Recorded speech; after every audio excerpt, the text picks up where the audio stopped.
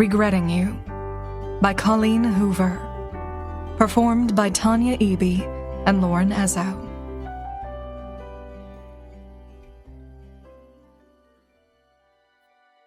Chapter 1. Morgan.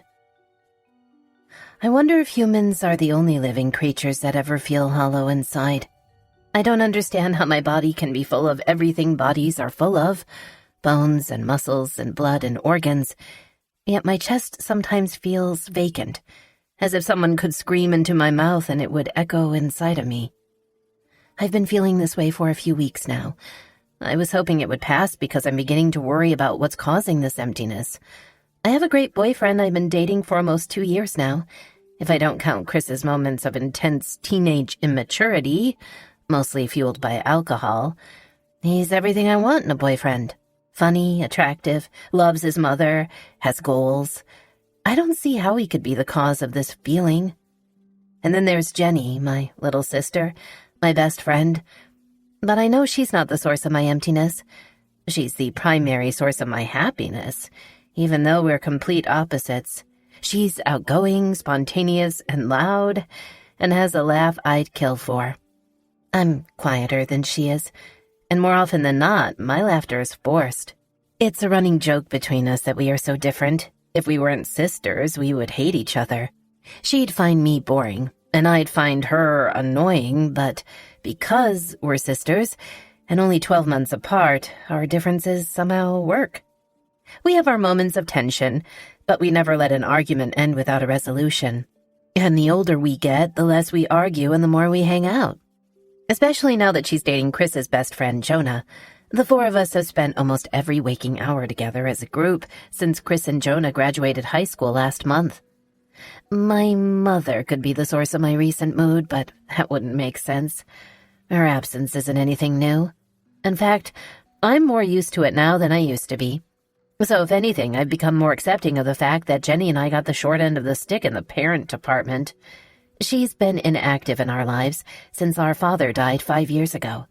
I was more bitter about having to parent Jenny back then than I am now. And the older I get, the less it bothers me that she's not the type of mother to meddle in our lives, or give us a curfew, or care. It's honestly kind of fun being 17 and given the freedom most kids my age would dream of. Nothing has changed in my life recently to explain this profound emptiness I've been feeling. Or maybe it has, and I'm just too afraid to notice it. Guess what? Jenny says. She's in the front passenger seat, Jonah is driving, and Chris and I are in the back seat. I've been staring out the window during my bout of self-reflection, so I pause my thoughts and look at her. She's turned around in her seat, her eyes moving excitedly between me and Chris. She looks really pretty tonight. She borrowed one of my maxi dresses and kept it simple with very little makeup. It's amazing what a difference there is between 15-year-old Jenny and 16-year-old Jenny. Hank said he can hook us up tonight. Chris slips a hand and high-fives Jenny. I look back out the window, not sure I like that she likes to get high. I've done it a handful of times, a byproduct of having the mother that we do. But Jenny is only 16, and partakes in whatever she can get her hands on at every party we go to. That's a big reason why I choose not to partake, because I've always felt a sense of responsibility for her since I'm older, and our mother doesn't regulate our activities in any way.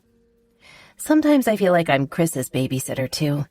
The only one in this car I don't have to babysit is Jonah, but that's not because he doesn't get drunk or high. He just seems to maintain a level of maturity, despite whatever substances might be running through his system. He has one of the most consistent personalities I've ever encountered. He's quiet when he's drunk, quiet when he's high, quiet when he's happy, and somehow even quieter when he's mad. He's been Chris's best friends since they were kids, and they're like the male versions of me and Jenny, but opposite. Chris and Jenny are the life of every party. Jonah and I are the invisible sidekicks. Fine by me. I'd rather blend in with the wallpaper and quietly enjoy people watching than be the one standing on a table in the center of a room, being the one people are watching. "How far out is this place?" Jonah asks. "About 5 more miles," Chris says. "Not far." Maybe not far from here, but far from our houses. Who's driving home tonight?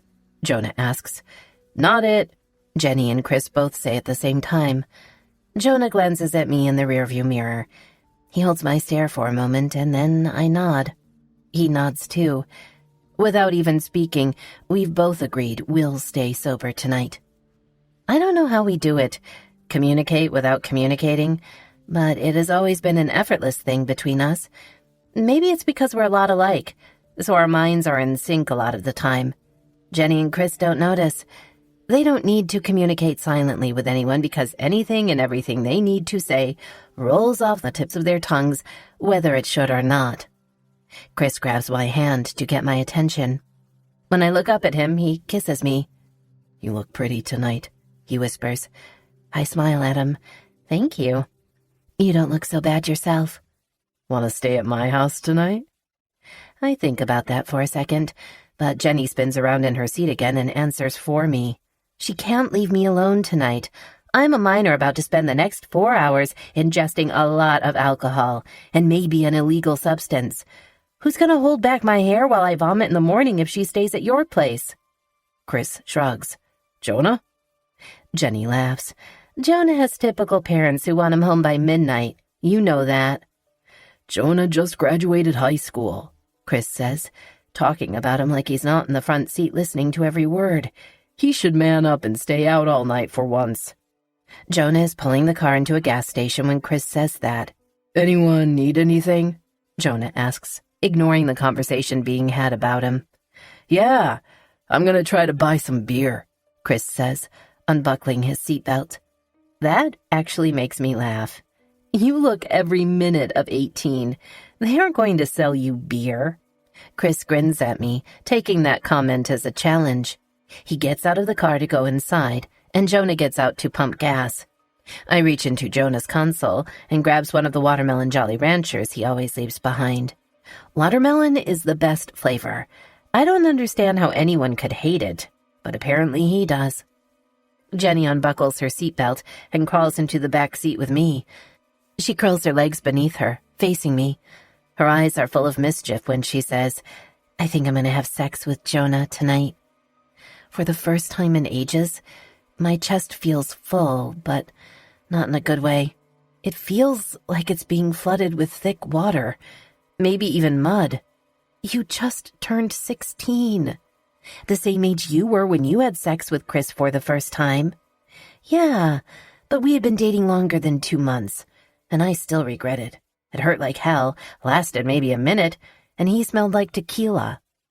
I pause because it sounds like I just insulted my boyfriend's skills. He got better. Jenny laughs but then falls back against the seat in a sigh. I feel like it's commendable that I've held out 2 months. I want to laugh because 2 months is nothing. I'd rather her wait an entire year. Or 5. I don't know why I'm so against this. She's right, I was younger than her when I started having sex.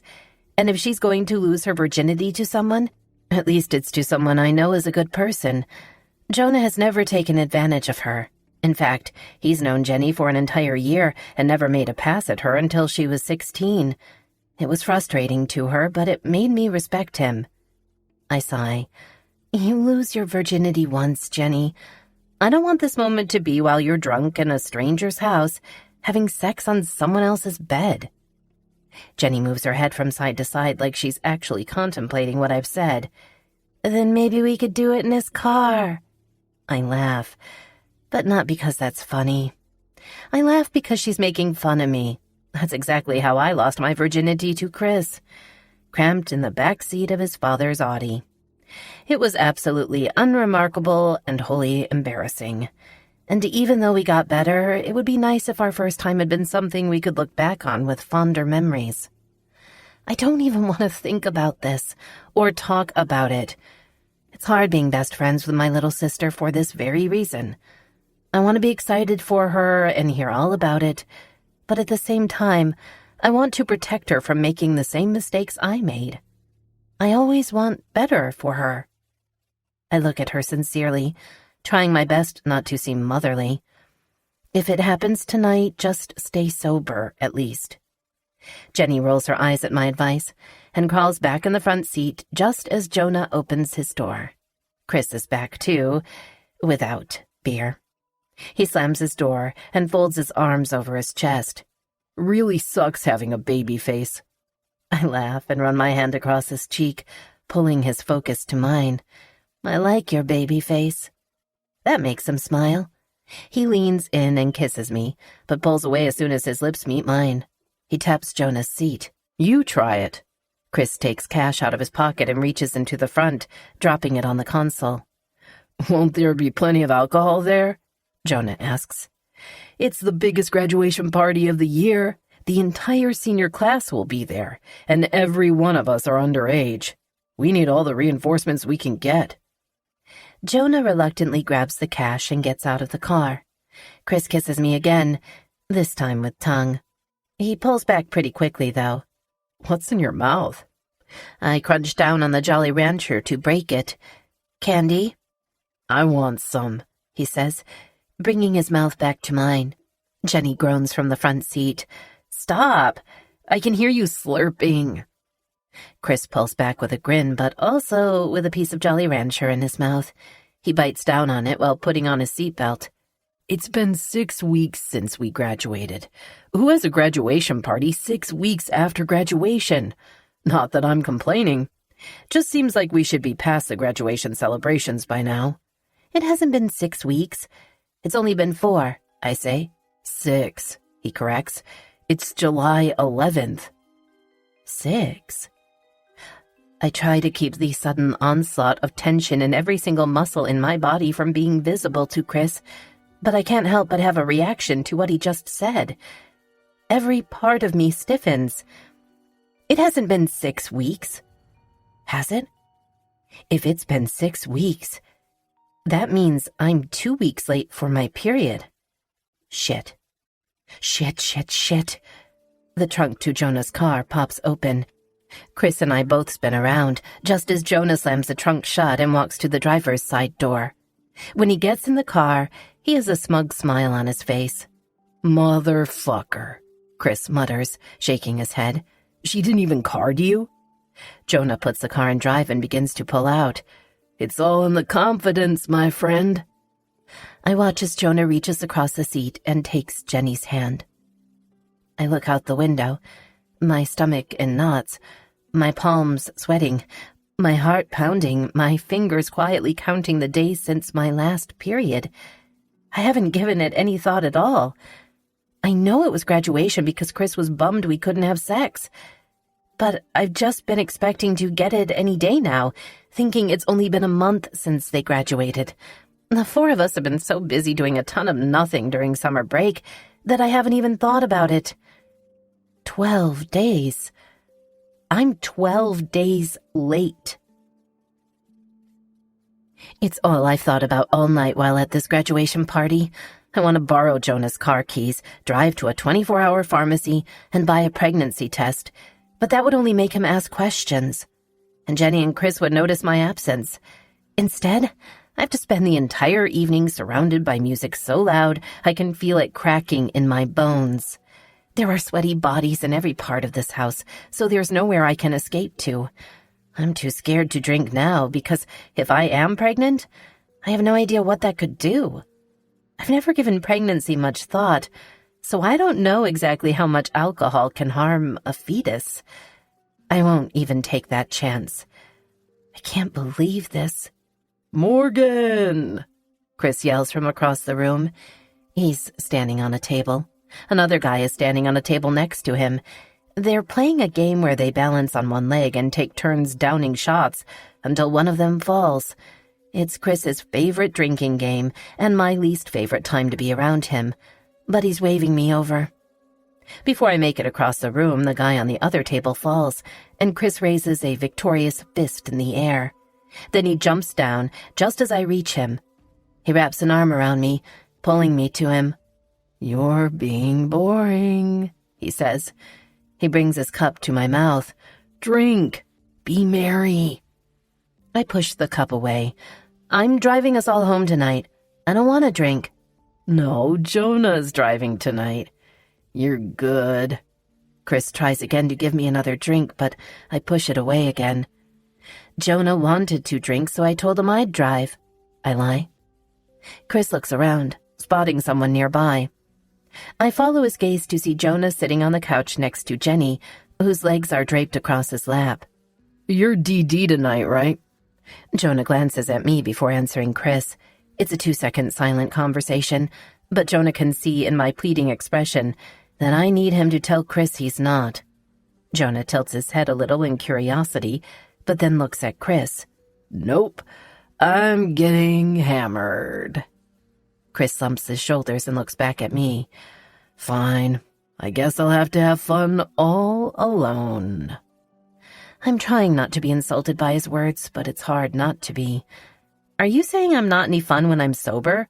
You are fun, but drunk Morgan is my favorite Morgan. Wow, that kinda makes me sad.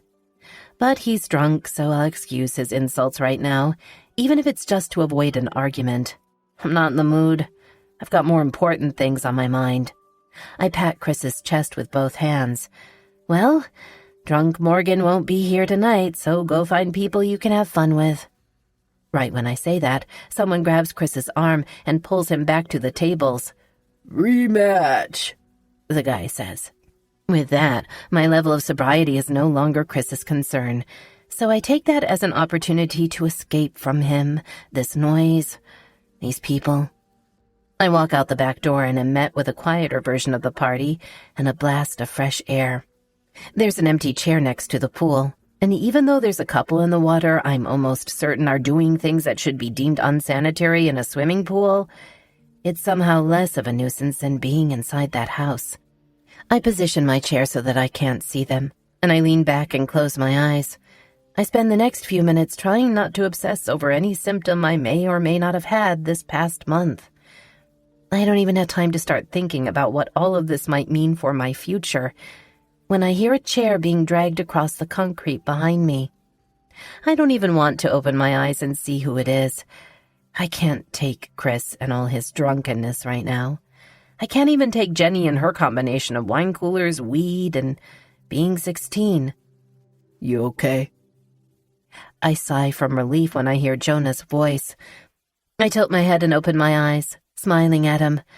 Yeah, I'm fine. I can see in his expression that he doesn't believe me, but whatever.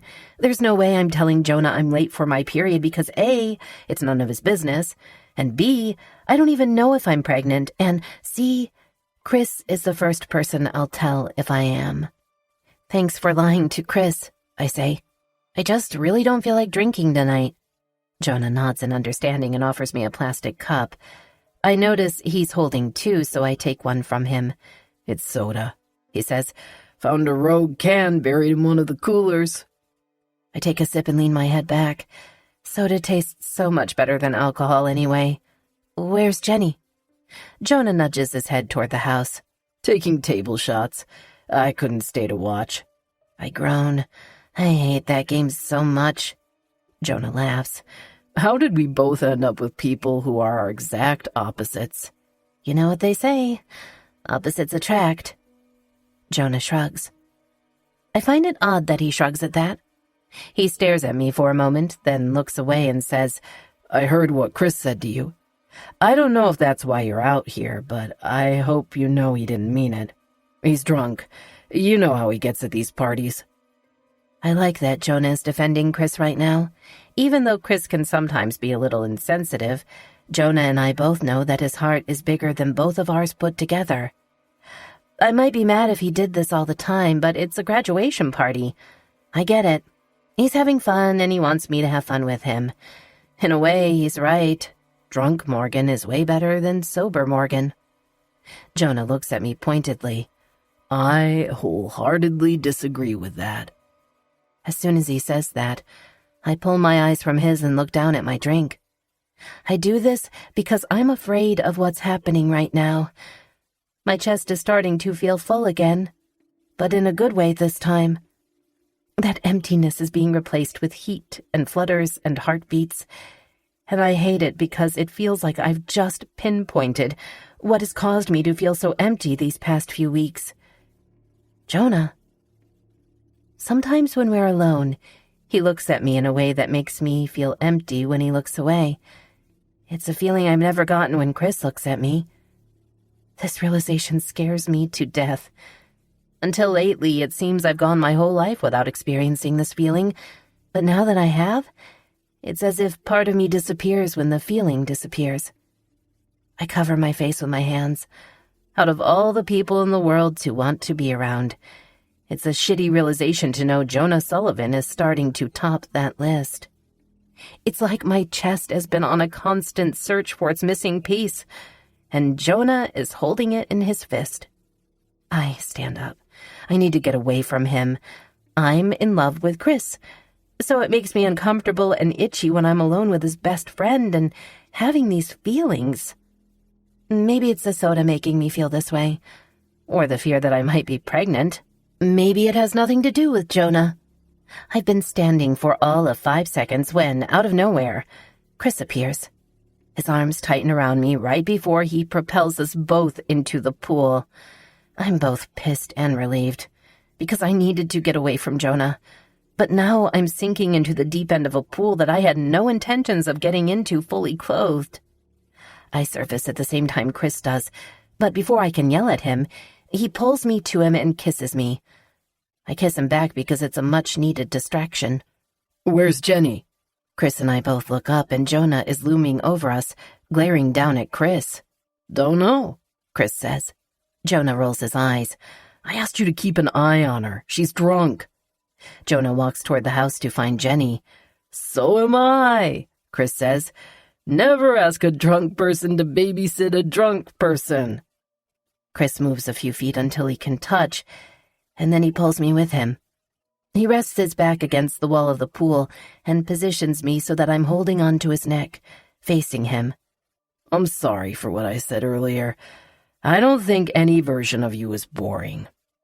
I purse my lips together, relieved he noticed he was being an ass. I just wanted you to have fun tonight. I don't think you're having fun. I am now. I force a smile because I don't want him to notice the turmoil beneath my surface. But I can't help but be worried, no matter how hard I try to put it off until I know for certain. I'm worried for myself, for him, for us, for the child we might be bringing into this world way before either of us is ready. We can't afford this. We aren't prepared. I don't even know that Chris is the person I want to spend the rest of my life with. That's definitely something a person should be certain about before they go and create a human together. Want to know what my favorite thing about you is? Chris asks. My shirt keeps floating up to the surface, so he tucks the front of it into my jeans. You're a sacrificer. I don't even know if that's a real word, but that's what you are. You do things you don't want to do to make life better for the people around you, like being the designated driver. That doesn't make you boring. It makes you a hero. I laugh. Chris becomes complimentary when he's drunk. Sometimes I make fun of him for it, but I secretly love it. You're supposed to say something you love about me now, he says. I look up and to the left, like I'm having to think hard. He squeezes my side playfully. I love how much fun you are, I say. You make me laugh, even when you frustrate me. Chris smiles, and a dimple appears in the center of his chin. He has such a great smile. If I am pregnant and we do end up having a child together, I hope it at least has Chris's smile. That's the only positive thing I can think of that could come from this situation. What else? He asks. I reach my hand up and touch his dimple, fully prepared to tell him I love his smile. But instead I say, I think you'll make a great dad someday. I don't know why I say that. Maybe I'm testing the waters, seeing what his reaction will be. He laughs. Hell yeah, I will. Clara is gonna love me. I tilt my head. Clara? My future daughter. I've already named her. Still working on a boy name, though. I roll my eyes. What if your future wife hates that name? He slides his hands up my neck and grips my cheeks.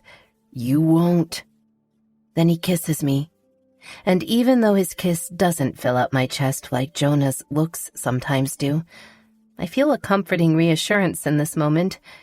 in his words, in his love for me. Whatever happens, when I finally take a pregnancy test tomorrow, I'm confident he'll support me. It's just who Chris is. Guys, we should go, Jonah says. Chris and I separate and look up at Jonah. He's holding Jenny. Her arms are wrapped around his neck, and her face is pressed against his chest. She's groaning. I told her not to get on that table, Chris mutters, climbing out of the pool. He helps me out, and we squeeze as much water as we can from our clothes before heading to Jonah's car. Luckily, the seats are leather. I get in the driver's seat since Chris assumes Jonah has been drinking. Jonah gets in the back seat with Jenny. Chris is flipping through songs on the radio when we pull away from the party. Bohemian Rhapsody has just started playing on one of the stations, so Chris turns it up and starts to sing. A few seconds later, Jonah is singing along. Surprisingly, I quietly join them. There's no way any human can hear this song while driving and not sing along. Even if they're in the midst of a pregnancy scare at the age of 17, while feeling things for someone in the backseat of a car that they should only be feeling for the person in the front passenger seat. Chapter 2. Clara. 17 years later. I look at my passenger seat and cringe. As usual, there are crumbs of an unknown source caked in the crevices of the leather. I grab my backpack and toss it in the back seat, along with an old fast food bag and 2 empty water bottles. I attempt to swipe the crumbs away. I think it might be pieces of banana bread that Lexi was eating last week. Or it could be the crumbs from the bagel she was eating on our way to school this morning. Several graded papers are crumpled on my floorboard. I reach for them, swerving toward the ditch before righting the wheel and deciding to leave the papers where they are. A presentable car isn't worth dying for. When I reach the stop sign, I pause and give this decision the contemplation it deserves. I can keep driving toward my house, where my whole family is preparing for one of our traditional birthday dinners. Or I can do a U-turn and head back toward the top of the hill, where I just passed Miller Adams standing on the side of the road. He's avoided me for all of the last year, but I can't leave someone I even sort of know stranded in this heat, no matter how awkward it might be between us. It's almost 100 degrees outside. I have the air conditioner on, but beads of sweat are sliding down my back, being soaked up by my bra. Lexi wears her bra for an entire week before washing it. She says she just douses it in deodorant every morning. To me, wearing a bra twice before washing it is almost as bad as wearing the same pair of underwear 2 days in a row. Too bad I don't apply the same philosophy of cleanliness to my car that I apply to my bras. I sniff the air and my car smells of mildew. I debate spraying a bit of the deodorant I keep in my console, but if I decide to turn the car around and offer Miller a ride, my car will smell like freshly sprayed deodorant. And I'm not sure which is worse. A car that effortlessly smells like mildew, or a car that purposefully smells like fresh deodorant to cover up the smell of mildew. Now I'm trying to impress Miller Adams. It's hard for me to worry about the opinion of a guy who seems to go out of his way to avoid me. But I do, for some reason. I never told Lexi this because it embarrasses me, but at the beginning of this year, Miller and I were assigned lockers next to each other. That lasted all of 2 hours before Charlie Banks started using Miller's locker. I asked Charlie if his locker had been reassigned, and he told me Miller offered him $20 to switch lockers. Maybe it had nothing to do with me, but it felt personal. I'm not sure what I did to make him dislike me, and I try not to care about his feelings behind his avoidance of me. But I don't like that he doesn't like me, so I'll be damned if I pass him up and offer validation to his feelings because I'm nice, damn it. I'm not this terrible person he seems to think I am. I make the U-turn. I need his impression of me to change, even if it's merely for selfish reasons.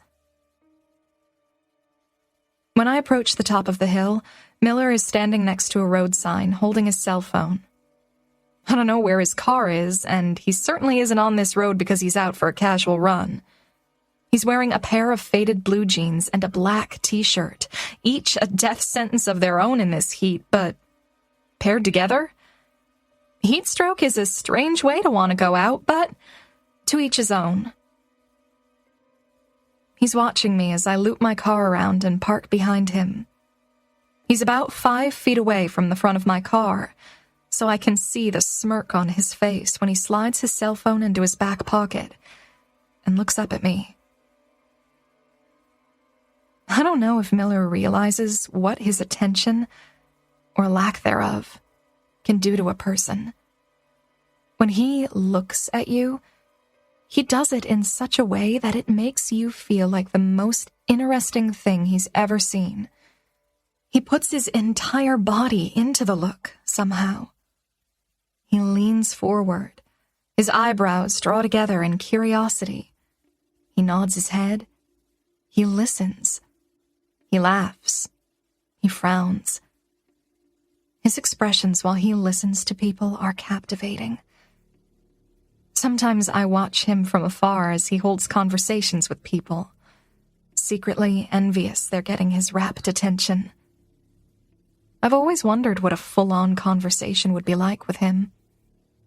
Miller and I have never even had a conversation one-on-one, but there have been times I've caught him glancing at me in the past, and even a simple 1-second graze of his attention can send a shiver through me.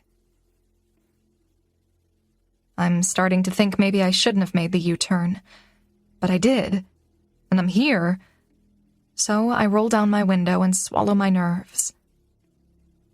It's at least another 13 days before the next Greyhound. Need a ride?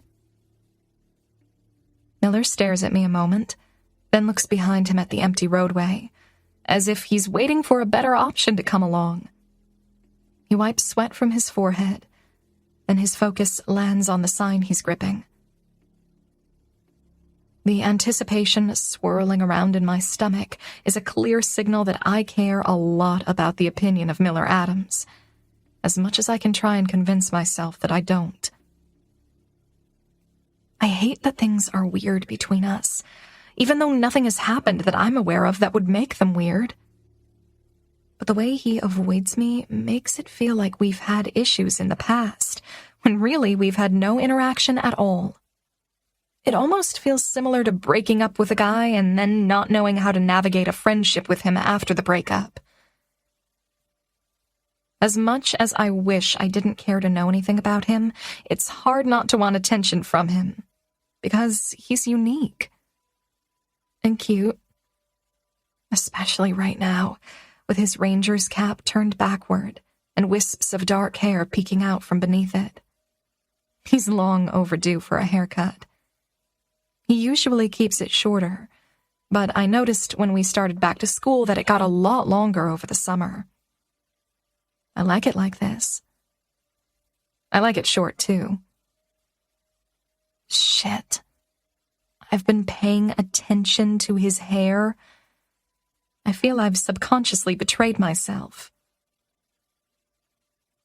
He's got a sucker in his mouth, which isn't unusual. I find his addiction to suckers amusing, but it also gives off a cocky vibe. I don't feel like insecure guys would walk around eating candy as much as he does, but he always shows up to school eating a sucker and usually has one in his mouth at the end of lunch. He pulls the sucker out of his mouth and licks his lips, and I feel every bit of the sweaty 16-year-old that I am right now. "Can you come here for a sec?" he asks. I'm willing to give him a ride, but getting back out in this heat was not part of the plan. No, it's hot. He waves me over. "It'll only take a few minutes. Hurry before I get caught." I really don't want to get out of my car. I'm regretting turning around, even if I am finally getting the conversation with him I've always wanted. It's a toss-up, though. Conversation with Miller comes a close second to the cold blast from my car's air conditioner, so I roll my eyes dramatically before exiting my vehicle. I need him to understand the huge sacrifice I'm making. The fresh oil from the pavement sticks to the bottom of my flip-flops. This road has been under construction for several months, and I'm pretty sure my shoes are now ruined because of it. I lift one of my feet and look at the bottom of my tarred shoe, groaning. I'm sending you a bill for new shoes. He looks at my flip-flops questionably. Those aren't shoes. I glance at the sign he's hanging onto. It's the city limits sign, held erect by a makeshift wooden platform. The platform is held down by 2 huge sandbags. Because of the road construction, none of the signs on this highway are cemented into the ground. Miller wipes beads of sweat off his forehead and then reaches down and lifts one of the sandbags, holding it out to me. Carry this and follow me. I grunt when he drops the sandbag into my arms. Follow you where? He nudges his head in the direction I came from. About 20 feet. He puts his sucker back in his mouth, picks up the other sandbag, and tosses it effortlessly over his shoulder, then begins to drag the sign behind him. The wooden platform scratches against the pavement, and tiny pieces of wood splinter off. Are you stealing the city limit sign? Nope. Just moving it. He continues walking while I stand still, staring at him as he drags the sign. The muscles in his forearms are pulled tight, and it makes me wonder what the rest of his muscles look like under this much strain. Stop it, Clara. The sandbag is making my arms sore, and the lust is chipping away at my pride, so I reluctantly begin following him the 20 feet. I was only planning on offering you a ride, I say to the back of his head. I never intended to be an accomplice in whatever this is. Miller props the sign upright, drops his sandbag on the wooden slats, and then takes the other sandbag from my arms. He drops it in place and straightens the sign out so that it's facing the right way. He pulls the sucker back out of his mouth and smiles. Perfect. Thank you. He wipes a hand on his jeans. Can I catch a ride home? I swear it got 10 degrees hotter on my walk here. I should have brought my truck. I point up at the sign. Why did we just move this sign? He turns his ball cap around and pulls the bill of it down to block more of the sun. I live about a mile that way, he says, throwing a thumb over his shoulder. My favorite pizza place won't deliver outside the city limits, so I've been moving this sign a little every week. I'm trying to get it to the other side of our driveway before they finish construction and cement it back into the ground. You're moving the city limit. For pizza? Miller begins walking toward my car. It's just a mile. Isn't tampering with roadway signs illegal? Maybe, I don't know. I start following him. Why are you moving it a little at a time? Why not just move it to the other side of your driveway right now? He opens the passenger door. If I move it in small increments, it's more likely to go unnoticed. Good point. Once we're inside my car, I remove my tarred flip-flops and turn up the air conditioning. My papers crumple beneath Miller's feet as he fastens his seatbelt. He bends down and picks up the papers, then proceeds to flip through them and peruse my grades. All A's, he says, moving the pile of papers to the back seat. Does it come natural, or do you study a lot? Wow, you're nosy. And it's a little of both. I start to pull the car onto the road when Miller opens the console and peeks inside. He's like a curious puppy. What are you doing? He pulls out my can of deodorant. For emergencies? He grins, and then pops open the lid, sniffing it. Smells good. He drops it back into the console, then pulls out a pack of gum and takes a piece, then offers one to me. He's offering me a piece of my own gum. I shake my head, watching as he inspects my car with rude curiosity. He doesn't eat the gum because he still has a sucker in his mouth, so he slides it into his pocket, and then begins to flip through songs on my radio. Are you always this intrusive? I'm an only child. He says it like it's an excuse. What are you listening to? My playlist is on shuffle, but this particular song is by Greta Van Fleet. He turns up the volume just as the song ends, so nothing is playing. Is she any good? It's not a she, it's a rock band. The opening guitar riff from the next song blares through the speakers, and a huge smile spreads across his face.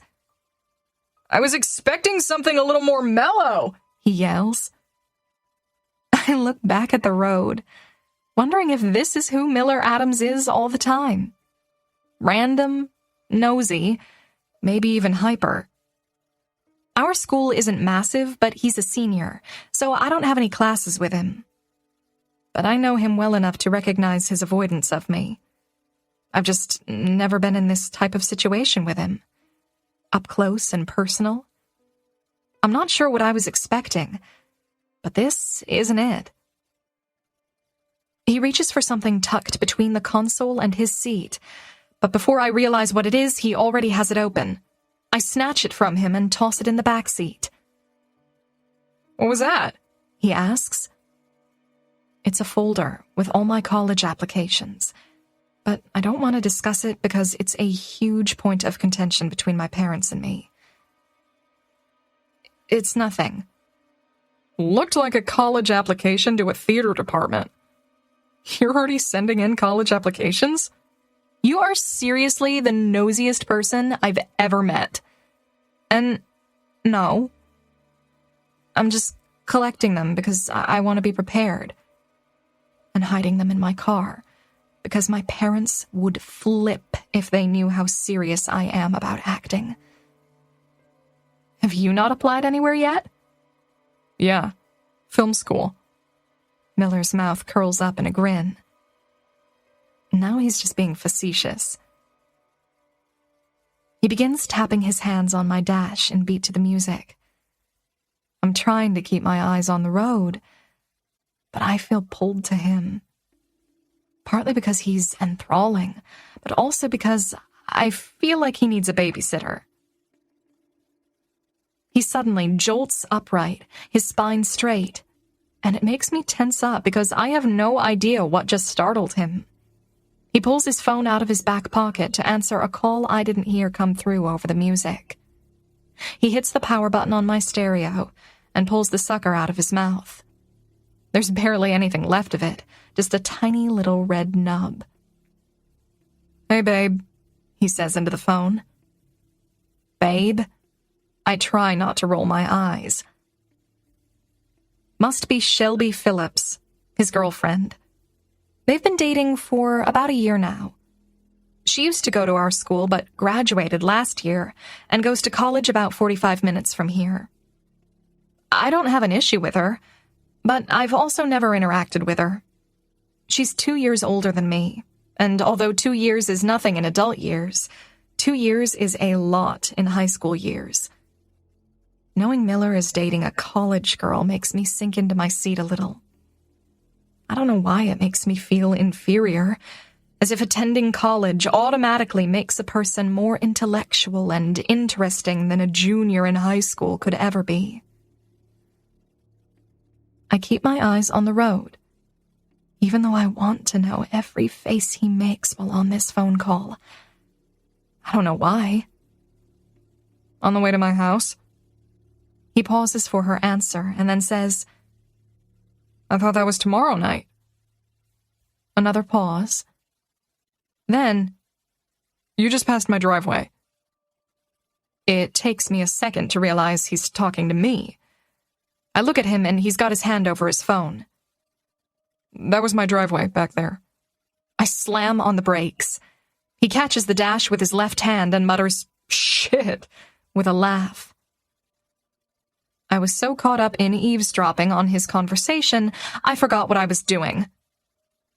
"Nah," Miller says into the phone.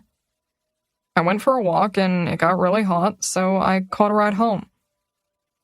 I can hear Shelby on the other end of the line say, "Who gave you a ride?" He looks at me for a beat, and then says, "Some dude, I don't know. Call you later?" Some dude? Somebody's got trust issues. Miller ends the call just as I'm pulling into his driveway. It's the first time I've ever seen his house. I've known whereabouts he lived, but I've never actually laid eyes on the home due to rows of trees that line the driveway, hiding what lies beyond the white gravel. It's not what I expected. It's an older house, very small, wood-framed and in severe need of a paint job. The front porch holds the quintessential swing and 2 rocking chairs, which are the only things about this place that hold appeal. There's an old blue truck in the driveway, and another car, not as old but somehow in worse shape than the house, that sits to the right of the house on cinder blocks, weeds grown up the sides of it, swallowing the frame. I'm kind of taken aback by it. I don't know why. I guess I just imagined he lived in some grandiose home with a backyard pond and a 4-car garage. People at our school can be harsh and seem to judge a person's popularity on the combination of looks and money. But maybe Miller's personality makes up for his lack of money because he seems popular. I've never known anyone to talk negatively about him. Not what you were expecting? His words jar me. I put the car in park when I reach the end of the driveway and do my best at pretending nothing about his home shocks me. I change the subject entirely, looking at him with narrowed eyes. "Some dude?" I ask, circling back to how he referred to me on his phone call. "I'm not telling my girlfriend I got a ride with you," he says. "It'll turn into a 3-hour interrogation." Sounds like a fun and healthy relationship. It is when I'm not being interrogated. If you hate being interrogated so much, maybe you shouldn't be tampering with the city limit. He's out of the car when I say that, but he leans down to look at me before he closes the door. "I won't mention you were an accomplice if you promise not to mention I'm adjusting the city limit. Buy me new flip-flops and I'll forget today even happened."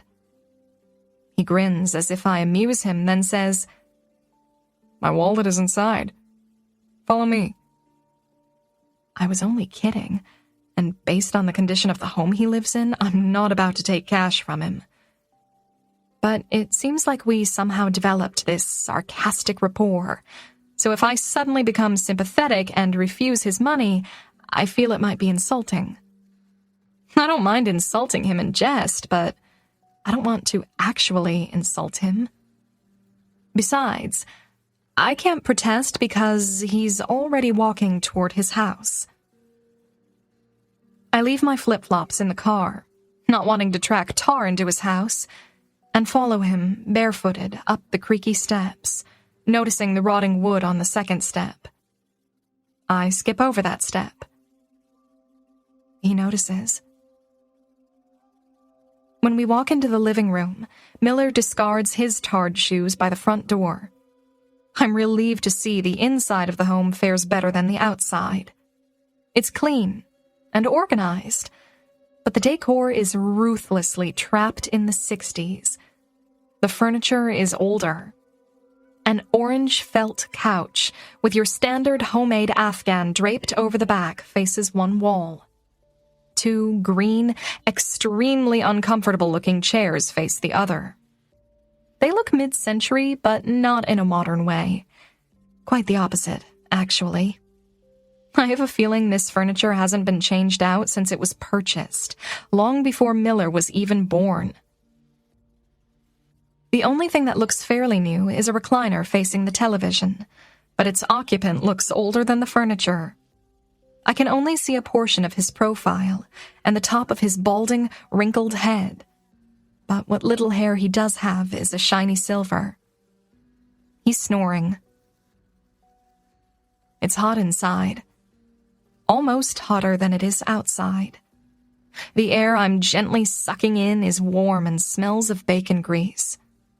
The living room window is raised, flanked by 2 oscillating fans pointed at the man. Miller's grandfather, probably. He looks too old to be his father. Miller passes through the living room and heads toward a hallway. It begins to weigh on me, the fact that I'm following him to take his money. It was only a joke.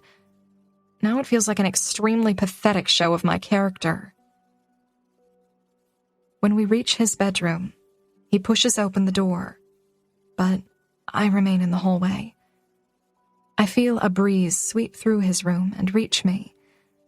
It lifts the hair from my shoulder, and even though the breeze is warm, I find relief in it. My eyes scroll around Miller's room. Again, it is not reminiscent of the condition of the outside of his home. There's a bed, full size, flush against the far wall. He sleeps there. Right there, in that bed, tossing about in those white sheets at night. I force myself to look away from the bed, up at a huge poster of the Beatles hanging where a headboard would normally be. I wonder if Miller is a fan of older music, or if the poster has been here since the 60s, much like the living room furniture. The house is so old, I wouldn't doubt if this was his grandfather's room as a teenager. But what really catches my eye is the camera on his dresser. It's not a cheap camera, and there are several different size lenses next to it. It's a setup that would make an amateur photographer envious. You like photography? He follows my line of sight to the camera. I do. He pulls open the top drawer of his dresser. But my passion is film. I want to be a director. He glances at me. I'd kill to go to UT, but I doubt I can get a scholarship. So community college it is. I thought he was making fun of me in the car, but now that I'm looking around his room, it's sinking in that he really might have been telling me the truth. There's a stack of books next to his bed. One of them is by Sidney Lumet called Making Movies. I walk over and pick it up, flipping through it. You're really nosy, he mimics. I roll my eyes and set the book down. Does the community college even have a film department? He shakes his head. No, but it could be a stepping stone to somewhere that does. He walks closer to me, holding a $10 bill between his fingers. Those shoes are $5 at Walmart. Go crazy. I hesitate, no longer wanting to take the money from him. He sees my hesitation. It makes him sigh, frustrated. Then he rolls his eyes and shoves the bill in the front left pocket of my jeans. The house is shit, but I'm not broke. Take the money. I swallow hard. He just stuck his fingers in my pocket, and I can still feel them even though they're no longer there. I clear my throat and force a smile. Pleasure doing business with you. He tilts his head. Was it? Because you look hella guilty for taking my money. I'm usually a better actress than this. I'm disappointing myself. I walk toward his doorway, even though I'd love a better look at his bedroom. No guilt here, you ruined my shoes. You owe me. I back out of his room and begin to walk down the hallway, not expecting him to follow me, but he does. When I reach the living room, I pause. The old man is no longer in the recliner. He's in the kitchen, standing next to the refrigerator, twisting the lid off a water bottle. He eyes me with curiosity as he takes a sip. Miller sidesteps around me. You take your meds, Gramps? He calls him Gramps. It's kind of adorable. Gramps looks at Miller with a roll of his eyes. I've taken them every damn day since your grandma skipped town. I'm not an invalid. Yet, Miller quips. And Grandma didn't skip town, she died of a heart attack. Either way, she left me. Miller looks at me over his shoulder and winks. I'm not sure what the wink is for. Maybe to ease the fact that Gramps seems a little like Mr. Nebuchadnezzar, and Miller is assuring me that he's harmless. I'm beginning to think this is where Miller gets his sarcasm from. You're a nag, Gramps mutters. $20 says I outlive you and your entire generation of Darwin Award recipients. Miller laughs. Careful, Gramps, your mean side is showing. Gramps eyes me for a moment, then looks back at Miller. Careful, Miller. Your infidelity is showing. Miller laughs at that jab, but I'm kind of embarrassed by it. Careful, Gramps, your varicose veins are showing. Gramps tosses the water bottle lid and hits Miller square in the cheek with it. I'm rescinding your inheritance in my will. Go ahead. You always say the only thing you have worth any value is air. Gramps shrugs. Air you won't be inheriting now. I finally laugh. I wasn't positive their banter was friendly before the lid toss. Miller picks up the lid and fists it in his palm. He motions toward me. This is Clara Grant. She's a friend of mine from school. A friend? Okay. I give Gramps a small wave. Nice to meet you. Gramps tilts his head down a little, looking at me very seriously. Clara Grant. I nod. When Miller was 6 years old, he shit his pants at the grocery store because the automatic flusher on public toilets terrified him. Miller groans and opens the front door, looking at me. I should have known better than to bring you inside. He motions for me to head outside, but I don't. I don't know if I'm ready to leave, I say, laughing. I kind of want to hear more stories from Gramps. I've got plenty, Gramps says. In fact, you'll probably love this one. I have a video from when he was 15 and we were at the school. Gramps, Miller snaps, quickly cutting him off. Take a nap. It's been 5 minutes since your last one.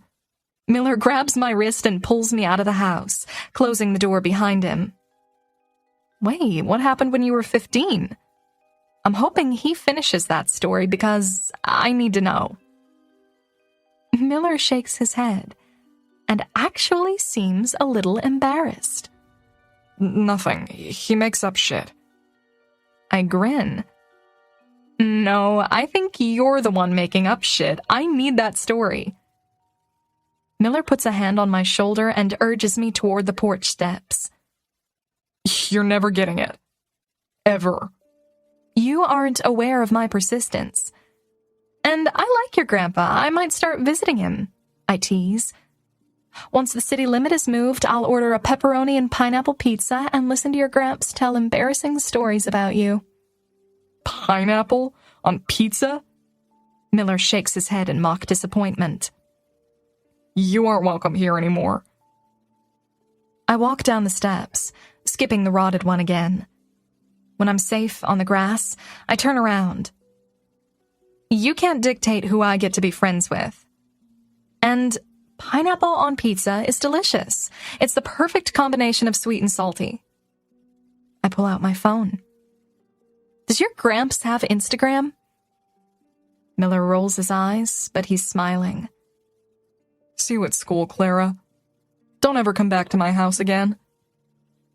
I'm laughing as I walk back to my car. When I open the car door and turn around, Miller is looking down at his phone. He never once looks back at me. When he disappears inside his house, an Instagram notification pings through on my phone. Miller Adams started following you. I smile. Maybe it's all been in my head. Before I'm even out of the driveway, I'm dialing Aunt Jenny's number. Chapter 3. Morgan. Morgan, stop. Jenny pulls the knife from my hand and pushes me away from the cutting board. It's your birthday. You aren't supposed to do any of the work. I lean my hip into the counter and watch her begin chopping the tomato. I have to bite my tongue because she's slicing the tomato way too thick. The big sister in me still wants to take over and correct her, even in our 30s. But seriously, though, I could get 3 slices of tomato out of one of hers. Stop judging me, she says. I'm not. Yes, you are. You know I don't cook. That's why I was offering to slice the tomato. Jenny holds the knife up like she's going to cut me. I raise defensive hands and then push myself up onto the counter next to her. So, Jenny says, side-eyeing me. I can tell by the tone of her voice she's about to say something she knows I'm going to disagree with. Jonah and I decided to get married. Surprisingly, I have no outward reaction to that comment. But inside, those words feel like claws, hollowing out my stomach. He proposed? She lowers her voice to a whisper because Jonah is in the living room. Not really. It was more of a discussion. It makes sense for it to be our next move. That is the least romantic thing I've ever heard. Jenny narrows her eyes at me. Like your proposal was any different? Touché. I hate it when she makes good points. But she's right. There wasn't a fancy proposal, or even a plain proposal. The day after I told Chris I was pregnant, he said, "Well, I guess we should get married." I said, "Yeah, I guess." And that was that. We've been happily married 17 years now, so I don't know why I'm judging Jenny for the situation she got herself in. It just feels different. Jonah and Chris are 2 completely different people, and at least Chris and I were in a relationship when I got pregnant.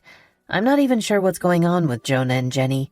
They haven't spoken since the summer after he graduated, and now he's suddenly back in our lives and potentially our family? Jonah's father died last year, and even though none of us had seen or spoken to him in years, Jenny decided to go to the funeral. They ended up having a one-night stand, but then he flew back home to Minnesota the next day. A month later, she found out she was pregnant. I'll hand it to Jonah. He did step up to the plate. He got his life tied up in Minnesota and moved back here a month before Jenny was due. Granted, that was only 3 months ago, so I guess my hesitation comes more from not really knowing who Jonah is at this point in his life. They dated for 2 months when Jenny was in high school, and now he moved across the country to raise a child with her. How many times have the 2 of you even had sex? Jenny looks at me in shock, like my question is too intrusive.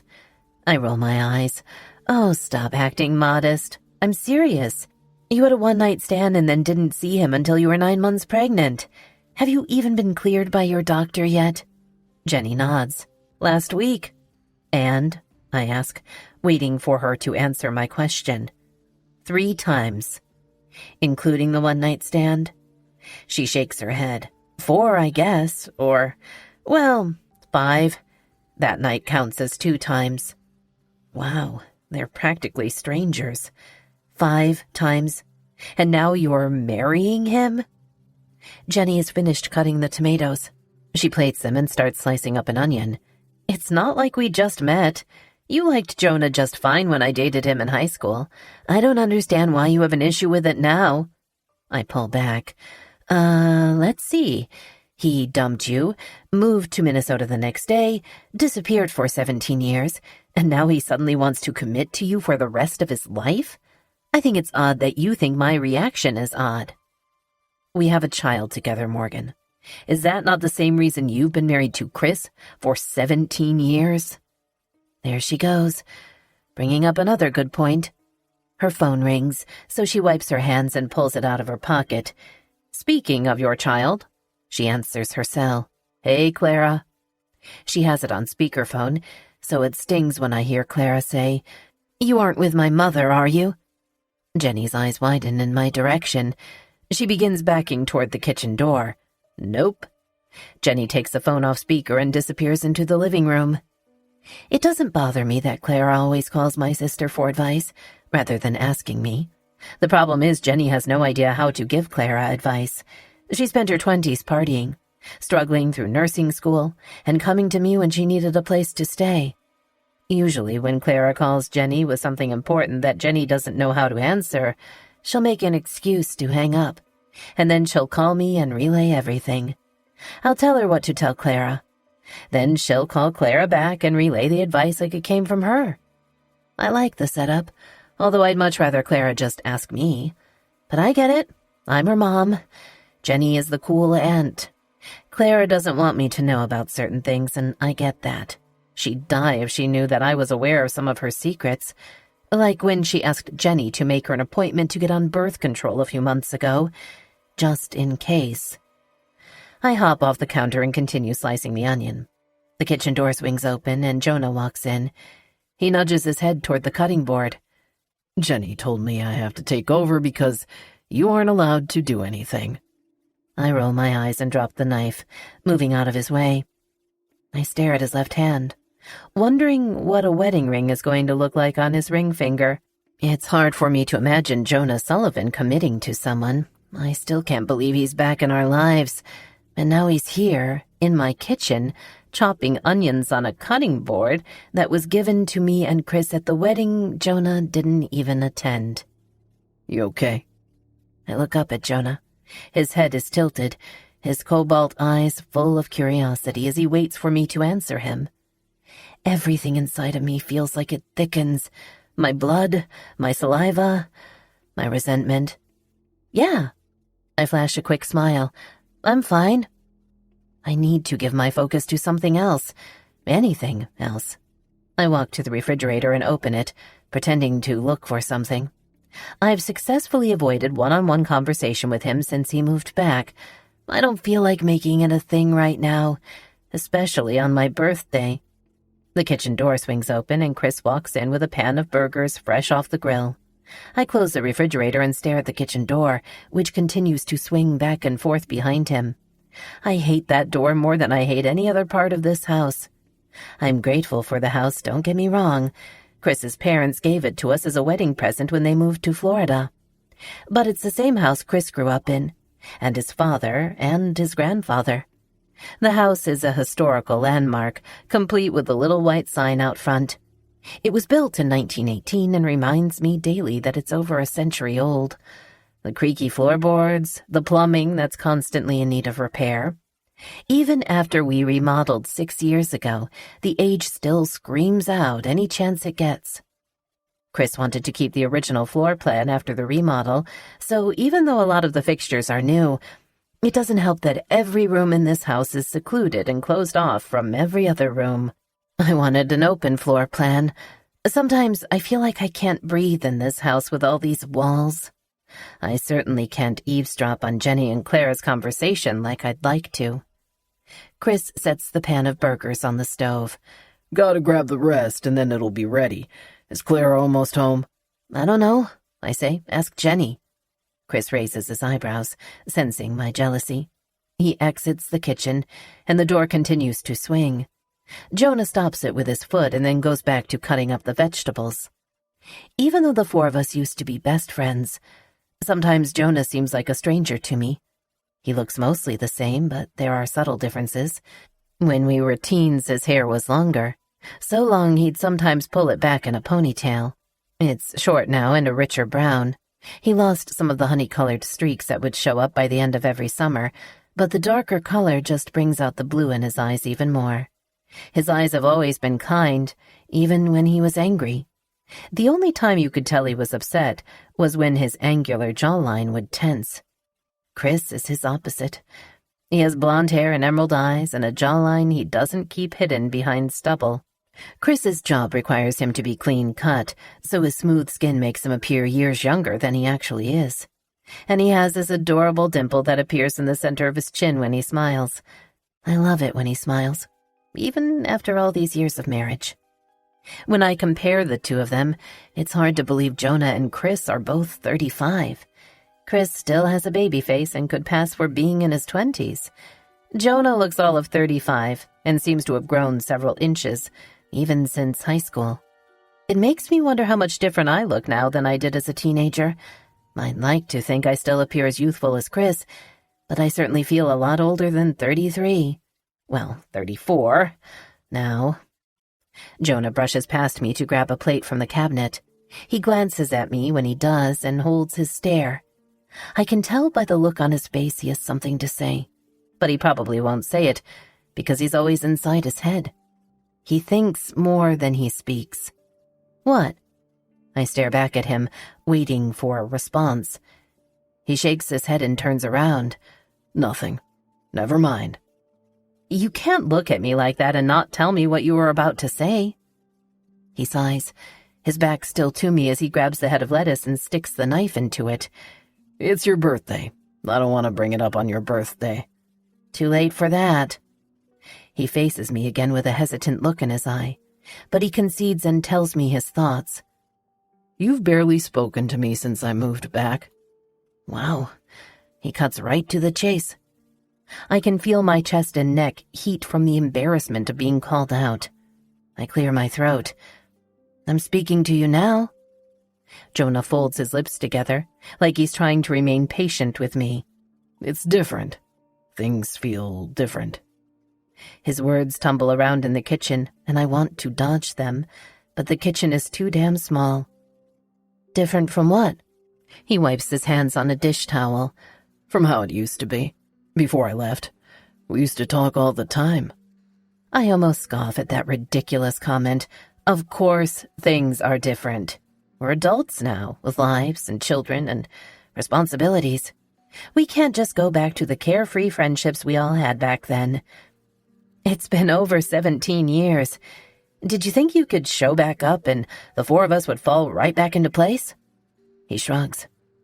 Things fell back into place with me and Chris, and me and Jenny. Just not with me and you. I waver between wanting to duck out of the kitchen and yelling all the things I've been wanting to yell at him since he left in such a selfish way. I take a sip of my wine to stall my response. He's staring at me with eyes full of disappointment as I formulate a reply. Or maybe he's staring at me with contempt. Whatever he's feeling, it's the same look he gave me seconds before he walked away all those years ago. And just like back then, I don't know if his disappointment is directed inward or outward. He sighs. I can feel the weight of all his unpackaged thoughts. I'm sorry I left the way I did, but you can't stay mad at me forever, Morgan. His words come out quietly, like he doesn't want anyone else to hear our conversation. Then he walks out of the kitchen and ends it. It isn't until this moment that I'm reminded of the heaviness I used to feel when he was around. Sharing the same air with him sometimes felt stifling back then, like he was selfishly taking more of it than he needed, and I was hardly left with any air at all. That same stifling feeling is back again, surrounding me in my own kitchen.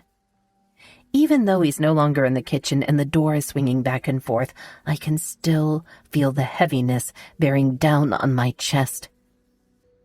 As soon as I stop the swinging kitchen door with my foot, Jenny pushes it back open. The conversation I refuse to partake in with Jonah gets shoved to the back of my mind for me to stew over later, because now I need to know everything Clara said to my sister. It was nothing, Jenny says flippantly. She gave some guy from her school a ride, and he started following her on Instagram. She wasn't sure if he was flirting with her. What guy? Jenny shrugs. Morris? Miller? I can't remember. His last name is Adams. Chris is in the kitchen now, setting another pan on the stove. Miller Adams? Why are we talking about Miller Adams? You know him? I ask. Chris shoots me a look that lets me know I should know exactly who Miller Adams is, but the name rings no bells. He's Hank's boy. Hank? There are still people named Hank in this world? Chris rolls his eyes. Morgan, come on. Hank Adams? We went to school with him. I vaguely remember that name. Chris shakes his head. He's the kid who used to sell me weed. Ended up dropping out junior year. Got arrested for stealing the science teacher's car.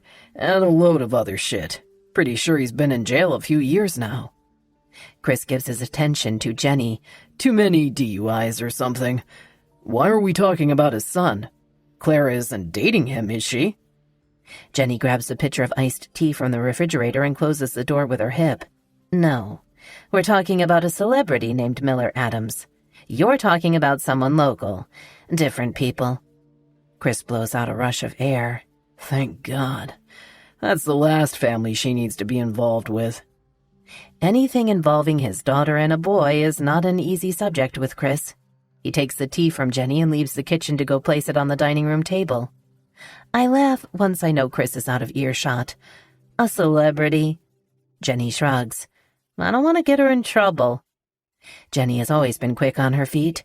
She's so good at improvising, it's scary. I glance at the door to make sure it's closed, then look back at her. Jonah thinks I hate him. Jenny shrugs. Feels that way sometimes. I've never hated him. You know that. It's just... You barely know him. We have a child together. It takes 30 seconds to make a baby. Jenny laughs. It was more like 3 hours if you really want to know. I roll my eyes. I don't want to know. Chris yells from the dining room to let us know the food is ready. Jenny walks out of the kitchen with the burgers, and I plate the rest of the vegetables and take them to the table. Chris sits across from Jenny, and I sit next to Chris, which means Jonah is directly across from me. We successfully avoid eye contact while making our plates. Hopefully the rest of dinner will go much the same way. It's all I really want for my birthday. Little to no eye contact with Jonah Sullivan. Are you excited for tomorrow? Chris asks Jenny. Jenny nods vigorously. You have no idea. She's a nurse at the same hospital where Chris is head of quality control. She's been on maternity leave since Elijah was born 6 weeks ago, and tomorrow is her first day back. The front door bursts open, and Clara's best friend, Lexi, walks in. You started eating without me? You're perpetually late. We always start without you. Where's Clara? On her way, I guess, Lexi says. I was going to catch a ride with her, but Mom let me use the car. Lexi looks around the table, taking in who all is here. She nods at Jonah. Hey, Uncle Teacher. Hi, Lexi, he says, seemingly annoyed at the nickname she's given him. Jonah got a job at Clara's school as a history teacher when he moved back. I still can't believe he's a teacher. I don't ever remember him talking about wanting to become a teacher, but I guess there weren't a lot of options in our small East Texas town when he decided to move back and help Jenny with Elijah. He came from the business world, but all you need to become a teacher around here is a bachelor's degree and an application. They're in short supply thanks to the shitty pay scale. You sure you don't mind keeping Elijah this week? Jenny asks me. Not at all. I'm excited. I really am excited. He'll be in daycare starting next week, so I've agreed to keep him for the 4 days Jenny works this week. Sometimes I'm surprised that Chris and I never had another child after Clara. We talked about it, but we never seemed to be on the same page at the same time. There was a stretch where I wanted another, but he was working so much that he wasn't ready. Then, when Clara was about 13, Chris brought up the idea of having another one, but the thought of having an infant and a teenager at the same time seemed a little terrifying. We haven't brought it up since, and now that I'm 34, I'm not sure I want to start over. Elijah is the perfect solution. A part-time baby I get to play with and send back home. Too bad I'm still in high school, Lexi says. I'd be a great babysitter. Jenny rolls her eyes. Weren't you the one who put a random dog in my backyard because you thought it was mine? It looked like your dog. I don't even have a dog, Jenny says. Lexi shrugs. Well, I thought you did. Excuse me for being proactive. Lexi finally takes her seat after having made her plate. I can't stay long. I have a Tinder date. I still can't believe you're on Tinder, Jenny mutters. You're 16. Don't you have to be 18 to even open an account? Lexi grins. I am 18 on Tinder. And speaking of things that surprise us, I'm still shocked you've had the same boyfriend for more than one night. It's so unlike you. She looks at Jonah. No offense. None taken, Jonah says with a mouthful. Jenny and Lexi have always had this kind of banter. I find it entertaining, mostly because they're so much alike. Jenny had a string of boyfriends throughout her 20s. And had there been Tinder back then, Jenny would have been Tinder Queen. Me? Not so much. Chris is the only guy I've ever dated. The only guy I've ever kissed. That happens when you meet the man you're going to marry at such a young age. Hell, I met Chris before I even knew what I wanted to study in college. I guess it didn't matter, though, because I didn't last that long in college. Having Clara so young put a hold on any dreams I had for myself. I've been thinking a lot about that lately. Now that Clara is getting older, I've been feeling this gaping hole inside me, like it's sucking the air out of each day that passes by, where all I do is live for Chris and Clara.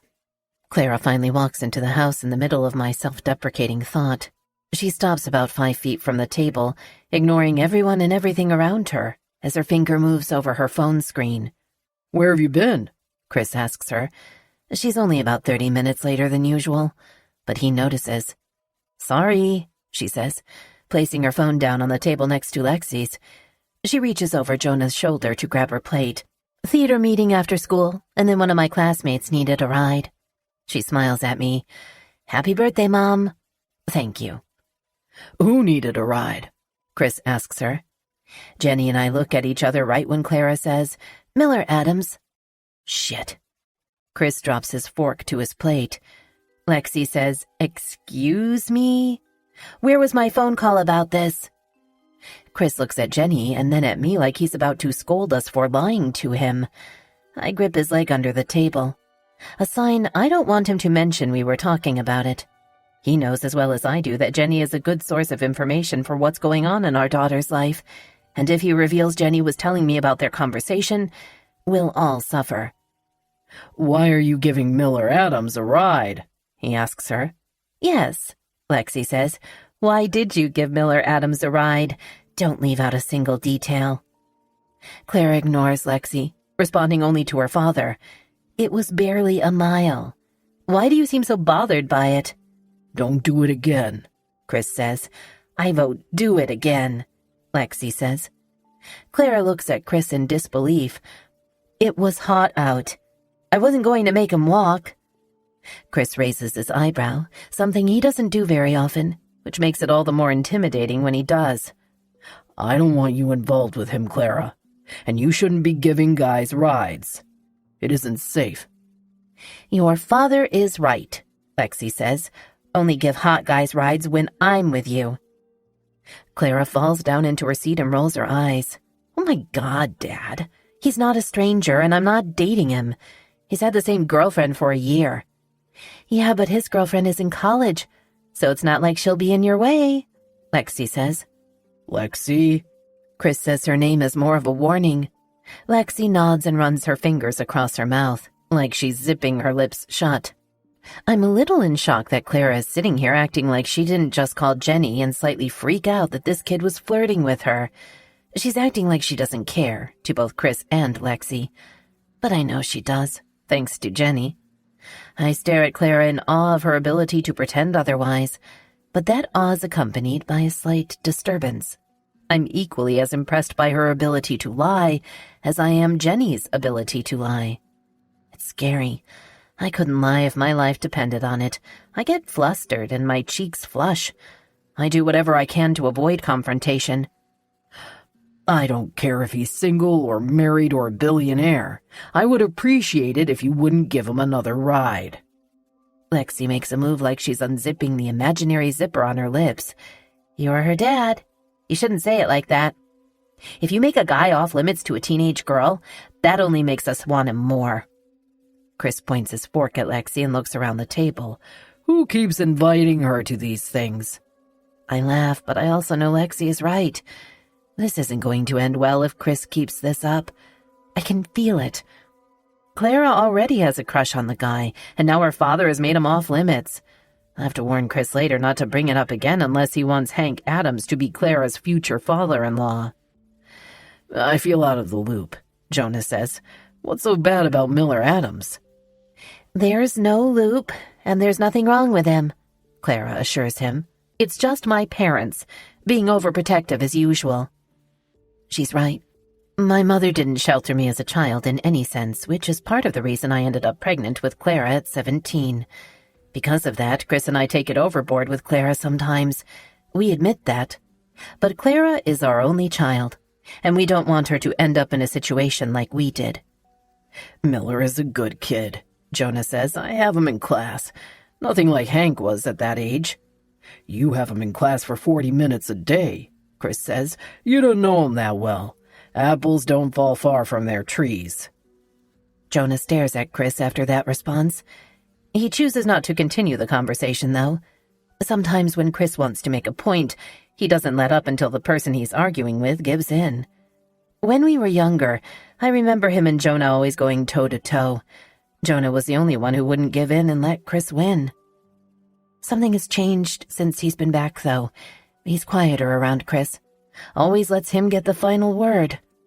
I don't think it's a show of weakness, though. In fact, it impresses me. Sometimes Chris still comes off as the hot-headed teenager he was when I met him. Jonah, however, seems above it. Like it's a waste of time to try to prove Chris wrong. Maybe that's another reason I don't like that Jonah's back. I don't like seeing Chris through Jonah's eyes. What makes you say that about him? Apples don't fall far from their trees, Clara asks. What's up with Miller's parents? Chris shakes his head. Don't worry about it. Clara shrugs and takes a bite of her burger. I'm glad she's letting it go. She's a lot like Chris in that she can sometimes be combative. You never know which way it's going to go with her. I, on the other hand, am not combative at all. It bothers Chris sometimes. He likes to prove a point, so when I give in and don't give him that opportunity, he feels like I win. It's the first thing I learned after marrying him. Sometimes you have to walk away from the fight in order to win it. Jonah seems just as ready to move on from the conversation as the rest of us. You didn't turn in your application for the UIL film project. I know, Clara says. Tomorrow is the deadline. I can't find anyone to sign up with. It's too hard to take on by myself.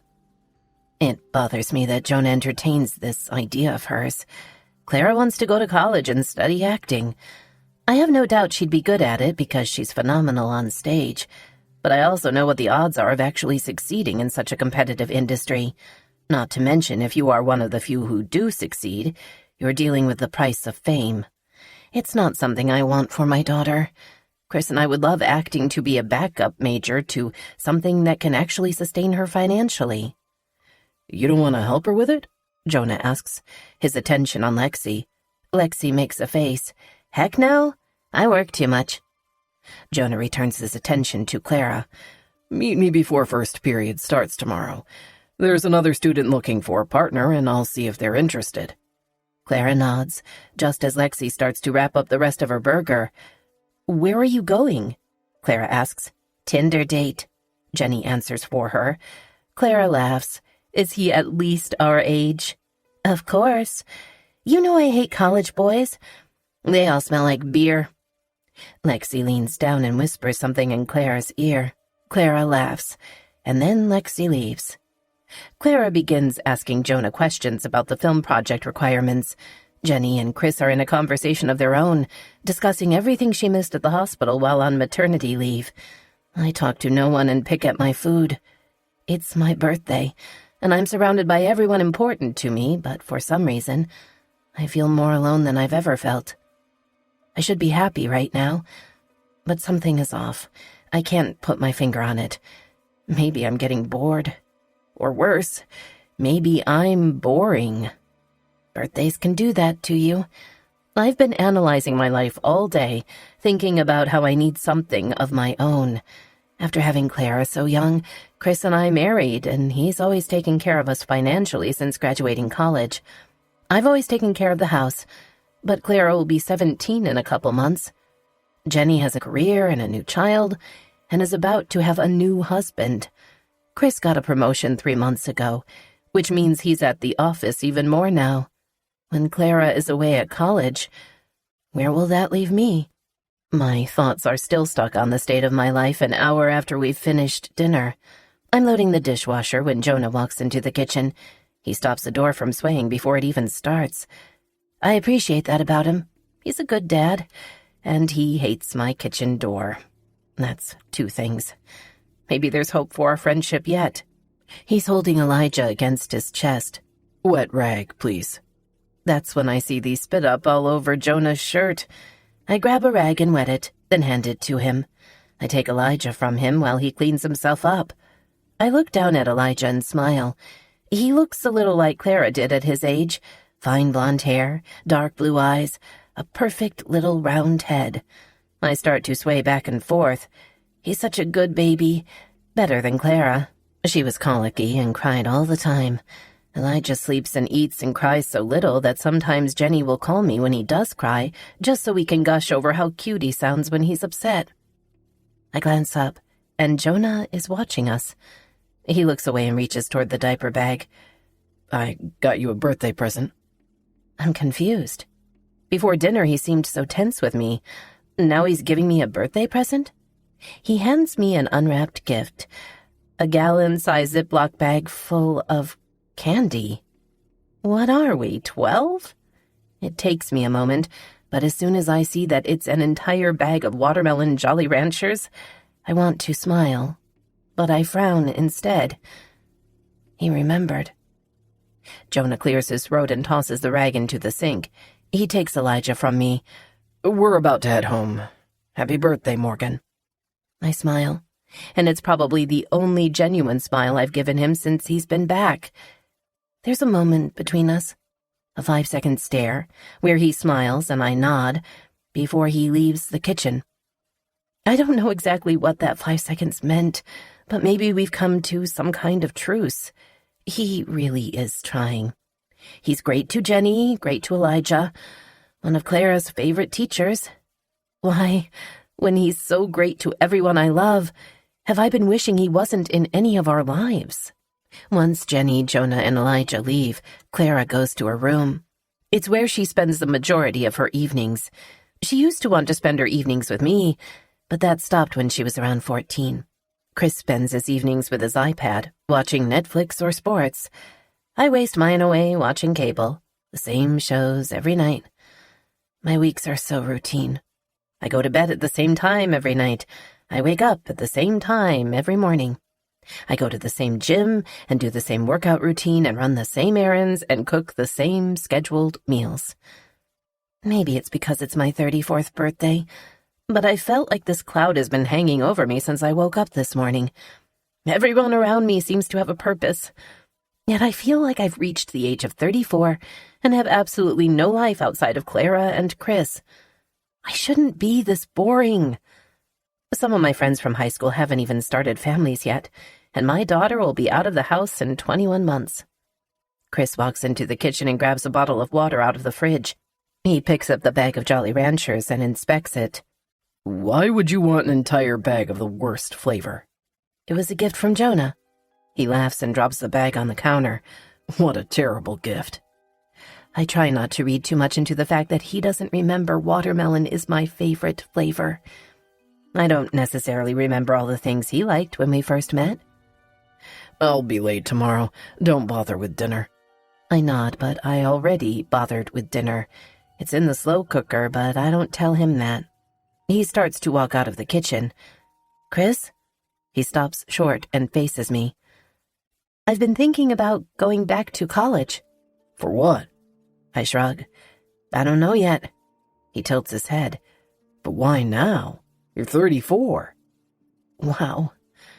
Chris immediately regrets saying that when he sees how much his choice of words hurts me. He pulls me in for a hug. That came out wrong. I'm sorry. He kisses the side of my head. I just didn't know it's something you were interested in, since I make plenty of money to support us. But if you want a degree... He kisses me on the forehead. Go to college. I'm gonna take a shower. He leaves the kitchen, and I stare at the kitchen door as it swings back and forth. I really hate that door. I kind of want to sell the house and start over, but Chris would never go for it. It would give me something to put my energy into, though, because right now, my energy is pent up. I feel swollen with it as I think about how much I want a new kitchen door. I might remove the whole door tomorrow. I'd rather have no door at all than a door that doesn't even work like a door should work. Doors should slam shut when you're angry. I open a Jolly Rancher and pop it in my mouth. The taste gives me a feeling of nostalgia. And I think back to when we were all teenagers, craving the nights the four of us would spend driving around in Jonah's car, me and Chris in the back seat, Jenny in the front. Jonah had a thing for Jolly Ranchers, so he always kept a bag in the console. He never ate the watermelon ones. It was his least favorite flavor and my favorite, so he always left the watermelon for me. I can't believe it's been that long since I've had one. I swear, sometimes I forget who I was or what I loved before I got pregnant with Clara. It's like the day I found out I was pregnant, I became someone else. I guess that happens when you become a mother, though. Your focus is no longer on yourself. Your life becomes all about this beautiful, tiny little human you created. Clara walks into the kitchen, no longer a beautiful, tiny little human. She's beautiful and grown, and I ache at the loss of her childhood sometimes. When she'd sit in my lap or I'd snuggle up to her in bed until she fell asleep. Clara reaches to my bag. Yay, Jolly Ranchers. She grabs one and walks to the refrigerator, opening it. Can I have a soda? It's late. You don't need the caffeine. Clara turns around and eyes me. But it's your birthday. We still haven't done your birthday board. I forgot about the birthday board. I actually perk up for the first time today. You're right. Grab me one, too. Clara grins, and I go to my craft closet and pull out my birthday board. Clara may be too old to sit with me while I rock her to sleep, but at least she still gets just as excited about our traditions as I do. We started this one when she was 8 years old. Chris doesn't involve himself in this tradition, so it's just something Clara and I do twice a year. It's like a vision board, but rather than making a new one every year, we just add to the same one. We each have our own, and we add to them only on our respective birthdays. Clara's birthday is still a couple months away, so I grab my board and leave hers in the closet. Clara takes a seat next to me at the kitchen table and then selects a purple Sharpie. Before she starts writing, she looks over stuff we've put on it over the years. She runs her fingers over something she wrote on my board when she was 11. I hope my mom gets pregnant this year. She even cut out a tiny picture of a rattle and pasted it next to her wish. Still not too late to make me a big sister, she says. You're only 34. Not happening. She laughs. I look over the board, searching for one of the goals I wrote for myself last year. I find the picture I pasted of a flower garden in the top left of the board, because it was my goal to uproot the bushes in the backyard and replant them with flowers. I met that goal in the spring. I find the other goal I had, and I frown when I read it. Find something to fill all the empty corners. I'm sure Clara thought I was being literal when I wrote it last year. I didn't actually want to fill every corner in my house with something. My goal was more of an internal one. Even last year, I'd been feeling unfulfilled. I'm proud of my husband and proud of my daughter, but when I look at myself and my life separate from theirs, there's very little I can find to be proud of. I just feel like I'm full of all this untapped potential. Sometimes my chest feels hollow, as if I've lived a life with nothing significant enough to fill it. My heart is full, but that's the only part of me that feels any weight. Clara begins to write her goal for me, so I lean toward her and read it. Except that your daughter wants to be an actress. She snaps the cap back on the Sharpie and puts it in the package. Her goal makes me feel guilty. It's not like I don't want her to follow her dreams. I just want her to be realistic. What are you going to do with an unusable degree if the acting thing doesn't work out for you? Clara shrugs. We'll cross that bridge when we come to it. She pulls her leg up onto the chair and rests her chin on her knee. What about you? What did you want to be when you were my age?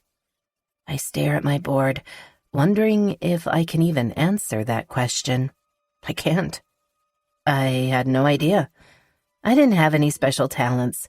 I wasn't extremely smart in any one particular subject. Were you passionate about anything like I am about acting? I think about her question for a moment, but nothing comes to mind. I liked hanging out with my friends and not thinking about the future. I assumed I'd figure it out in college. Clara nods at the board. I think that should be this year's goal. You need to figure out what you're passionate about, because it can't be being a housewife. It could, I say. Some people are perfectly fulfilled in that role. I used to be. I'm just not anymore. Clara takes another sip of her soda. I write down her suggestion. Find my passion.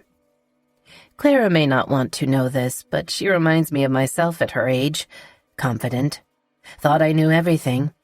If I had to describe her in one word, it would be assured. I used to be assured, and now I'm just... I don't even know. If I had to describe myself with one word based on my behavior today, it would be whiny. When you think of me, what one word comes to mind? Mother, she instantly says. Housewife? Overprotective? She laughs at that last one. I'm serious. What one word would you use to describe my personality? Clara tilts her head and stares at me for several long seconds. Then, in a very honest and serious tone, she says, predictable. My mouth falls open in offense. Predictable? I mean, not in a bad way. Can predictable sum a person up in a good way? I can't think of a single person in the world who'd want to be summed up as predictable. Maybe I meant dependable, Clara says. She leans forward and hugs me. Night, Mom. Happy birthday. Good night. Clara goes to her bedroom, unknowingly leaving me in a pile of hurt feelings. I don't think she was trying to be mean, but predictable is not something I wanted to hear. Because it's everything I know I am, and everything I feared I would grow up to be. Chapter 4. Clara. I probably shouldn't have called my mother predictable last night, because this is the first time in a long time that I've woken up for school and didn't find her in the kitchen cooking breakfast. Maybe I should apologize, because I'm starving. I find her in the living room, still in her pajamas, watching an episode of Real Housewives. What's for breakfast? I didn't feel like cooking. Eat a Pop-Tart. Definitely shouldn't have called her predictable. My father walks through the living room, straightening out his tie. He pauses when he sees my mother lying on the couch. You feeling okay? My mother rolls her head so that she's looking up at us from her comfy position on the couch. I'm fine. I just didn't feel like making breakfast. When she gives her attention back to the television, Dad and I look at each other.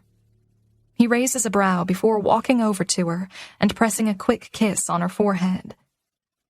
See you tonight. Love you. Love you too, she says. I follow my dad into the kitchen. I grab the Pop-Tarts and hand him one. I think it's my fault. That she didn't cook breakfast? I nod. I told her she was predictable last night. Dad's nose scrunches up. Oh, yeah, that wasn't nice. I didn't mean it in a bad way. She asked me to describe her using one word, and it's the first thing that came to mind. He pours himself a cup of coffee and leans against the counter in thought. I mean, you aren't wrong. She does like routine. Wakes up at 6 every morning. Breakfast is ready by 7. Dinner at 7:30 every night, he says. Rotating menu. Gym at 10 every morning. Grocery shopping on Mondays, I add. Sheets get washed every Wednesday. See, I say in defense. She's predictable. It's more of a fact than an insult. Well, he says. There was that one time we came home and she'd left a note saying she went to the casino with Jenny. I remember that. We thought she'd been kidnapped. We really did think that. It was so unlike her to take a spontaneous overnight trip without planning months in advance.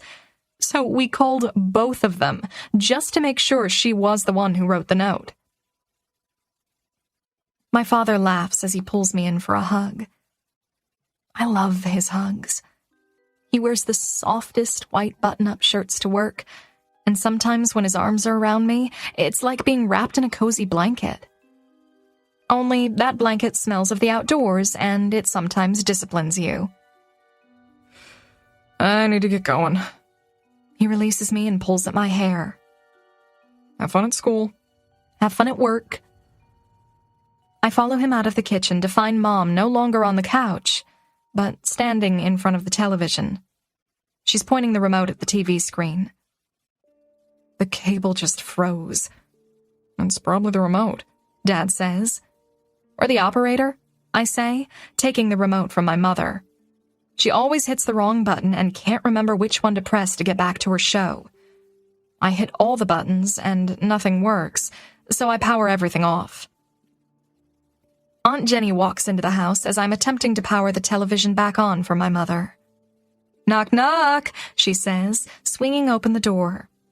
Dad helps her with Elijah's car seat and an armful of stuff.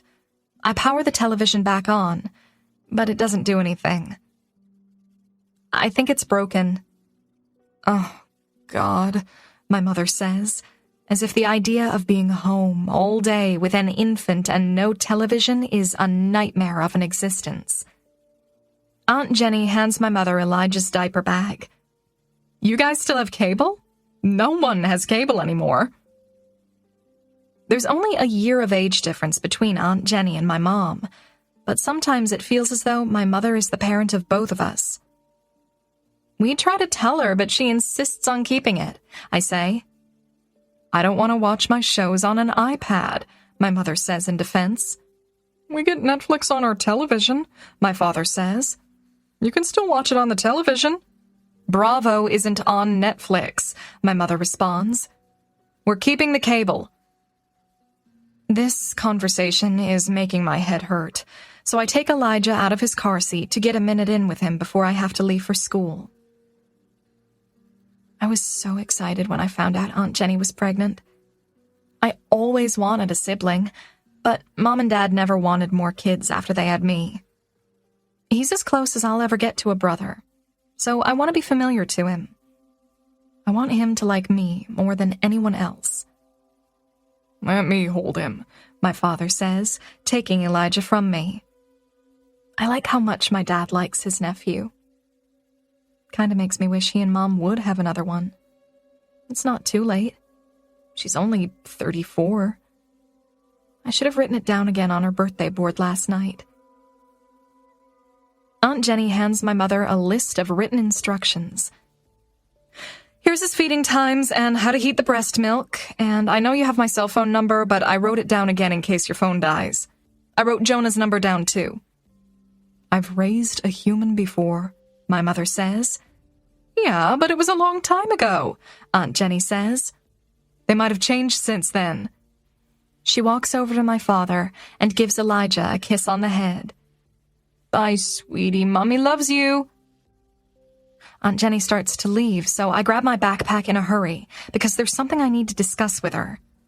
I follow her out the front door, but she doesn't realize I'm behind her until she's almost to her car. "Miller unfollowed me on Instagram last night." She turns around, startled by my sudden presence. "Already?" She opens her car door and hangs on to it. "Did you say something that made him angry?" "No, we haven't spoken since I left his house. I didn't post anything. I didn't even comment on any of his pictures. I just don't get it. Why follow me and then unfollow me hours later?" Social media is so confusing. So are guys. "Not as confusing as we are," she says. She tilts her head, eyeing me. "Do you like him?" I can't lie to her. I don't know. I try not to, but he's so different from all the other guys at my school. He goes out of his way to ignore me, and he's always eating suckers, and his relationship with his grandpa is adorably weird. "So, you like him because he ignores you, eats suckers, and has a weird grandpa?" Aunt Jenny makes a concerned face. Those are weird reasons, Clara." I shrug. I mean, he's cute too. And apparently he wants to go to college as a film major. We have that in common. That helps. But, I mean, it sounds like you barely know him. I wouldn't take the unfollow too personal. I know. I groan and fold my arms over my chest. Attraction is so stupid.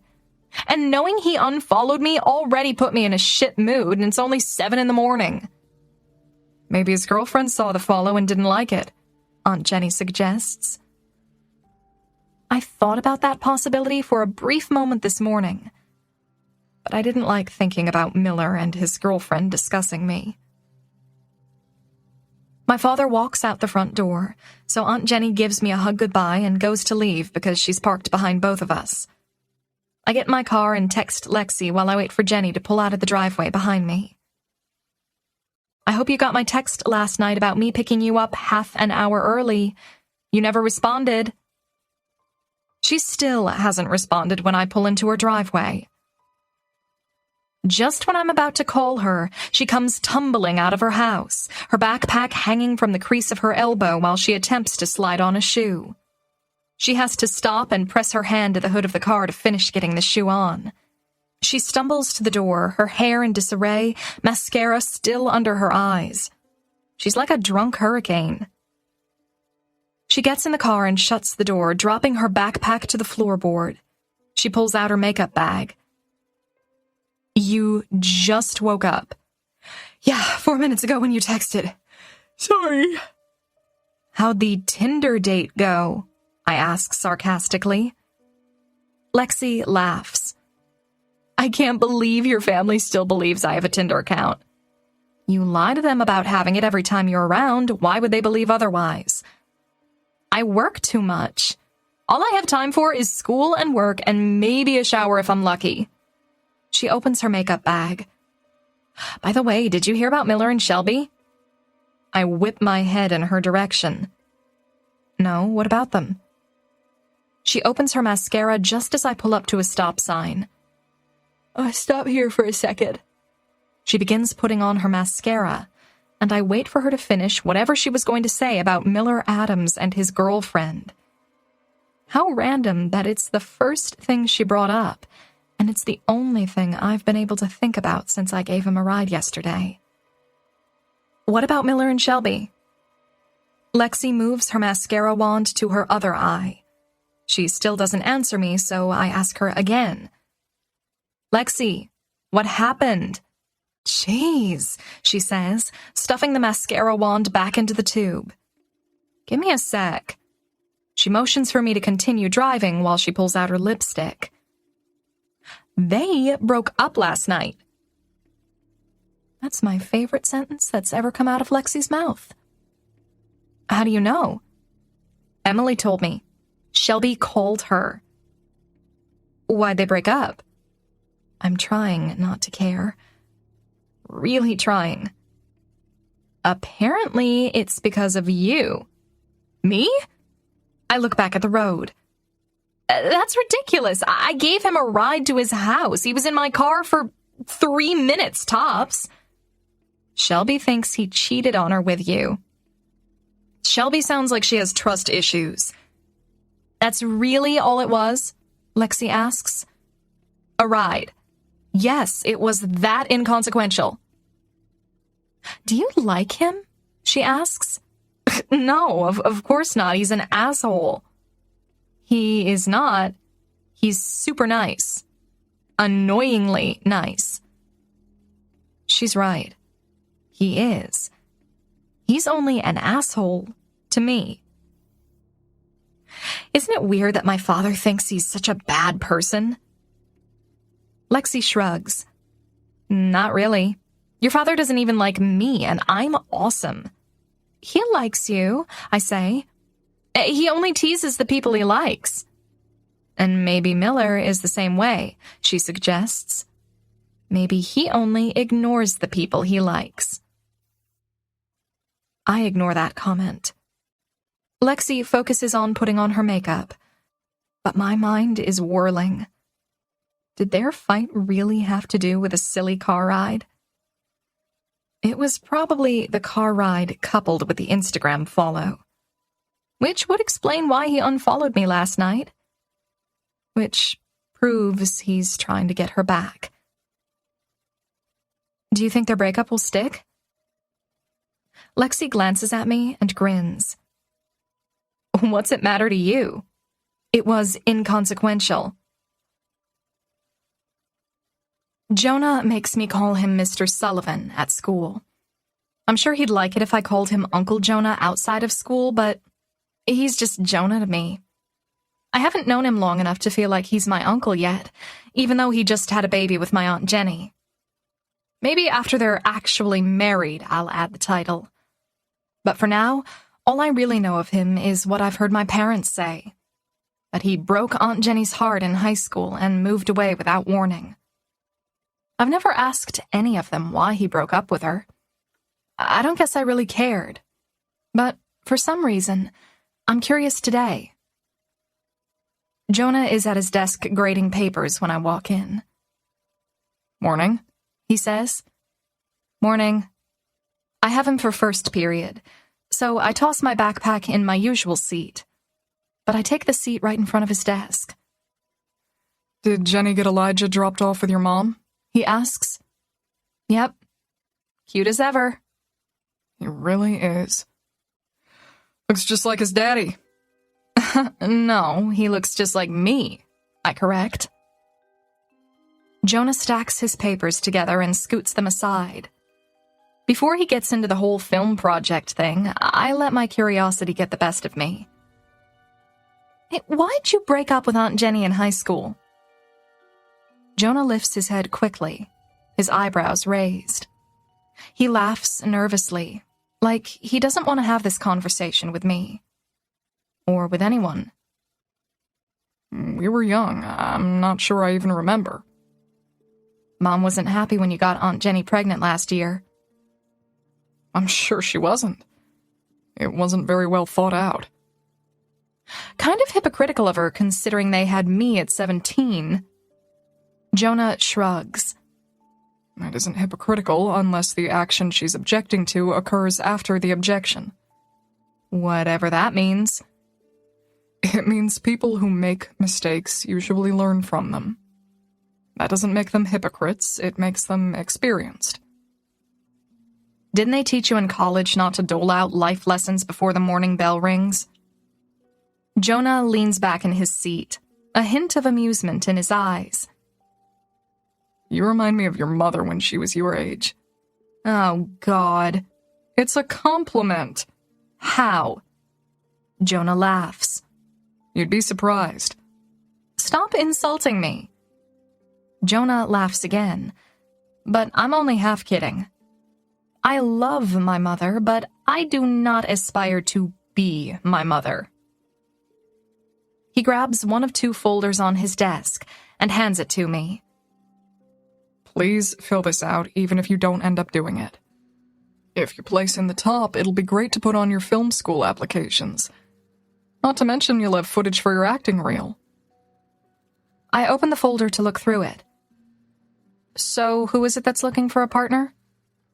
Miller Adams. My head snaps up when Jonah says his name. He continues speaking.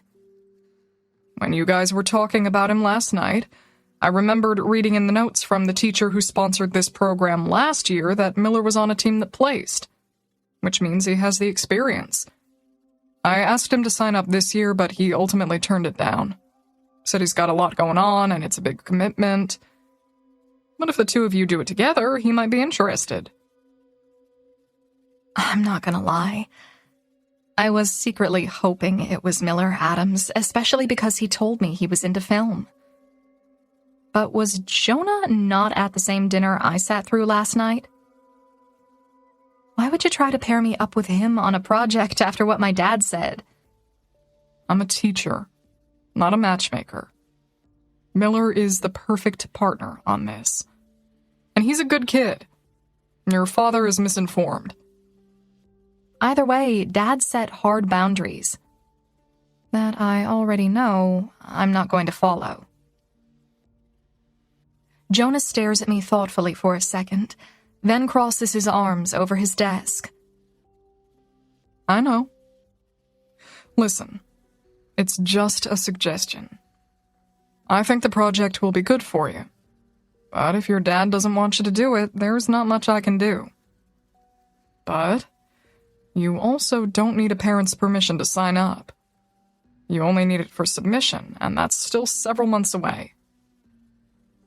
I kind of like that Jonah is encouraging me to disobey my father. Maybe he and Aunt Jenny really are perfect for each other. The door opens, and Miller Adams walks in. Thanks for the heads up, Jonah. The first thing I notice are his crimson, puffy eyes. It looks like he hasn't slept. His shirt is wrinkled.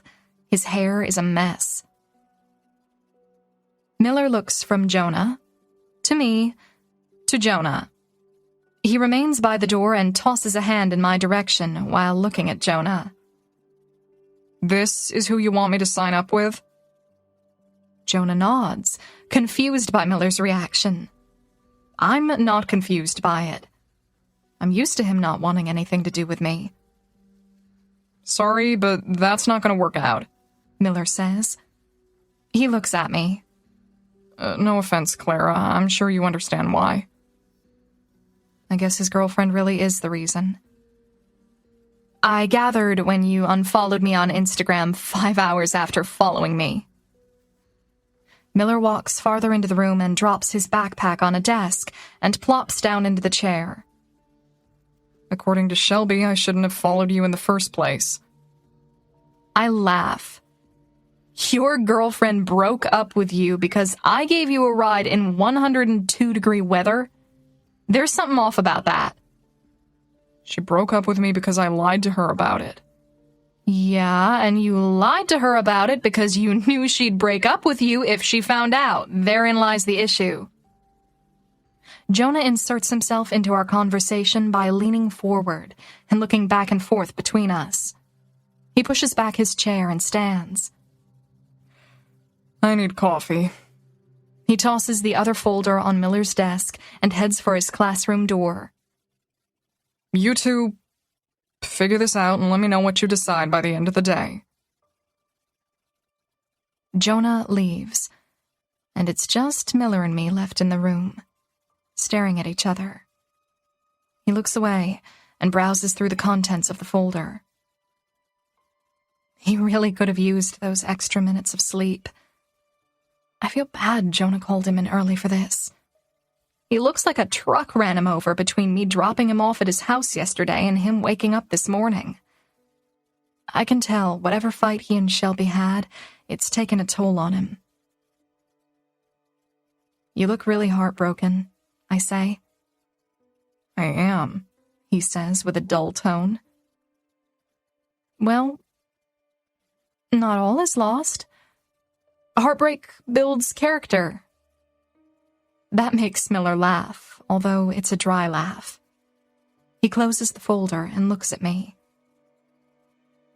If Shelby finds out I'm working with you on this film submission, she'll never forgive me.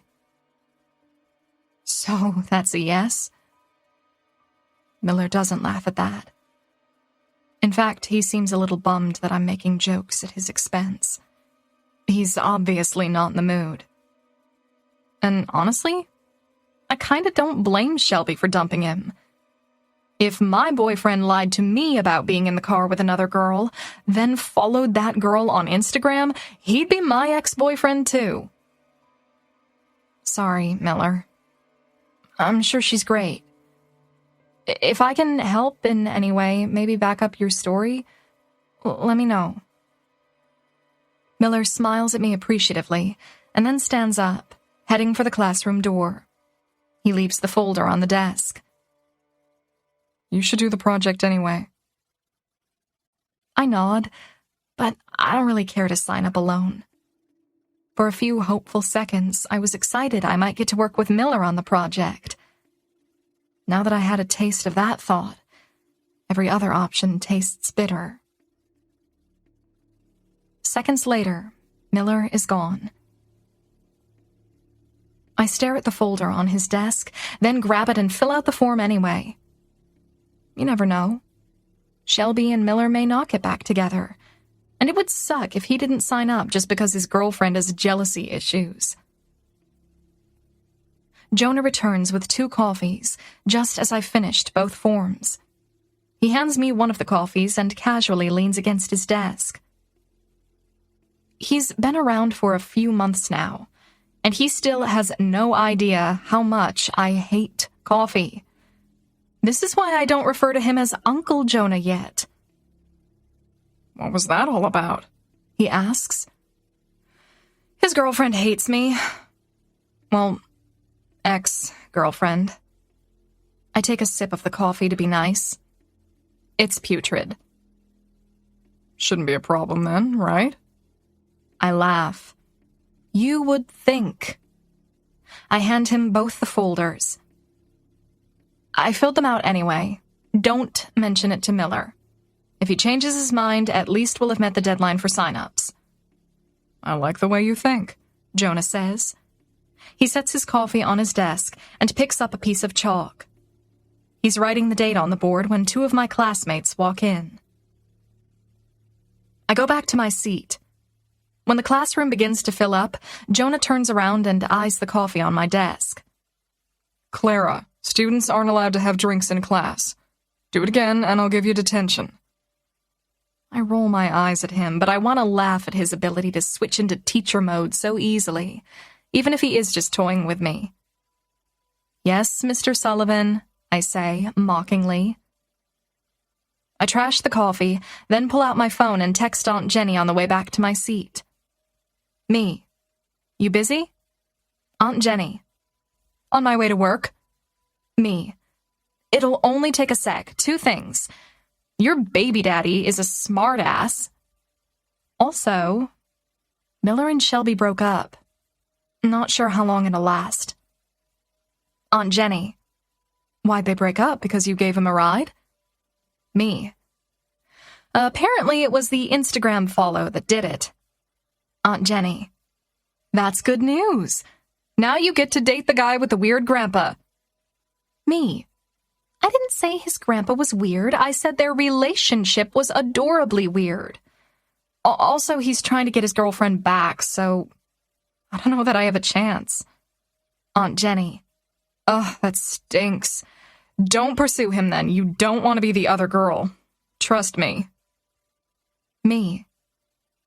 You were the other girl once? I need to hear this story. Is that why you and Jonah broke up in high school? The dots on my phone indicate Aunt Jenny is typing. I wait to hear about her juicy teenage drama, but the dots stop. Me. I tell you everything. You can't hint that you've had an affair and not elaborate. Me. Jenny? Me. Aunt Jenny? Clara, put your phone away. I drop my phone into my backpack with frightening speed. I don't know who Aunt Jenny cheated with, but if Jonah doesn't know about it, I don't think him confiscating my phone and reading my texts would be good for their relationship. I'll call her at lunch and force her to tell me. Even if it involves Jonah, I want to know. Chapter 5. Morgan. I once heard someone say we're all just one phone call away from our knees. It's the absolute truth. My voice comes out in a shaky whisper when I ask, "Is he okay?" I wait for the nurse on the other end of the line to tell me that Chris will be fine, but all I get is a long stretch of silence. It feels like someone is wringing my spine like a wet towel. I want to double over from the pain, but the pain isn't physical. It's an intangible anguish that feels terminal. I don't know details, the nurse says. All I know is that he was brought in a few moments ago, so try to get here as soon as possible. I choke out an okay before ending the call, but I'm also positive she would have given me more information if the news were better. If the news were better, Chris would have called me himself. I'm holding Elijah. I was holding him when the phone rang, and now I'm clutching him even tighter, still on my knees. For at least a minute, I'm frozen on my living room floor, but then Elijah yawns, and it snaps me back into a grim reality. I call Jenny first, but her phone goes to voicemail. It's her first day back to work. She won't have her phone on her until her lunch break, but word will spread fast at the hospital and she'll find out soon enough. I start to call Jonah next so that he can come get Elijah, but I don't even have his phone number saved in my phone. I rush to the sheet of paper Jenny left me this morning and enter the number she wrote down to reach him. It goes straight to voicemail. He's in class. I'll call the school to get in touch with him soon. But every second I spend trying to contact someone is a second longer it's going to take me to get to the hospital. I strap Elijah into his car seat, grab his diaper bag and my keys, and leave. The trip to the hospital is a blur. I spend it whispering prayers and gripping the steering wheel and stealing glances at my phone, resting in the passenger seat, waiting for Jenny to call me back. I don't call Clara at school yet. I need to know that Chris is okay before I worry her. If they haven't already notified Jenny that Chris was in a wreck, I'll have them page her when I get inside. She can take Elijah then. For now, he's with me, so I take his diaper bag and his car seat and run toward the entrance. I'm faster than the automatic sliding doors of the emergency room. I'm forced to pause my sprint for a couple of seconds so they can open wide enough for me to enter. As soon as I'm inside, I go straight to the nurse's desk. It's a nurse I don't recognize. I used to know almost everyone in this hospital because I thought it made Chris look good for me to know everyone at his office parties. But they come and go so often, I don't even try to keep up anymore. "Where's my husband?" The words tumble out in a panic. Her eyes are sympathetic. "Who is your husband?" "Chris." I gasp for air. "Chris Grant? He works here and he was just brought in?" Her expression changes when I say his name. "Let me get someone who can help you. I just got on shift." "Can you page my sister? She works here too. Jenny Davidson?" The nurse nods but rushes away from the window without paging Jenny. I set Elijah's car seat on the closest chair. I try Jenny again and then Jonah's cell phone again, but they both go straight to voicemail. I don't have time to wait on the nurse to figure out her shit. I call the hospital and ask for labor and delivery.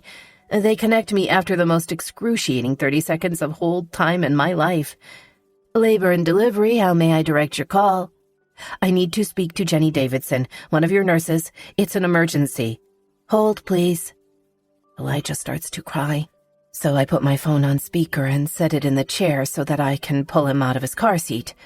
I pace back and forth, waiting for Jenny to answer, waiting for a nurse, waiting for a doctor, waiting. "Ma'am?" I grab my phone. "Yes?" "Jenny isn't on schedule until tomorrow. She's been out on maternity leave." I shake my head, frustrated. Elijah's growing more agitated. "He's hungry." "No, she started back this morning." There's a moment of hesitation from the woman on the other line before she repeats herself. "She isn't on schedule until tomorrow. I've been here all day and she's not here." Before I start to argue with her, the doors to outside open, and Jonah rushes in. He pauses for a second, almost as if he wasn't expecting to see me here already. I hang up the phone and toss it in the chair. "Thank God," I say, handing Elijah to him. I reach into the bag and pull out a pacifier. I put it in Elijah's mouth and then head back to the window and ring the bell 3 times. Jonah is standing next to me now. "What do you know?" "Nothing," I say, exasperated. "All I was told on the phone is that it was a car wreck."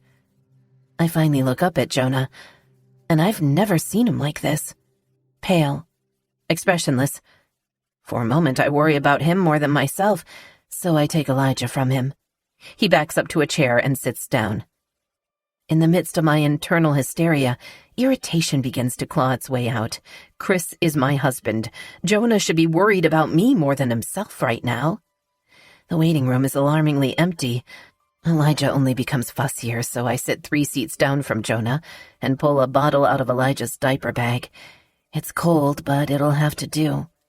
The second I put it in his mouth, he stops fussing and begins to devour it. He smells like baby powder.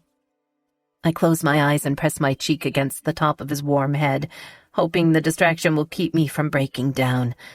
I can feel in my gut that it might not be good. If they aren't allowing us to go see Chris, that means he's probably in surgery. Hopefully for something minor. I want my sister. Jonah isn't really someone who can bring me comfort at a time like this. In fact, I'd rather he not be here. But if I can get in touch with Jenny, she'll make the situation better. And she can probably find out more information about Chris. Maybe Jonah has already spoken with her. Is Jenny on her way over? I lift my head just as Jonah swings his gaze in my direction. He doesn't answer my question. He just stares at me, his brow furrowed, so I continue. I tried calling her, but whoever answered the phone in labor and delivery kept telling me she isn't on the schedule today. Jonah's eyes squint with a shake of his head. I'm confused, he says. I know. I told her she started back today, but the woman tried arguing with me. Why are you trying to call Jenny? He's standing now. The confusion dripping from him is making me more nervous than I already am. She's my sister. Of course I'm going to call her and tell her about Chris. Jonah shakes his head. What about Chris? What about Chris? I'm so confused. What do you mean? They called me and said Chris was in a wreck. Why else would I be here? Jonah swallows, dragging his hands down his face. Somehow his eyes fill with even more concern. Morgan, he steps closer to me. I'm here because Jenny was in a wreck. If I wasn't already sitting, I would have fallen. I don't make a noise. I just stare at him and try to process everything. I shake my head and try to speak, but my words are weak. You must have misunderstood them. They can't both have been... Wait here, Jonah says. He strides to the window and rings the bell. I pull my cell phone out of my purse and dial Jenny's number. Voicemail again. I dial Chris's number. Maybe there was a mistake in the computer. His phone goes to voicemail too. This has to be some mistake. A few seconds pass with no sign of anyone, so Jonah moves to the doors that lead to the emergency room. He beats on them until someone finally appears at the window. A nurse I instantly recognize. Her name is Sierra. She is a daughter in Clara's class. She looks at me and then her eyes fix on Jonah. I think there's been a mistake, Jonah says. I'm next to him at the window, holding Elijah. I can't feel my legs. I don't even know how I walked from the chair to here. What a wreck! Who was brought in? I can't stop the questions from spilling out of me. Was it my husband or my sister? Sierra's eyes dart from me to Jonah and then down to the desk in front of her. Let me get someone who can help you, Morgan. Jonah grabs at his hair when she walks away. Damn it. It's not lost on me that no one seems to want to be in our presence. We're being avoided. And that terrifies me. No one wants to be the bearer of bad news. They can't both be hurt, I whisper. They can't. They're not, Jonah says. His voice is so full of confidence I almost believe him. But then he rubs his forehead and leans against the wall for support. Who called you? What did they say? The hospital? About 20 minutes ago? They specifically said Chris. There was no mention of Jenny. Same, but they told me Jenny. Just then, Sierra reappears, this time through the doors. You guys can come with me. She doesn't take us to a hospital room. She takes us to another waiting room, farther inside the ER. Jonah is holding Elijah now. I didn't even notice he took him from me. Sierra tells us to have a seat, but neither of us does. I don't have news on their conditions yet. So it is both of them? Jonah asks. Jenny and Chris? She nods. Oh my God, I whisper. I drop my head in my hands. 2 huge tears slide down my cheeks. I'm so sorry, Morgan, she says. You guys can wait in here, and as soon as I know something, I'll be back. Sierra leaves the room and closes the door. Jonah sits next to me. We've been in the emergency room less than 10 minutes, but the fact that we still don't know anything makes it seem like hours have gone by. Maybe one of their cars broke down, Jonah mutters. That's probably why they were together. I nod, but my mind can't even process that sentence right now. I don't know why they were together in the same car. I don't know why Jenny lied to us and said she was working today. I don't even care. I just need to know that they're okay. Jonah straps a sleeping Elijah into his car seat, then stands and begins pacing the room. I look at the time on my cell phone. I should call someone to pick up Clara, a friend of mine, or Lexi. I want someone to get to Clara before she finds out about the wreck from someone else. I should call Chris's parents. No, I'll wait. Make sure he's okay first. They live in Florida. Not much they can do from there but worry unnecessarily. Jonah calls his mother and asks if she can come pick up Elijah. Before he hangs up, I get his attention. Would she mind going to get Clara? Jonah nods in understanding, then asks his mother to pick up Clara from school. He then calls the school and hands me his phone. I let them know his mom will be picking her up. Clara's met Jonah's mother a couple of times, but she's going to be confused, and Jonah's mother isn't anyone on the pickup list for Clara. I just don't want Clara driving up here alone. She'll be full of worry and panic, and she hasn't had her license all that long. A few more minutes pass.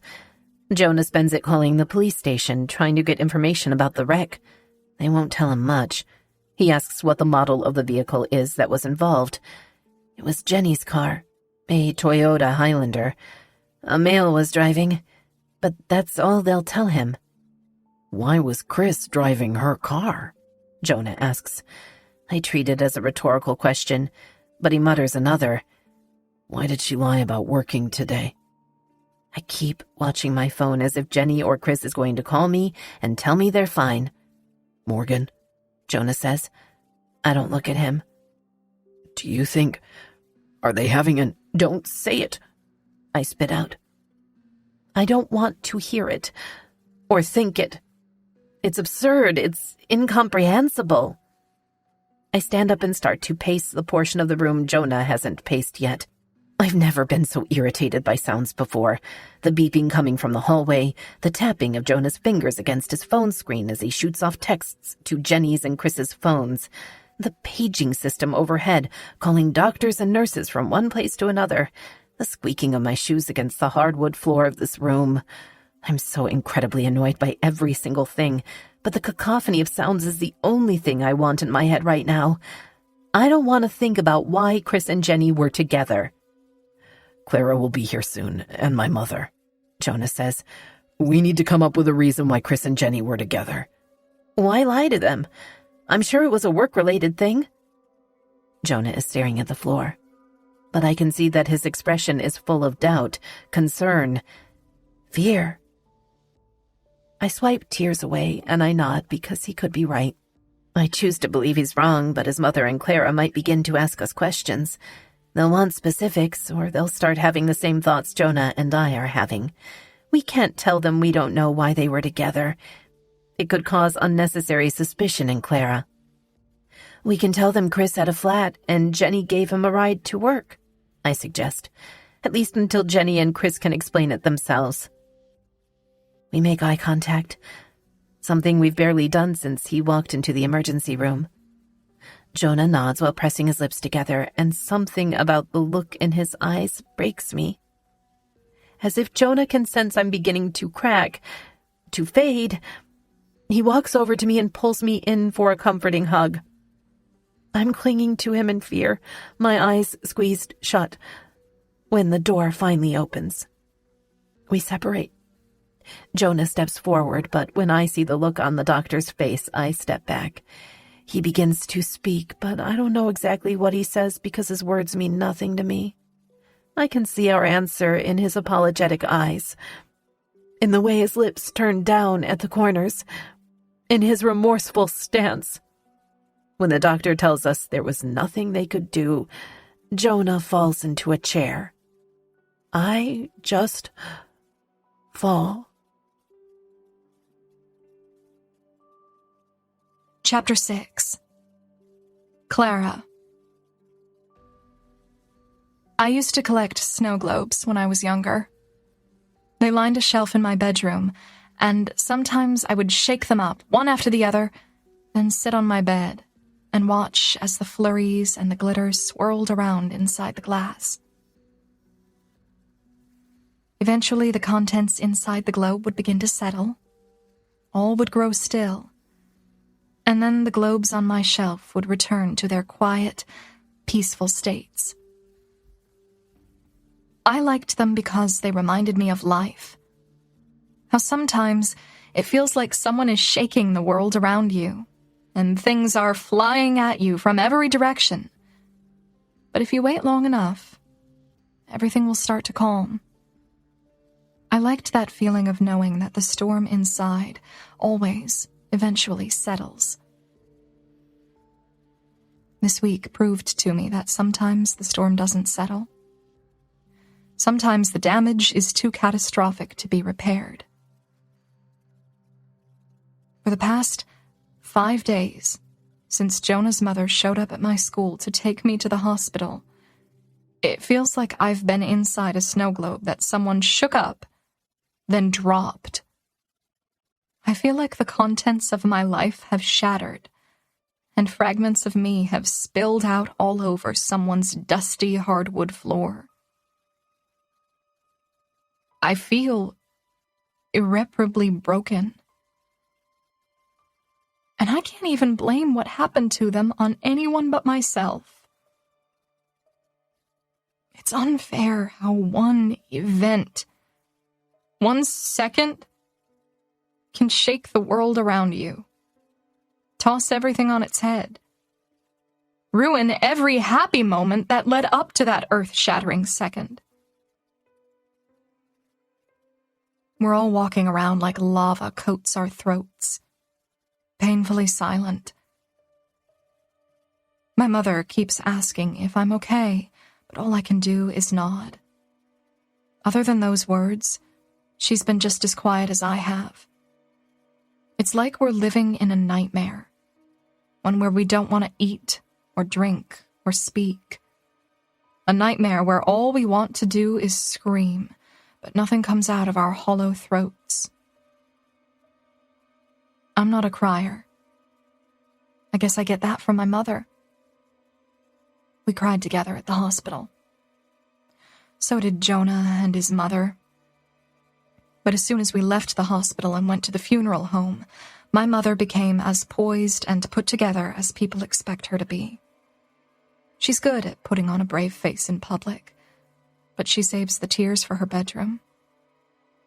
I know because I do the same thing. My father's parents flew in from Florida 3 days ago. They've been staying with us. My grandmother has been helping out around the house, and I'm sure it's been good for my mother. She's had to deal with funeral planning for not only her husband, but also her sister. Aunt Jenny's funeral was yesterday. My father's is right now. My mother insisted they be separate, which made me angry. No one wants to sit through this 2 days in a row, not even the dead. I'm not sure what's more exhausting, the days or the nights. During the days since the accident, our house has had a revolving front door. People bringing food, offering their condolences, stopping by to check in. Mostly people who worked at the hospital with my father and Aunt Jenny. The nights are spent with my face buried into my soaking wet pillow. I know my mother wants it to be over. She's ready for her in-laws to go home. I'm ready to go home. I've been holding Elijah through most of the service. I don't know why I've been wanting to hold him so much since it happened. Maybe I find his newness kind of comforting amid all this death. He begins to grow restless in my arms. He's not hungry. Jonah's mom just fed him. I changed him right before the service started. Maybe he doesn't like the noise. The preacher my mother selected to conduct the service doesn't seem to know how to hold a microphone. His lips keep brushing across it. Every time he takes a step toward the speakers, they screech. When Elijah begins to full-on cry, I first look at the end of the aisle for Jonah, but his previously occupied seat is now empty. Luckily, I'm sitting on the edge of the pew, closest to the wall. I quietly leave the room without having to walk down the middle of the aisle. The service is beginning to wind down anyway.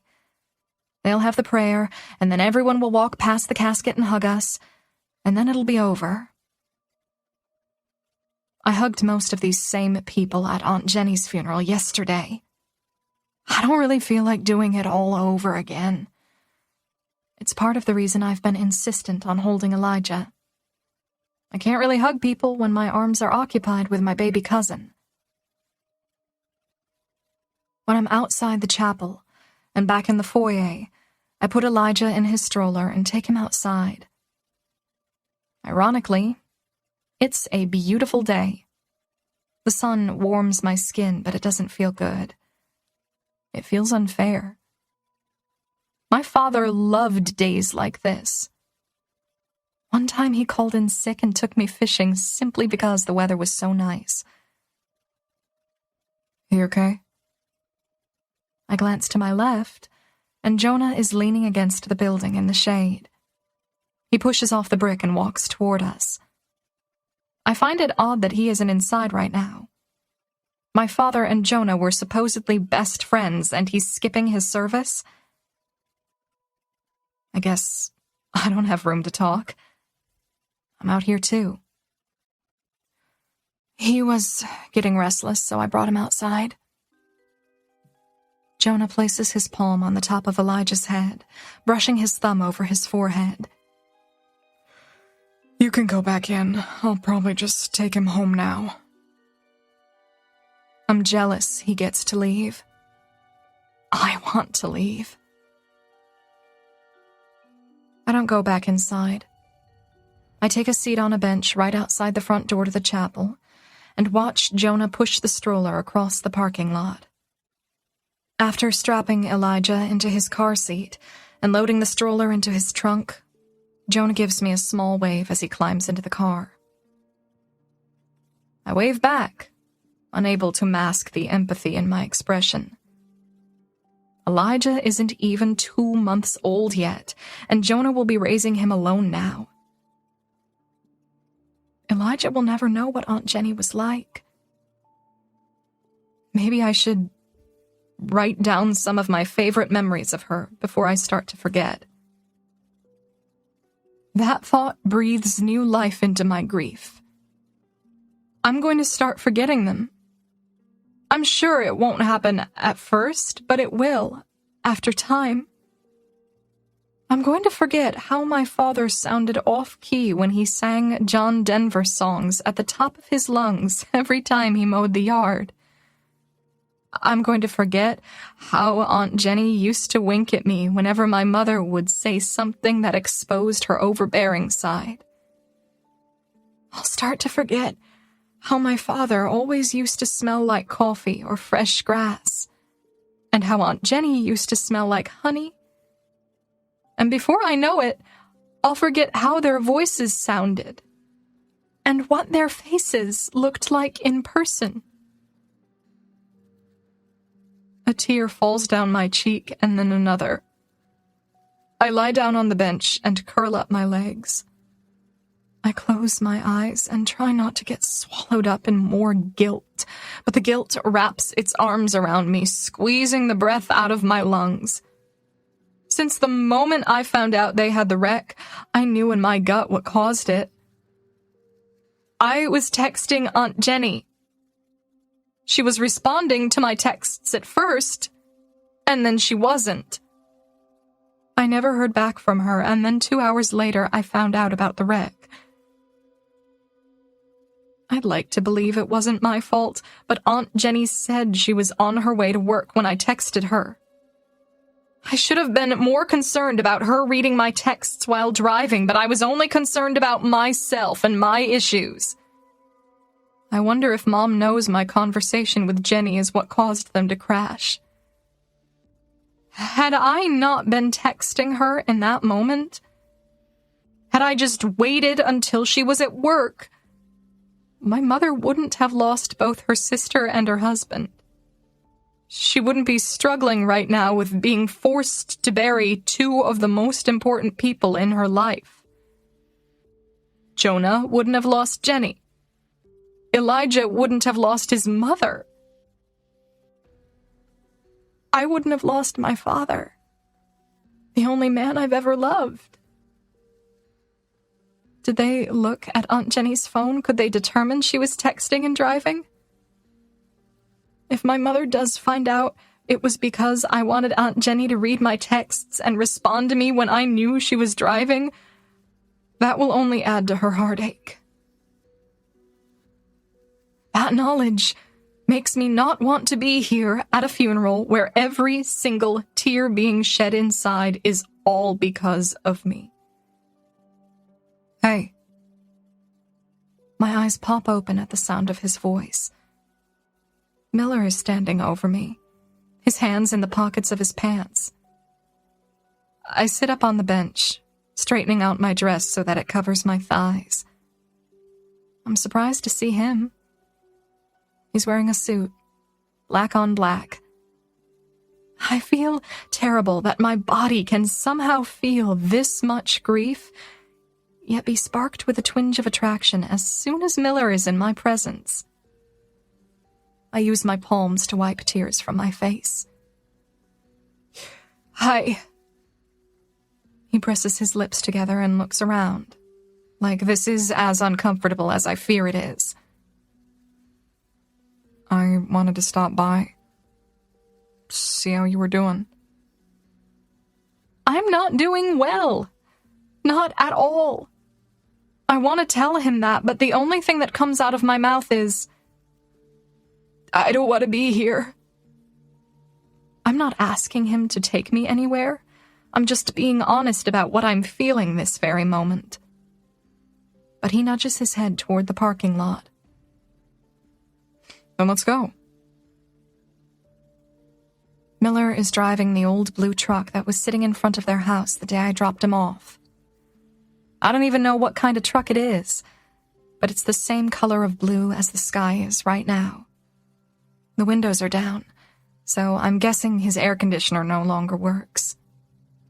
Or maybe he just likes to drive with the windows down.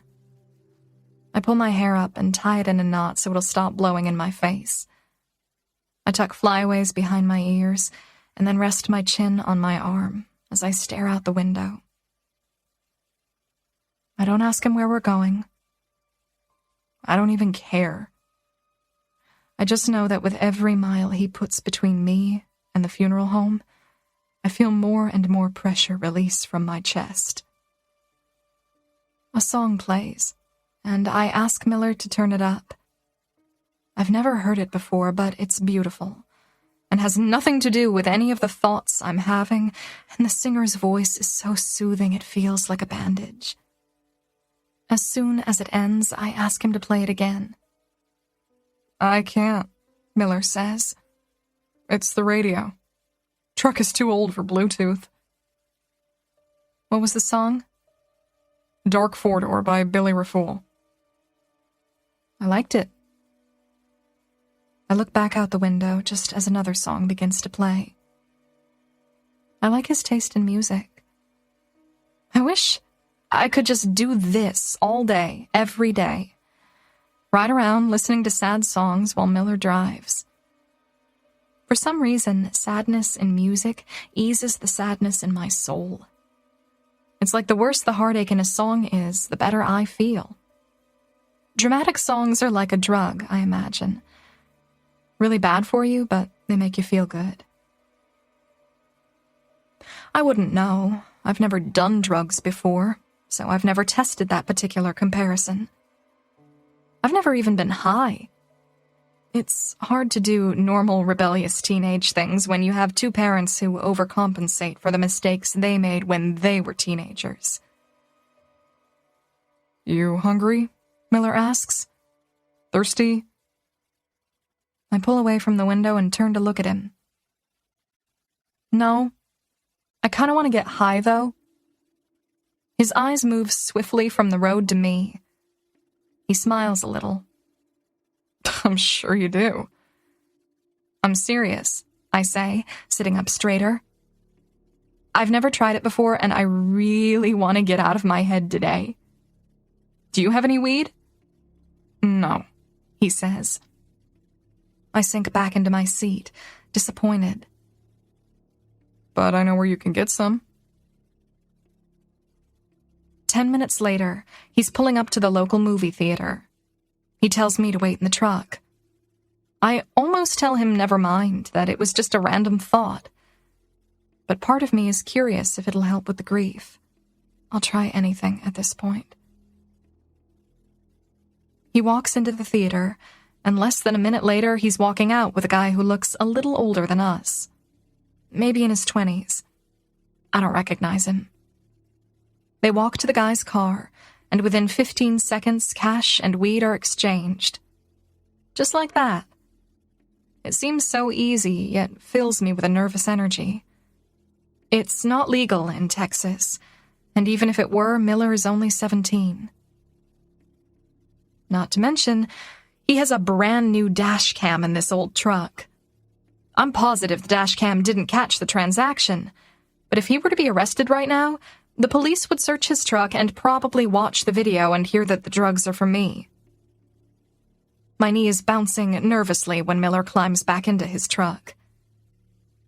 He drives to the side of the movie theater and faces the road so that we can see the entire parking lot. He pulls a baggie out of his pocket. There's an already rolled joint in it. The truck is so old, it still has one of those built-in cigarette lighters. He pushes it in to heat up, and then hands me the joint. I stare at it, unsure of what to do with it. I look at Miller expectantly. You aren't going to light it for me? He shakes his head. I don't smoke. But you have a dealer. Miller laughs. His name is Steven.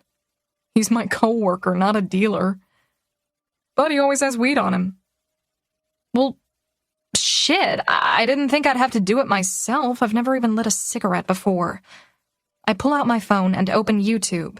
I search for how to light a joint and start playing a video. YouTube has weed smoking tutorials? He asks. Shocking, I know. Miller is finding this amusing. I can tell by the expression on his face. He scoots closer to me and watches the video with me. You sure you want to get high? Your hands are shaking. He takes the phone from me. It would be rude to change my mind now. You already paid for it. Miller continues holding the phone for us. When the video is over, I pull the lighter out of its socket and stare at it hesitantly. Here, I can try. I hand it to him, and he lights the joint as if he's a pro. Kind of makes me question his initial claim. He inhales once, then blows the smoke away from me out his open window. He hands it to me next, but when I attempt to inhale, I just end up coughing and sputtering through the whole thing. I'm not nearly as graceful as he was. If you don't smoke weed, how come you did it so easily? He laughs. I didn't say I've never tried it. I've just never lit a joint before. I try it again, but I still can't get it to go down smooth. It's so disgusting, I choke. Edibles are better. Then why didn't you get me an edible? Steven didn't have any. And drugs aren't really my thing. I hold the joint between my fingers, looking down at it, wondering how I ended up here when I should be at my father's funeral. Drugs aren't my thing either, I guess. It feels so unnatural. What is your thing? I ask, looking back at Miller. He leans his head back against his seat and thinks on this for a moment. Iced tea? And cornbread. I love cornbread. I laugh. Not what I expected. I wait a moment before taking another hit. Lexi would be horrified if she saw me right now. Shit, Lexi. I didn't even tell her I was leaving the funeral. I look at my phone, but she hasn't texted. I only have one text from my mother, sent 15 minutes ago. Mom, where are you? I flip my phone face down. If I can't see the text, it doesn't exist. What about you? Miller asks. What's your thing? Acting. But you already know that. He makes a face. When you asked what my thing was, for some reason, I thought we were talking about things we like to consume. That makes me smile. No, it includes anything. What are you the most into? What is the one thing you would never be willing to give up in life? He's probably gonna say Shelby. Photography, He says quickly. filming, editing, anything that puts me behind the camera. He tilts his head and smiles at me. But you already know that. That why you have a dash cam? I say, pointing at it. You have a need to be behind a camera even when you're driving? He nods. I also have this. He opens the glove box and pulls out a GoPro. I always have some kind of camera on me. Never know when that perfect photographic moment will arise. I think Miller might be just as into filming as I am when it comes to acting. Too bad your ex won't let us work on the film project together. We might actually make a good team. I lift the joint back to my mouth, even though I hate everything about it. How much do I have to smoke before it makes me feel numb? It might not make you feel numb. It might make you feel nervous and paranoid. I look at the joint, disappointed. Well, crap. I look for somewhere to snuff it out, but there's not an ashtray in his truck. What do I do with it? I don't like it. Miller takes it from me and pinches the end of it with his fingers. He gets out and throws it in a trash can, then comes back to his truck. Such a gentleman, buying me weed and then disposing of it for me. What a weird day. And I don't feel anything at all, still just full of grief. I'm back together with Shelby. I take it back. I felt that. That sucks, I say. Not really. I roll my head and look at him pointedly. No, it does. It sucks. You shouldn't have even brought it up. I didn't, He says. You did. You called her my ex a minute ago, and I felt I needed to clarify that we got back together. I don't even know why he's telling me this. I tilt my head, narrowing my eyes. Do you think I'm into you? Is that why you keep informing me of your relationship status when we're together? Miller smiles. You're abrasive. I laugh, turning away from him because I'm scared my laugh will result in tears. It's funny, though. Sad and funny. Because my mother used to refer to my father as abrasive. I guess the apple didn't fall far from my father's tree either. Miller must think he insulted me because he leans forward a little, trying to get my attention. I didn't mean that in a negative way. I wave him off, letting him know I'm not offended. It's fine, you're right, I am abrasive. I like to argue even when I know I'm wrong. I face him. I'm getting better, though. I'm learning that sometimes you have to walk away from the fight in order to win it. My Aunt Jenny told me that once. I try to remember it every time I feel like I'm on the defensive. Miller smiles gently at me, and I don't know if the weed is finally kicking in or if his smile is making me lightheaded. Either way, it beats the headache I've had for 5 days from all the crying. If you're back together with Shelby, why are you checking on me right now? Pretty sure she wouldn't approve of this. A flash of guilt crosses his face. He grips his steering wheel, then slides his hands down it. I'd feel even guiltier if I didn't check on you.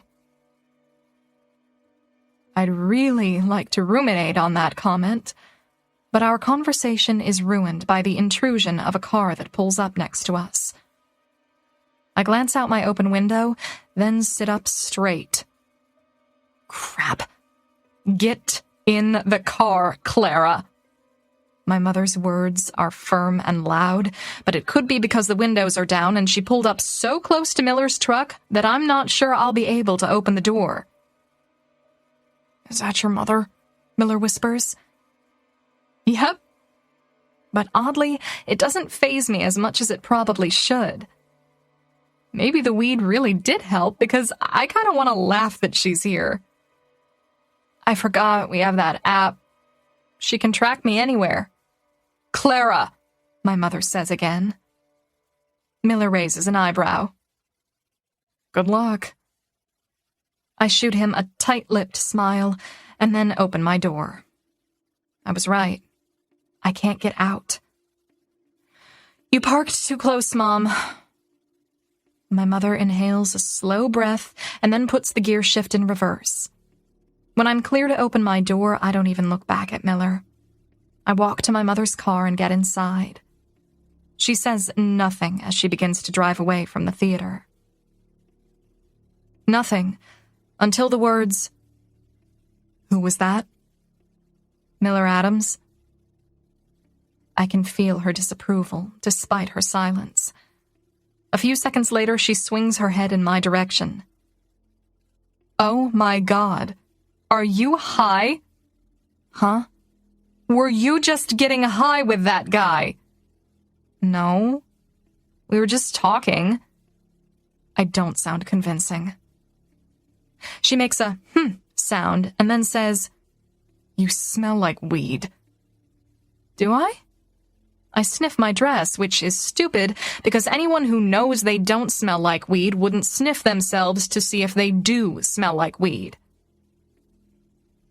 Her jaw clenches even tighter when we make eye contact. Something has completely given me away. I flip down the visor and look at my bloodshot eyes. Wow. That happened fast. I flip up the visor. I can't believe you skipped your father's funeral to get high. I stayed for most of it. It was your father's funeral, Clara! She is so pissed right now. I sigh and stare out my window. How long am I grounded for? She releases a frustrated breath. I'll let you know after I talk to your Her mouth clamps shut when she realizes what she was about to say. I'm not certain, because I'm staring out my window, but I think she cries the entire way home. Chapter 7. Morgan. 2 years, 6 months, and 13 days. That's exactly how long Clara and I can live off Chris's life insurance policy, if we continue to live like we're living. His Social Security check won't come close to what his actual paycheck was, which means decisions need to be made. Finances need to be reconfigured. Clara's college fund may need to be decreased. I need to find a job, a career. Yet, I can't seem to get out of bed or off the couch to face any of it. I feel like with the more hours I can put between the accident and the current moment, the pain will get better. When the pain is better, maybe my lack of desire to tackle everything that needs to be done will lessen. I figure the quickest way to get from point A, grief, to point B, less grief, is to sleep my way through it. I think Clara feels the same way because both of us spent most of the weekend sleeping. She's barely spoken to me since the funeral. I took her phone as soon as I found out she'd gotten high, but I haven't been in the mood for conversation lately either, so I don't push her. I don't push her, but I do hug her. I don't know if the hugs are more because I need them or because I'm worried about how she's taking everything. Tuesday will make a week since the wreck, and I have no idea if she's going back to school tomorrow or if she still needs more time. I'd give her more time if she needs it. but we haven't discussed it yet. I peek into her room just to make sure she's okay. I don't know how to confront this kind of grief with her. We've never had to navigate something this awful. I feel lost without Chris, without Jenny, even. They were always my go-tos when I needed to vent or needed reassurance about how I'm parenting Clara. My mother died a few years ago, but she's the last person I'd want to get parenting advice from anyway. I have friends, but none of them have experienced this level of unexpected loss. I feel like I'm navigating waters that are uncharted by anyone I know. I plan on putting Clara in therapy, but maybe not for another month or so. I want to give her time to work out the most painful part of the grief before I force her into something I know she isn't going to want to do. The house has never been so quiet. Not even the sound of the TV fills the background, because the damn cable is still broken. Chris took care of all the bills, so I'm not even sure what the name of our cable company is. I'll figure it out eventually. I lower myself to the living room floor.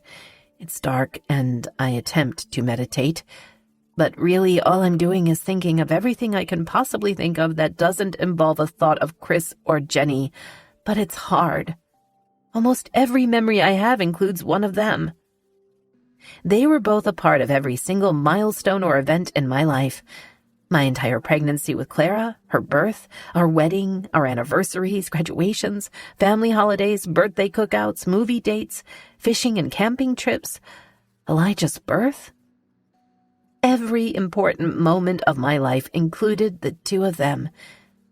They were my whole world, and I was theirs. Which is why I refuse to give another thought as to why they might have been together. There's no way they would have betrayed me like that. Betrayed Clara like that. I would have known. I absolutely would have known. My thoughts are interrupted when the doorbell rings. I get a glimpse of Jonah's car out the window as I'm heading toward the front door. I don't feel relieved to see him because I'd rather not have any visitors at all. But I also don't feel the irritation I usually feel at the sight of him when I open the door. My sympathy for his situation overshadows my irritation. Of course, I'm devastated about Jenny and Chris, but I'm reasonable enough to know that this affects Jonah more than it affects me. He's got an infant to raise.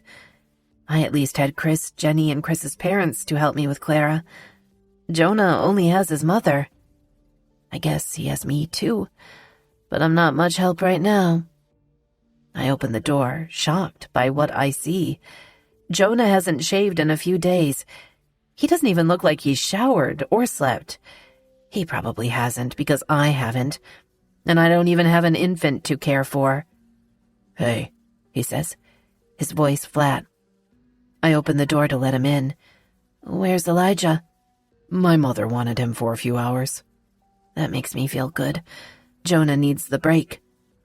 I don't know why he's here, but I'm scared it's because he wants to talk about what happened. He's probably here to dissect why they were together. If I could have my way, I'd never speak of it.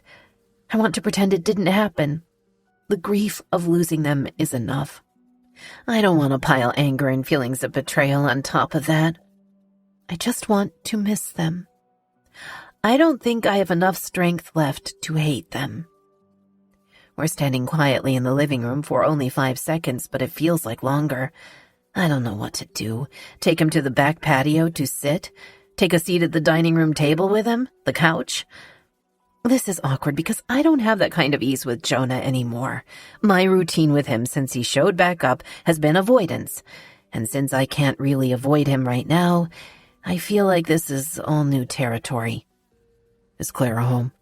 I nod. "Yeah, in her room." He glances down the hallway. "I'd like to talk to you in private if you have a minute." The living room is the farthest room from Clara's bedroom. I have a straight view down the hallway, and we'll see her if she comes out of her room, so I point him toward the love seat, and I take the couch facing the hallway. He leans forward, elbows on his knees, fingers coming to a point against his chin. He sighs heavily. "I don't know if it's too soon to discuss it," he says. "But I have so many questions." "I don't ever want to discuss it." He sighs, leaning back against the couch. "Morgan." I hate how he says my name, full of disappointment. What good would it do, Jonah? We don't know why they were together. If we start dissecting it, we might find answers we don't want. He squeezes his jaw. We sit in a stark, uncomfortable silence for an entire minute. Then, as if it's a brand new thought, Jonah's eyes flicker to mine. Where is Chris's car? Jonah can tell by the way I avert my eyes that this is something else I was trying to avoid. He left here in his car that morning, didn't he? Yes, I whisper. I've been wondering where his car is, but I haven't done anything about trying to locate it. I'm afraid of what the location might prove. I'd rather just not know where it is forever, rather than find out it's parked at some hotel. Did he have OnStar? I nod. Jonah pulls out his cell phone and goes outside to make the phone call. I rush to the kitchen because I need a drink. I feel nauseated. I find the bottle of wine Jonah and Jenny brought over last week for my birthday. We never got around to opening it because we had a bottle left over. I unscrew the cork and pour myself a glass. The glass is almost empty when Jonah walks into the kitchen. His face is completely drained of color, and I know with that one look that this isn't good. My biggest fear is probably about to come true, and even though I don't want to know, I still can't help but ask. I cover my mouth with a hesitant hand. "Where is it?" I whisper. His face conveys his words before they even come out of his mouth. "It's parked at the Langford." My hand drops from my mouth and I clench my stomach. I must look like I'm about to faint because Jonah takes the glass of wine from my hand and sets it carefully on the counter. "I called the hotel," he continues. "They've been leaving voicemails on Chris's phone. They said we can come get the keys and the stuff that was left in their room." Their room. My sister and my husband's hotel room. "I can't, Jonah." My voice is a pained whisper. His expression is sympathetic now. He puts his hands on my shoulders and dips his head. "You have to. His car will be towed tomorrow if we don't pick it up tonight. You need his car, Morgan." My eyes are filled with tears. I press my lips together and nod. "Okay, but I don't want to know what's in the room." "That's fine. You can drive Chris's car home, and I'll take care of the rest." Chris and I stayed at the Langford once. It was our 2-year anniversary, and it was before I had finally dropped out of college. He couldn't take the time off his weekend job, so he booked us a Wednesday night. My mother kept Clara, and we spent the entire night in bed together. Sleeping. It was heaven. We were both exhausted from having a toddler and trying to finish school, so as soon as we got a moment of peace, we took advantage of it. We were only 19 and 20 years old, not even old enough to drink alcohol, but already tired enough to have been twice our age. It eventually got to a point where daycare was costing more than I was making at my part-time job. We were barely making ends meet, and the only logical solution at that time was for me to stay home with Clara. Chris said I could finish my degree after he finished his, but I never re-enrolled. Once Chris found a job, the financial struggles subsided and we fell into a comfortable routine. I was content with my life. We both were, I thought, but maybe Chris was less content with his life than I assumed. I'm sitting in Jonah's car. We're parked next to Chris's SUV. Jonah got a key from the front desk and went inside the hotel room to find Chris's car key. He's been in there for 5 minutes. I lean my head back and close my eyes, saying a silent prayer, hoping he'll come tell me that whatever he found proved we're way off base. But I already know. In my heart, I know that I've been betrayed in the worst way possible by the one person I never thought would hurt me. My sister, my best friend. Chris doing something like this was a knife to my heart. But Jenny? That's an obliteration of my soul. When Jonah is back in the driver's seat, he tosses Jenny's duffel bag into the back, the one Chris and I bought her for Christmas last year. He hands me the keys to Chris's car. I'm staring at the bag, wondering why she would have needed it. She left her house that morning for a 12-hour shift, not for an overnight trip. Why would she need an overnight bag? Why was her bag in there? Jonah doesn't respond. His jaw is like concrete as he stares forward. Why did she need a bag, Jonah? She told you she was going to work, right? She wasn't staying the night anywhere. Her scrubs were in there, he says. But the way he says it makes me think he's lying. She had an overnight bag so she could change out of her scrubs after leaving my house. But what was she changing into? I reach to the back seat and he grabs my wrist and stops me. I pull away from him and turn around in my seat, attempting to reach for the duffel bag again. He blocks me with his arm, so we spend the next several seconds scuffling in the car until he has both arms around me, trying to pull me back into my seat. But I've already unzipped it. As soon as I see the black lace trim edging a piece of dainty lingerie, I fall back into the front seat. I stare ahead, motionless. I try not to let the images flash through my mind, but knowing my sister was planning to wear lingerie for my husband is quite possibly one of the worst things imaginable. Jonah is also immobile. We each silently grapple with the reality of what this means. My doubt is devoured by our new grim reality. I curl into myself, pulling my knees to my chest. Why? My voice strains against the walls of my throat.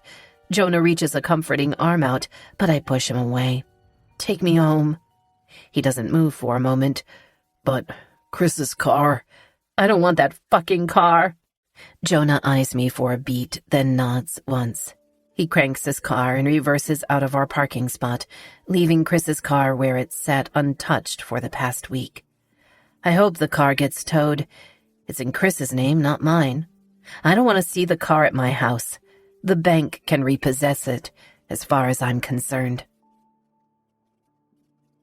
As soon as Jonah pulls back up in my driveway, I swing open the passenger door. It feels like I've been holding my breath since we left the Langford, but stepping out of the car and into the fresh night air does nothing to refill my lungs. I don't expect Jonah to get out, but he does. He begins to follow me across my yard, but before I open my front door, I turn around to face him. Did you know about their affair? He shakes his head. Of course not. My chest is heaving. I'm angry, but not at Jonah, I don't think. I'm angry at everything. Chris, Jenny, every single memory I have of them together. I'm angry because I know this is now my new obsession. I'll be constantly wondering when it started, what every look meant, what every conversation between them meant. Did they have inside jokes? Did they say them in front of me? Did they laugh at my inability to sense what was happening between them? Jonah takes a hesitant step forward. I'm crying now. But these tears weren't born from the grief I've been grappling with this entire past week. These tears are born from a more innate anguish, if that's even possible. I attempt to inhale a breath, but my lungs feel clogged. Jonah's concern grows as he watches me, so he moves even closer, invading my personal space, making it even harder for me to catch a breath. I'm sorry, he says, attempting to soothe the panic within me. I push him away, but I don't go inside yet. I don't want Clara to see me like this. I'm audibly gasping now, and it's not helping that I'm trying to stop the tears. Jonah leads me to a chair on the front patio and forces me to sit. I can't. I'm winded. I can't breathe. I'll go get you some water. He heads inside the house, and as soon as the door closes, I burst into sobs. I cover my mouth with both hands, wanting it to stop. I don't want to be sad or angry. I just want to be numb. I see something out of the corner of my eye, so I look at the house next door. Mrs. Nettle is peeking out at me from behind her living room curtains, watching me as I cry. She's the nosiest neighbor we've ever had. It makes me angry that she's watching me right now, probably getting pleasure from seeing me in the middle of a panic attack. When she moved in 3 years ago, she didn't like the color of grass in our yard because it didn't match the grass in her yard. She tried to petition the homeowners association to force us to replant our yard with alfalfa rather than St. Augustine. And that was just the first month she lived here.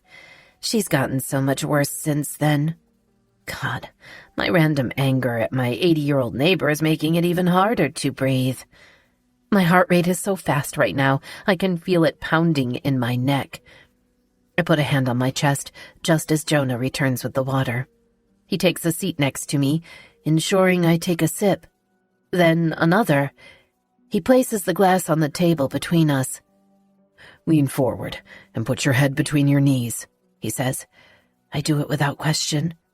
Jonah inhales a slow breath, intending for me to mimic it. I do. He repeats it about 10 times until my heart rate is slowed down significantly. When I feel less on the verge of a heart attack, I lift my head and lean back in the patio chair, attempting to refill my lungs with air. I let out a long sigh, then glance next door.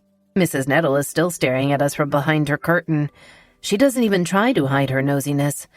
I flip her off, which works. She snatches the curtains shut and turns off her living room light. Jonah makes a small sound in his throat, like he wants to laugh. Maybe it is funny seeing me flip off an 80-year-old, but there's no way I could possibly find it in me to muster up even a modicum of laughter right now. How are you so calm? I ask him. Jonah leans back in his chair with a sidelong look in my direction. I'm not calm, he says. I'm hurt. I'm angry. But I'm also not as invested as you, so I think it's natural for us to have different reactions. Not as invested as me. Chris wasn't my brother, he says, matter-of-factly. Jenny wasn't someone I've been married to for half my life. They've cut you deeper than they've cut me. I look away from Jonah because his words make me want to wince. I don't like that description. They've cut you. It's the perfect explanation for how I feel. But I never imagined Jenny and Chris would be the ones to make me feel it. Jonah and I don't speak for a while after that. I'm no longer crying, so I should probably go inside now that I'm in the clear. I've been trying to hide my emotions from Clara, not the grief. The grief is natural. I don't mind being sad in front of her, but I don't want her to sense my anger. What Jenny and Chris did is something I never want Clara to find out. She's gone through enough. No telling how she'd lash out if she uncovered the truth about them. She's already lashed out enough with behavior that is so unlike her. Clara left Chris's funeral early. I found her at the movie theater getting high with that guy, Miller Adams, the one you claimed was a good kid. I don't know why I threw in that last part, like it's somehow Jonah's fault. Jonah releases a sigh. Wow. I know. And the worst part is, I don't even know how to deal with it, or how long I should ground her for. Jonah pushes himself out of the chair, coming to a stand. She's suffering. We all are. I doubt it's something she'd have done if it were under different circumstances. Maybe give her a pass on her behavior this week. I nod, but I disagree with him. A free pass would be appropriate for something milder than doing drugs. It's more appropriate for something like breaking curfew. I can't just let it slide that she left Chris's funeral to get high. Not to mention she was with the one guy her father told her not to spend time with. If I let either of those things slide, what will that leniency lead to? I stand up, ready to go inside. I open the front door and turn to face Jonah. He's in the doorway now, staring at his feet when he says, I need to pick up Elijah. He lifts his eyes, and I can't tell if he's holding back tears or if I just forgot that when you're this close to Jonah Sullivan, the blue in his eyes looks liquefied. Will you be okay? I let out a half-hearted laugh. I still have tears on my cheeks that haven't even dried, and he's asking me if I'll be okay? I haven't been okay for a week. I'm not okay now. But I shrug and say, I'll survive. He hesitates like he wants to say more, but he doesn't. He walks back to his car and I close my front door. What was that about? I spin around to find Clara standing at the entrance to the hallway. Nothing, I say, almost too quickly. Is he okay? Yeah, he's struggling. Raising Elijah on his own, he had questions. I'm not the good liar in this family. But that technically wasn't a lie. I'm sure Jonah is struggling. It's his first child. He just lost Jenny. I remember when Clara was a baby and Chris was a full-time student and worked all the days he didn't have class. I know how hard it is to do everything on your own. I've been there. Granted, Elijah is an easier baby than Clara. They look like they could be twins, but their personalities are nothing alike. Who has Elijah? Clara asks. I hear that question come from Clara, but I can't answer it because my thoughts aren't moving forward. They're stuck on the last thing that went through my head. They look like they could be twins. I grip the wall after being hit by what feels like a 10,000-pound realization. Why did you leave the house with Jonah? Clara asks. Where'd y'all go? Elijah doesn't look anything like Jonah. He looks just like Clara. Mom? Clara says, with more emphasis, trying to get a response from me. And Clara looks just like Chris. The walls in front of me begin to pulsate. I wave Clara off because I know what a terrible liar I am, and I feel like she can see right through me. You're still grounded. Go back to your room. I'm grounded from the living room? She asks, puzzled. Clara, go, I say firmly, needing her to leave the room before I completely break down right in front of her. Clara storms off. I rush to my own bedroom and slam the door. As if their deaths weren't enough, the blows just keep coming, and they're getting more and more severe. Chapter 8. Clara. I left the house as soon as my mother went to her bedroom and slammed her door. I'm not supposed to leave, so I'm sure this will extend however long I'm grounded for, but at this point, I don't care. I can't be cooped up inside that house for another minute. Everything reminds me of my father. And every time I look at my mother, she's sitting quietly in random spots, staring at nothing. Or snapping at me. I know she's hurting, but she's not the only one. All I did was ask her where Elijah was and why she left the house with Jonah, but she completely overreacted. Will this be how it is from now on? My father is gone, so now she feels she has to compensate for his absence and be even stricter on me. Who gets grounded from their own living room? I'm grounded from my phone, so my mother won't be able to see where I am. I was afraid she'd call the police, so before I left, I wrote her a note that said, I'm really hurting. I'm going to Lexi's for a couple of hours, but I'll be home by 10. I knew if I threw in the hurting part, that maybe she wouldn't be so angry. Grief is a beast, but it's also a great excuse. I drove to Lexi's house after leaving my own, hoping she'd be home, but she wasn't. Now I'm sitting in the parking lot of the movie theater, staring at Miller's truck. I pulled in because I was thinking how nice it would be to sit in the dark theater for an hour and a half and forget the outside world even exists.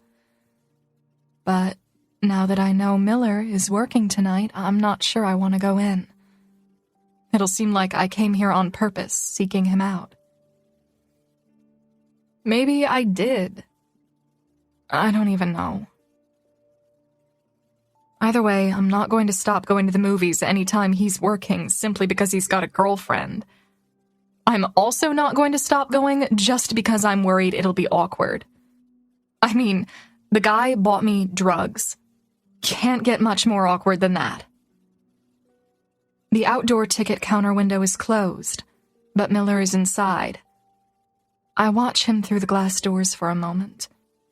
He's wiping down the concession stand counters while Steven, the guy who sold him the weed, sweeps up random spills of popcorn. The lobby of the theater is quiet when I walk inside, so both of them look up when they hear the door open. Miller shoots me a small smile and stops cleaning when he sees me. I'm suddenly more nervous than I anticipated I'd be.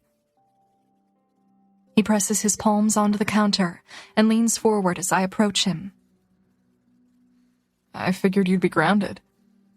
I shrug. I am. She took my phone and banished me to my bedroom. I look at the menu over his head. I escaped.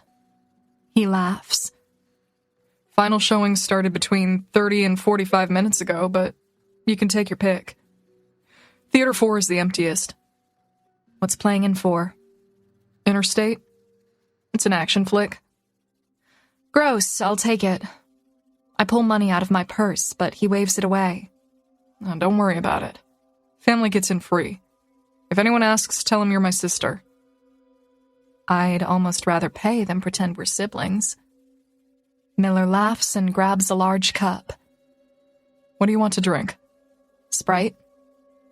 He hands me the Sprite, then wets a handful of napkins in the sink behind him. I look at him with confusion as he hands me the wet napkins. You have stuff, he says, dragging a finger down his cheek. Makeup. From crying. Oh. I wipe at my cheeks. I don't even remember putting on mascara today.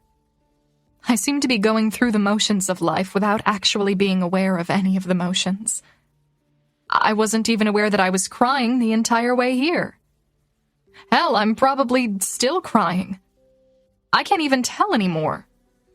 My guilt over knowing I was texting Aunt Jenny the moment she had the wreck, coupled with the gaping loss I feel for both of them, doesn't feel like it'll ever go away.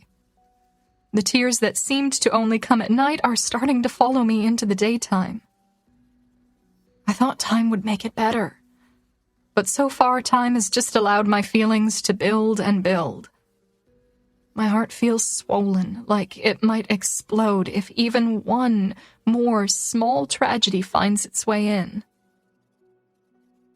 Miller makes me a large bag of popcorn as I wipe away my mascara.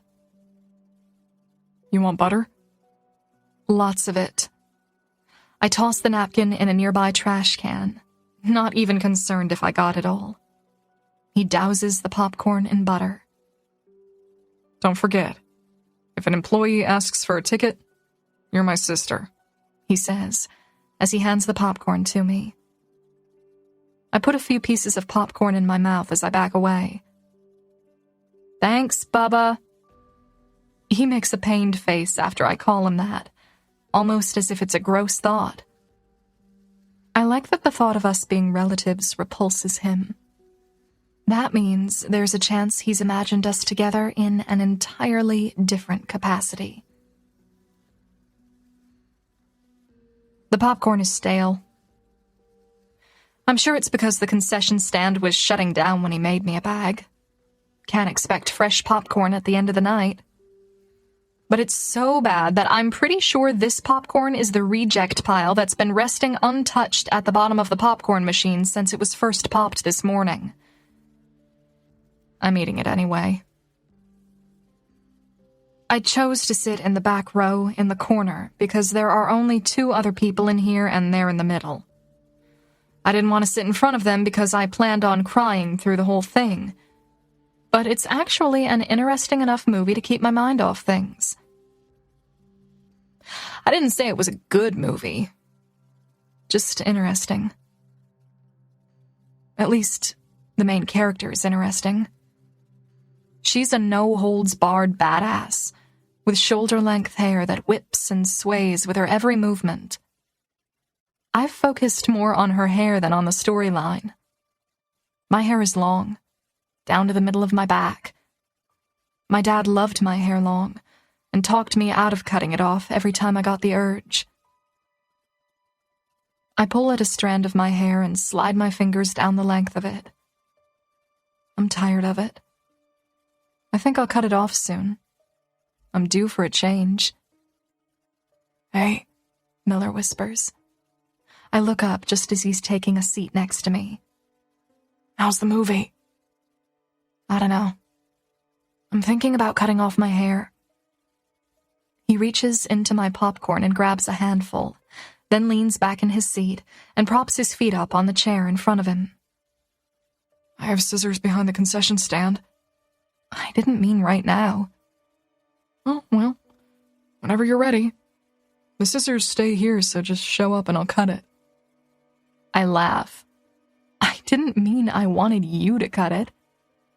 Okay, but Fair warning, Stephen is better at sweeping up popcorn and selling weed than he is at cutting hair.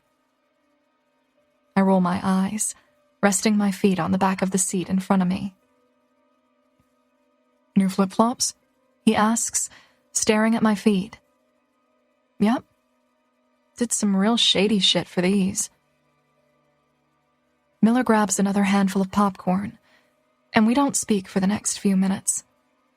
The movie comes to an end, and the only other people in the theater get up to leave when the credits begin rolling. He digs his hand into the popcorn again. We're not doing anything wrong, but it feels like we are. Before he sat down next to me, I felt numb, but now my body is charged with adrenaline. Our arms aren't even touching. I'm hogging both armrests, and he's leaned away from me, probably to avoid any form of contact. But still, it feels wrong. He's sitting next to the one girl we both know he shouldn't be sitting next to. And even though it makes me feel guilty, it also makes me feel good. The credits are still rolling when Miller says, "This popcorn is really stale." "It's the worst popcorn I've ever had." "It's almost gone," he says, indicating the bag. "Doesn't seem like you minded." I shrug. I'm not picky. More silence passes between us. He smiles at me, and a surge of heat rushes through me. I look into the bag of popcorn and shake it around like I'm trying to find a good piece, because I don't want to look at him and feel this for someone who has a girlfriend. I don't want to feel this for anyone. Feeling anything remotely good makes me feel like a shit human considering the circumstances of the past week. But he's still staring at me, and hasn't made a move to leave yet. And since he's blocking me from the aisle, I feel forced to make conversation. "How long have you worked here?" "A year." He settles into his seat a little more. "I like it okay. I think the idea of working at a theater is more exciting than the reality of it. It's mostly just a lot of cleaning." "But you get to watch all the movies you want, right?" "That's why I still work here. I've seen every movie released since I started. I look at it as preparation for my career, research." "What's your favorite movie?" "Of all time?" he asks. Pick one from the past 10 years. "I can't," he says. "There are so many great ones, and I love them all for different reasons. I love the technical aspect of Birdman. I love the performances in Call Me By Your Name. Fantastic Mr. Fox is my favorite cartoon because Wes Anderson is a goddamn genius." He glances at me. "What about you?" "I don't think Fantastic Mr. Fox counts. It seems older than 10 years. I lean my head back and stare up at the ceiling.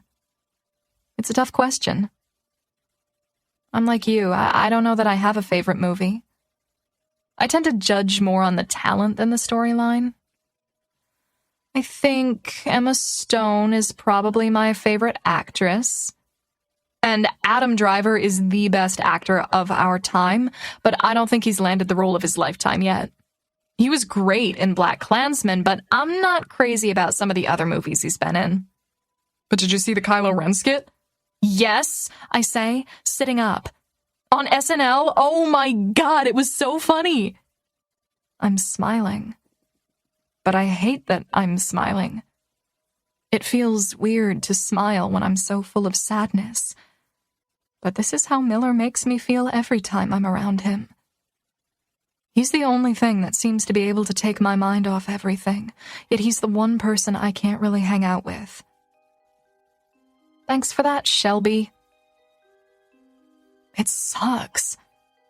I don't like thinking about it, even though we're together right now. But when I eventually return to school, things will go back to how they've been. Miller will keep his distance.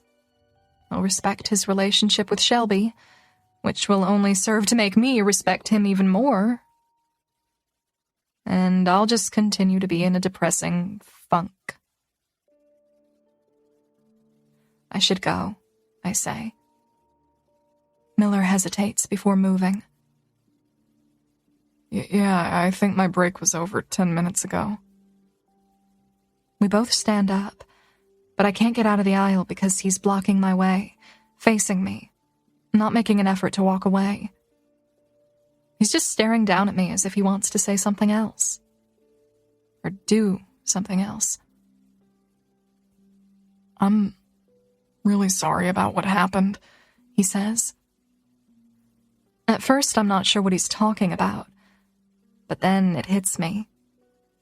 I press my lips together and nod, but I don't say anything because it's the last thing I want to talk or think about. I should have said that the other day, at the funeral. It's fine, I say. I'm fine. Or at least I'll be fine eventually. I sigh. Hopefully. He's staring at me like he wants to pull me in for a hug, and I really wish he would.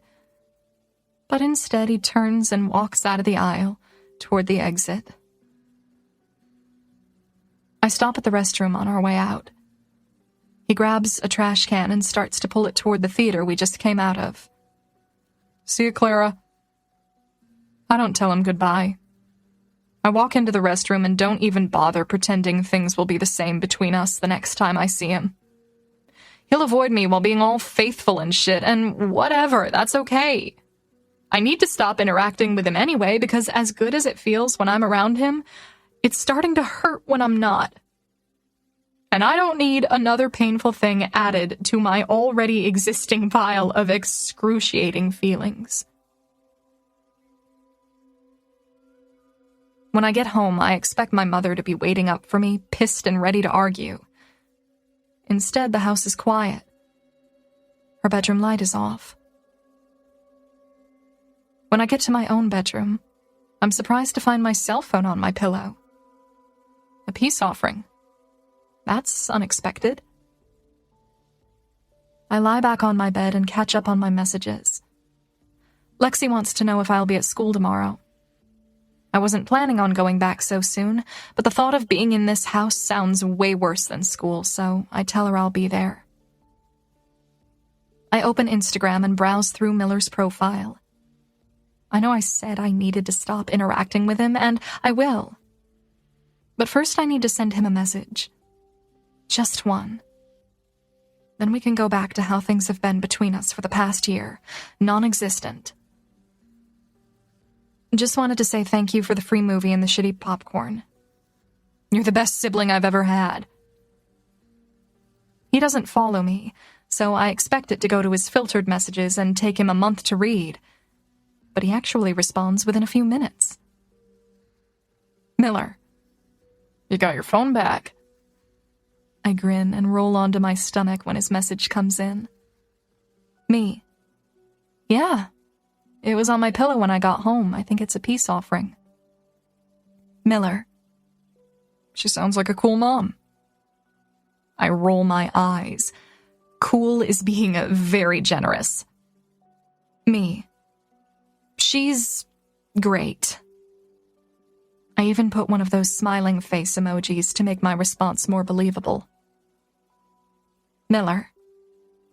You coming back to school tomorrow? Me. I think so. Miller. Good deal. I should probably stop talking to you here. I think Shelby knows my password. Me. Wow, that's like next level. You proposing soon? Miller. You love to make fun of my relationship. Me. It's my favorite pastime. Miller. I guess I make it easy. Me. Has she always been a jealous person, or did you do something to make her that way? Miller. She's not a jealous person. She's only jealous when it comes to you. Me. What? Why? Miller. It's a long story. A boring one. Good night, Clara. It's a boring story? Whatever. The fact that Miller has a story that includes me in the narrative is going to be the only thing I can think about for the rest of the night. Me. Good night. Make sure you delete these messages. Miller. Already have. I stare at my phone, knowing I should stop, but I send him one more message. Me. Here's my number in case you get your heart broken again. I send him my phone number, but he doesn't respond. Probably for the best. I go back to his page and scroll through his pictures. I've looked through his page before, but not since I've actually had a conversation with him. Miller is good with a camera. There are a few pictures of Miller with Shelby, but most of his pictures are of random things. None of him by himself, which I like for some reason.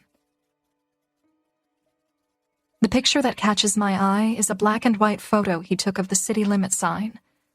It makes me laugh, so I double-tap the picture to like it. I'm still scrolling through my feed when a text comes through from a number I don't recognize. Troublemaker. His text makes me laugh. I honestly didn't like his picture with any ill intent. I genuinely thought it was funny.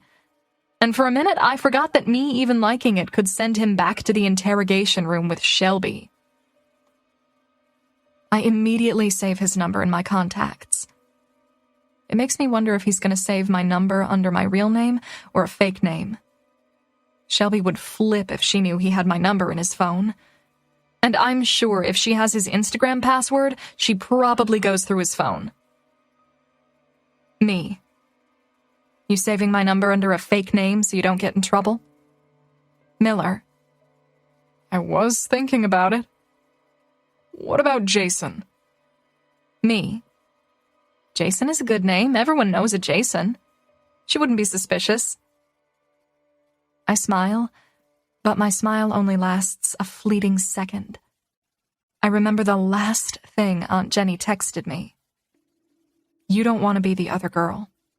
Trust me. She's right.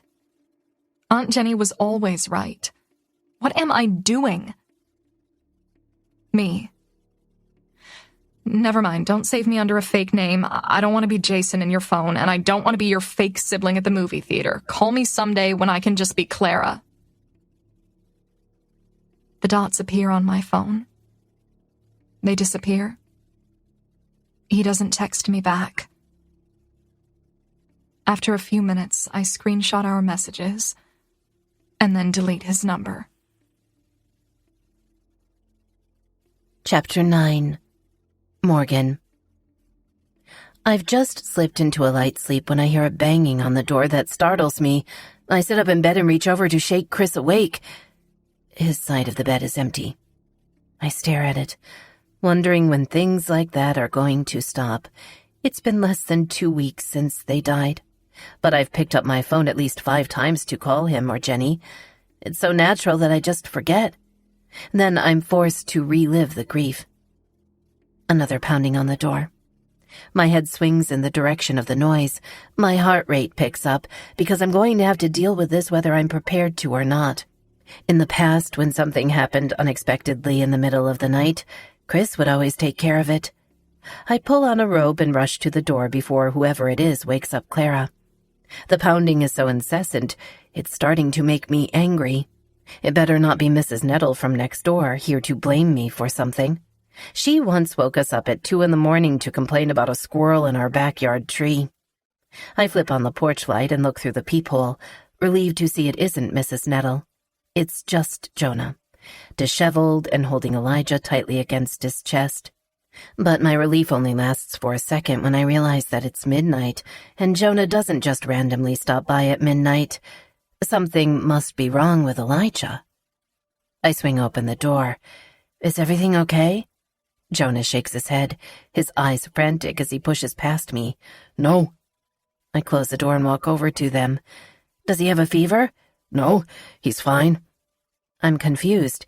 You just said he's not okay. He's fine. I'm not fine. He hands Elijah to me, and I check his forehead for a temperature anyway. He doesn't have a fever, so I start to check him for a rash. I can't think of any other reason he'd be here this late at night. He's fine, Jonah repeats. He's perfect, he's happy, he's fed, and He shakes his head and walks back toward the front door without Elijah. I'm done. I can't do this. A sinking feeling consumes me. I rush after Jonah and intercept him, pressing my back against my front door. What do you mean you can't do this? Jonah takes a step back and then faces the other direction. He clasps his hands behind his head. I realize what I initially thought was fear is nothing less than devastation. Jonah doesn't have to tell me why he's so upset. I already know. He spins around, facing me again, his eyes full of heartache and lined with tears. He waves a hand toward Elijah. He smiled for the first time tonight. He pauses, as if what he's about to say next is too painful to put into words. Elijah? My son? Has Chris's fucking smile. No, no, no. I shake my head, feeling the heartache pouring out of him. Jonah. I hear Clara's bedroom door open before I can process what this all means. My sympathetic expression immediately changes to a pleading one. Please don't do this right now, I beg him in a whisper. I don't want her to find out what they did. It'll break her. Jonah's eyes move past me. I'm assuming to Clara. What's going on? She asks. I spin around, and Clara is standing at the entrance of the hallway, rubbing sleep from her eyes. Jonah mutters, I can't do this. I'm sorry. Under his breath, and opens the door. He leaves. I walk over to Clara and shove Elijah into her arms. I'll be right back. Jonah is almost to his car when I shut the front door and rush after him. He hears me following him, so he spins around. Why would Jenny lie to me about something this huge? He's full of anguish, gripping his hair and then slapping his palms against the car, like he has no idea what to do with his hands. His head hangs between his shoulders in defeat. Having an affair is one thing, but to lead me to believe I fathered her child? Who does that, Morgan? He pushes off the car and strides toward me. I've never seen him this angry, so I find myself taking small steps backward. Did you know he wasn't mine? He's looking at me like I was in on this somehow. Is that why she showed up out of the blue at my father's funeral last year? She needed to cover up who really got her pregnant? Was this some kind of sick plan? His words kind of hurt because, of course, I didn't know any of that. I only just recently suspected Chris could be Elijah's father, but this is the first time I've seen Jonah since having that suspicion. Do you actually think I would have let them get away with that? He grips the sides of his head in frustration, then throws his arms out. I don't know. You've been with Chris half your life. How could you not suspect that he was Elijah's father? He walks back toward his car, but then thinks of something else to say that will likely make me even angrier with him. You knew they were sleeping together, Morgan. Deep down you had to know. But we both know how good you are at ignoring what's right in front of you. Yep, I'm definitely a lot angrier than I was 10 seconds ago. Jonah steps back, as if his own words boomeranged back into his gut. His anger is immediately swallowed by the apologetic look in his eyes. Are you done? I ask. He nods, but barely. Where's Elijah's diaper bag? Jonah walks to the car and opens the back door. He hands me the diaper bag. He stares down at the concrete beneath his feet, waiting for me to walk away. You're all he has, Jonah.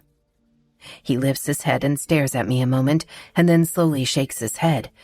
Actually, you're all he has. He's your sister's child. He has absolutely nothing of me in him. His words don't come out with the vengeance that was coursing through him earlier. Now he's just quiet and broken. I look at him pleadingly. I can't imagine what this must be like for him, so I'm doing my best not to judge his reaction. But he loves Elijah. There's no way he can walk away from an infant he's raised for 2 months, no matter how hurt he is right now. He'll end up regretting this. I soften my own voice when I speak. You are the only parent he knows. Go home, sleep it off. Come back and get him in the morning. I walk back to my house. I don't mean to slam the door, but I do, and it startles Elijah. He begins to cry. Clara is seated on the couch with him, so I take him out of her arms so she can get back to bed. What's wrong with Jonah? She asks. He seemed angry. I play it down as much as I can, even though I know I'm a terrible liar. He's just exhausted. I offered to keep Elijah for the night to give him a break. Clara stares at me for a moment. She knows I'm lying, but she doesn't press me. She does roll her eyes when she passes me, though. When she's back in her room, I take Elijah to my bedroom and sit down on the bed, holding him. He's wide awake now, but he's no longer crying. He's smiling. And Jonah is right. When he smiles, there's a deep dimple that forms in the center of his chin. He looks exactly like Chris. Chapter 10. Clara. Everyone thought Jonah would be back teaching his classes on Monday, but he wasn't. Mom said Jonah would pick up Elijah on Monday, but it's Wednesday now, and he didn't. I don't know what's going on because my mother won't tell me anything, so when Lexi comes to my locker after last period and says, "What's going on with Uncle Teacher?" I have no idea what to say. I close my locker and shrug. I don't know. I think he's having a breakdown. He dropped Elijah off with us Sunday night, and all I heard him say before he stormed out of the house was, "I can't do this, I'm sorry." Shit. So your mom still has Elijah? The way Lexi is chewing her gum makes it seem like we're chatting about going to the mall, rather than Jonah possibly abandoning his infant son. Yep. Lexi leans against the locker next to me. That's not good. It's fine. He'll probably pick him up today. I think he just needed to catch up on sleep. Lexi can tell I'm making excuses. She shrugs and pops a bubble with her gum. Yeah, maybe. But fair warning, my dad has been catching up on sleep for 13 years. I humor her with a laugh, but Jonah is nothing like Lexi's dad. Not that I've ever met her biological father, but Jonah would never do something like that to Elijah. My mother said it was the day after Christmas when he stormed out of the house and yelled, "I'm done." He never came back. She pops another bubble. If there's one thing my dad is good at, it's being done. He's been being done for 13 years. She suddenly clamps her mouth shut and looks over my shoulder. She's focused on something else now. Or someone else. I turn around and see Miller heading this direction. His eyes land on mine, and for a substantial 3 seconds, he holds my stare. His entire focus is on me so hard, he has to crane his neck a little as he passes us, before he looks away almost forcefully. We haven't spoken since that night over text. I like that he's not pursuing me, but I also hate it. I want him to be a good human, but I'd also very much like it if he didn't care so much about his current relationship. Lexi whistles out a breath. I felt that. I roll my eyes. No, you didn't. I did. That look he gave you? It was like... Back to Jonah, I say, pushing off my locker. He's a good dad. He just needed a break. $50 says he doesn't come back. Lexi follows me toward the exit to the parking lot. Back to where? I ask. To school or to Elijah? Both. Didn't he only move here because Jenny was pregnant? He probably had a life outside of this town that he'd love to get back to. Start over, pretend the past year never happened? Ugh, you're terrible. No, men are terrible. Dads are the most terrible, she says. My shoulders shrink a little at her comment. I sigh, thinking about my father. Mine wasn't. He was the greatest. Lexi pauses her steps. Clara, I'm so sorry. I'm a dumbass. I step back and grab her hand, pulling her forward with me. It's fine. But you're wrong about Jonah. He's like my dad. He's one of the good ones. He loves Elijah too much to just up and abandon him like this. We make it another 5 feet before Lexi stops again, pulling me to a stop with her. I turn around, my back to the parking lot, my eyes on her. What's wrong? Don't look right now, but Miller just pulled up next to your car. My eyes widen. He did? Yes. And I need you to take me home, but I don't want to make it awkward if he's wanting to talk to you, so I'm going to go back inside the school. Text me when it's safe to come out. Okay. I'm nodding, my stomach full of nerves. Also, you're full of it. You are so into him. If you use the word inconsequential one more time in reference to him, I'll slap you. Okay. Lexi walks back toward the school, and I take a breath. I spin around and head for my car, pretending not to notice Miller's truck until I'm at my driver's side door. His windows are up, and his truck is running. But he's just sitting in it, staring ahead with a sucker hanging from his mouth. He's not even paying attention to me. He probably doesn't even know he parked next to me, and here I am assuming it was deliberate. I feel stupid. I start to turn around and open my car door, but stop short when he unlocks his passenger door. That's when he lazily turns his head and looks at me expectantly, like I'm supposed to get in his truck. I contemplate it. I like the way I feel around him, so even though I know I shouldn't give him the satisfaction of being able to summon me into his truck with one simple look, I get in his truck anyway. I am that pathetic. When I close the door, it feels as if I've trapped a live wire inside the truck with us. The silence between us only makes the feeling more noticeable. I can actually feel my heart beating from my stomach all the way up to my throat, as if my heart has swollen to fill my entire torso. Miller's head is resting against his seat. His body is facing forward, but his eyes are on me. I'm looking at him much the same way, but I'm not as relaxed. My back is straight against the leather of his seat. He does have air conditioning, despite what I assumed last time I was in his truck. It's on high, and it's blowing my hair into my mouth. I flick the vent closed, and then pull a strand of hair away from my lips with my fingers. Miller's eyes follow my movements, lingering on my mouth for a moment. The way he's looking at me is making it really difficult to inhale a proper breath. As if he can tell I'm having a physical reaction to just being in his presence, his eyes fall even more to my heaving chest, albeit very briefly.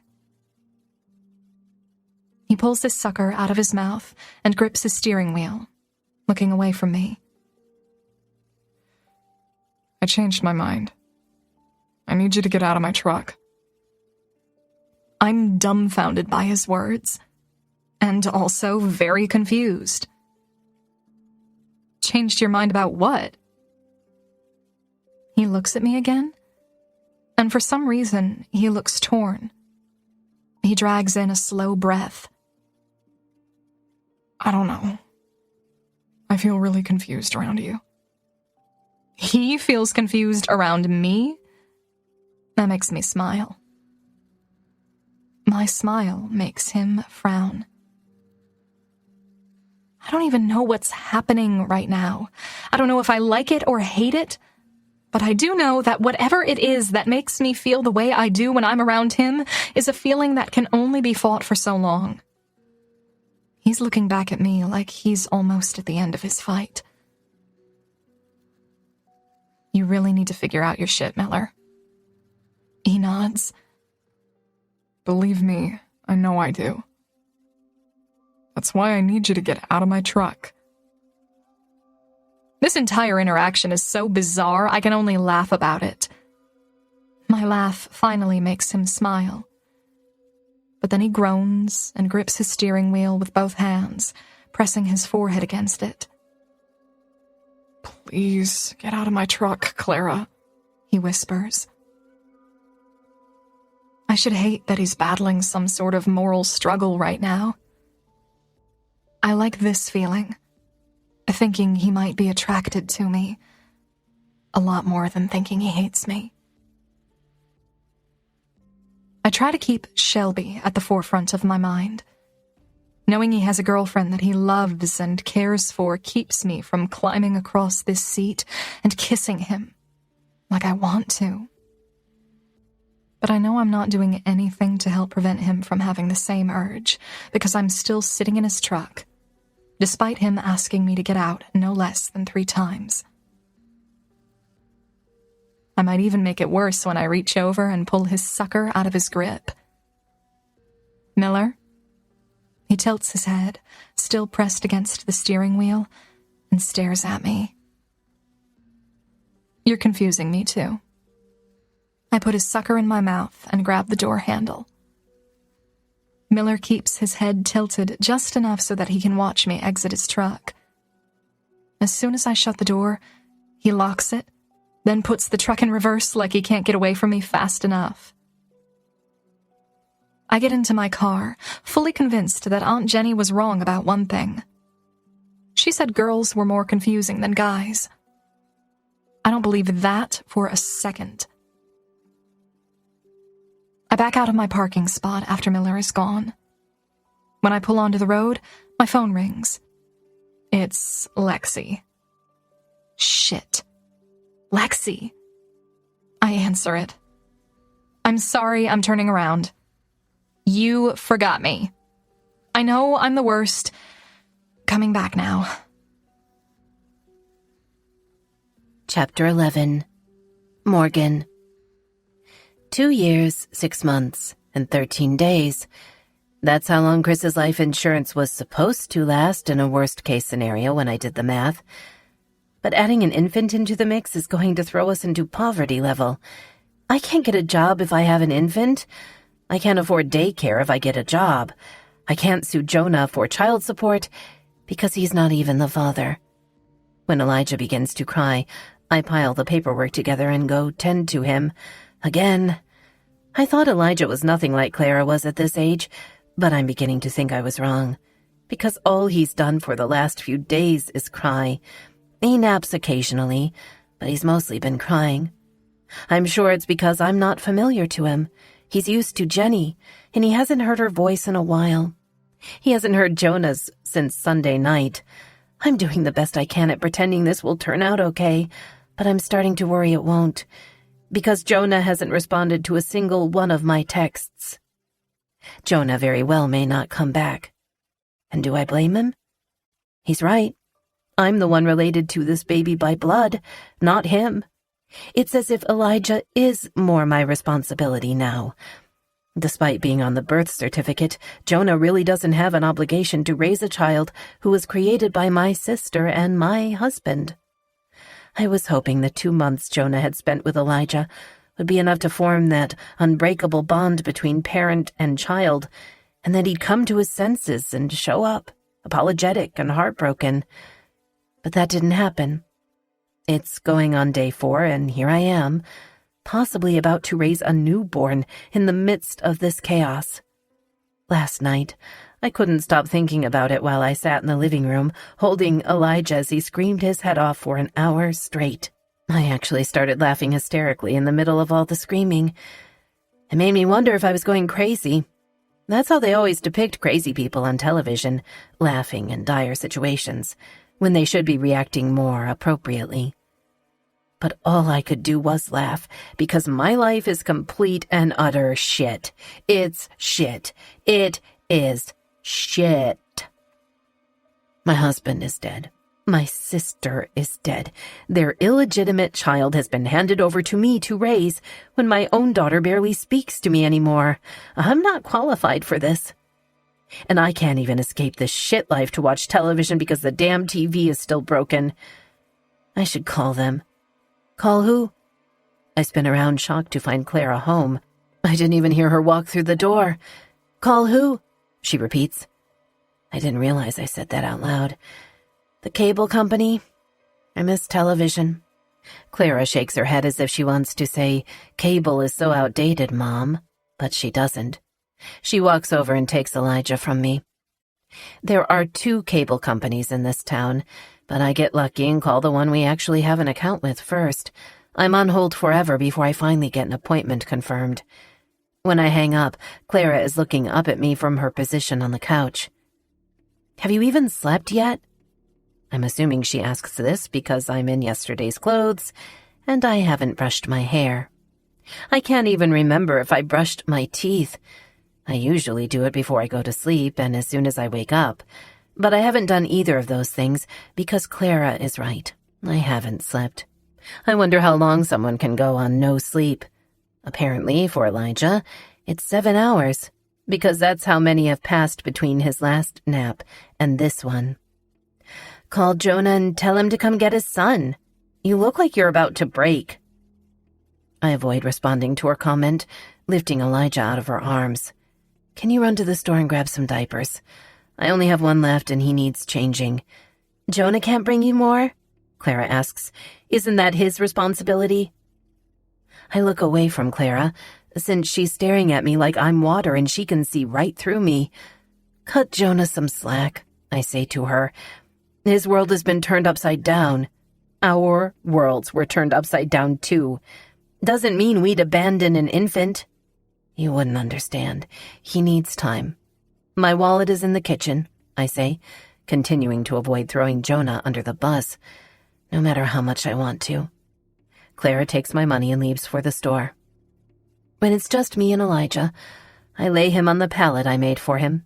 He's finally asleep, and I have no idea how long it'll last, so I take advantage of it and use the time to go to the kitchen and rinse out his bottles. He hasn't had breast milk since Jenny died, but he seems to be taking to formula pretty well. It just makes for a hell of a lot of dishes. I'm scrubbing one of the bottles when it happens. I start crying. Lately, when I start crying, I can't turn it off. I cry with Elijah at night. I cry with him during the day. I cry in the shower. I cry in my car. I have a perpetual headache and a perpetual heartache. And sometimes I just wish it would end. All of it. The whole world. You know your life is shit when you're hand-washing baby bottles, praying for Armageddon. Chapter 12. Clara. There are several routes I can take to get from my house to the grocery store, or my house to the school, or my house to basically anywhere in town. One of them is the main road through the center of downtown, which is the shortest way. The other is the loop, which is out of my way, but even still, it's the only road I've taken to get anywhere for almost 2 weeks now. Because it's the only road that takes me right by Miller Adams's house. The city limit sign is moved a little more, and I can see now why he's moving it in small increments. Unless you're looking to see if it's been moved, it would be hard to notice a 20-foot shift every week. I've noticed, though, and it makes me smile every time I see it in a different spot. I drive this way in hopes he'll be on the side of the road again, and I'll have an excuse to stop. He's never out here, though. I continue my drive to the grocery store to get diapers, even though I have no idea what kind of diapers or what size to get. Texts to my mother when I arrive at the store go unanswered. She must be busy with Elijah. I open my contact for Jonah. I stare at it, wondering why my mother wouldn't call him for diapers. I'm also curious as to why she's had Elijah for as long as she has.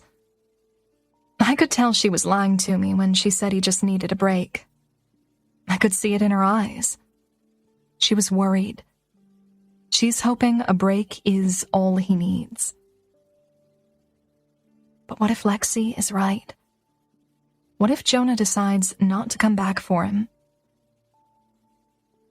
If that's the case, it's one more thing to add to the long list of tragedies I'm responsible for. Jonah is stressed because he lost the mother of his child and has no idea how to raise him alone, and none of this would be happening if it weren't for me. I need to fix whatever is going on, but I can't do that when I don't know what exactly is going on. I decide not to call Jonah. I put my phone in my pocket and leave the store without buying diapers, and then I drive straight to Jonah's house because Aunt Jenny isn't here to give me answers, and my mother certainly isn't being honest with me. No better way to get answers than to go straight to the source. I can hear the television when I approach Jonah's front door. I breathe out a little bit of relief, knowing if the television is on, he probably hasn't skipped town. Yet. I ring the doorbell and hear rustling inside of the house, then footsteps. The footsteps fade as if he's walking away, attempting to avoid his visitor. I start beating on the door, wanting him to know I'm not going away until he opens this door. I'll go through a window if I have to. "Jonah!" I yell. Nothing. I try the doorknob, but it's locked, so I knock again with my right hand and ring the doorbell with my left. I do this for a full 30 seconds before I hear footsteps again. The door swings open. Jonah is pulling on a t-shirt. "Give a guy a second to get dressed," he says. I push open the door and move past him, entering his house without permission. I haven't been here since a week before Jenny died. It's incredible how fast a man can let something go to complete shit. Not that it's reached the point of disgusting, but it has definitely reached the point of pathetic. Clothes on the floor, empty pizza boxes on the counter, 2 open chip bags on the couch. As if he's embarrassed by the state of his house, which he should be, he starts to gather trash and carry it toward the kitchen. "What are you doing?" I ask. He steps on the trash can lever and the lid pops open. I think his plan was to drop the trash into the trash can, but it's too full for that. So he releases the lever and sets the trash on the kitchen counter with a pile of other trash. "Cleaning," he says. He takes the lid off the trash can and begins to tie the bag shut. "You know what I mean. Why has my mother had Elijah since Sunday?" Jonah pulls the bag of trash out of the can and sets it next to the kitchen door that leads to the garage. He pauses for a moment and looks at me, as if he might actually be honest with his answer. But then he shakes his head. "You wouldn't understand." I am so sick of hearing those words. It's as if adults assume that being 16 prevents a person from understanding the English language. I understand enough to know that there's nothing in the world that should keep a parent from their child. Not even grief. Are you even concerned about him? Jonah looks offended by my question. "Of course I am. You have a funny way of showing it. I'm not in a good place." I laugh. "Yeah, neither is my mother. She lost her husband and her sister." Jonah's response is flat. "I lost my best friend, my fiancé, and my son's mother." "And now your son lost you. That seems fair." Jonah sighs, leaning against the counter. He looks down at the floor, and I can tell my being here is making him feel guilty. Good. He deserves to feel guilty. And I'm not even done yet. "Do you think you're hurting more than my mother?" "No," he says instantly, convincingly. "Then why are you putting your responsibilities on her? It's not like you're grieving more than she is, and now you've dropped your kid off with her like your grief is more important than what she's going through. Jonah takes in what I'm saying. I can see it sinking in because he looks guilt-ridden. He pushes off the counter and turns away from me, like my presence alone is making him feel remorse. Elijah rolled over last night, I say. Jonah spins around, his eyes darting back to mine. Did he really? I shake my head. No. But he will soon, and you're gonna miss it. Jonah's jaw hardens. I can see the shift in him seconds before it happens. What the hell am I doing? He whispers. He rushes to the dining room table, swiping up a set of car keys. He begins to head for the garage door. Where are you going? Jonah pauses, then faces me. To get my son. He opens the garage door. But before he leaves, I call after him. I'll stay and clean your house for $50. Jonah then walks back through the living room as he pulls his wallet out of his pocket. He takes out 2 20s and a 10 and hands the 3 bills to me. Then he does something unexpected. He leans in and gives me a quick kiss on the forehead. When he pulls back, he's staring at me with an intense expression. Thank you, Clara.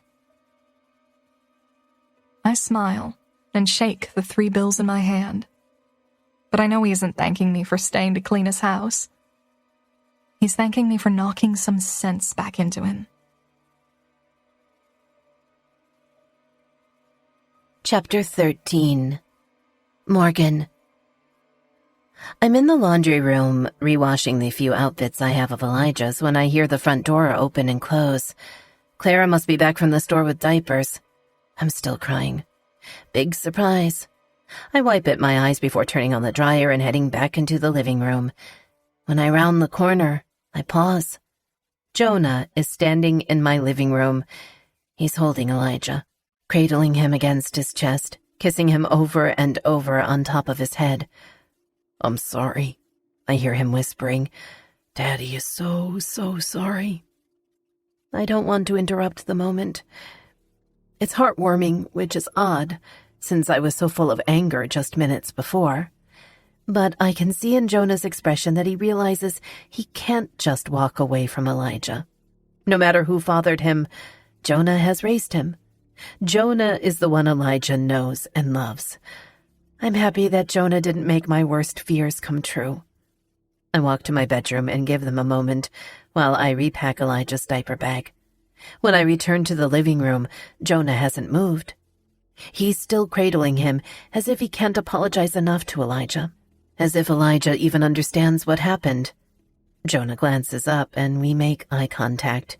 As much relief as I feel right now from knowing his love for Elijah overpowers any DNA they do or don't share, I'm still a little pissed that it took him almost 4 days to come to his senses. If you abandon him again, I'm filing for custody. Without wasting a second, Jonah crosses the room and wraps an arm around me, tucking my head under his chin. "I'm sorry, Morgan. I don't know what I was thinking." His voice is desperate, as if I might not forgive him. "I'm so sorry." The thing is, I don't even blame him. If Chris and Jenny weren't already dead, I'd kill them for doing this to Jonah. It's all I've been able to think about for the past few days. Jenny had to know there was a chance Chris would be Jonah's father, and if Jenny knew, Chris knew. I've asked myself why they would allow Jonah to think for 1 second that he fathered a child that wasn't his. The only reason I can come up with isn't good enough. I believe they kept it a secret because they were afraid of the fallout the truth would bring. Clara would have never forgiven them. I think Jenny and Chris would have done anything in their power to keep the truth from Clara, even if that meant pulling Jonah into the lie. For Clara's sake, I'm relieved they did such a good job of hiding it. But on Jonah's behalf, and Elijah's, I'm livid. Which is why I don't say anything else to Jonah to make him feel guilty. He needed time to adjust to such traumatic news. He doesn't need to feel guilty. He's back, and he's remorseful, and that's all that matters right now. Jonah is still clinging to me, still apologizing, as if I need more of an apology than Elijah. I don't. I understand completely. I'm just relieved to know that Elijah won't have to grow up without a father. That was my biggest concern. I pull away from Jonah and hand him Elijah's diaper bag. There's a load of his onesies in the dryer. You can come get them later this week. Thank you, he says. He kisses Elijah on the forehead again and stares at him for a moment before going to leave. I follow them across the living room. When Jonah reaches the front door, he turns around and says it again, somehow with even more conviction. Thank you. I shake my head. It's okay, Jonah. Really. When the door closes, I fall onto the couch with relief. I don't think I've ever been this exhausted. From life, from death, from everything. I wake up an hour later in the same position when Clara finally returns home, without diapers. I rub sleep from my eyes, wondering where she's been if she wasn't out getting diapers like I asked her to. As if having an infant all week wasn't exhausting enough, having a teenager who decided to start her rebellious period on the day of her father's funeral takes the cake. I follow her into the kitchen. She opens the refrigerator, and I'm behind her, trying to see if she smells like weed again. She doesn't, but nowadays they all eat those gummies. It's easier to hide. Clara looks at me over her shoulder with a raised brow. Did you just sniff me? Where have you been? You were supposed to be out getting diapers. Is Elijah still here? No. Jonah came and got him. She sidesteps around me. Then we don't need diapers. She pulls the diaper money out of her pocket and sets it on the counter. She heads for the kitchen door, but I've been way too lenient on her. She's 16. I have a right to know where she's been. I block her from leaving the kitchen. Were you with that guy? What guy? The guy who got you high at your father's funeral? I thought we were past this. And no. She tries to step around me again, but I stay in front of her, still blocking the door. You can't see him anymore. I'm not. And even if I were, he's not a bad guy. Can I please go to my room now? After you tell me where you've been. She throws her hands up in defeat. I was cleaning Jonah's house. Why do you automatically assume the worst? I feel like she's lying to me. Why would she be cleaning Jonah's house? Check the app if you don't believe me. Call Jonah. She squeezes past me and pushes open the kitchen door. I guess I could have checked the app. I just feel like, even with the app, I don't know what she's up to. Her app said she was at the movie theater the day of Chris's funeral, but it certainly didn't tell me she was doing drugs while she was there. I feel like the app is useless at this point. I should probably just cancel it because it costs money. But Chris is the one who subscribed us to the app, and Chris's phone probably got smashed in the wreck. It wasn't in the box of belongings they gave us from Jenny's car. I wouldn't know the password to his phone, even if I did find it.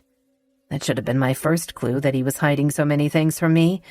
But who needs clues when you don't even realize you're supposed to be playing detective? I never even suspected anything was amiss. Here I go again. I kind of wish Elijah was still here. He kept my mind preoccupied. I didn't have to think about what Jenny and Chris did when every minute was consumed by Elijah. Jonah is lucky in that regard. Elijah will probably keep him so busy and exhausted that his brain will have time for little else. I'll pour myself some wine. Maybe take a bubble bath. That might help. Clara stormed out of here a good 30 seconds ago, but the kitchen door is still swinging back and forth. I hold it with my hand, then stare at the back of my hand, my palm pressed flat against the door. I fixate on my wedding ring. Chris gave me this one for our 10th wedding anniversary. It replaced the gold band he'd bought me when we were teenagers. Jenny helped Chris pick this one out. Was their affair happening way back then? For the first time since the day I put on this ring, I feel the urge to get it off me. I slip it off my finger and throw it at the door. I don't know where it lands, and I don't care. I push the kitchen door open and go to the garage in search of something that can take care of at least one problem in my life. I really want a machete or an axe, but all I find is a hammer. I take it back to the kitchen with me to take care of this damn door once and for all. I swing the hammer at the door. It makes a nice dent. I swing at it again, wondering why I didn't just try to take the door off the hinges. Maybe I just really needed something to take out my aggression on. I hit the door in the same spot over and over until the wood begins to chip. Eventually, a hole begins to form, and I can see from the kitchen into the living room. It feels good. That kind of worries me. I keep hacking away, though. Every time I swing at the door swings away from me. I swing again when it comes back. My hammer and I fall into a rhythm with the door until there's at least a 12-inch hole. I put all my strength behind the next swing, but the hammer gets stuck in the wood and slips out of my hands. When the door swings back toward me, I stop it with my foot. I can see Clara through the hole in the door. She's standing in the living room, staring at me. She looks bewildered. My hands are on my hips now. I'm breathing heavily from the physical exertion this hole took to make. I wipe sweat from my forehead. "You have officially lost your mind," Clara says. "I'd be better off as a homeless runaway." I push at the door, holding it open with my hand. If she really thinks it's so bad, being here with me, run away then, Clara, I say flatly. She shakes her head as if I'm the disappointing one, then walks back to her bedroom. "That's not the way to the front door," I yell. She slams her bedroom door, and it only takes 3 seconds for me to regret yelling at her. If she's anything like I was at that age, which she is, she's probably packing a bag and is about to climb out her window. I wasn't serious. I'm just frustrated. I need to stop taking it out on her, but her attitude with me is making her an easy target. I go to her bedroom and open her door. She's not packing a bag. She's just lying on her bed, staring up at the ceiling, crying. My heart clenches with guilt. I feel terrible for snapping at her. I sit down on her bed and run an apologetic hand over her head. "I'm sorry. I don't really want you to run away." Clara rolls over dramatically and faces the other direction. She pulls a pillow to her chest. "Get some sleep, Mom. Please." Chapter 14. Clara. I finished my first ever full cup of coffee about 2 weeks ago, the morning after my mother knocked a random hole in our kitchen door. Since then, I've discovered the one thing that just might save me from my month-long depression. Starbucks. Not that I've never been to a Starbucks before. I've just always been that teenager who orders tea at coffee shops. But now that I know what it's like to be sleep-deprived, I've been through almost every drink on the menu and know exactly which one is my favorite. The classic venti caramel macchiato, no substitutions.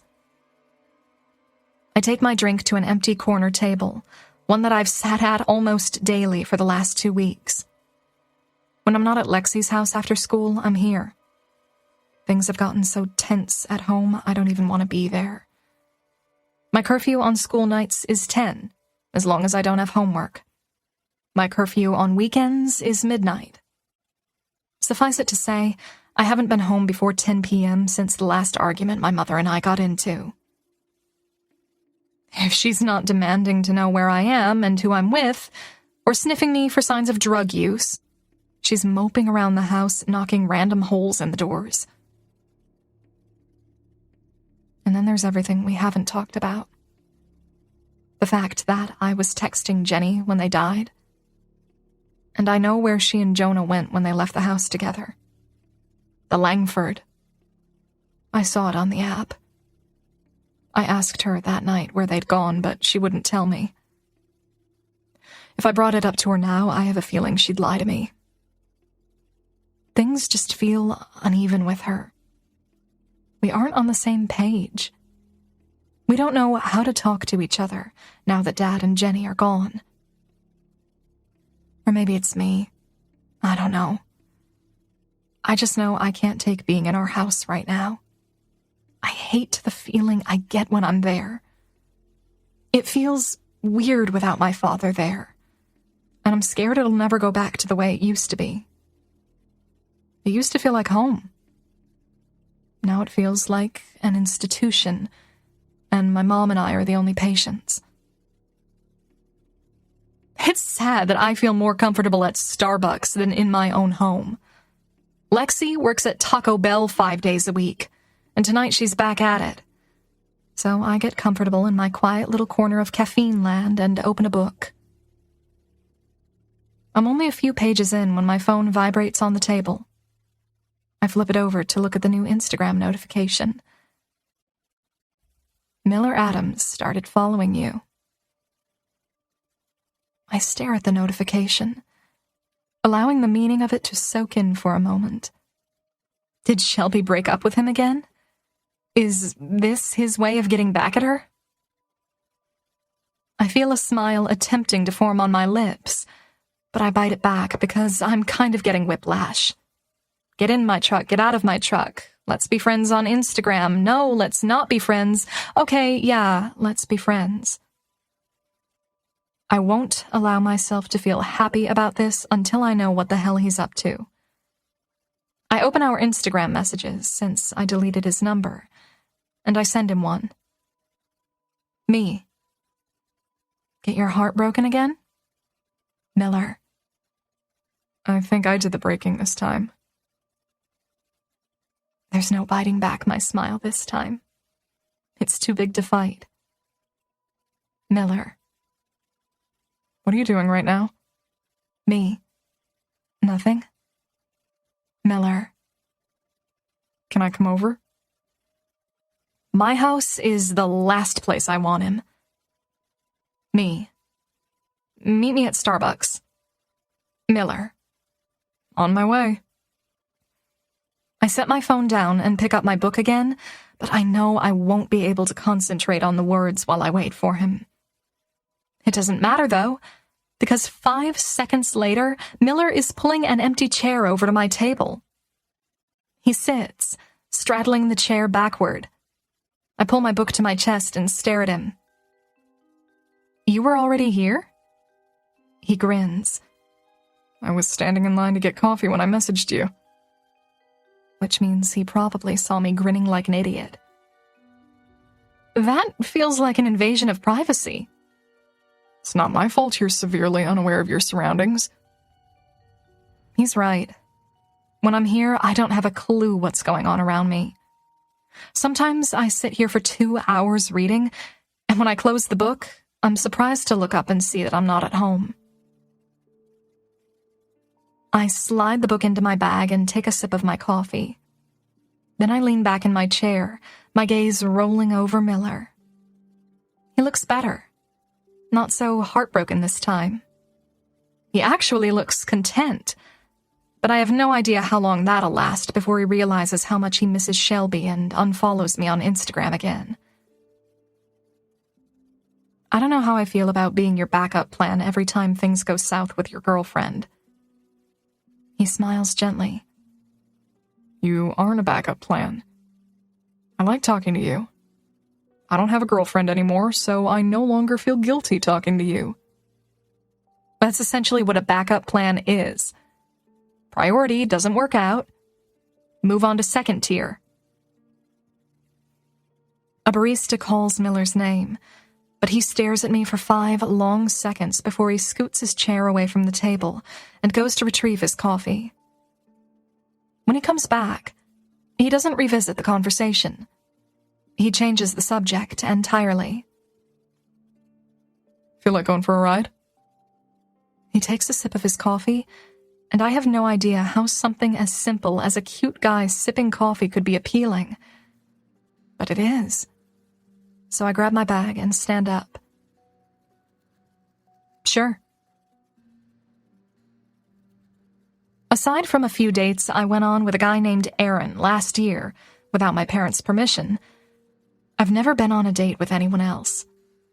Not that I consider whatever this is we're doing an actual date, But I can't help but compare it to what little experience I've had in the past. My parents have been extremely overprotective, so I never even bothered asking if I could go out with a guy. The rule has always been that I could date at 16, but I've been 16 for almost a whole year and have avoided it. The idea of bringing a guy into my house to meet my parents always sounded dreadful, so if I wanted to hang out with a guy, I usually just did it behind their backs with Lexi's help.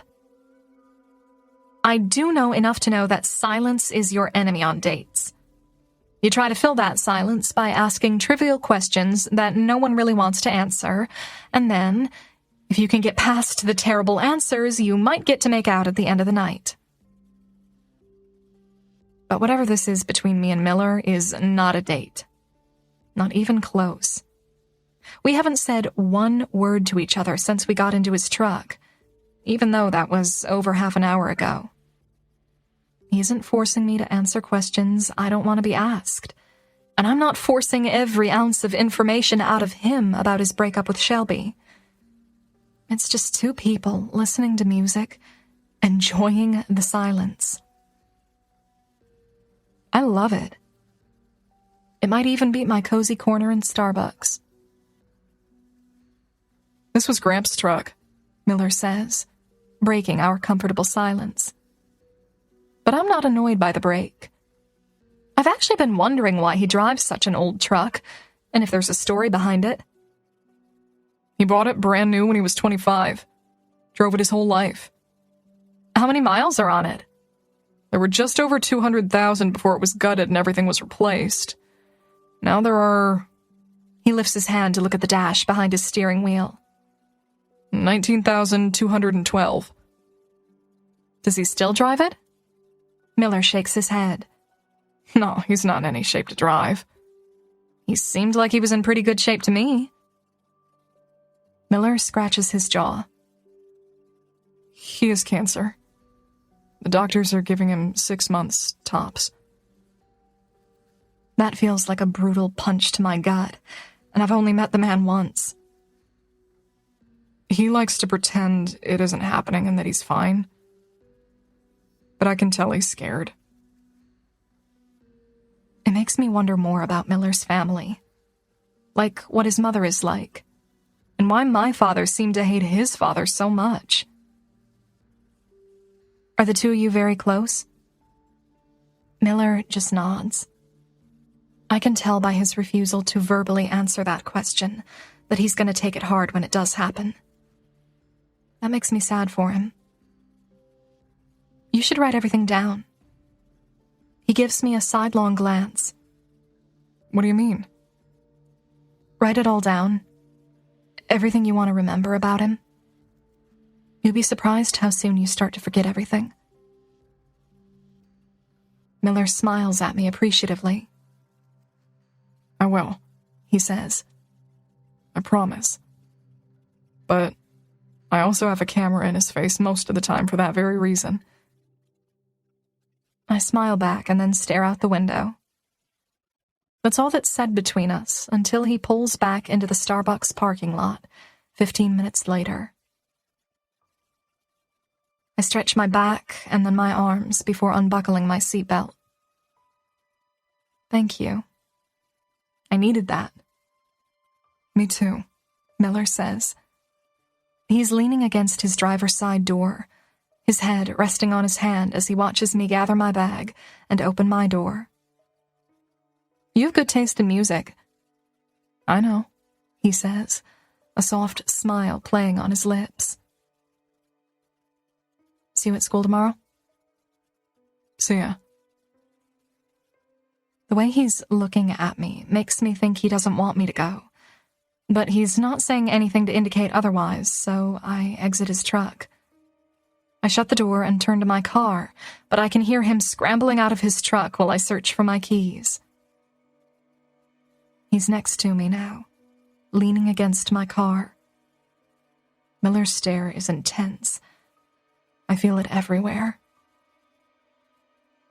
We should hang out again. You busy tomorrow night? I halt the search for my keys and make eye contact with him. Tomorrow night sounds good, but tonight sounds even better. It's still another hour before I have to be home. Let's just hang out right now. Where do you want to go? I glance at the doors to Starbucks, already craving more caffeine. Another coffee sounds really good. All the smaller tables were taken, which meant we were left choosing between a table with 6 chairs or the love seat. Miller went for the love seat, and I wasn't sad about that.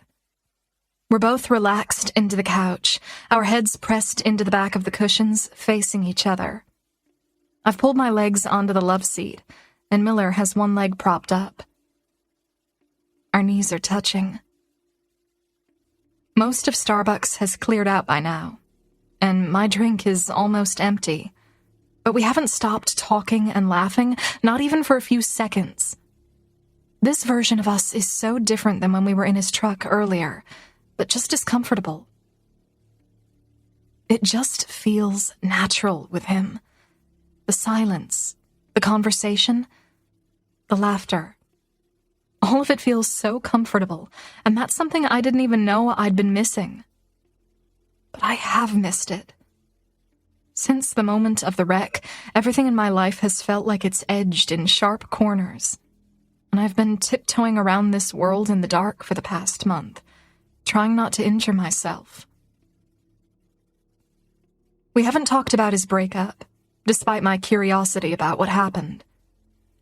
I was hoping we would avoid talking about the wreck and all that has transpired since then, but he just asked me how my mother is doing. Okay, I guess. I downed the last sip of my coffee. I walked in on her trying to tear down the kitchen door with a hammer for no reason at all. Now there's a huge random hole in the center of our door that's been there for 2 weeks. Miller smiles, but it's an empathetic smile. What about you? He asks. Any destruction on your part? I shrug. Nah, I'm okay. I mean, it's only been a little over a month. I still cry every night, but I don't feel like I can't get out of bed anymore. I shake my empty coffee cup. Acquiring a taste for coffee helped. Want another one? I shake my head and set my cup on the table next to me. Then I reposition myself on the couch to get more comfortable. Miller does the same, so we're even closer now. Will you do me a favor? I ask him. Depends on what it is. When you become a famous director someday, will you make sure the coffee cups actually have liquid in them when actors hold them in scenes? Miller laughs at this. Loudly. That is my biggest pet peeve, he says. They're always empty, and when they set them down, you can hear the hollowness of the cup when it hits the table. I was watching this one movie where an actor was angry, holding a cup of coffee, and he was slinging it around, but not a single drop spilled. It pulled me out of the moment and ruined the entire movie for me. Miller smiles and squeezes my knee. It's a promise. Every coffee cup on my set will be full. His hand remains on my knee. It's too obvious to pretend I don't notice, but I try. I keep glancing down, though. I like seeing his hand there. I like feeling his thumb brush back and forth. I like how I feel when I'm with him. And I'm not positive, but I think he likes how I make him feel. Neither of us has stopped smiling. I know I've blushed at least 3 times during our conversation. We both know we're interested, so we aren't even trying to play coy. It's just a matter of me not knowing where his head is, what he's thinking, if he's thought about Shelby at all. So, he says, you decided on a college yet? Still planning on majoring in acting? This question elicits a big sigh from me. I really want to, but my mother is so against it. So was my father. Why? The odds aren't in my favor, so they want me to do something more practical. I've seen you act. It's what you were born to do. I sit up a little straighter. Really? What have you seen me in? I always do theater every year at school, but I've never really noticed Miller there before. I can't remember what it was. I only remember you on stage. I can feel myself blushing again. I lean back against the couch and smile shyly. What about you? Did you at least apply to UT yet, or anywhere? He shakes his head. No. We can't afford a school like that, and honestly, I need to stay around here. For Gramps. I want to ask him more about that, but he seems sad when he talks about it. I don't know if it's because there isn't anyone else to care for his grandfather if he were to move away, or if it's because he'd never leave him regardless. Probably a combination of both. I don't like that this conversation is sending his mind in that direction, so I try to redirect his thoughts. I have a confession. He looks at me expectantly, waiting for me to spill it. I filled out the form for the film submission. Miller smiles. Good. I was worried you wouldn't do it. I might have filled it out for you too.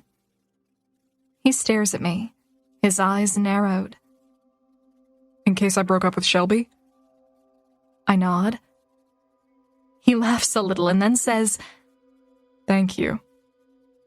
There's a pause. So does this mean we're partners? I shrug. If you want to be. But I mean, if you end up getting back together with Shelby, I'll understand if you can't do...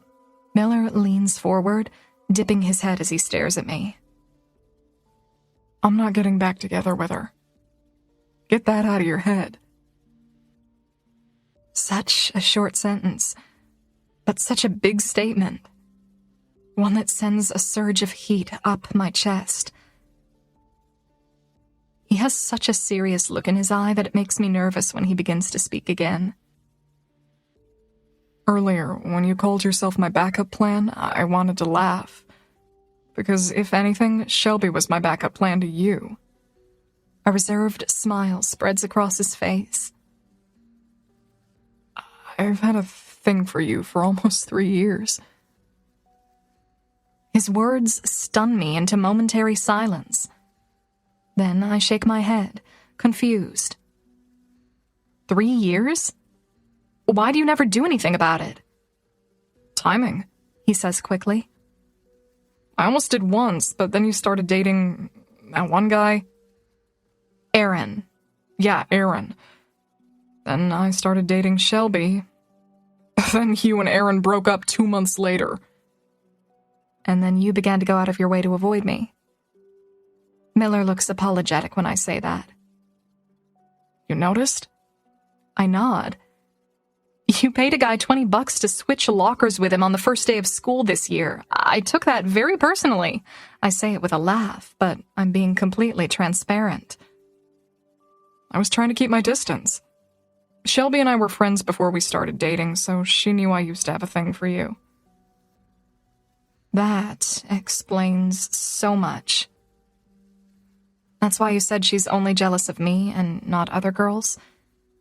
Yeah.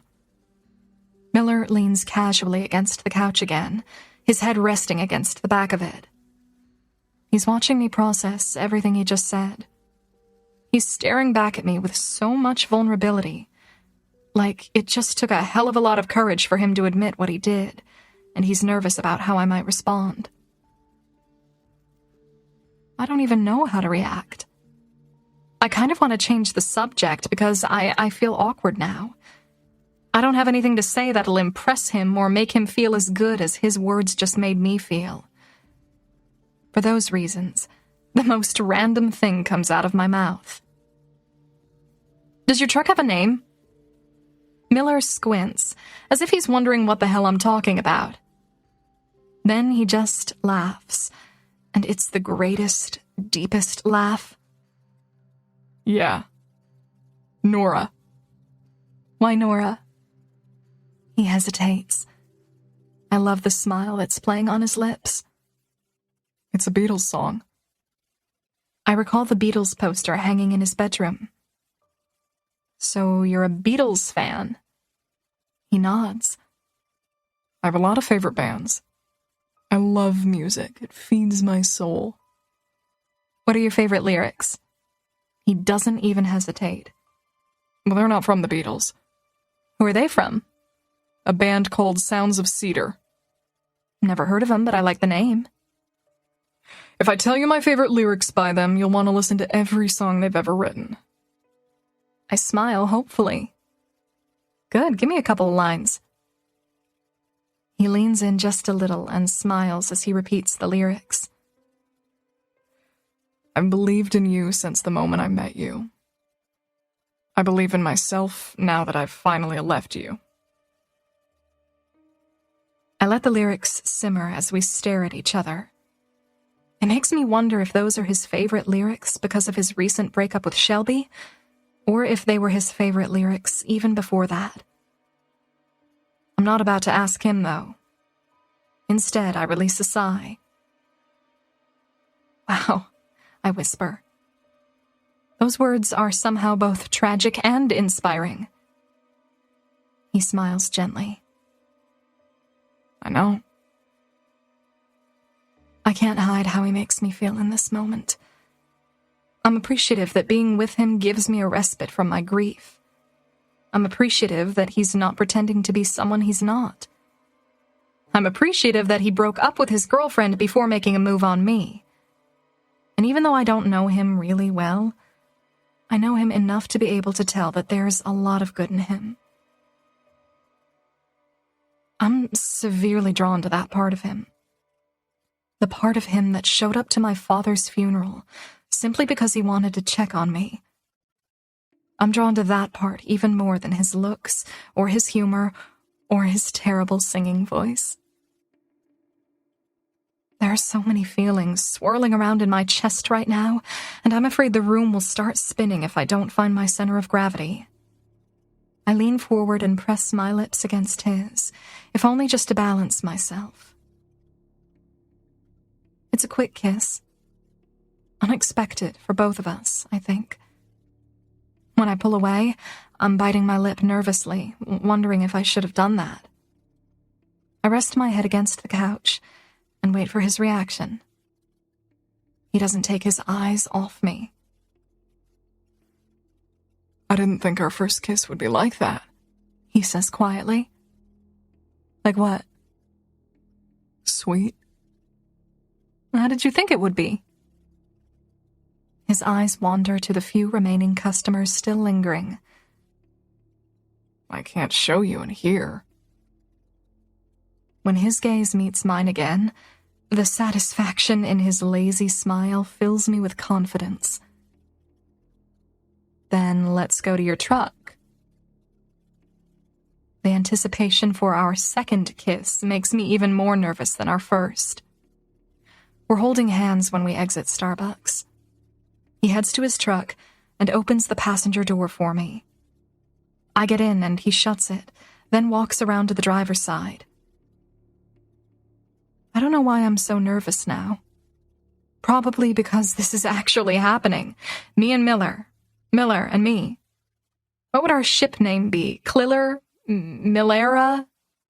Ugh, they both sound terrible. Miller closes his door. What's that look for? What look? He points at my face. That one. I laugh, shaking my head. Nothing, I'm getting ahead of myself. He reaches for my hand and pulls me closer to him. We meet in the middle of his seat. That's the thing about older trucks. The seats are long, without a console to separate the passengers. We're even closer now than we were on the couch. Our faces are closer. Our bodies are closer. Everything is so much closer. His hand is on my outer thigh, and I'm wondering what flavor of sucker he's going to taste like. What do you mean you're getting ahead of yourself? Do you regret kissing me?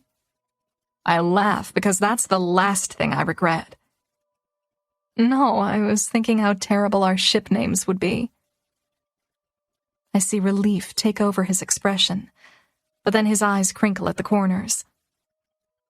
Oh, yeah, they're terrible. What's your middle name? Jeremiah. What's yours? The quintessential Nicole. That's a really long middle name. I laugh.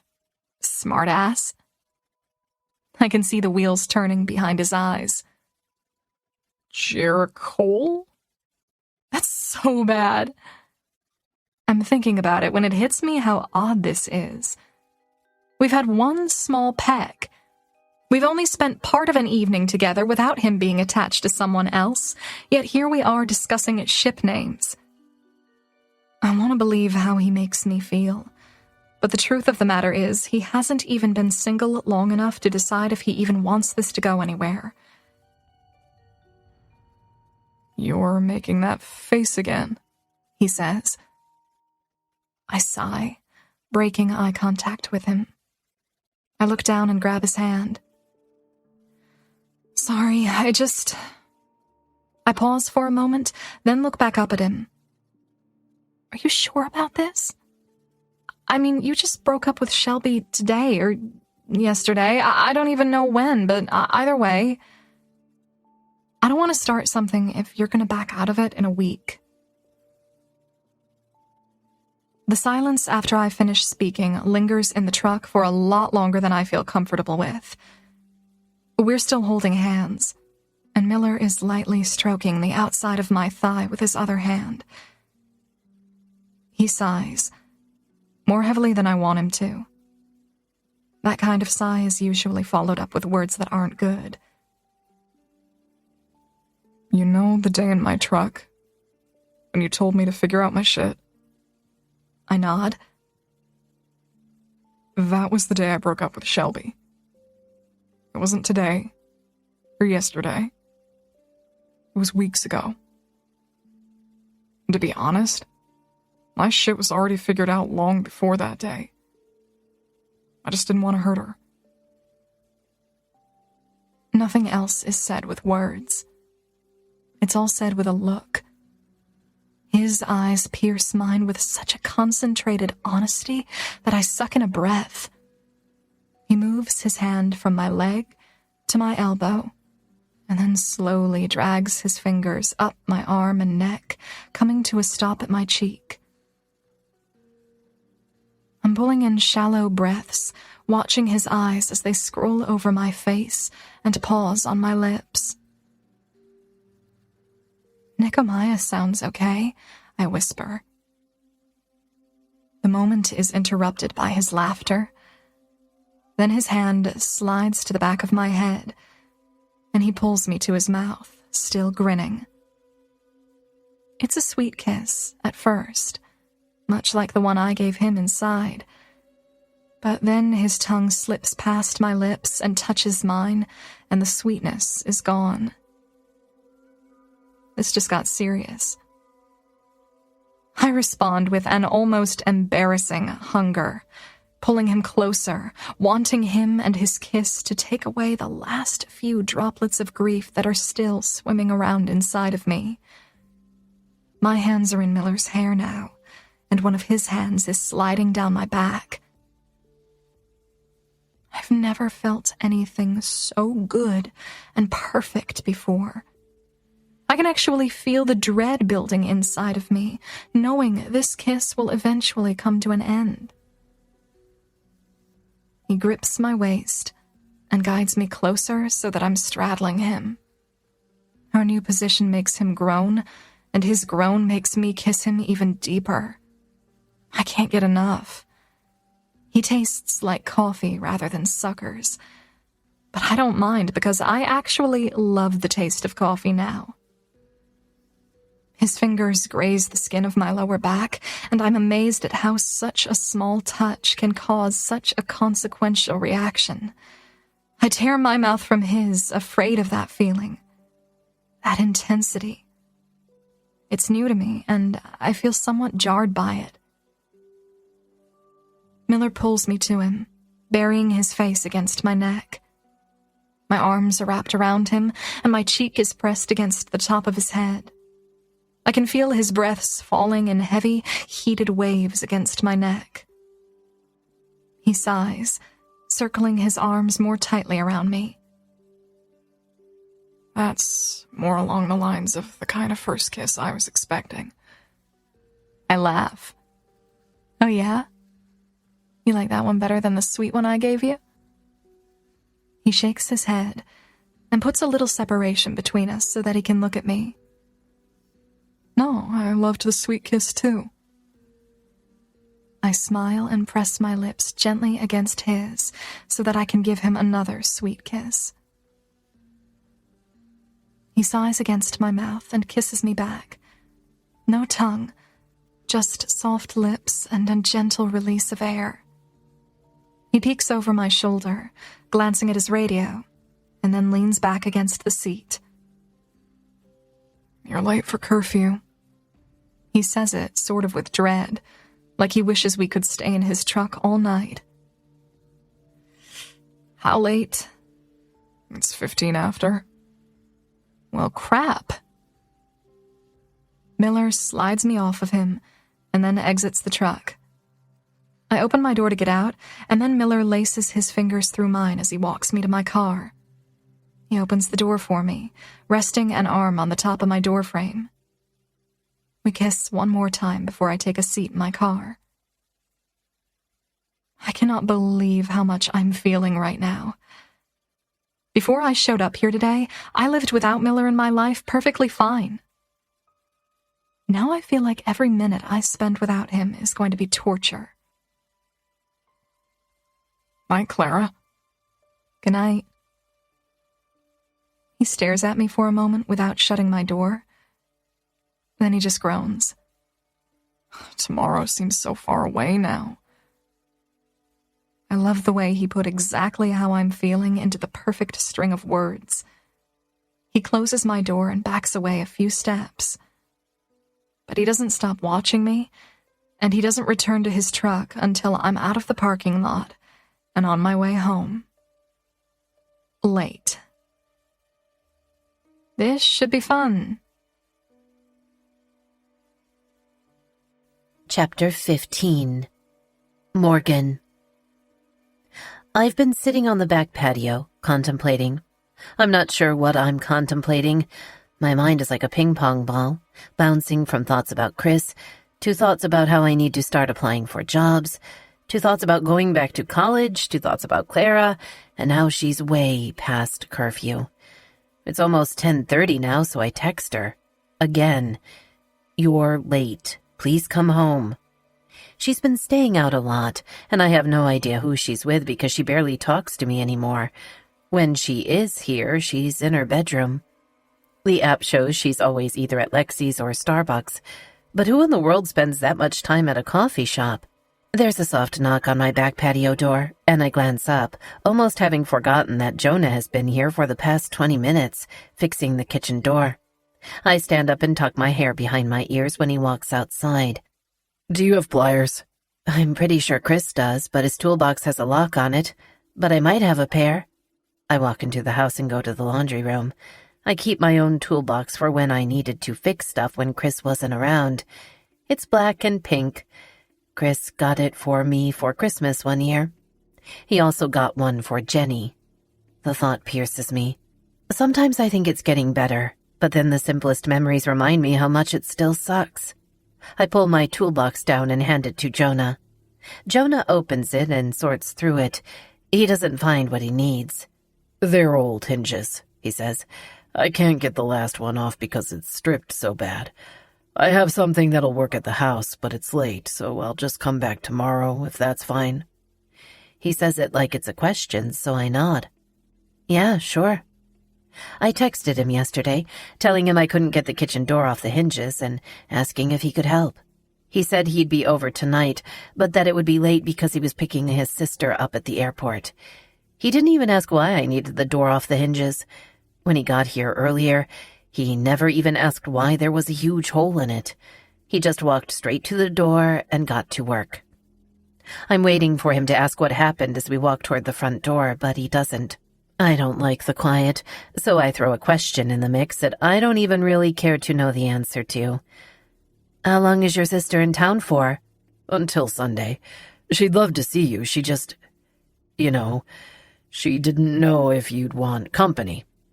I don't, but for some reason I smile and say, I'd love to see her. Jonah laughs. No, you wouldn't. I shrug because he's right. I barely know her. I met her once when we were teens, and I saw her for a few minutes the day after Elijah was born, and she was at both funerals. But that's the extent of my relationship with her. You're right. It was the polite thing to say. You don't have to be polite, Jonah says. Neither do I. It's the only positive thing to come out of this. We get at least a 6-month pass to be assholes. I smile, and he nudges his head toward his car. Walk me out. I follow him to his car, but before he gets in, he rests his back against the driver's side door and folds his arms over his chest. I know you probably don't want to talk about it any more than I do, but it affects our kids, so... I slide my hands into the back pockets of my jeans. I sigh and look up at the night sky. I know. We have to discuss it, because if it's true... It makes Clara and Elijah half-siblings, Jonah says. It's weird hearing it out loud. I blow out a slow breath, nervous about what it means. Are you planning on telling him someday? Jonah nods, slowly. Someday. If he asks, if it comes up in conversation. He sighs. I honestly don't know. What do you think? Do you want Clara to know? I'm hugging myself now. It's not cold out, but I have chills for some reason. No, I never want Clara to find out. It would devastate her. Jonah doesn't look angry that I'm essentially asking him not to tell Elijah the truth. He only looks sympathetic to our situation. I hate that they left this mess for us to clean up. I agree with him on that. It's a disaster of a mess, one I still haven't even wrapped my head around fully. It's too much to think about so soon, and too much for me to want to discuss it right now. I changed the subject, because either way, decisions aren't being made tonight. Clara's birthday is in 2 weeks. I'm thinking about keeping the tradition going with a cookout, but I'm not sure she would want me to. It won't be the same without them here. You should ask her, Jonah suggests. I laugh half-heartedly. We aren't on the best terms right now. I feel like I'm walking on eggshells around her. She'd disagree with anything I suggested. She's almost 17. It would be more out of the ordinary if things were perfect between the two of you. I appreciate him saying that, but I also know it's not entirely true. I know a lot of mothers who get along just fine with their teenagers. I'm just not one of the lucky ones. Or maybe it isn't about luck. Maybe I went wrong somewhere along the way. I can't believe she's about to be 17, he says. I remember the day you found out you were pregnant with her. I remember it too. It was the day before he left. I divert my gaze to the concrete beneath my feet. Looking at him brings back too many emotions, and I'm really sick of emotions at this point. I clear my throat and take a step back, just as headlights brighten the yard around us. I look up and watch as Clara finally pulls into the driveway. Jonah takes that as his cue to leave, so he opens his car door. Good night, Morgan. He waves at Clara before getting into his car. I give him a silent wave and watch him drive away. He's already at the end of our street before Clara gets out of her car. I fold my arms over my chest again and stare at her expectantly. She shuts her door and acknowledges me with a nod, but walks toward the front door. I follow her inside the house, where she kicks her shoes off by the couch. What was that? She asks. What was what? She tosses a hand toward the front yard. You and Jonah, in the dark. It was weird. I narrow my eyes at her, wondering if she's just trying to deflect right now. Why are you late for curfew? She looks down at her phone. I am? Yes, I texted you. Twice. She swipes her finger across the screen. Oh, I didn't hear them come through. She slips her phone in her back pocket. Sorry, I was studying at Starbucks. Lost track of time. I didn't realize it was so late. She points over her shoulder as she backs toward the hallway. I need to shower. I don't even bother pushing for a more honest answer. She wouldn't give me one anyway.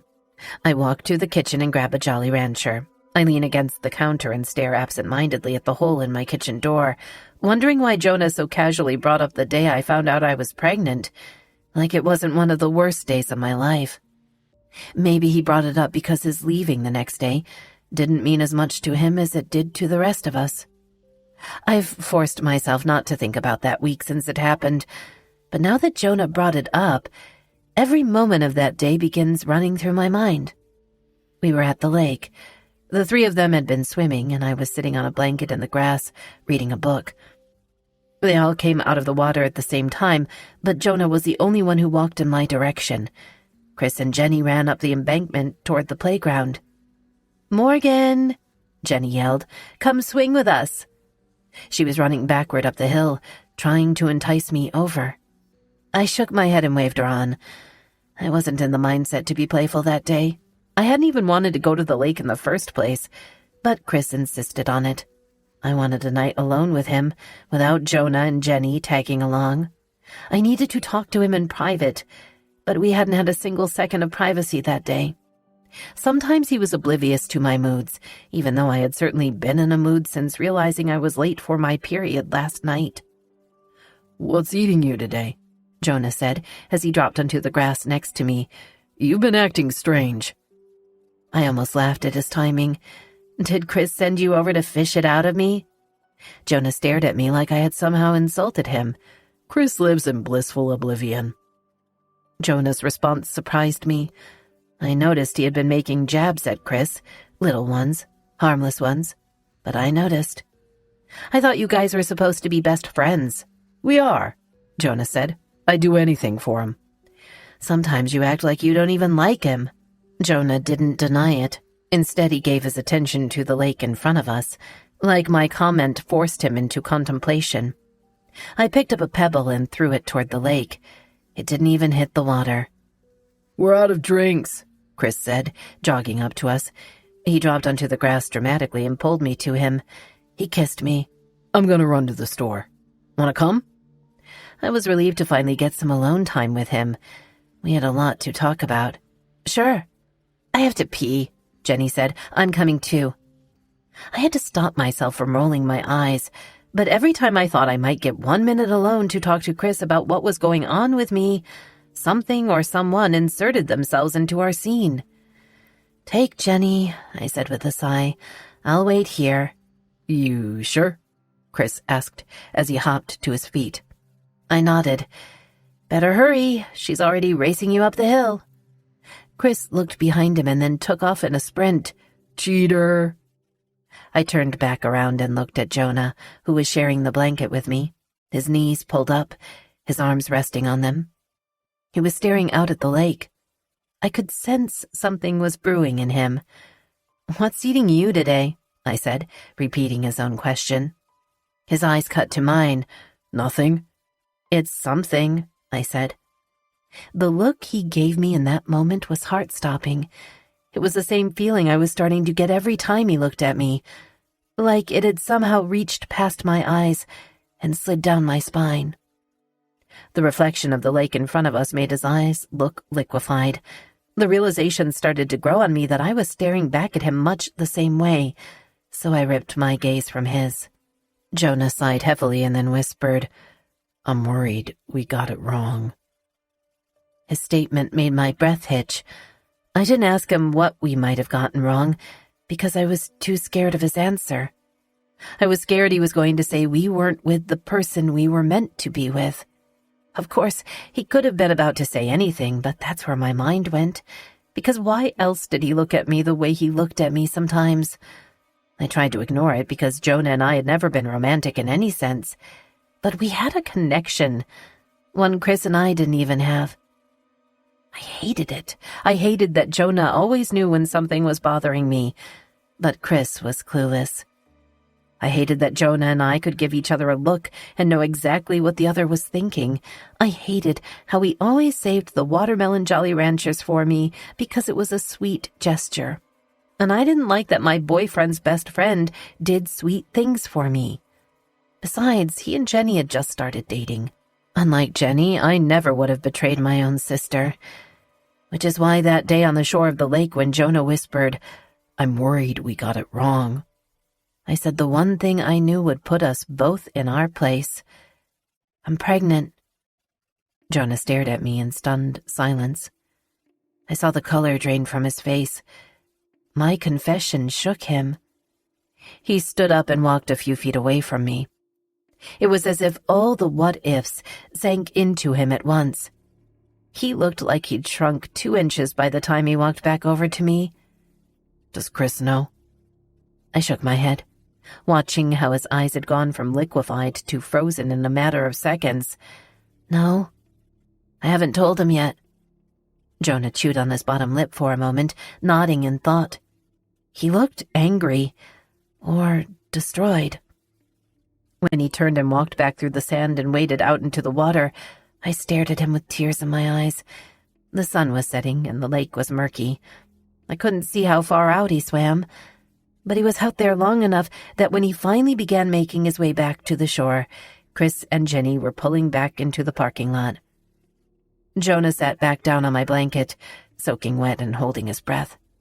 I remember watching beads of water drip from his mouth. "I'm breaking up with Jenny." His admission left me aghast. Then he looked at me pointedly, as if what he was about to say next were the most important words he would ever speak. "You'll be a great mother, Morgan. Chris is very lucky." His words were sweet, but the look in his eyes was painful. And for some reason, those words felt like a goodbye, before I even knew it was a goodbye. With that, he pushed off the grass and walked toward the parking lot. My head was spinning. I wanted to run after him, but the weight of the whole day anchored me in place. All I could do was watch as he told Jenny he was ready to go. I watched as they got in his car and pulled away. When Chris started making his way down the hill, I should have been relieved to finally have that alone time with him, but I was devastated. Chris sat down next to me on the blanket and handed me a bottle of water. I loved Chris. I was going to have his baby, even though I hadn't told him that yet. But I felt guilty because in all the time Chris and I had been dating, he'd never once given me a look that trickled down my spine. I was scared I'd never feel that again. I was scared I was wrong, and that maybe I loved Chris, but maybe I wasn't in love with him. He put his arm around me. "Babe, what's wrong?" I wiped at my eyes, blew out a breath, and said, "I'm pregnant." I didn't wait for Chris's reaction. I immediately stood up and cried the entire walk back to his car. Even then, I was blaming the tears on hormones, on finding out I was pregnant. I blamed the tears on everything besides what actually caused them. The next day, Jonah told Jenny he wanted to move in with his sister and go to college in Minnesota. He packed up his things, bought a plane ticket, and didn't even come tell me or Chris goodbye. Chris and Jenny were so upset that Jonah had selfishly up and left. But as I was more stunned by the news that I was pregnant, I didn't really have time to care about Jonah leaving. For the next several weeks, I mended Jenny's heartache and forced Chris to focus on us and my pregnancy, rather than the best friend who had abandoned him. I tried not to give Jonah another thought. Little did I know that routine would go on for a long time. Me being Chris's devoted wife, taking care of his house and his daughter and his needs. Me being loyal to my little sister, helping her study her way through nursing school, cleaning up the messes she made of her 20s, giving her a place to stay every few years when she'd need help getting back on her feet. The day I found out I was pregnant, I stopped living life for myself. I think it's time I figure out who I was meant to become before I started living my life for everyone else. Chapter 16. Clara. Despite knowing I just pissed my mother off by being half an hour late for curfew, I still can't stop smiling. That kiss with Miller was worth it. I bring my fingers to my lips. I've never been kissed like that. The guys I kissed in the past all seemed like they were in a hurry, wanting to shove their tongue in my mouth before I changed my mind. Miller was the opposite. He was so patient, yet in a chaotic way. It was like he'd thought about kissing me so often that he wanted to savor every second of it. I don't know that I'll ever not smile when I think about that kiss. It kind of makes me nervous for school tomorrow. I'm not sure where that kiss leaves us, but it felt like it was a statement. I just don't know what exactly that statement was. My phone buzzes in my back pocket. I roll over and pull it out, then fall onto my back again. It's a text from Miller. Miller. I don't know about you, but sometimes when something significant happens, I get home and think of all the things I wish had gone differently. All the things I wish I would have said. Me. Is that happening now? Miller. Yes. I don't feel like I was entirely forthcoming with you. I roll onto my stomach, hoping to ease the nausea that had just passed through me. It was going so well. Me. What weren't you honest about? Miller. I was honest.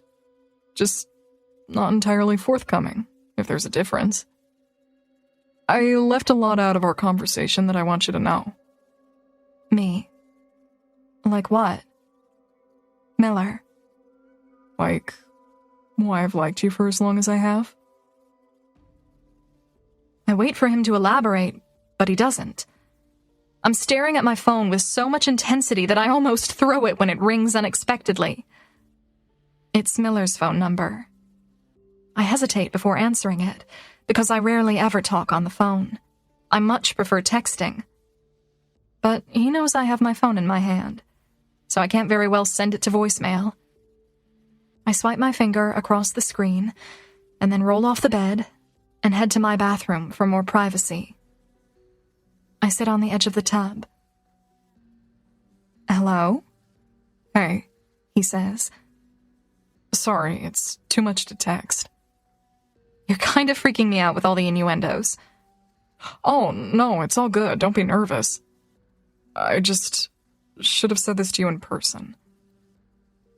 Miller inhales a deep breath, and then on the exhale, he starts talking. When I was 15, I watched you in a school play. You had the lead role, and at one point, you performed a monologue that went on for like 2 whole minutes. You were so convincing, and you looked so heartbroken, I was ready to walk onto the stage and hug you. When the play was finally over and the actors came back out onto the stage, you were smiling and laughing, and there wasn't a trace of that character left in you. I was in awe, Clara. You have this charisma about you that I don't think you're aware of, but it's captivating. I was a scrawny kid as a sophomore, and even though I'm a year older than you, I hadn't quite filled out yet, and I had acne and felt inferior to you. So I never worked up the courage to approach you. Another year went by, and I continued to admire you from afar. Like that time you ran for school treasurer and tripped walking off the stage, but you jumped up and did this weird little kick and threw your arms up in the air and made the entire audience laugh. Or that time Mark Avery popped your bra strap in the hallway, and you were so sick of him doing it that you followed him to his classroom, reached inside your hoodie, and took off your bra and then threw it at him. I remember you yelling something like, "If you want to touch a bra so damn bad, just keep it, you perv." And you stormed out. It was epic.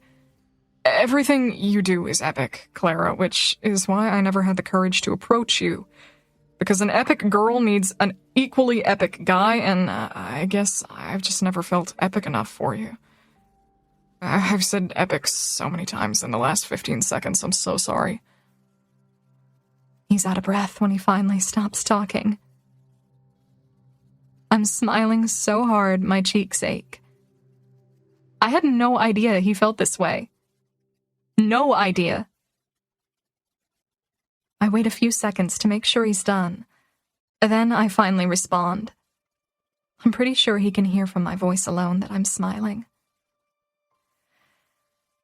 First of all, it's hard to believe you were ever insecure.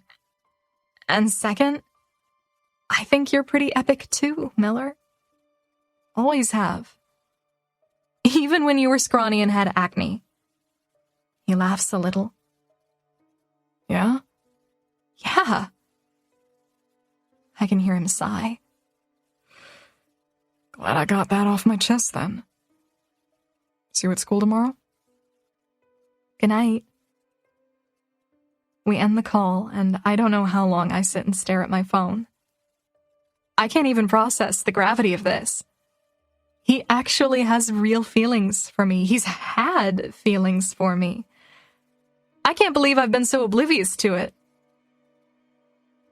I eventually unlock my screen because I need to call Aunt Jenny and tell her every bit of that conversation. I'm scrolling through my contacts when it hits me.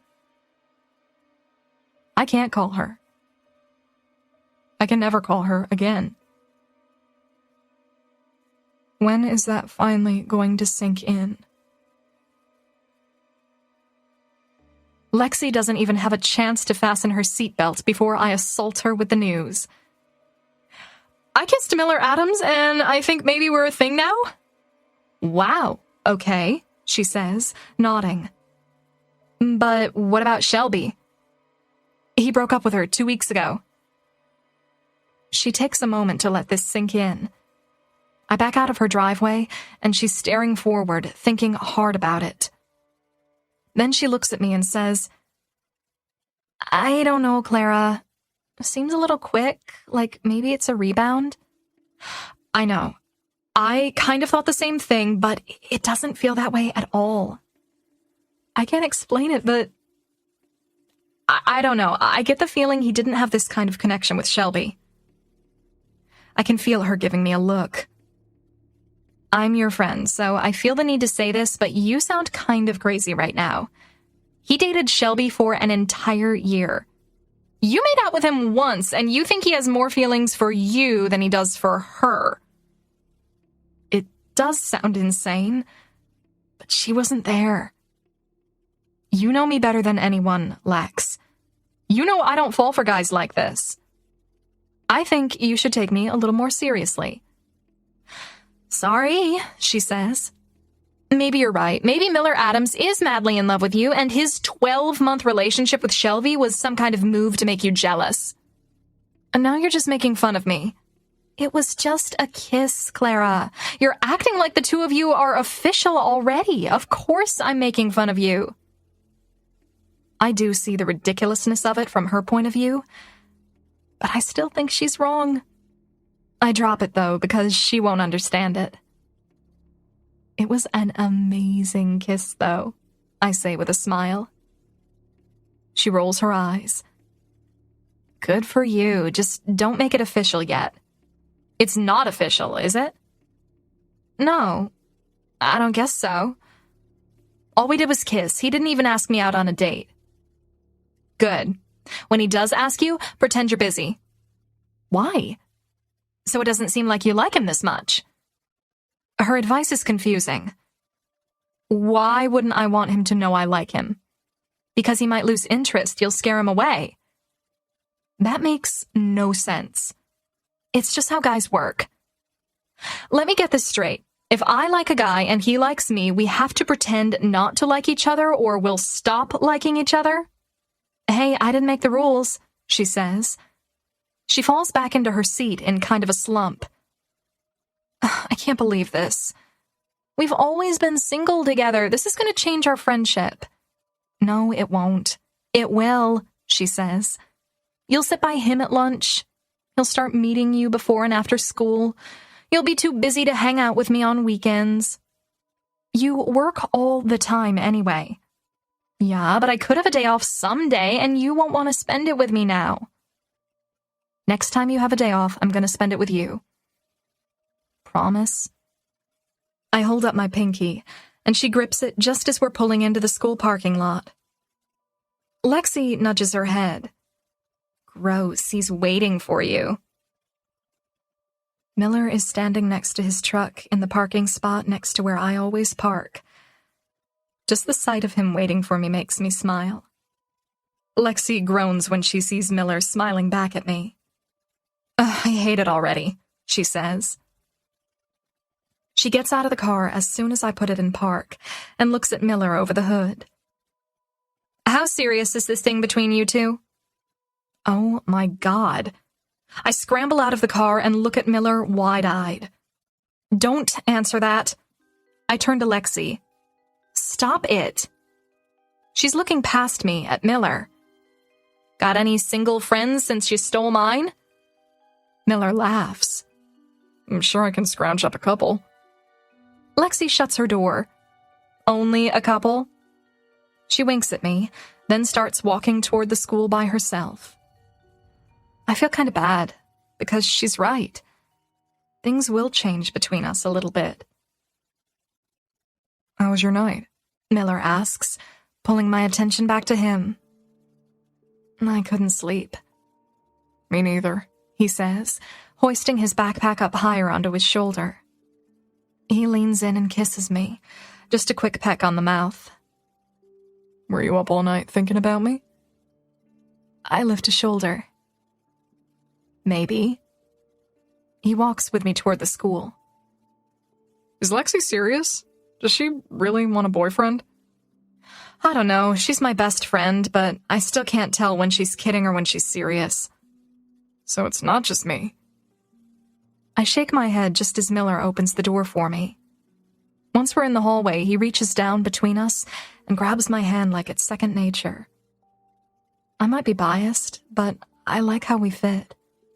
He's taller than me by at least 5 inches, but our hands clasp together comfortably. It feels so right. Until it doesn't. 45 days. That's how long they've been dead. And I have no idea how I can possibly walk through these hallways smiling like I didn't just lose 2 of the most important people in my life. It fills me with guilt because my mother never smiles anymore. Neither does Jonah.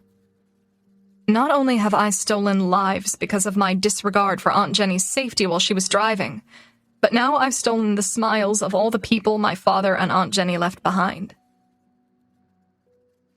I head toward Jonah's classroom, and Miller walks with me, holding the door for me when we reach it. Jonah is the only one inside when we walk into the room, still hand in hand. Jonah is staring at our hands, and again I feel the guilt coursing through me. How long will it take until I don't feel guilty for feeling happy? Shouldn't I be in a depression every second of the day, not just at intervals? I pull my hand from Miller's as I set my stuff onto my desk. Jonah tilts his head in curiosity. You two dating now? Don't answer that either, I say to Miller.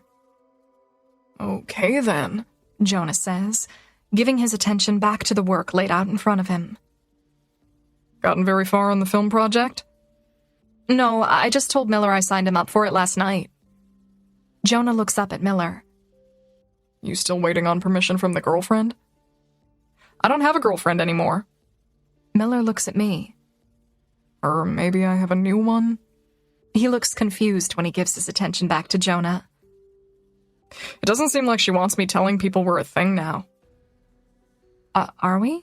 I ask. A thing? I don't know, Miller says.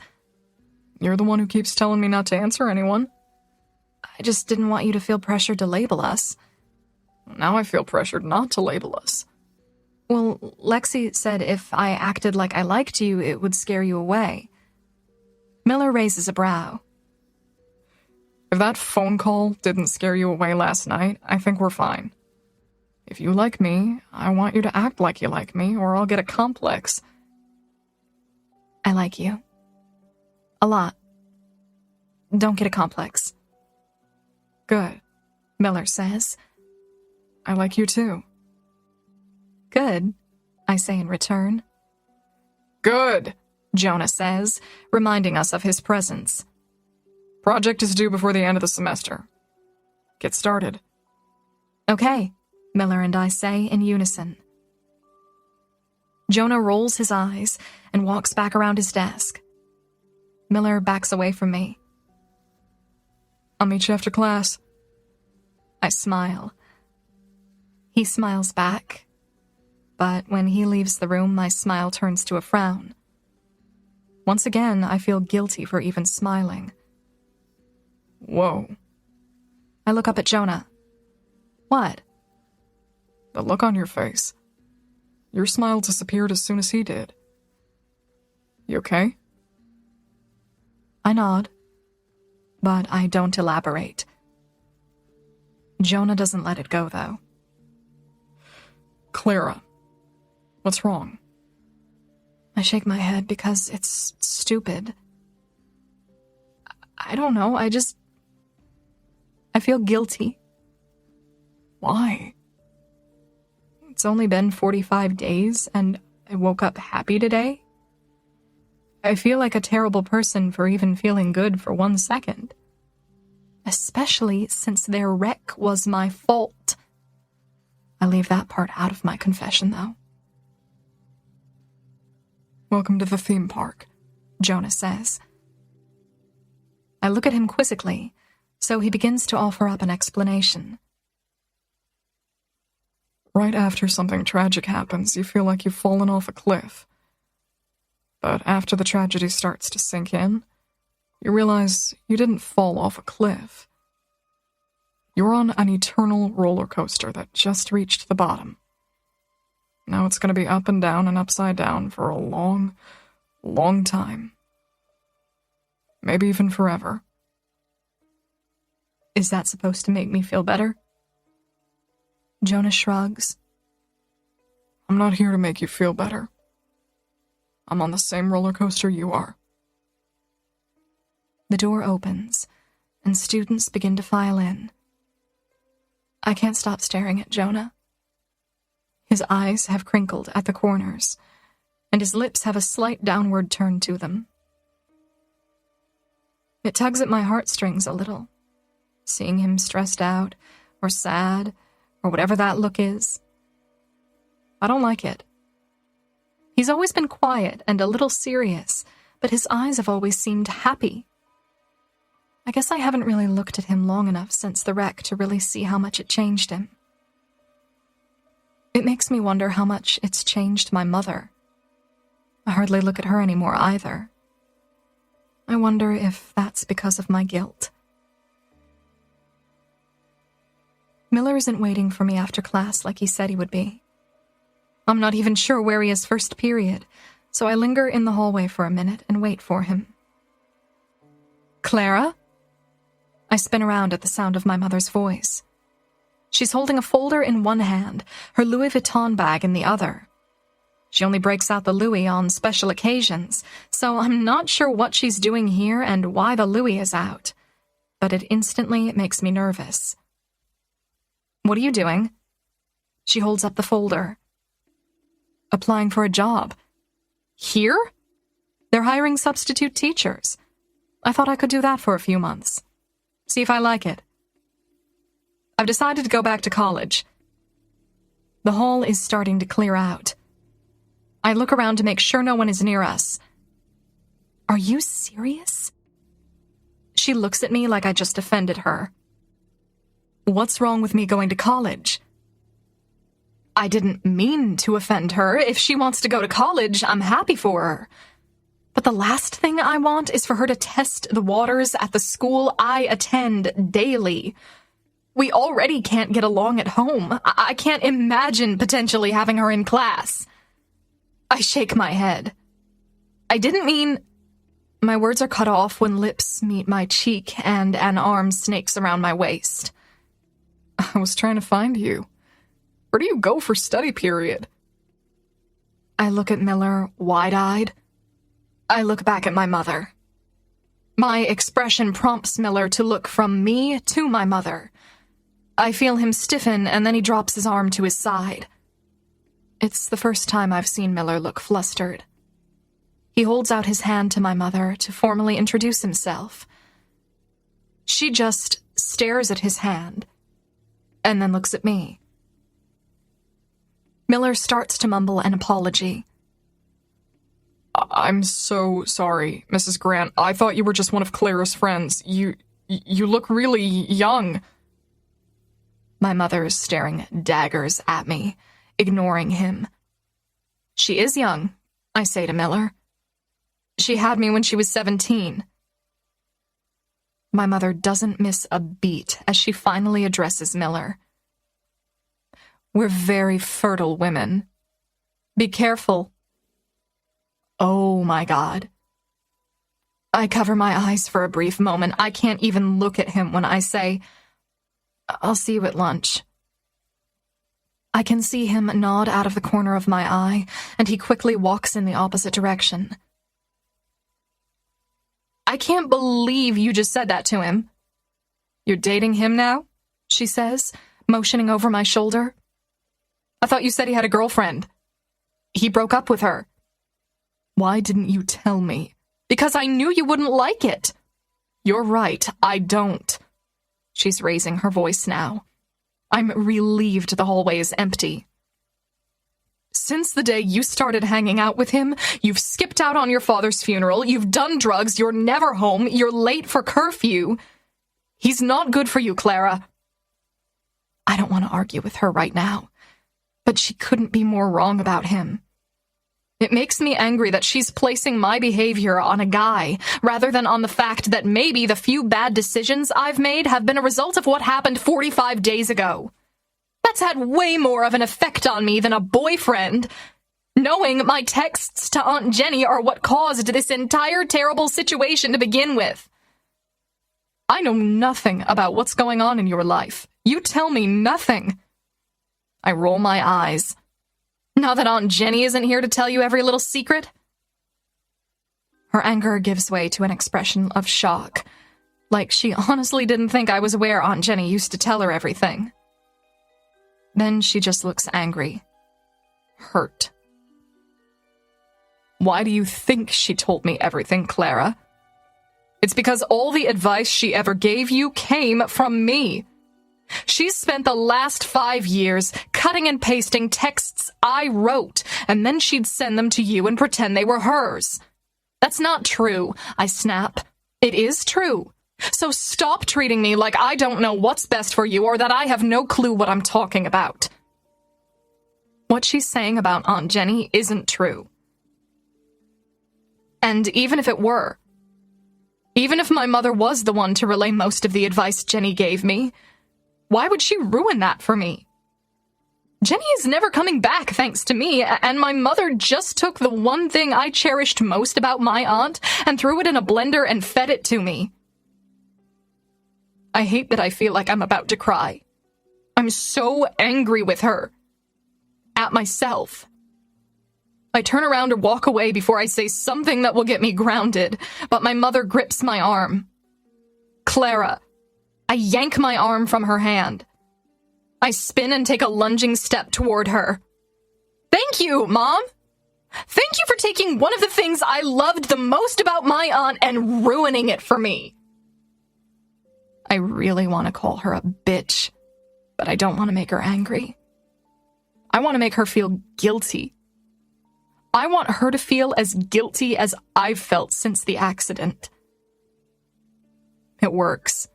Because she immediately looks ashamed for taking credit for the close relationship I had with Aunt Jenny. I'm sorry, she whispers. I walk away, leaving her standing alone in the hallway. Chapter 17. Morgan. Why did I say all that?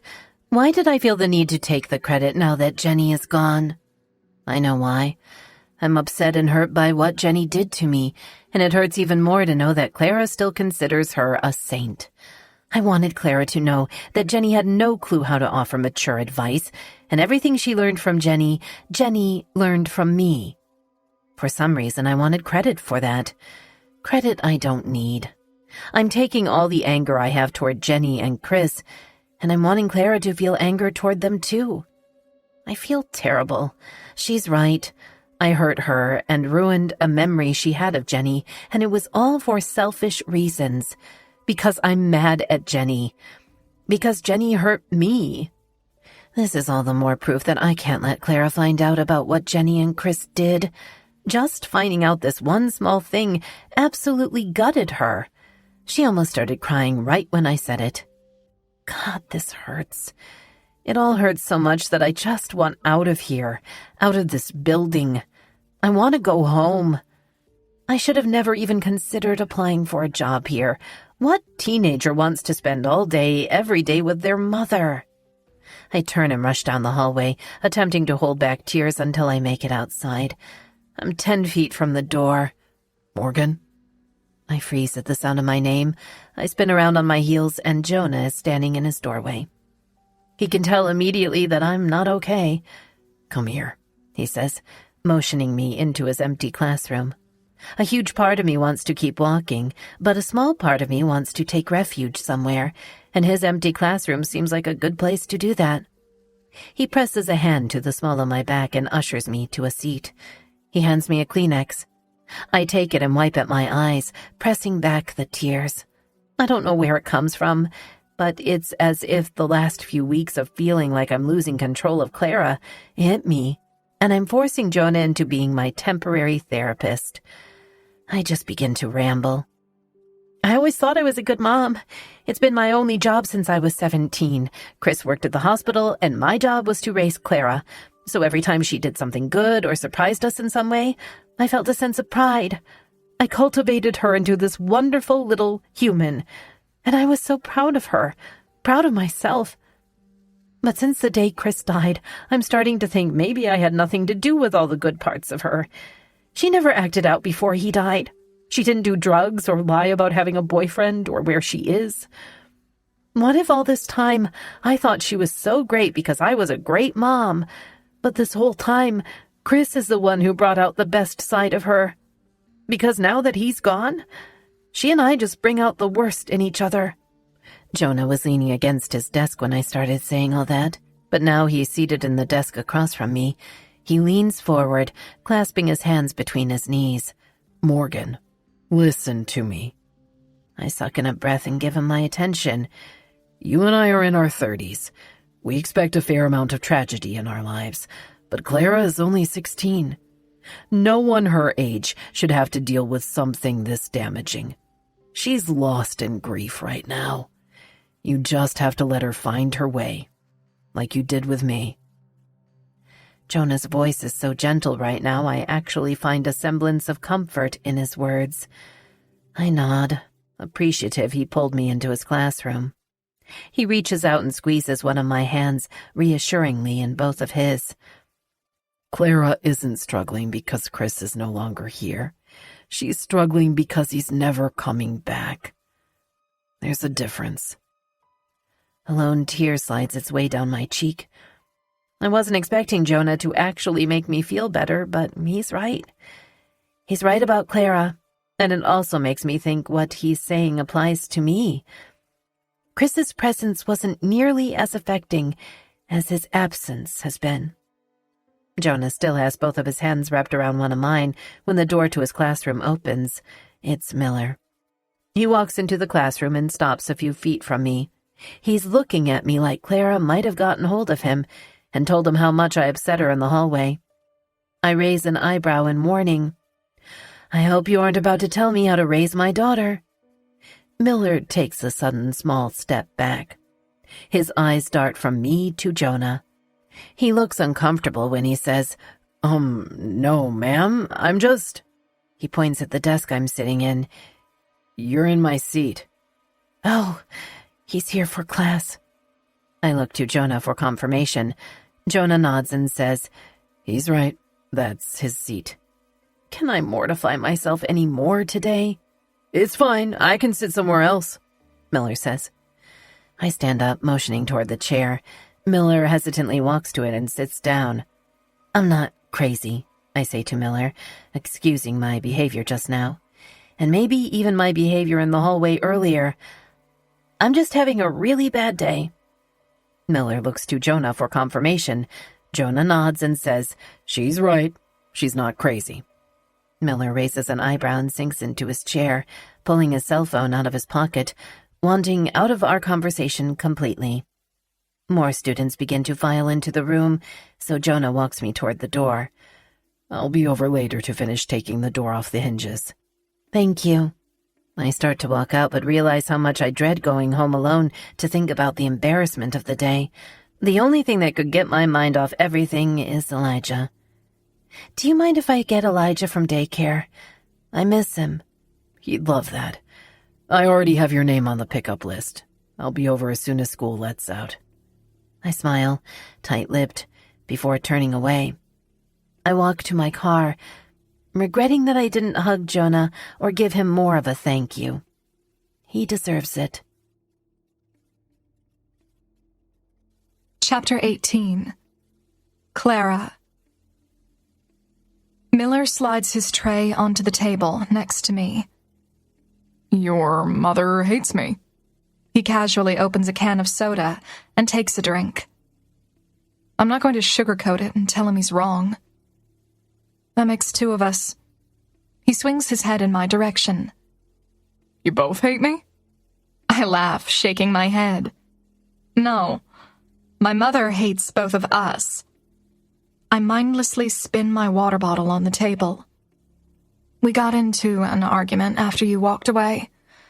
Not about you, just about stuff. She kind of hurt my feelings. Miller isn't so casual now.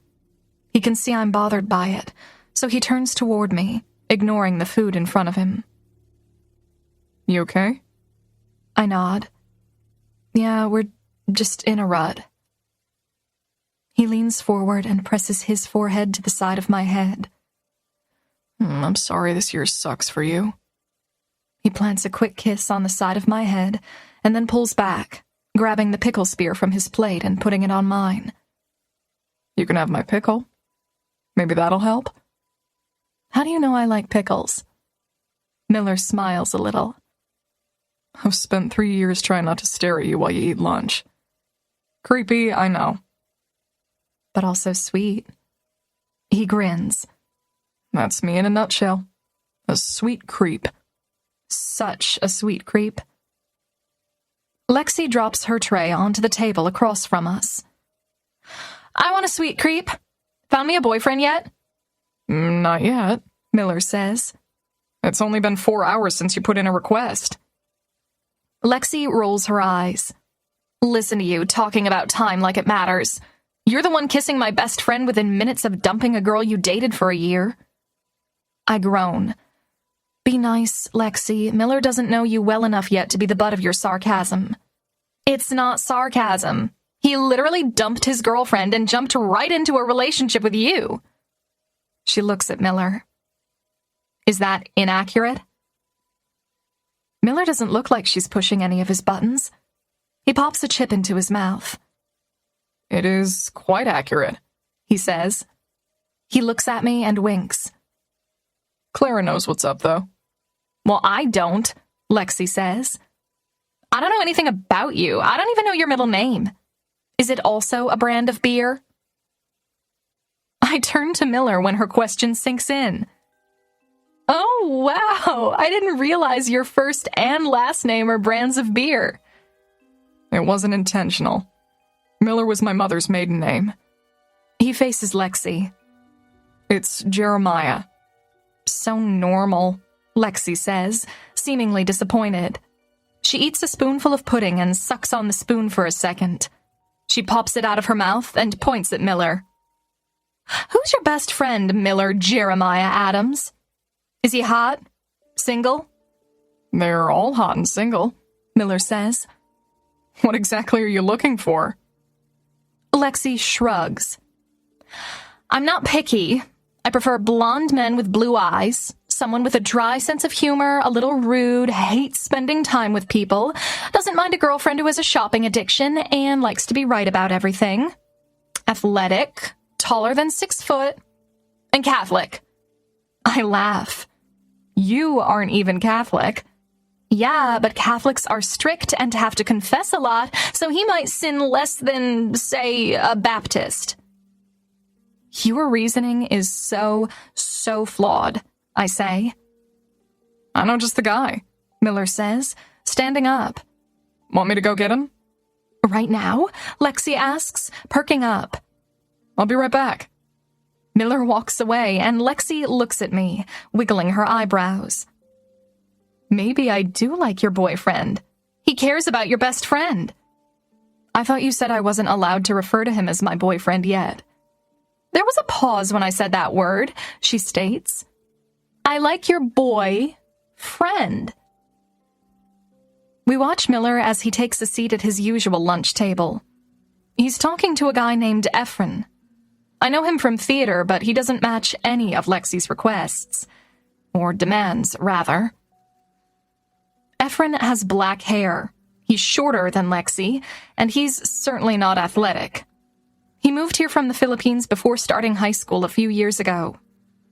Efren smiles at Lexi from across the lunchroom, but she groans and lifts a hand to her face, hiding her view of him. Is he serious right now, Efren Beltran? I was in theater with him. He's really nice. And cute. Lexi's eyes widen, like I'm betraying her. He's like 5'7". She peeks through her fingers and sees Miller walking Efren over to the table. She groans and drops her hand, but doesn't hide her disappointment with Miller's selection. This is Efren, Miller says. Efren, this is Lexi. Lexi's eyes narrow in Miller's direction before she drags them to Efren. Are you even Catholic? Efren takes a seat next to her. He seems more amused by her reaction than insulted. No, but I live half a mile from a Catholic church. I'm not opposed to converting. I already like him, but I have a feeling it's not going to happen so easily on Lexi's part. You look kind of inexperienced, she says, almost accusingly. Have you even had a girlfriend before? Does online count? Efren asks. No, it most certainly does not. Then no. Lexi shakes her head. Miller pipes up and looks at Efren. I thought you and Ashton dated for a while. That counts, right? Efren indicates it doesn't count with a shake of his head. Fizzled out before it even started. Bummer, Miller says. How tall is your dad? Lexi asks him. Do you think you're finished growing? I don't know, Efren says, shrugging. My dad left when I was 3. I have no idea what he looks like. I can see Lexi's eyebrow rise, albeit very subtly. Mine too. Christmas Day. That explains the attitude, Efren says. Lexi shrugs. I don't know, I think I had this attitude before I was 3. It's probably why he left. Efren agrees with a nod. Probably. If we start dating, don't get used to me being around because I'll probably get tired of your attitude and leave too. Lexi tries not to smile at that, but I'm pretty sure Efren's sarcasm is sexier to her than his height would be, if he were tall. I honestly didn't expect this to go anywhere, but they're on equal ground when it comes to the jabs. Maybe she'll actually let him take her out on a date. I turn away from them and face Miller. He smiles mischievously before crunching on another chip. He's a really good guy, he whispers. She might be surprised if she'd just give him a chance. He takes a chip and holds it up to my mouth.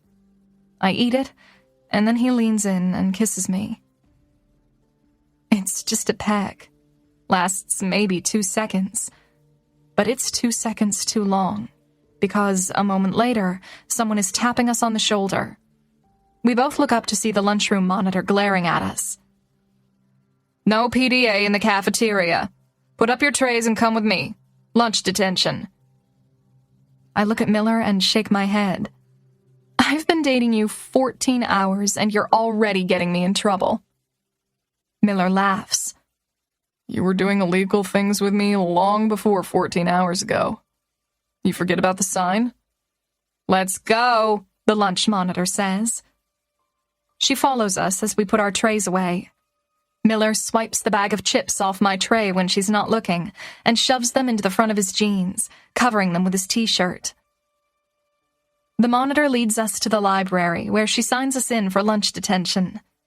I have literally never had lunch detention in my life. This is a first, but I'm actually a little excited about it. We take a seat at an empty table.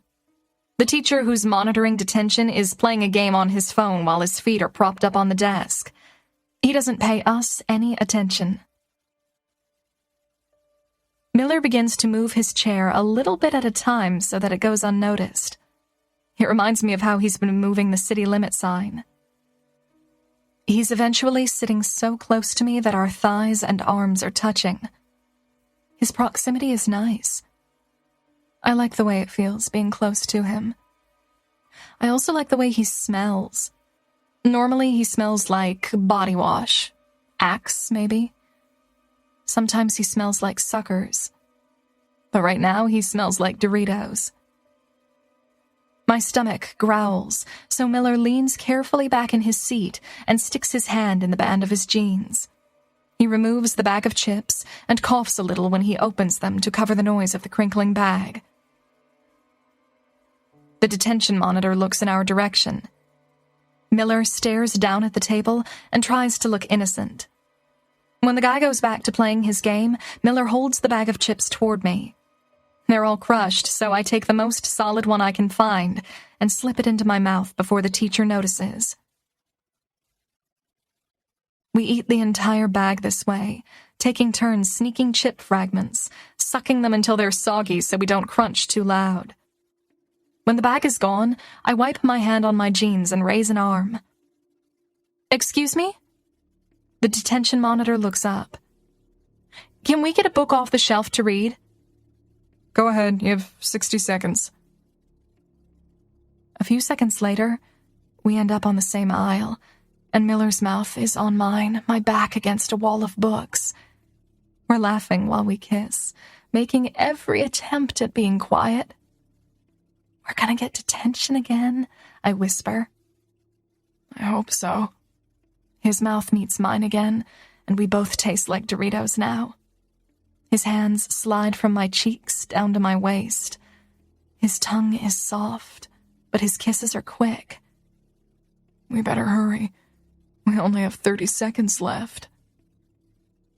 I nod, but wrap my arms around his neck and pull him even closer.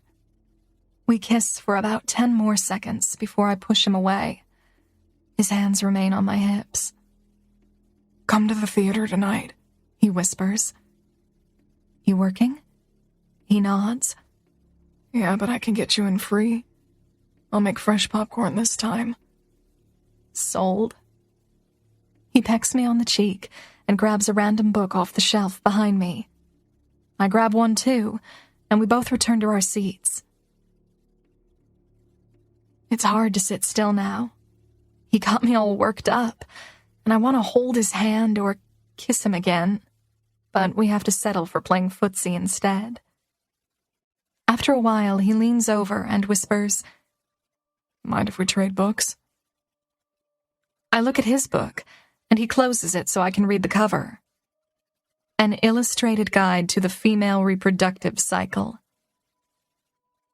I cover my laughter with my hand and slide in my book. When we're back at my locker after detention, Lexi appears. She wedges herself between Miller and me. He's funny. I think she's talking about Efren. Short, but funny. You two should come to the movies with me tonight, I offer. Lexi makes a gagging sound. In all the years you've known me, have I ever gone to the theater with you? I think about that, and she hasn't. I've just never questioned it. Do you have something against movie theaters? Miller asks. Yeah, they're disgusting. Do you know how much semen is on a theater seat? Gross, I say. How much? I don't know, but they should probably research it. She pushes off the locker and walks away. Miller and I both stare at her. She's interesting, he says.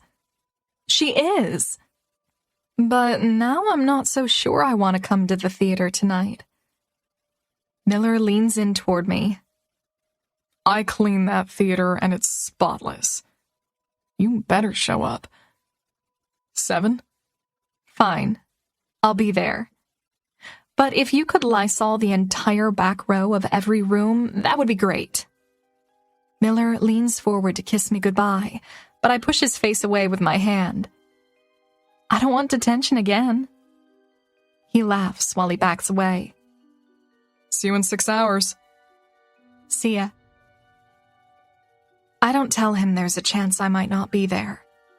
I haven't talked to my mother about it yet. After what happened in the hallway today, it's clear she doesn't want me dating Miller. I'll probably hang out at Lexi's after school for a while, and then lie to her and tell her we're going to the movies. I'm getting pretty good at lying to her. It's easier than telling her the truth. Chapter 19. Morgan. Jonah knocks softly on the front door before opening it.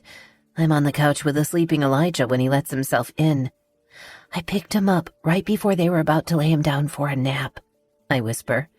Jonah looks down at Elijah and smiles. They sleep so much at this age. I kind of hate it. I laugh quietly.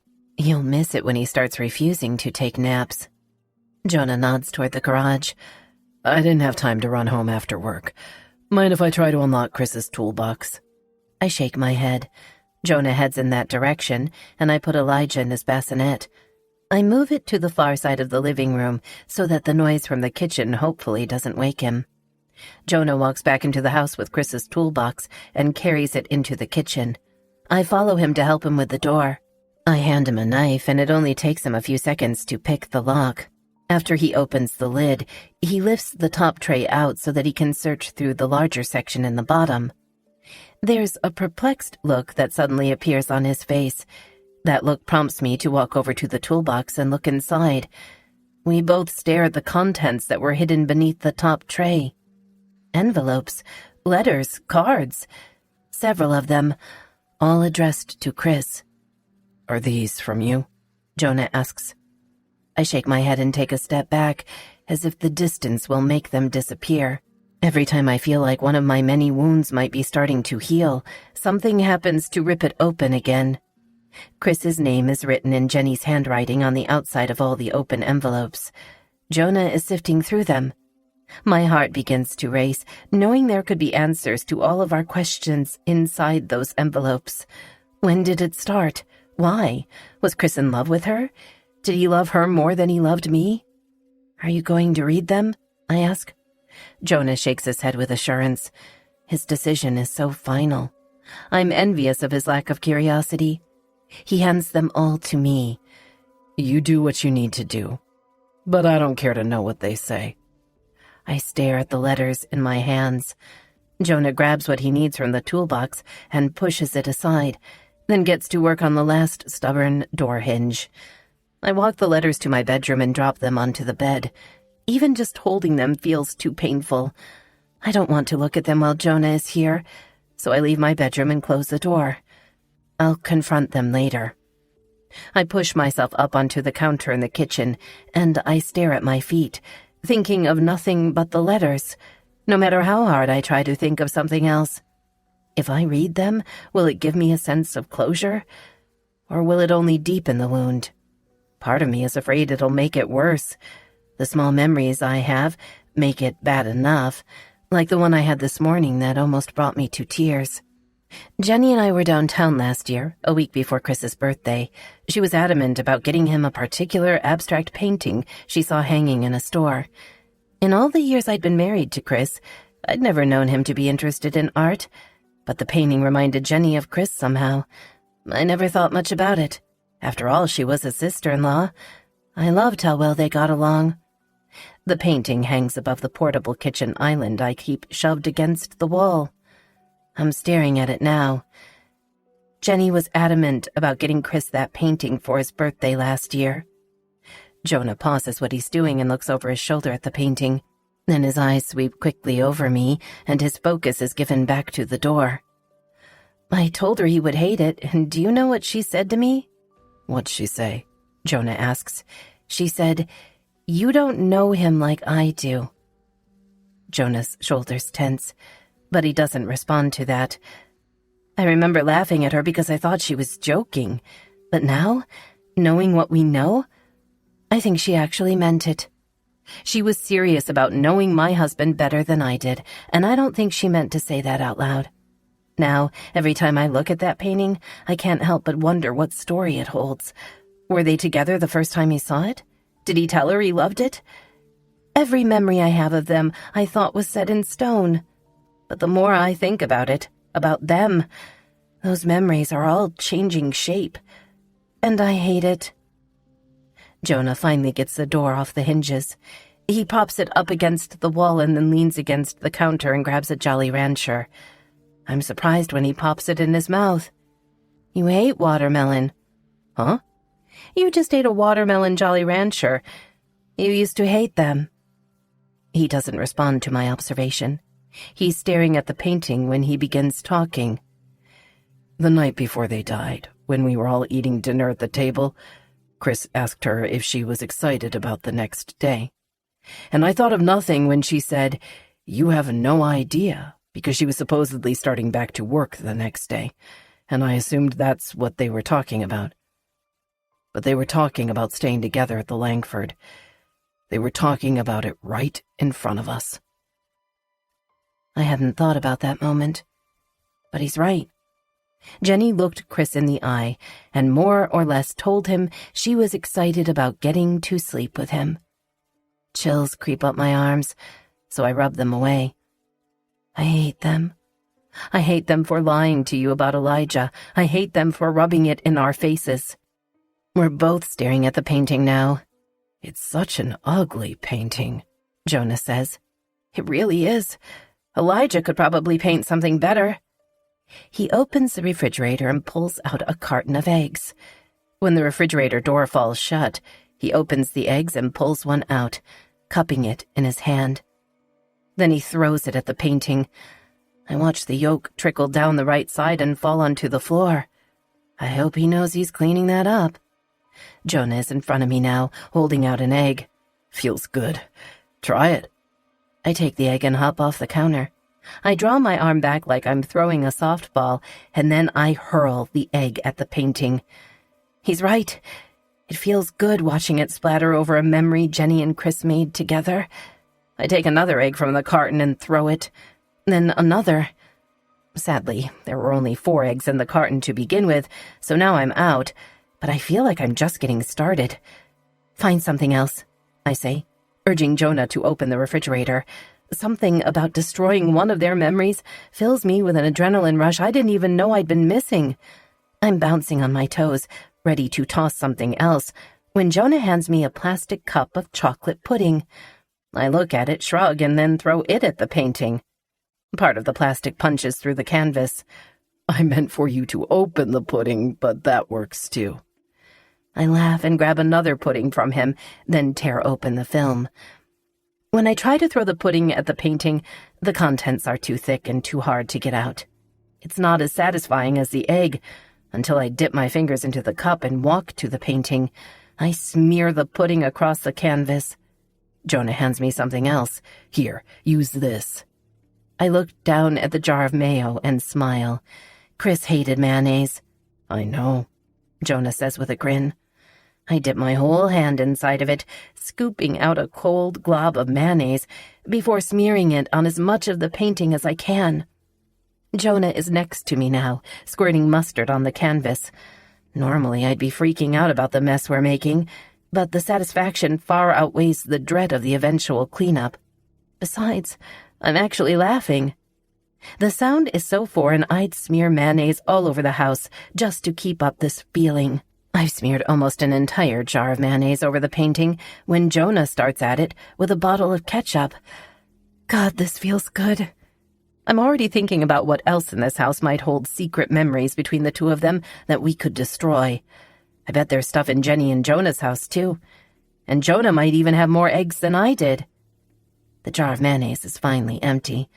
I try to turn around so I can find something else to throw, but the combination of bare feet, egg yolk, and the tile flooring doesn't make for a reliable surface. I slip and grab at Jonah's arm on my way down. In a matter of seconds, we're both on our backs on the kitchen floor. Jonah tries to push himself off the floor, but the mess we've made is everywhere. His palm slips on the tile, and he's on his back again. I'm laughing so hard I roll onto my side in the fetal position, because I'm using muscles I feel like I haven't used in forever. It's the first time I've laughed since Chris and Jenny died. It's also the first time I've heard Jonah laugh since they died. Actually, I haven't heard him laugh since we were teenagers. Our laughter begins to subside. I sigh, just as Jonah turns his head toward me. He's not laughing at all anymore. He's not even smiling. In fact, everything funny about this moment seems to be forgotten as soon as we make eye contact, because it's so quiet now. The adrenaline coursing through me begins to change shape and morphs from a need to destroy a painting into an entirely different need. It's jarring, going from such a fun moment to such a serious one. And I don't even know why it became so serious, but it did. Jonah swallows, and then in a rough whisper he says, "I've never hated watermelon Jolly Ranchers. I only saved them because I knew they were your favorite." Those words roll through me, slowly warming up the coldest parts of me. I stare at him silently, not because I'm speechless, but because that's probably the sweetest thing a man has ever said to me, and it didn't even come from my husband. Jonah reaches a hand out, wiping away a sticky strand of hair stuck to my cheek. As soon as he touches me, I feel like we're back to that night, sitting together on the blanket in the grass by the lake. He's looking at me the same way he was looking at me back then, right before he whispered, "I'm worried we got it wrong." I feel like he's about to kiss me, and I have no idea what to do, because I'm not ready for this. I don't even want it. A kiss between us comes with complications. So why am I leaning in toward him? Why is his hand now in my hair? Why am I completely caught up in the thought of what he might taste like? Other than the quickening of our breaths, the kitchen is quiet. So quiet I can hear the hum of an engine as Clara's car pulls into the driveway. Jonah releases me and quickly rolls onto his back. I sit up in a snap, gasping for a breath. We both pull ourselves off the floor and immediately begin cleaning. Chapter 20. Clara. Jonah's car is in the driveway. Hopefully he hasn't lost his mind again and is here dropping off Elijah for another week. That's the last thing my mother and I need right now. I'm not sure what we need, but we need something. An intervention? Separate vacations? Hopefully she's as ready as I am to forget about what happened at school today. If there's one thing I like about my mother, it's her ability to avoid confrontation when she needs time to think about something. I don't want to have to stay home and talk it out tonight, because all I want to do is go inside, change clothes, and head to the theater to see Miller. But I doubt it's going to be that easy. When I walk into the house, I see Elijah asleep in the bassinet next to the wall. I start to walk toward him to give him a quick kiss, but my attention is pulled to the kitchen. The door isn't there anymore, but that's not the weird part. The weird part is my mother, and Jonah, and the mess.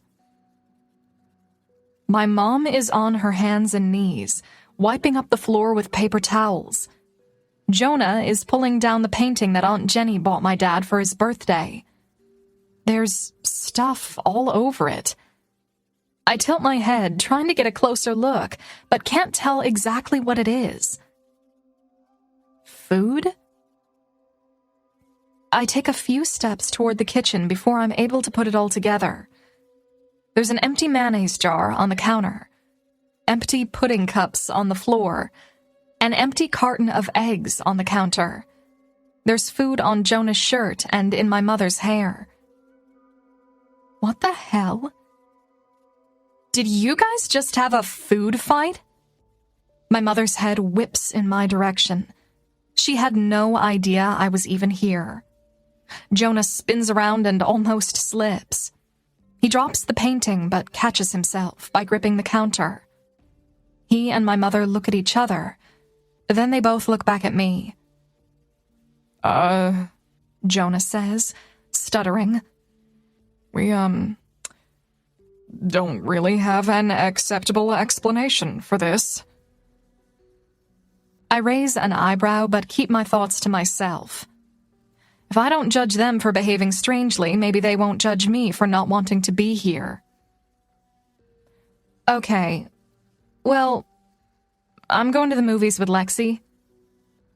I expect my mother to protest, but she does the opposite. My purse is on the couch if you need money. My eyes narrow in suspicion. Is this some kind of test? Maybe she feels guilty for what she said to me today. Something isn't right, but if I stand here much longer, she might realize it too. I spin on my heels and head toward my bedroom to change. I don't bother taking money out of her purse. Miller never charges me for anything anyway. As soon as I walk into the building, Miller's whole face lights up and he stops what he's doing to come around the counter. There's no one around, so he pulls me in for a hug and then kisses me. Meet me in Theater 1. I'll be there in 5 minutes. But I point at the concession stand. Popcorn. He laughs. I'll bring you some. I head toward Theater 1, surprised to see it's completely empty and the lights are on. There's nothing even showing on the screen. I take the top row, like I always do, and wait for Miller. In the meantime, I pull up the theater guide on my phone to see what's playing in Theater 1. Nothing. The last showing was a cartoon, and it ended an hour ago. I text Miller. Me. Did you say Theater 1? There's nothing playing in here tonight. Miller. Stay there. I'm on my way. Miller rounds the corner a couple of minutes later, holding a tray of food. Nachos, hot dogs, popcorn, and 2 drinks. He walks to the top row and takes a seat next to me. I feel like we were mistreated at school today, he says. I'm pretty sure it's a law that students should get to eat, even if that means taking our food to detention with us. He hands me a drink and balances the tray of food on the back of the seats in front of us. Stephen owes me about 5 favors, so he's manning the concession stand for the next hour. I grab a hot dog and a packet of mustard. Nice. Does that mean this is a date? Well, don't get used to it. I don't normally go to such extravagant lengths. We spend the next several minutes eating and talking. I let him do most of the talking because it's nice. He's animated and he smiles a lot, and every time he touches me, I get a stomach full of cliché butterflies. When he's finished eating, he pulls a sucker out of his pocket. Want one? I hold out a hand, so he pulls another one out and gives it to me. Do you keep a stash of suckers on you at all times? You're always eating them. I have an issue with grinding my teeth. The suckers help. If you keep eating them at the rate you do, you won't have any teeth left to grind. I've never even had a single cavity, and don't act like you don't enjoy how I taste. I grin. You do taste pretty good. Shelby hated my sucker habit, he says. She said they made my lips sticky. Who? I'm only teasing when I ask that, but he takes it like I've been insulted that he brought her up. Sorry, I didn't mean to go there. I don't want to be that boyfriend who talks about his ex. I actually have a lot of questions, but I don't want to be that girlfriend who makes you talk about your ex. He pulls the sucker out of his mouth. What do you want to know? I think about his question for a moment. There's a lot I want to know, but I ask him the most pressing question. When she broke up with you after I gave you a ride that day, why did you seem so heartbroken? I've been wondering how he could seem so affected by it that day, but be perfectly okay with it now. It makes me worry he's hiding something. His finger gently brushes over the top of my hand. I wasn't necessarily upset about her breaking up with me. I was upset because she thought I cheated on her. I didn't want her thinking that, so I was hell-bent on making her believe me. Does she know you broke up with her for me? I didn't break up with her for you. Oh, I say, a little taken aback. You sort of made it sound like you did. Miller readjusts himself in the seat, sliding his fingers through mine. I broke up with her because when I went to sleep at night, I wasn't thinking about her. And when I woke up in the morning, I wasn't thinking about her. But I didn't break up with her just so I could date you. I would have broken up with her whether you and I ended up together or not. It doesn't seem like there's much of a difference in breaking up with someone for someone else or because of someone else, but it feels like it makes all the difference in the world when he explains it. Has it been a weird adjustment? You guys were together for a long time. He shrugs. It's been different. Her mom never cared if I spent the night at her house on weekends, so Saturday nights at home with Gramps are taking some getting used to. Her mom let you sleep at her house? Like, in her bed? It's unconventional, I know. But her parents are pretty lenient in a lot of areas. And technically, she's an adult in college. I guess that had a lot to do with it. My mom will never let you spend the night, just putting that out there. Miller laughs. Believe me, I got that vibe from her. I'll be surprised if I'm even allowed to visit you in broad daylight. I hate that he feels this way. I hate that my mother made him feel this way. And if I'm being honest, it worries me that it'll be a turnoff for him later down the line if she never accepts that he's my boyfriend. I can't even believe I'm saying that. Miller Adams is my boyfriend. We're both facing each other now, our bodies turned toward each other in the theater seats. It's so quiet in here that we can hear the rumbling of the movie playing on the other side of the wall. I try not to think about everything he just said, because now I'm worried about all the times he stayed at Shelby's house. All the times he slept in her bed. Will he eventually miss that? I've never had sex, and with the way my mother has been acting, I'm not sure she'll ever allow Miller to come over. She might even put a stop to me going out altogether, just to try and break us up. I hope not, but with her behavior this past month, I wouldn't put it past her. I feel like Miller has been completely honest with me, so I want to do the same. I pull the sucker out of my mouth and stare at it. So, just so you're aware, I'm a virgin. I know a cure for that, Miller says. My eyes flash up to his, but then he laughs. I'm kidding, Clara. He leans toward me and kisses me on the shoulder. I'm glad you told me, but I'm not in any hurry. At all. Whatever. You're used to getting it every weekend. You'll eventually grow bored with not having sex and you'll go back to her. I immediately cover my mouth with my hand. Oh my God, why do I sound so insecure? Please pretend I didn't just say all that. He laughs a little, but then he looks at me intently. You don't have to worry. I already get more out of not having sex with you than I did during my entire relationship with her. I like him so much. More than I thought possible. Every minute we spend together makes me like him more than I liked him the previous minute. When I decide I'm ready, I hope it's with you. Miller smiles at that. Trust me, I'm not going to talk you out of it. I think about what our first time might be like.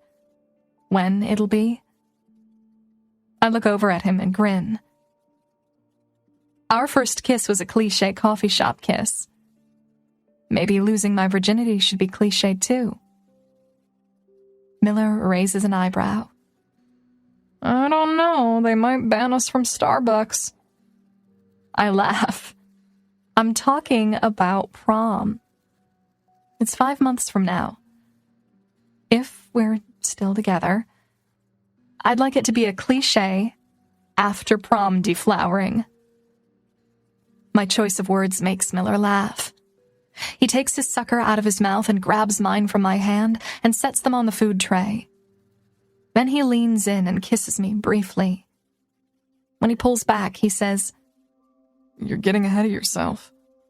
I haven't even asked you to prom yet. You should ask me then. You don't want one of those elaborate promposals? I shake my head. Promposals are stupid. I don't want an elaborate anything. He hesitates, like maybe he doesn't believe me. Then he nods once and says, Okay then. Clara Grant, will you go to prom with me and have cliché after prom sex with me? I would love to. Miller grins and kisses me. I kiss him back with a smile, but I can feel part of myself sinking. Aunt Jenny would have loved this story. Chapter 21. Morgan. My kitchen might be cleaner than it's ever been. I'm not sure if it was because Jonah is an excellent cleaner, he cleaned the majority of it, or if it's because he's trying to erase any proof of that near kiss in the kitchen so that we don't have a single reminder of it. My guilt has been palpable since Clara left to go to the movies. Jonah must feel the same because neither of us spoke as we cleaned. And as soon as Elijah began to wake up, I offered to feed him because Elijah is the only thing I feel like I'm doing right in my life. It seems he's starting to recognize me because he smiles when he sees me. I've been keeping him occupied in the living room for an hour now. Jonah cleaned the entire kitchen.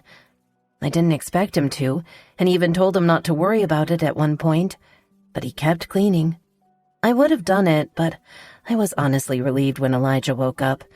I'd rather not be in the same room as Jonah right now. Elijah's getting stronger. I'm sitting back on the couch and holding him up while he pushes his legs against my stomach. I'm making baby sounds at him when Jonah carries my kitchen door to the garage. Elijah yawns, so I pull him to my chest and pat him gently on the back. It's past his bedtime, and despite the 30-minute nap he took while Jonah and I destroyed the kitchen, Elijah still seems like he's ready to pass out. He grows limp against my chest as he begins to fall into slumber. I press my cheek to the top of his head, wishing more than anything that I didn't grow sad when I think about the hand he's been dealt.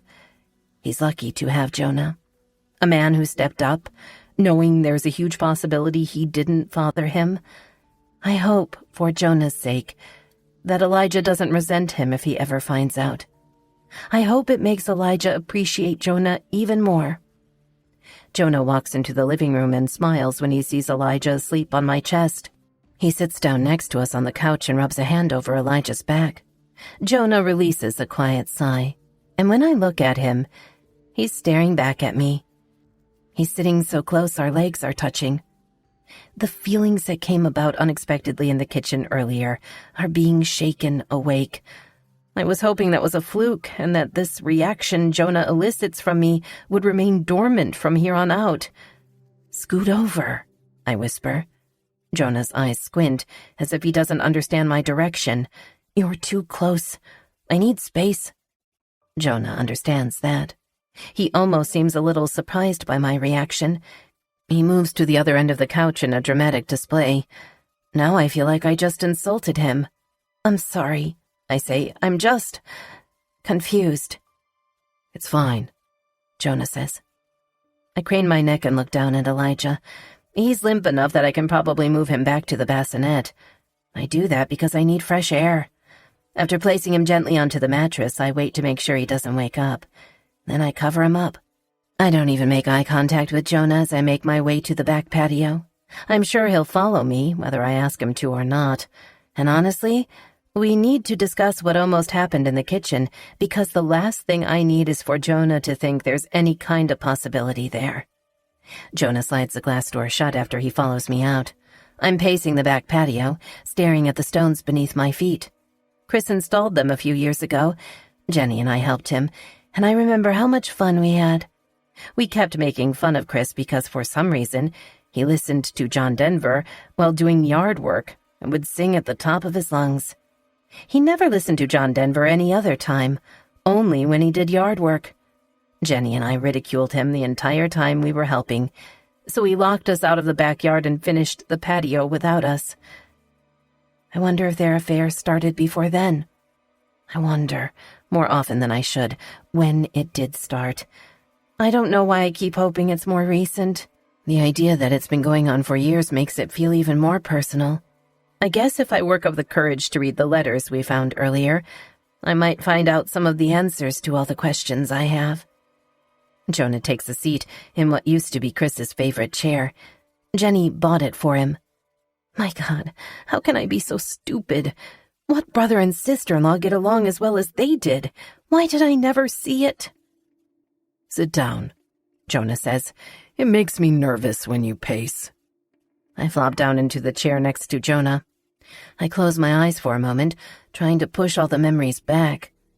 I don't want to think about all the things in this house that tie Jenny and Chris together. I've already destroyed the painting. I don't want to have to destroy the patio furniture and anything else I actually use. When I open my eyes, I look over at Jonah. His head is resting comfortably against the back of the chair. It's tilted in my direction, but he doesn't say anything. He thinks a lot, but he doesn't verbalize a lot. I don't know why the silence is irritating me right now. Say something. It's too quiet. As if he already had words on the tip of his tongue, he says, If you never would have gotten pregnant with Clara, would you have left Chris? What kind of question is that? He shrugs. I've just always wondered. I wasn't sure if you decided to stay with him because of Clara, or if it was because you were in love with him. I look away from him because, honestly, it's none of his business. If he wanted to know how my life was going to play out, he shouldn't have left without warning. His voice is quieter when he continues. You didn't answer the question. Jonah, stop. You told me to say something. I didn't mean... I sigh. I don't know what I meant. It suddenly seems too stuffy outside. I go back inside, wanting to put space between Jonah and me. But he follows me all the way to my bedroom. Again, he closes the door behind him so our conversation doesn't wake Elijah. He seems a little annoyed that I keep moving from room to room to get away from him. The letters strewn out over my mattress feel like they're staring back at me, taunting me. Are we going to address what happened in the kitchen? He asks. I'm pacing again, whether he likes it or not. Nothing happened in the kitchen. He looks at me like he's disappointed in my inability to face this in a mature way. I grip my forehead with my hand, trying to massage away an oncoming headache. I don't look at him when I speak. You want to talk about it? Fine, okay. My husband has only been dead for a matter of weeks, and I almost kissed someone else. And if that isn't bad enough, it was you I almost kissed. It makes me feel like shit. Ouch. What if Clara caught us? Would it really have been worth it? This isn't about Clara. It is about Clara, and it's about Elijah. It's about everyone but us. I feel differently. I laugh. Of course you would. What's that supposed to mean? I shake my head, frustrated. You cut ties with your best friends for 17 years, Jonah. All you do is think about yourself and what you want. You never think about how your actions affect other people.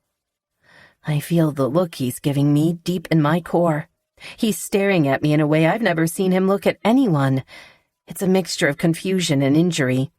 He whispers, "Wow," then turns and walks out of my bedroom, slamming the door behind him. Jonah Sullivan running away again. Why am I not surprised? I'm angry now. I storm out of my bedroom, prepared to yell at him, but he's walking out the door with Elijah. He sees me following after him, and he can tell how angry I am because our expressions match. He just shakes his head and says, "Don't. I'm leaving." I follow him outside anyway because I don't feel empty yet. I still feel like an endless well, full of things I need him to hear. I wait until he buckles in Elijah's car seat and closes the door before I start in on him. As soon as he faces me, waiting for me to speak, I can't think of a single thing to say. I just stand in my yard with absolutely nothing left to say.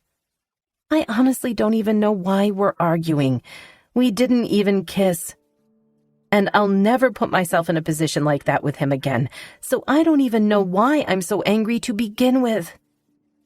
Jonah leans against his car and folds his arms over his chest.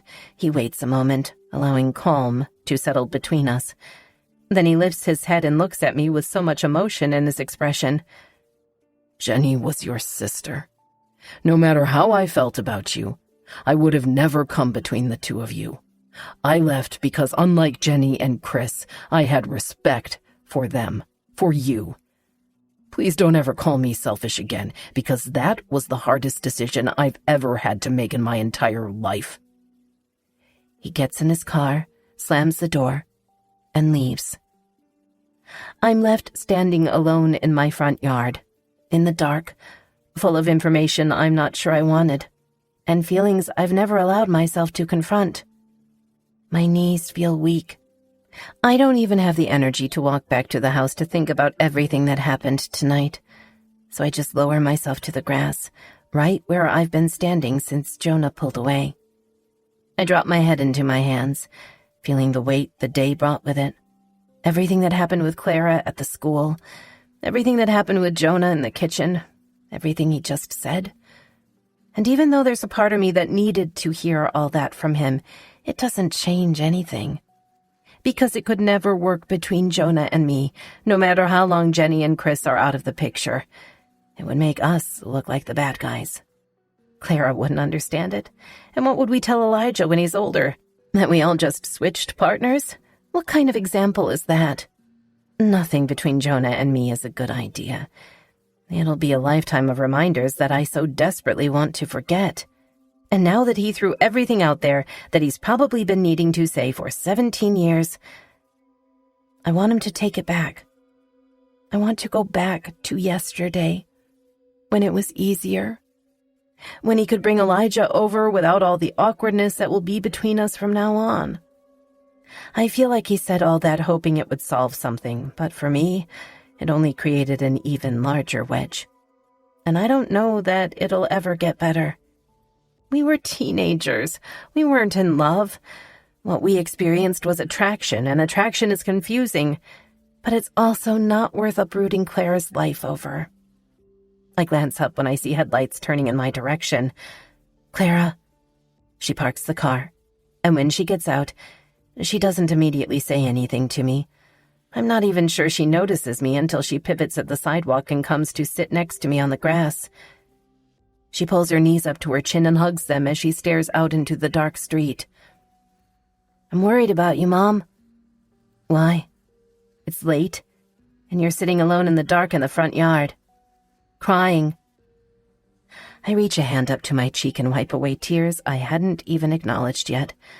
I blow out a breath and look at her. "I'm sorry about today. I shouldn't have said that." Clara just nods. I'm not sure if she's accepting my apology or agreeing that I shouldn't have said what I said. "Were you with Miller tonight?" "Yes." I sigh. At least she was honest with me. "He's not a bad person, Mom. I promise. If you just get to know him." She's defending him, but I get it. When you're 16, you ignore all the warning signs. I blow out a breath. Just be careful, Clara. I don't want you making the same mistake I did. Clara stands up and wipes the back of her jeans. I'm not you, Mom. Miller isn't Dad. And I really wish you'd stop referring to me as a mistake. You know that's not what I meant. I have no idea if she heard that because she's already walking into the house. She slams the door behind her. I'm too exhausted to run after her. I lower my back to the grass and stare up at the stars. What little I can see of them anyway. I wonder if Chris and Jenny are up there somewhere. I wonder if they can see me down here. I wonder if they feel bad for what they turned my life into. You suck, I whisper to Chris. I hope you can see us right now because you've ruined a lot of lives, you fucking prick. I hear footsteps in the grass and sit straight up, startled. I clasp my hand around my throat and release a breath at the sight of Mrs. Nettle standing a few feet away. I thought you were dead, she says, but then I heard you call the Lord a prick. She turns around to head back toward her house. When she reaches her front door, she waves her cane toward me. That's blasphemy, you know? You should probably start going to church. Once she's inside her house, I can't help but laugh. She really hates me. I push off the grass and go inside. When I get to my bedroom, I look at the letters and cards spread out over my bed. My hands shake as I count them. There are 9 total letters and 3 cards. I want to know what they say, but I don't. I'm confident they'll only upset me more, and I've had enough for one day. I stick them in the bottom of my dresser and decide to save them for a better day. If that ever comes. Chapter 22. Clara. It was a long weekend. Lexi and Miller both worked late shifts. Other than sitting with Miller during his break Saturday night and spending 2 hours on the phone with him last night, I haven't seen him. I haven't seen much of my mother either. After Friday night's weirdness, she spent all day Saturday on the computer applying for jobs. I spent most of Sunday in my room catching up on homework. I'm later than usual when I get to Jonah's class. I'm the last one to arrive before the bell rings, so I'm surprised when Jonah approaches my desk and kneels in front of it. He usually doesn't pay me individual attention in front of other students. How's your mother? I shrug. Good, I guess. Why? She didn't return my texts this weekend. I just wanted to make sure she was okay. I lean forward, not wanting anyone else to hear what I'm about to say. I came home Friday night and she was sitting in the front yard crying. It was weird. Sometimes I think she's on the verge of a breakdown. He looks concerned. Did she say why she was crying? I look around, and everyone is talking, not paying attention to us. I didn't ask. She cries more than she doesn't, so I just stopped asking her about it. The bell rings, so Jonah returns to his desk. But he seems distracted as he starts to explain the lesson for the day. He looks tired. He looks like he's over it. It disappoints me a little. Sometimes I feel like being an adult is so much easier than being a teenager, because you should have it all figured out as an adult. You're more emotionally mature, so you can handle crises better. But seeing Jonah right now as he tries to pretend he's not distracted, and watching my mother try to navigate her life as if her will still exists, is all the proof I need that grown-ups might not have their shit figured out any more than we do. They just wear more convincing masks. That disappoints me. My phone vibrates in my pocket. I wait until Jonah's back is to the classroom before pulling my phone out and setting it on my desk. I swipe the screen and read Miller's text. Miller. I'm off work today. Want to work on the video submission? Me. Yes, but I really don't want to be around my mother right now. Can we do it at your house? Miller. Sure. Come over around 5. I need to take Gramps to the doctor at 3, so I won't see you after school. Miller is on the porch, waiting for me when I pull into his driveway at 10 after 5. He jogs toward my car and hops into the passenger seat before I even have time to get out. Gramps is asleep, he says. Let's go to Munchie's first and let him rest for a while. What's Munchie's? Miller looks at me like I've just blown his mind. You've never been to Munchie's? The food truck? I shake my head. Nope. He's completely taken aback. You mean you've never had the Mac? Is that a food? He laughs and pulls on his seatbelt. Is that a food? He mimics. I hope you're hungry because you're about to have the best experience of your life. 15 minutes later, I'm sitting at a picnic table, staring at the camera Miller propped up with a tripod right before he went to order our food. It's pointed right at me. He said he's going to start filming random things when we're together because it'll be good for the film project to have extra footage. Or B-roll, as Miller referred to it. He already talks like a director sometimes. He told me never to stare directly at the camera because we need to pretend it's not there. So, of course, I stare at it and make faces the entire time he's in line at the food truck. I've honestly never seen Miller this enthusiastic over something. I'm actually more jealous of the sandwich than I've ever been of Shelby. He's that excited about it. Apparently, the Mac is a grilled cheese sandwich stuffed with macaroni and cheese that was boiled in holy water. Okay, so holy water isn't really an ingredient, but with the way he talks about it, I wouldn't be surprised if it were. When he approaches the table, he sets the tray in front of me, kneeling down on one knee like he's presenting a queen with a gift. I laugh and pull the tray from him, grabbing one of the sandwiches. He sits next to me, rather than across from me, and straddles the bench. I like it. I like how much he wants to be near me. When our sandwiches are unwrapped, he waits to take a bite of his because he wants to watch my reaction to my first bite. I bring the sandwich to my mouth. I feel pressured to like it now. You're gonna love it. I take a bite and rest my arms on the table while I chew. It's delicious. Not only is it the crispiest, most buttery toast I've ever tasted, but the mac and cheese is so warm and gooey, I feel like rolling my eyes. But I shrug, because I like teasing him. It's okay. He leans forward in disbelief. It's okay? I nod. Tastes like a sandwich. We're breaking up.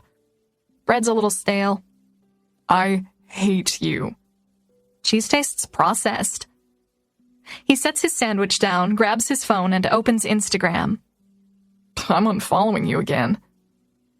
I laugh after swallowing my first bite, and then peck him on his cheek. It's the best thing I've ever tasted. He grins. Promise? I nod. Then I shake my head. It's second to how you taste after eating suckers.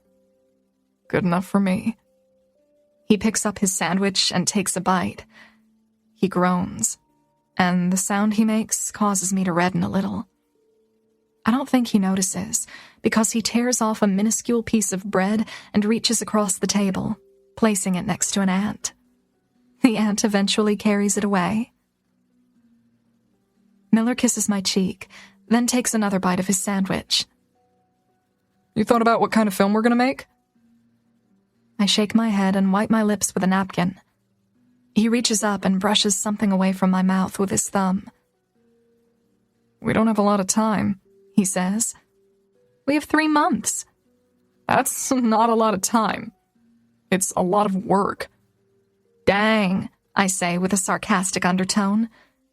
Guess that means we're gonna have to spend a lot of time together. He's holding his sandwich with one hand and rubbing my leg with his other while we eat. He's super affectionate. and he's not afraid to kiss me in public or in front of a camera. I suspect we'll be getting detention more than once this year. Stop looking at it, he says, referring to the camera. I can't help it, I say, looking away. It's just right there in our faces. and you want to be an actress. I nudge him with my elbow. That's different. This, I wave to the camera, is awkward. Get used to it because I want a lot of footage to work with. I want to win this year. Last time I submitted, we got 4th place. In the whole region? The state. What? Miller, that's fantastic. He shrugs. Not really. 4th place cut deep. They only post the top 3 finalists to YouTube. No one cares about 4th place. I decided me and you were going for gold. He leans in and kisses me, then pulls back and takes another bite of his sandwich. Does it bother you that I kiss you so much? He's talking with his mouth full, but it's kind of adorable. What a strange thing for a person to be bothered by. Of course not. Good. I like that you're an affectionate person. He shakes his head, wiping his mouth with a napkin. That's just it, though. I'm not. I wasn't like this with Shelby. Why is it different with me? He shrugs. I don't know. I've been trying to figure that out. I just crave you more than I've ever craved anything in my life. That comment makes me smile, but I raise a teasing eyebrow. I don't know, Miller, you were pretty damn stoked for your sandwich. He has half a sandwich still left to eat, but as soon as I say that, he stands up and walks over to a nearby trash can and tosses it inside. He sits back down. That sandwich meant nothing to me. I'd take your tongue in my mouth over that sandwich any day. I crinkle up my nose and pull back. Was that supposed to be sexy? Because it wasn't. He laughs and pulls me closer to him, pressing his mouth to mine. It's not a sweet kiss, though. This one is full of tongue and bread. I push him away. You still have food in your mouth? I fake a gag and take a sip of my drink. His drink is already empty, so he takes mine from me and drinks some of it. A moment later, he looks longingly over at the trash can and sighs. I threw it away to make a point, but I really wanted to eat the rest of it. He looks back at me. Would it be gross if I dug it back out of the trash? I laugh. Yes. And I'd never kiss you again. I slide him the rest of my sandwich. Here, you can eat the rest of mine. I'm not even hungry. He takes my sandwich and eats it, then finishes off my drink. He gathers all the trash and throws it away, then returns to the picnic table and straddles the bench again, sliding me closer to him. He presses his forehead to mine and smiles, then pulls back, tucking a lock of my hair behind my ear. I think I'm psychic. I knew we would be good together, Clara. You aren't psychic. We've been together for less than a week. It could go downhill before tomorrow. It won't, though. I have a good feeling about us. That's just attraction. It's not a sixth sense. You think that's all this is? Attraction? What else would it be? We barely know each other. I gave up half a sandwich for you. That's way more than attraction. I laugh at his persistence. You're right, that was a pretty grand gesture. I lean in and kiss him, but when I start to pull back, he moves forward, unwilling to break the kiss. I turn my body toward him and lean into his mouth. I normally wouldn't be this affectionate with him in public, but we're the only ones out here. For a food truck that makes such amazing sandwiches, I'm surprised it's not busier than it is. Miller finally pulls away from me and glances at the camera. We should stop. You're underage, and I could get arrested if this turns into a porno. I love how much he makes me laugh when I don't feel like laughing. Before we left the food truck, Miller ordered his Gramps a sandwich. He hands it to him when we walk into the living room. Is this what I think it is? Gramps asks. One and only. The grin on Gramps' face makes me smile. I ever tell you you're my favorite grandson? I'm your only grandson, Miller says. He takes his grandpa's glass and walks it to the kitchen to refill it. That's why you're inheriting everything I own, Gramps says. Miller laughs. A lot of air, apparently. Gramps turns to me. Clara, right? He's unwrapping his sandwich. I take a seat in one of the green chairs and nod. I ever tell you about the time Miller was 15 and we were at the school? A hand comes around Gramps' chair and rips his sandwich away. Gramps looks down at his empty hand. What the hell?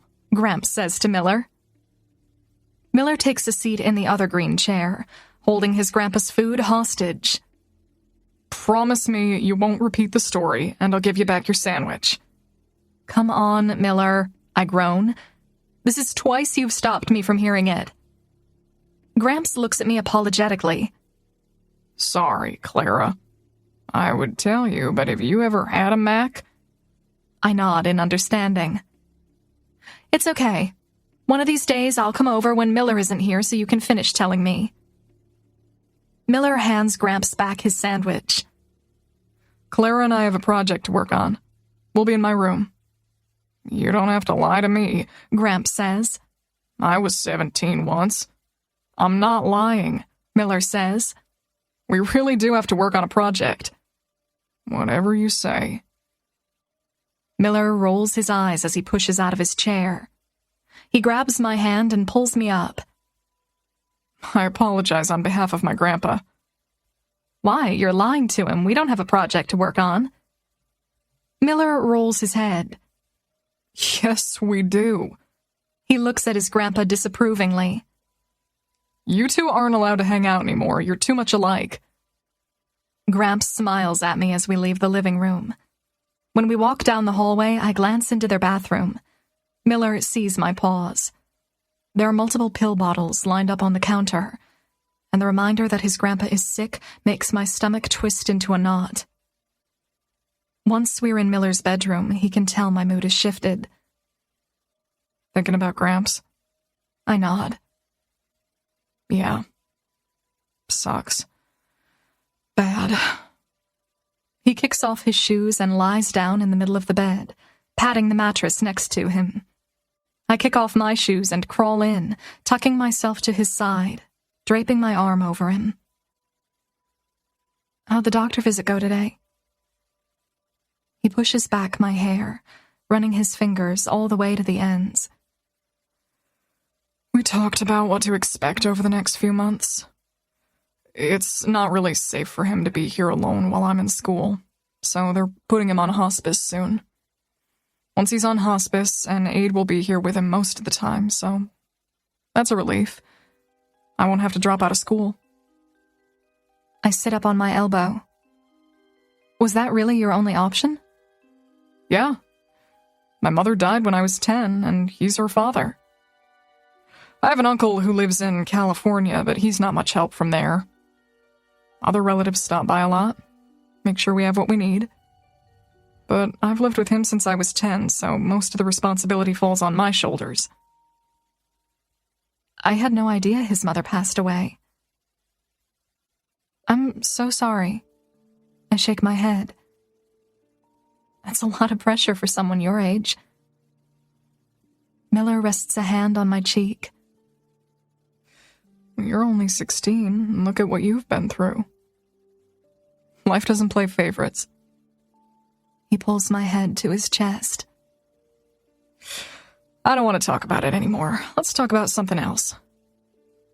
He smells good. Like lemon this time. When's your birthday? I ask. December 15th. He pauses. Yours is next week, right? I nod, but I'd like to forget. With my birthday comes the traditional birthday dinner. But this will be the first one without my dad and Aunt Jenny. I don't want to think about it, so I change the subject. What's your favorite color? I don't have one. I like all of them except orange. Really? I like orange. You shouldn't. It's a terrible color, he says. What's your least favorite color? Orange. You just said you like orange. You made me doubt it, like maybe there's something wrong with it that I'm not aware of. There's a lot wrong with orange, he says. It doesn't even rhyme with anything. Is it the color or the word you don't like? Both. I hate them both. Did something in particular spark this immense hatred? No, it came about naturally, I guess. Maybe I was born this way.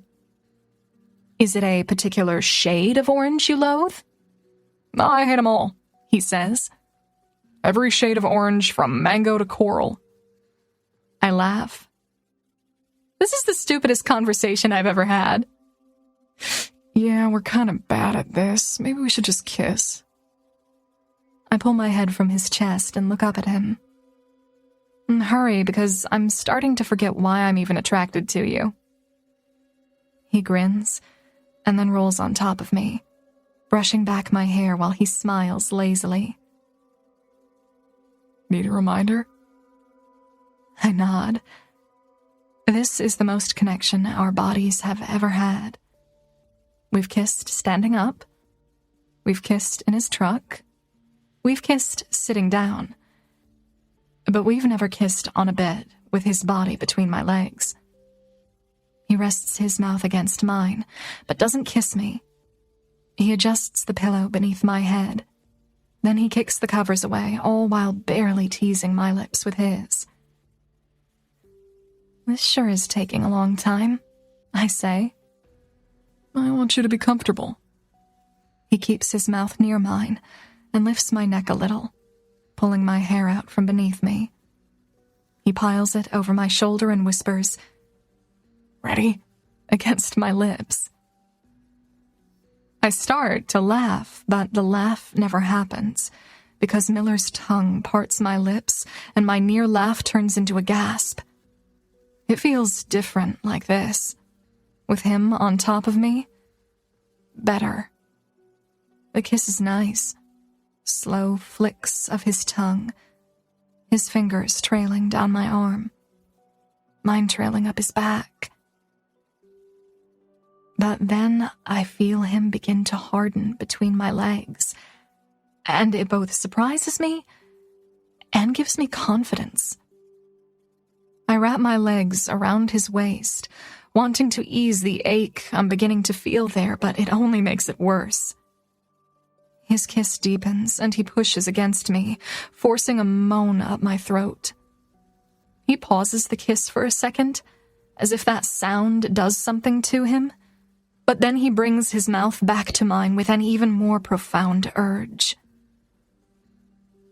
I lift the back of his shirt, wanting to feel his skin beneath my palms. I run my hands up his back until I reach the tight curves of his shoulder muscles. Before I know it, I'm tugging at his shirt, wanting it off him. He obliges and separates us for the 3 seconds it takes for him to take off his shirt and throw it on the floor. The next few minutes don't escalate beyond the shirt removal, but it doesn't de-escalate either. The makeout session just leaves us both aching and panting, and not at all in the mood to work on our project. Miller eventually rolls off of me, onto his side with his mouth still on mine. We kiss like that for a minute. It's not as exciting, but I think that's the point. He's trying to slow down something I don't think he intended to start. His eyes are closed when he finally stops kissing me, and then he presses his forehead to mine. He brings his hand to my chest and rests it there, feeling my heart thumping wildly against his palm. When he pulls away and opens his eyes, he's smiling down at me. You know what else sucks about the color orange? I laugh. What? All the celebrities used that orange square to announce Fire Festival. And look how that turned out. You're right, orange is the worst. He falls onto his back and stares up at the ceiling. It's quiet for a moment, and my heart is still racing. Did you want me to stop? He asks. Stop what? Making out with you? I shrug. Not really, I was enjoying it. I wasn't sure. I didn't want to move too fast, but I really wanted to take off your shirt. Not your bra, just your shirt. I'm cool with that. He raises an eyebrow. Yeah? Sure. Is your bra orange? No, it's white. Good. He rolls back on top of me and starts kissing me again. Suffice it to say, we don't get anything done on the project. But he also stays true to his word and doesn't even attempt to remove my bra. Chapter 23. Morgan. I wake up to the sound of my phone vibrating on my nightstand. I look over at the window, but the sun hasn't even fully risen yet. No one calls me this early. I reach over and pick up my phone and see Jonah's name at the top of the screen. I drop the phone on the nightstand and fall back onto my pillow. We haven't spoken in over a week. Not since the night we almost kissed. He's texted twice asking how I'm doing. I didn't respond to either text.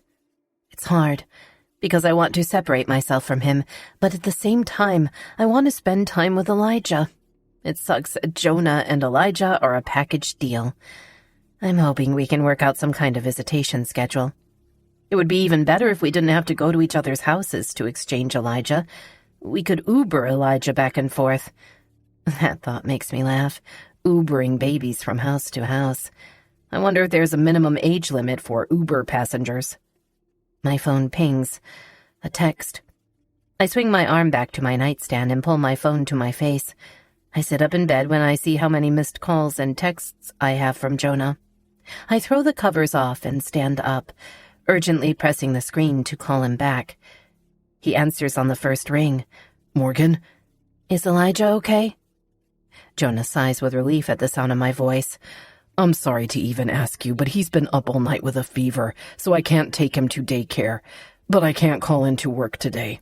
It's state testing for the freshmen, and after school lets out, I have 2 conferences scheduled. Of course. My hand is on my chest.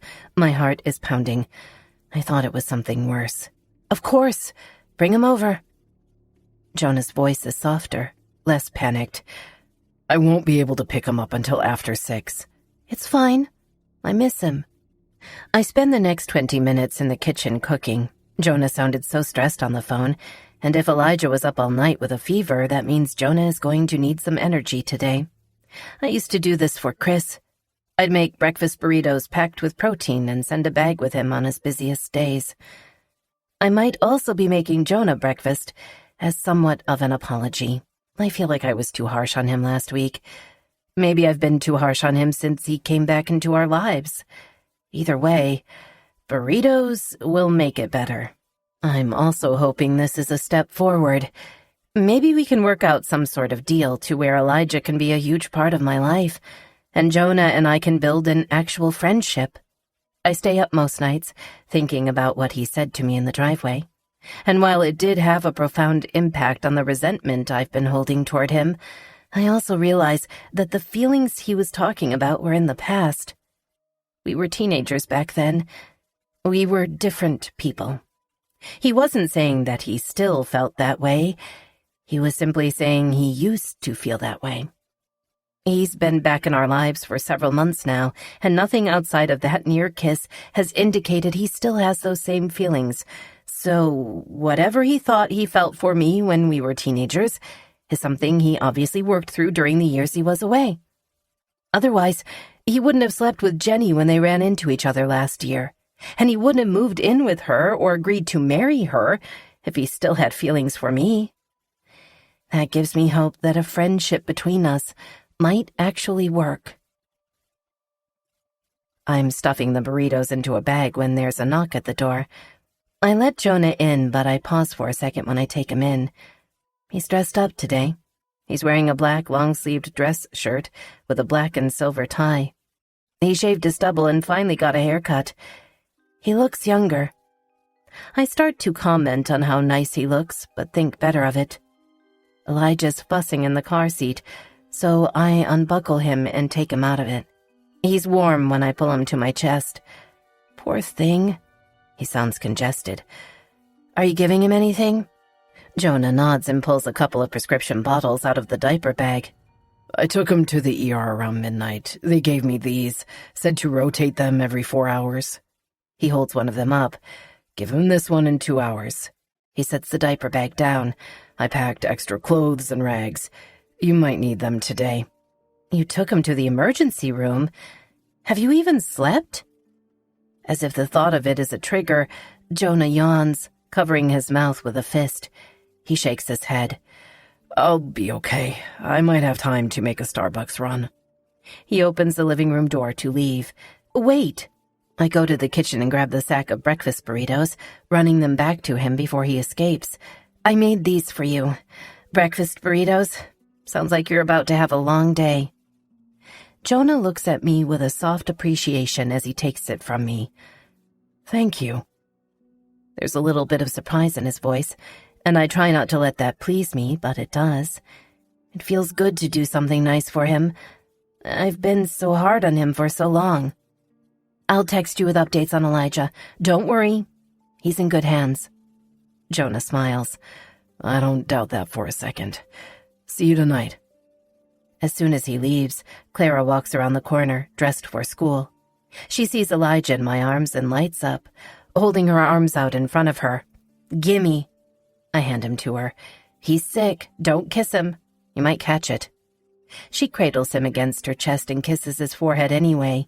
Sick babies need all the kisses they can get. She's right. When Clara was a baby, the sicker she was, the more I coddled her and kissed her, and just wanted to take all her aches and pains away.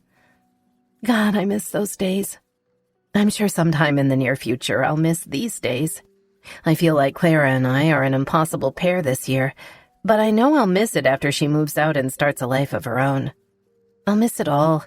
The arguments, the silent treatments, the groundings, the rebellious behavior. Why are you looking at me like that? Clara asks. I smile and pull her in for a hug. She's holding Elijah, so she can't reciprocate the hug, but it's enough that she isn't pulling away. I kiss the side of her head. I love you. When I pull back, she's looking at me with a cautious expression, but then she smiles and says, Love you too, Mom. She goes to the couch to sit with Elijah. I made breakfast burritos. Left you some on the counter. Clara perks up. Bacon or sausage? Both. Yes, she whispers. She gives her attention back to Elijah. I love you, buddy, but I have breakfast to eat. I shoot Jonah a text around 10 to let him know Elijah's fever has gone down a little. He responds at noon. Jonah, is he sleeping at all? Me, not really. I bet he'll crash once his fever finally breaks, though. Jonah, hopefully he waits until I'm ready to crash. This has been the longest day and it's only noon. The breakfast was a godsend. Thanks for that. Me, I have a roast in the crock pot. Clara and I won't eat it all, so I can send some home with you when you pick up Elijah. Jonah, perfect. Thanks again. 2 hours later, I get another text from Jonah. Jonah, is he asleep yet? Me, he took a 15-minute nap, still has fever, but he's not as fussy as he was. Then a text from Clara. Clara, Miller and I need to work on our project after school. We'll be at Starbucks. Me, what project? This is the first I'm hearing about a project with Miller. Clara, Jonah partnered us up for the UIL film submission. We have less than 4 months to finish. I text Jonah. Me. You partnered Clara up with Miller Adams on the film project? Jonah. Yes. Is that an issue? Me. I'm assuming in more ways than one, considering he introduced her to drugs, and Chris already told her to stay away from him. Jonah. Miller isn't as bad as you seem to think he is. Chris didn't even know the kid, so his opinion doesn't count. Me. I formed my own opinion of the kid. He talked Clara into leaving her father's funeral. He got her high. And according to a voicemail I received from the school, they both had detention last week due to PDA. She never did any of this before he was in the picture. And even if he's not the cause of her actions, I'd still rather her be with someone who would talk her out of doing those things, rather than be the type of teenage boy to encourage her behavior. Jonah. I don't think that kind of teenage boy exists in real life. Morgan, you're not making me feel better about this. I wait for his response, but I don't get one. I spend the rest of the afternoon trying to keep Elijah awake so that he'll sleep for Jonah tonight. But once 6 o'clock hits, there's no hope left. He's out cold. His tiny body is limp in my arms, deep in sleep as I place him in his bassinet. His fever finally broke a couple of hours ago, so I think the worst is over, but I have a feeling after Elijah sleeps for a few hours, he'll be up all night with Jonah. Maybe I should offer to keep him for the night so Jonah can rest. I pull out my phone to text Jonah those exact words when he knocks on the front door. I look down at Elijah, and the sound doesn't even make him flinch. When I open the front door, I whisper, he just fell asleep. Jonah is no longer wearing a tie. The top 2 buttons of his shirt are undone, and his hair is messier than it was this morning. He looks even better than he did this morning, despite the exhaustion consuming him. Why am I even having these thoughts? I motion for him to come to the kitchen so I can make him a plate of food to take with him. I pull Tupperware from the cabinet. Have you already eaten? Jonah asks. Not yet. I'll just eat here then. He opens the cabinet next to me, where I keep the plates, and he removes 2 of them. I replace the Tupperware in the cabinet and take a plate from him. This is good. This is casual. Friends eat food together. We both make our plates and take a seat at the table. As normal as it is for 2 people to eat a meal together, Jonah and I have never done so without Chris and Jenny. That part seems off. Like there are 2 huge gaping holes sucking the comfort out of the meal. This is really good, Jonah says, taking another bite. So were your burritos. Thanks. Is everything you cook this good? I nod confidently.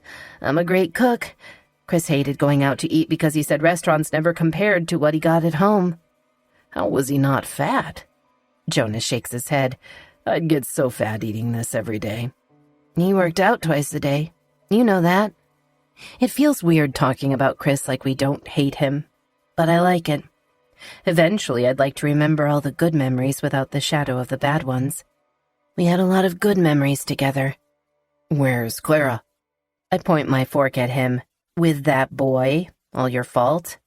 Jonah laughs. He's still one of my favorite students. I don't care what you think of him. What kind of student is Clara? Great, he says. No, for real. Don't tell me what I want to hear. I want to know what she's like when she's not around me. Jonah regards me quietly for a moment. She's good, Morgan. Really good. Always turns her homework in on time, makes good grades, doesn't act up in class, and she's funny. I like her sarcasm. He smiles. She gets that from you. She is a lot like I was at that age. She's a lot like you are now. You haven't changed. I release a half-hearted laugh. Okay. He looks at me with a little too much seriousness. You haven't. At all.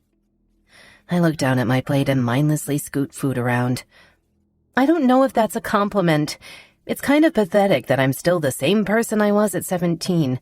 No education, no work experience, not a single thing to put on my resume. Jonah stares at me for a moment, then looks down at his plate, poking his fork into a carrot. I wasn't talking about your resume. I'm talking about everything else. Your humor, your compassion, your level-headedness, your confidence. Your discipline. He pauses for a quick breath, then says, Your smile. He shoves the bite of food into his mouth. I look down, completely losing the smile he's referring to because I felt that. Everything he just said, every compliment felt like darts stabbing at my heart. It makes me sigh. I lose my appetite. I stand up and toss the remaining food from my plate into the trash can. I rinse the plate off in the sink. My chest is constricted. My hands are shaking. I don't like that I'm having a physical reaction to his presence, but friends don't say those things to friends while having the look in their eyes that Jonah just had. He still has feelings for me. I don't know how to process that because it fills me with so many more questions. Jonah brings his empty plate to the sink and rinses it under the water. I pull my hands back and grip the counter, staring into the sink.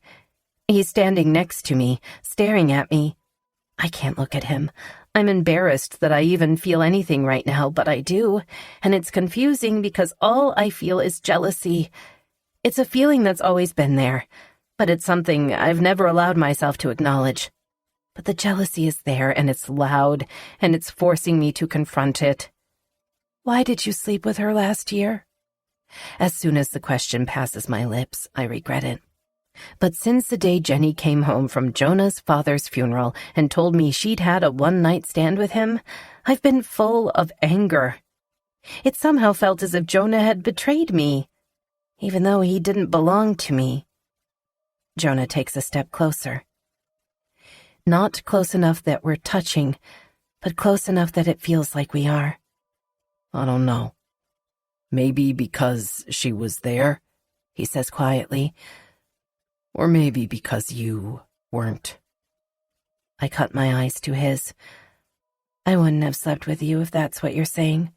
That's not what I'm saying. What I mean is that I was hurt that my father died and you weren't there. Even though we didn't keep in touch, you knew about the funeral because Jenny was there. He sighs regretfully.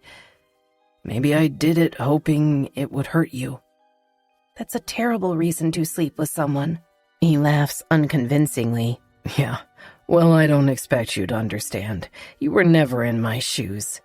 You didn't have to stand on the sidelines and watch the girl you were in love with build a life with your best friend.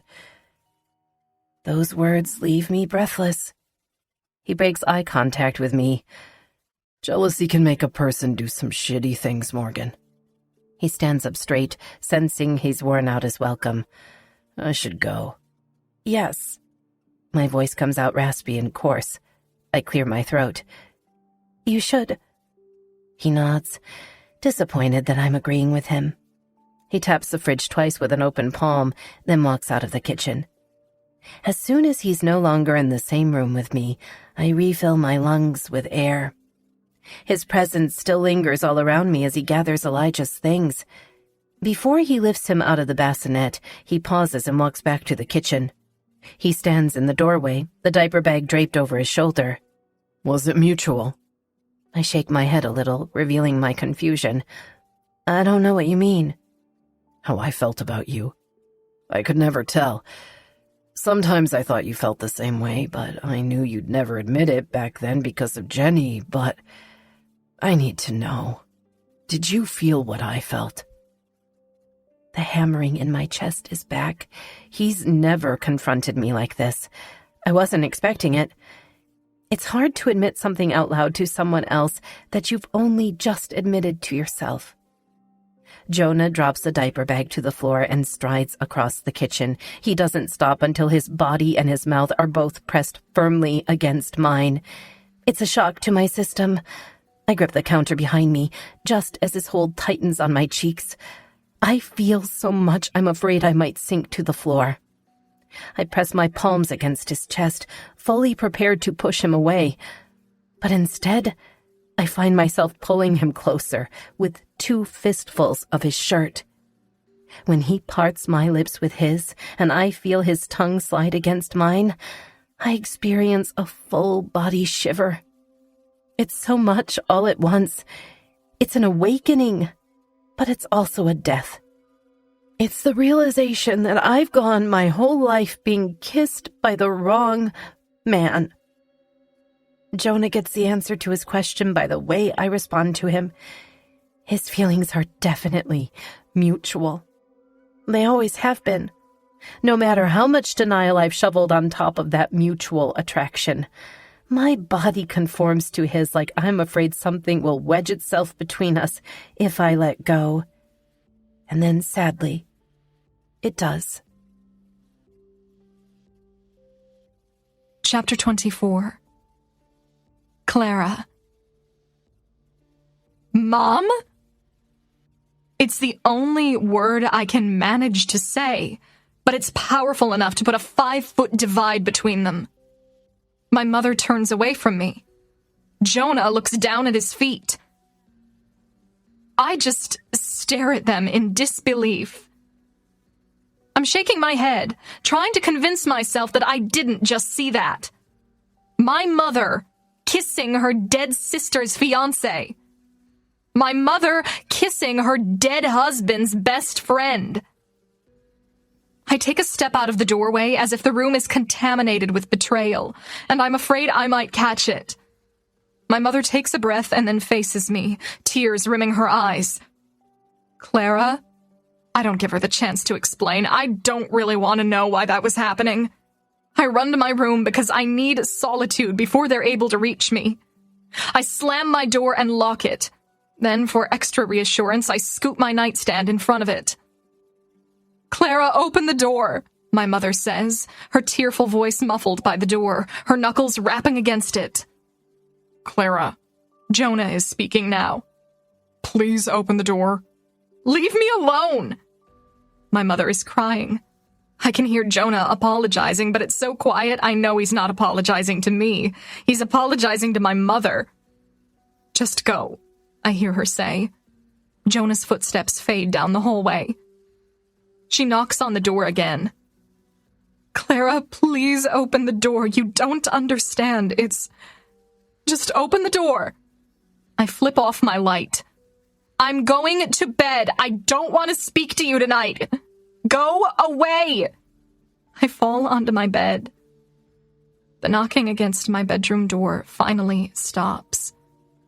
Not even 2 minutes later, I hear the front door slam shut. My mother tries one more time to get me to open the door, but I roll onto my side and ignore her, covering my ears with a pillow. After a few minutes of attempting to regulate my breathing, I release the pillow. The knocking has ceased, hopefully for good this time. I hear her bedroom door close across the hall, which means I have until morning to talk myself out of murdering her.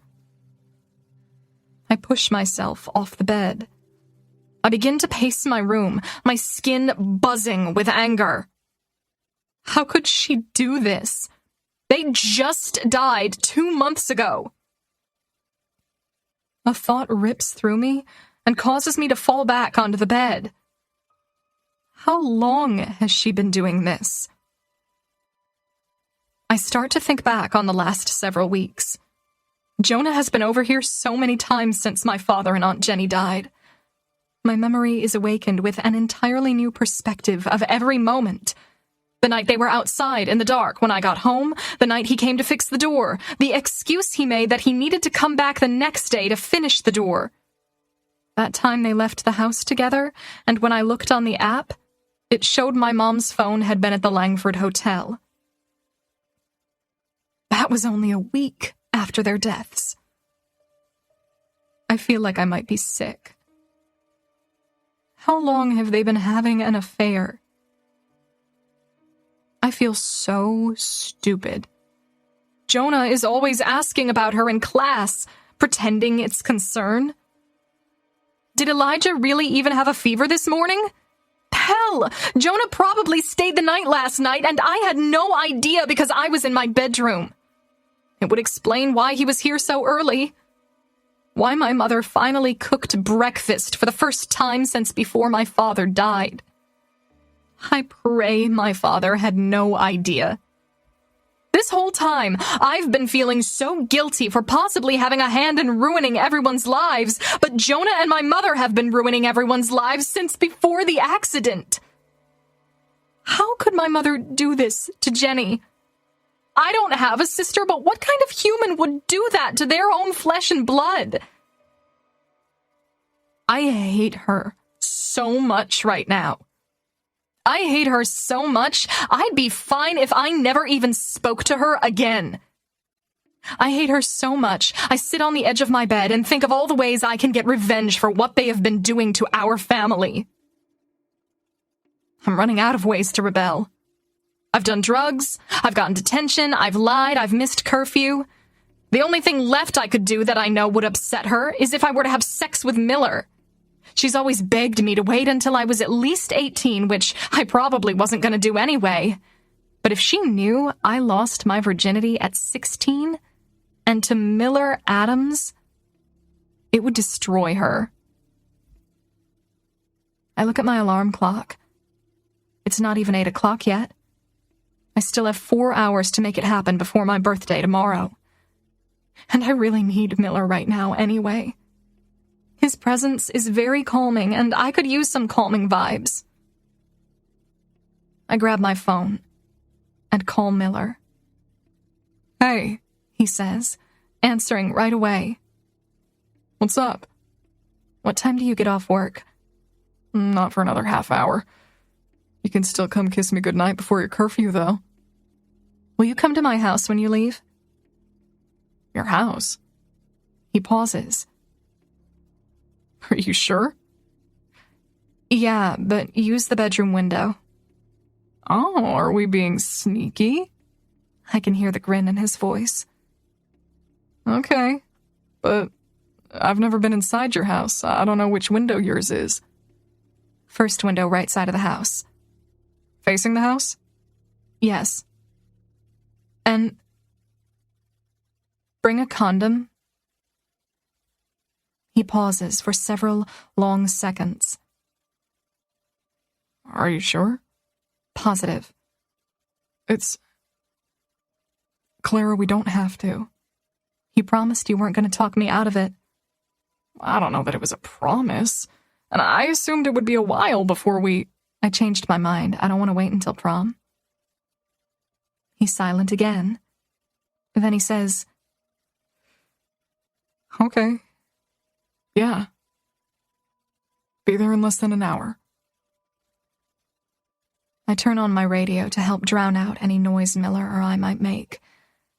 I light 2 candles and put one by my bed and one by the window so that he can make his way around my dark bedroom. I take a shower while I wait for him. I try to get all my tears out before he shows up. Surprisingly, there aren't that many. I'm too angry to cry, I think. I didn't know I was capable of reaching this level of anger, but I've reached it, and there might even be room for more anger. Who knows? Guess I'll see what I'm really capable of when my mother and I come face to face tomorrow. I get out of the shower and wrap a towel around myself.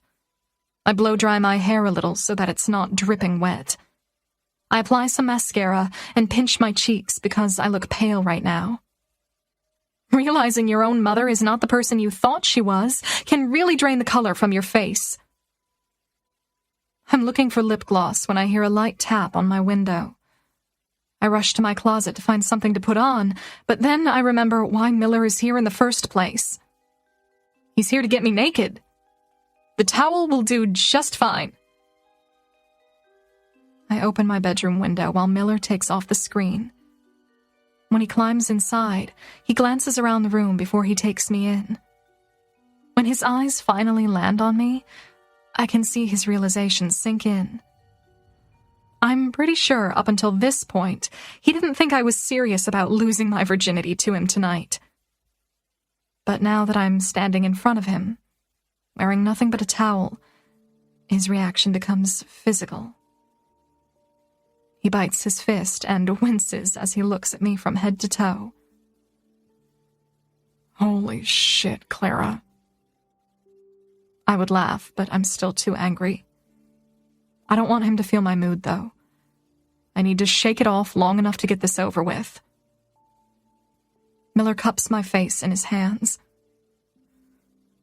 Are you absolutely positive this is what you want? He's whispering, thank God. The last thing I need is for my mother to ruin this part of my life, too. I nod.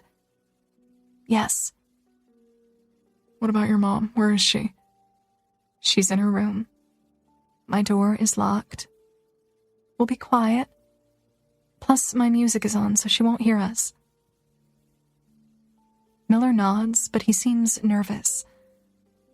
I didn't expect him to be nervous.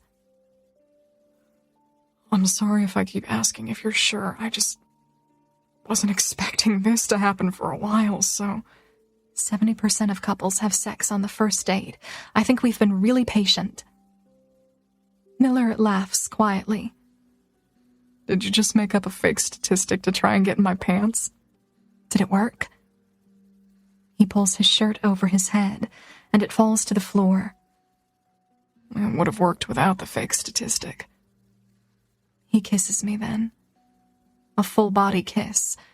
The kind where our legs and bodies and arms are pressed together so close, not even air could pass between us. He backs me up to my bed, but stops before my legs meet my mattress. His kiss made this real. Before, when it was anger fueling my actions, I felt like this probably wouldn't happen. But now that he's here, and his shirt is on my floor, and I'm only wearing a towel, and we're about to be on my bed, it is very real. I'm about to have sex with Miller Adams. And I'm ready. I think. If my mother knew what was happening just 10 feet down the hall from her bedroom, it would destroy her. Yep. I'm definitely ready. My anger prompts me to drop my towel. When I do, Miller gasps and looks up at the ceiling. I'm confused that he's looking at the ceiling and not at me.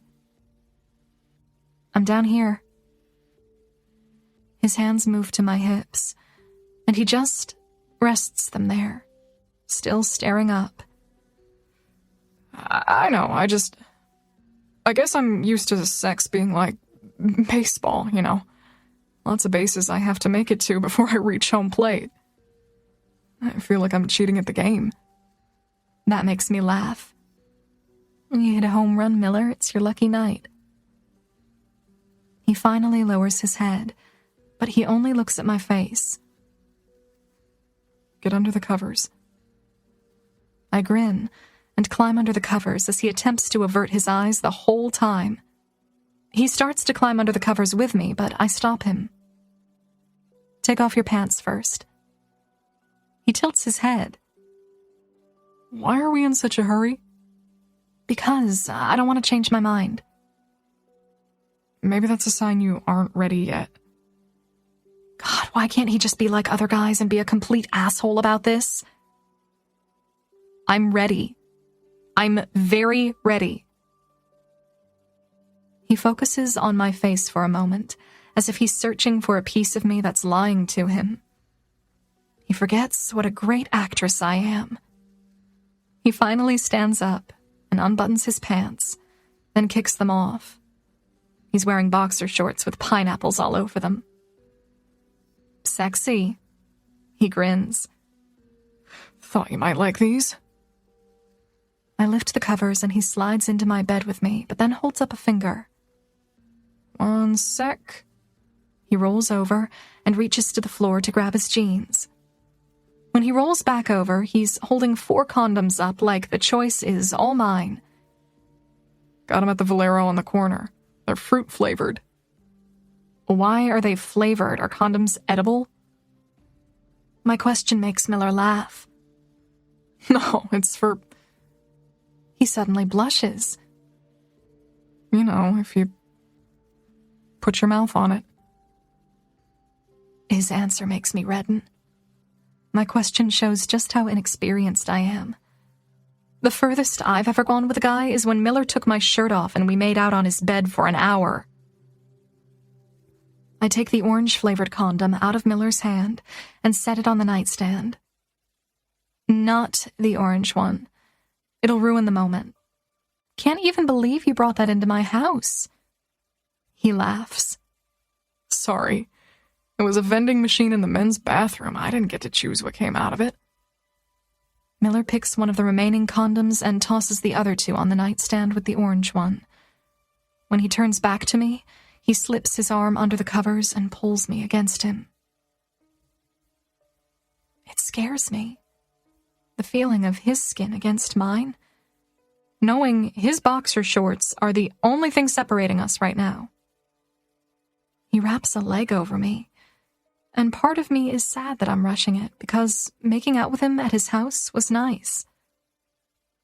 But this is different. This isn't as intimate because so many steps are being skipped. And I know this, but I feel like I'm too far into it to change my mind.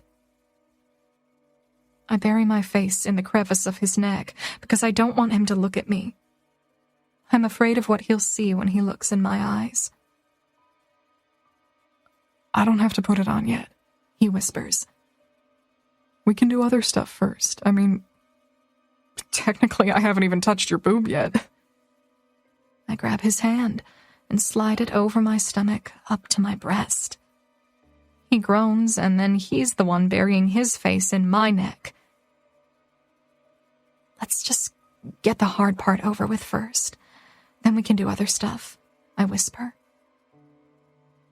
Miller nods, then pulls back and kisses me gently.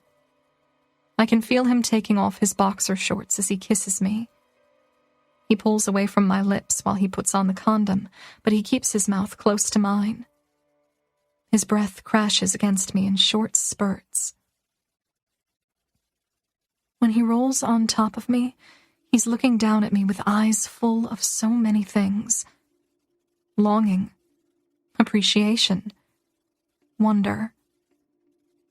I want to feel all the things he's feeling as we experience each other for the first time, but all I feel is betrayed, lied to, stupid. Relax a little more, he says. It'll hurt less if you aren't so tense. I try to relax, but it's difficult when all I can think of is how sorry I feel for Jenny and Dad, and how this is the first time I've ever hoped that an afterlife doesn't exist. At least not one where Jenny and Dad can see how little Jonah and my mother are grieving for them. Miller's lips meet mine, and I'm grateful for the distraction. Then, something else distracts me. There's a pain and pressure between my legs when he begins to push into me, and then an even deeper pain coupled with a rush of air passing Miller's lips. I wince. He stops moving and kisses me gently on the corner of my mouth. You okay? I nod. He's kissing me again, and this time when he pushes against me, I feel it happen. It's a significant feeling, like there was a barrier deep inside me keeping us apart, but that barrier is gone, and Miller is moving against me now, and I just lost my virginity. It's both special and not. It's both painful and not. I regret it and I don't.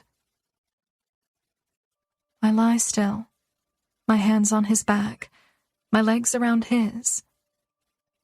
I like the feel of him against me, although I'm not sure I like the feel of what's happening as a whole. My heart isn't in it, which means my body is struggling to be in it. He's being gentle and sweet, and the sounds he's making are extremely sexy, but I don't feel it in my soul. My soul is too full of resentment to allow room for any of what's happening right now to enter. Part of me wishes I'd have waited, but it would have been with Miller regardless. In the grand scheme of things, would dragging it out a few more months have even made a difference? Probably. Okay, all of me wishes I'd have waited. I feel bad that I rushed it. I feel bad that my anger fueled this rash decision, but Miller seems to be enjoying himself, so there's that at least. Maybe I don't really feel the way I expected to feel in this moment, because I realized tonight that love is full of so much ugliness and betrayal, and maybe I don't want anything to do with it. What I think I feel for Miller is what Jenny probably felt for Jonah, and what my father probably felt for my mother. And look where that got them. Miller's mouth is on my neck now. One of his hands is gripping my thigh, and I kind of like the position we're in. Maybe the next time we're in this position, it'll hurt less, both physically and emotionally. Maybe I'll actually appreciate how much he enjoys it next time it happens. Maybe I'll actually enjoy it. But right now, I'm not enjoying anything. My mind won't stop going there. Their actions make me not believe in whatever Miller and I feel for each other. And that makes me sad. It hurts because I so want to believe in Miller and me. I want to believe in the way he looks at me. But I've seen my mother look at my father like that, so does it even mean anything? I want to believe Miller when he says he's never craved anyone like he craves me, but how long will that be true? Until he grows bored with me and finds a girl he craves more than me? Thank God I don't have a sister for him to fall in love with. I pull Miller closer, wanting my face hidden against his skin. I hate having these thoughts, especially right now, but Miller is the only thing in my life that's made me happy since they died, and now I'm scared my mother and Jonah have ruined that. Not only am I questioning them, and now Miller, but I'm questioning the whole stupid idea of monogamy and the validity of love, and thinking how losing my virginity really isn't all that special. Because if love isn't real, then sex is just sex, no matter if it's your first time or your 50th time or your last time. It's just one body part inside another body part. Big freaking deal. Maybe that's why people find it so easy to cheat. Because sex is actually inconsequential. No different than two people shaking hands. Maybe having sex with your boyfriend for the first time means as little as having sex with your dead sister's fiancé. Clara. Miller says my name between heavy breaths, between movements. Then he stops. I open my eyes and pull away from his neck, allowing my head to fall back onto my pillow. Am I hurting you? I shake my head. No. He brushes hair from my face and runs a thumb down my wet cheek. Why are you crying? I don't want to talk about it, especially not right now. I shake my head. It's nothing. I try to pull him against me again, but he separates himself from me and then rolls off me. I feel strangely empty now. Did I do something wrong? He asks. I hate the worry in his eyes. I hate that he's thinking any part of my reaction has anything to do with him, so I adamantly shake my head. No, it's not you, I swear. He looks relieved, but only for a fraction of a second. What is it? You're scaring me, he whispers. It's not you, it's my mother. We got in a really bad argument tonight, and I wipe the tears away with my hands. I'm so angry at her. I'm so angry, and I don't know how to process it. I roll over onto my side so I can face him. She and Jonah are having an affair. Miller pulls back a little, shocked. What? I nod, and I see the sympathy in his expression. He places a soothing hand on the side of my head. Earlier, when I got home, I walked in on them in the kitchen. I got so angry. It's the angriest I've ever been in my life, and I think I might actually hate her. Like, I'm having all these thoughts about how much she's betrayed my dad and my aunt. I can't stop thinking about everything I can do to get back at her and punish her, because all I can think about is how she deserves to suffer too. I lift up on my elbow. I haven't been gone long enough for her to even be thinking about anyone other than my father. Which is why I'm pretty sure it was happening before the wreck. Miller is quiet for a moment, staring at me with a perplexed look, probably unsure how to comfort me when I'm this upset. He falls onto his back and stares up at the ceiling. That's why you called me over here? His voice has a sharp edge to it, even though it's still a whisper. Because you're mad at your mother. His reaction is staggering. I reach out and put my hand on his chest, but he grabs my wrist and flicks it off him. He rolls over and sits on the edge of the bed, his back to me. No, Miller, no. I'm saying no, but that word is a lie, and we both know it. I place a hand on his shoulder, but he flinches when I touch him. He stands up, and I hear the snap of the condom as he pulls it off and tosses it angrily into the trash can next to my bed. He slides his boxers on and then steps into his jeans. He won't even look at me. Miller, I swear that's not why I called you over here. He's walking across my bedroom. Why'd you call me then? You weren't ready for this to happen tonight. He snatches up his shirt and finally looks at me. I expect to see anger in his eyes, but all I see is hurt. I'm sitting up on the bed, the blanket pulled up to my chest. I was, though, I promise. I wanted to be with you, that's why I called you.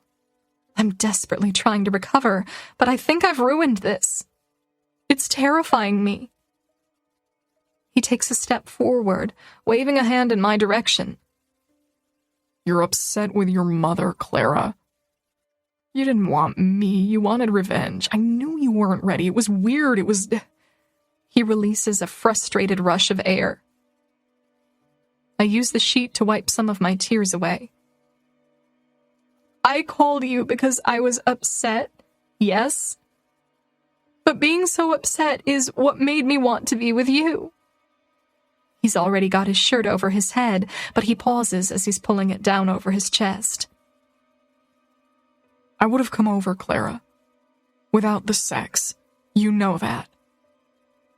Why can't I stop offending him? I don't want to hurt him, but that's all I'm doing right now. He reopens the window, and the last thing I want him to do is leave. I didn't mean to hurt him. I didn't mean to drag him into this, but I don't want him to leave me alone right now. Miller, wait. He's about to climb out the window, so I plead with him again, moving to the edge of my bed, still wrapped up in my blanket. Please, it wasn't personal, I swear. Those words pull him away from the window and back toward the bed. He lowers himself in front of me and cups my face with both hands. You're right. That's why I'm so upset with you. The one thing that should be the most personal to us wasn't personal at all.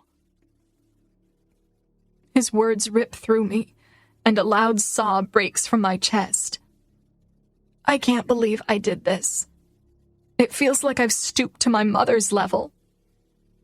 Miller releases me and starts to climb out the window, and I cover my mouth with both hands, unable to stop the feelings from tearing through me. It's not just what I've done to Miller, it's everything. I feel everything. I feel the loss of Jenny and the absence of my father, and the guilt over how they died, and the betrayal of my mother, and the pain I caused Miller. And it's so much all at once that I don't think I can do this anymore. I crawl back up my bed and bury my face into the pillow, but I really just want to pull the covers over my head and close my eyes and never feel any of it again. It's too much. It's not fair. It's not fair. It's not fair. It's not fair. I feel the mattress dip beside me, and when I roll toward him, he wraps his arms around me and pulls me against him. It makes me cry even harder. I try to tell him I'm sorry, but I'm crying so much I can't even get words out. Miller presses soft lips against the side of my head, and I struggle to say it. But the only word I'm sure he can make out is sorry between sobs. He doesn't tell me it's okay, or that he forgives me. He doesn't say anything. He spends the next several minutes silently comforting me while I cry. My face is pressed against his chest, buried deep into his shirt. When I can finally find my words again, I use them over and over. I'm sorry, I'm so sorry. You're right, and I feel terrible. My words are muffled against him. I'm so sorry. He's gently cupping the back of my head.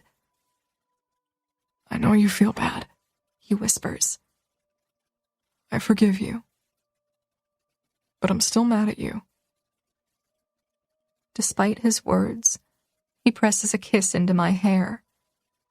And that's all the forgiveness I need from him right now. He should be mad at me. I don't blame him. I'm mad at me. He lies with me for a while, but when I'm no longer crying, he pulls away and looks down at me, running his hand over my cheek. I should probably go. It's getting late. I shake my head and look pleadingly into his eyes. Please don't. I don't want to be alone right now. I can see the 3 seconds of contemplation swirling around in his eyes before he nods. Then he sits up on the bed and takes off his t-shirt.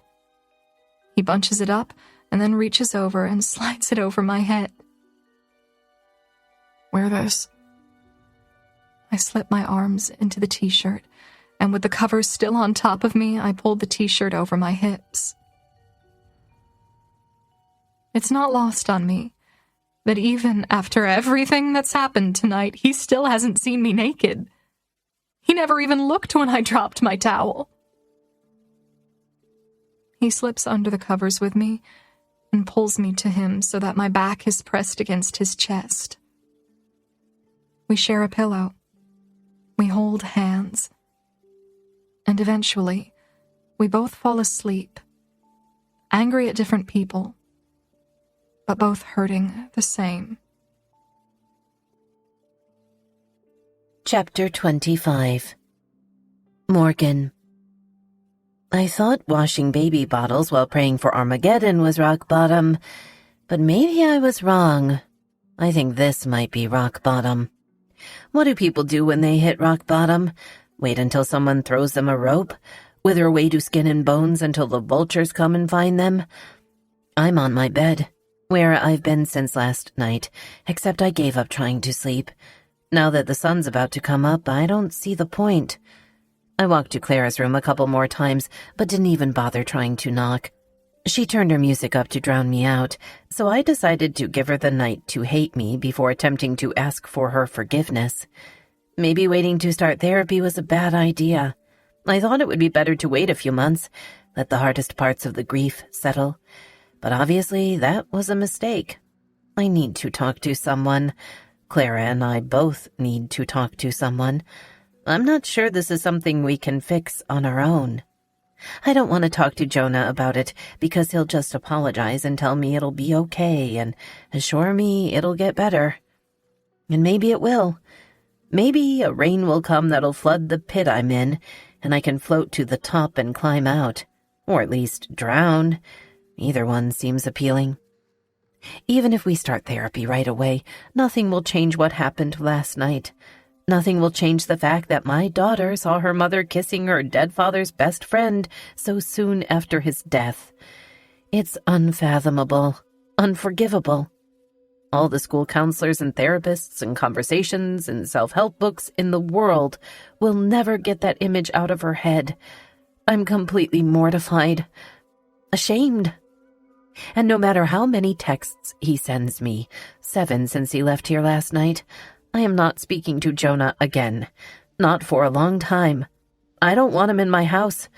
I don't like what his presence does to me. I don't like the person it turns me into. Kissing him last night was one of the biggest mistakes I've ever made, and I knew that before I even let his lips touch mine. Yet still, I did it. I allowed it. And the worst part is I wanted it. I've wanted it for a long time, probably since the day I met him. Maybe that's why I feel like such a piece of shit right now, because I know if Jonah hadn't left all those years ago, we might have eventually ended up in the same position as Jenny and Chris, sneaking around, betraying our spouses, lying to our families. My anger with them hasn't subsided since last night. I've just developed a new anger that is just as intense, but this time it's directed toward myself. There isn't a life lesson I could teach Clara at this point that wouldn't make me out to be a hypocrite. I feel like anything I say to her from this point forward will mean nothing to her. And maybe it shouldn't. Who am I to raise a human? Who am I to teach someone morals? Who am I to help guide someone else through life when I'm wearing a blindfold and running in the wrong direction? I jolt upright in bed when I hear a rapping on my door. So help me God, if it's Jonah Sullivan, I am going to be pissed. I throw my covers off and pull on my robe. I haven't even had a chance to speak to Clara yet, so until I speak to her, I don't want to even bother talking it out with Jonah. I rush through the house to get to the door before he wakes her. I swing it open but take a step back when I see Mrs. Nettle standing on my patio with the screen door open. "Just making sure you're alive," she says. "Guess you are." She releases my screen door, and it slams shut against the frame. I speak through it. "Why were you assuming I'd be dead?" She keeps walking, limping away with her cane. "There's a window screen on the ground over on the side of your house. Thought someone might have broken in and murdered you last night." I watch her until she makes it to her patio, ensuring she doesn't fall. Then I close the door and lock it. Great. A broken window screen. Something else Chris would have taken care of if he were still alive. I'm walking into my bedroom when I pause.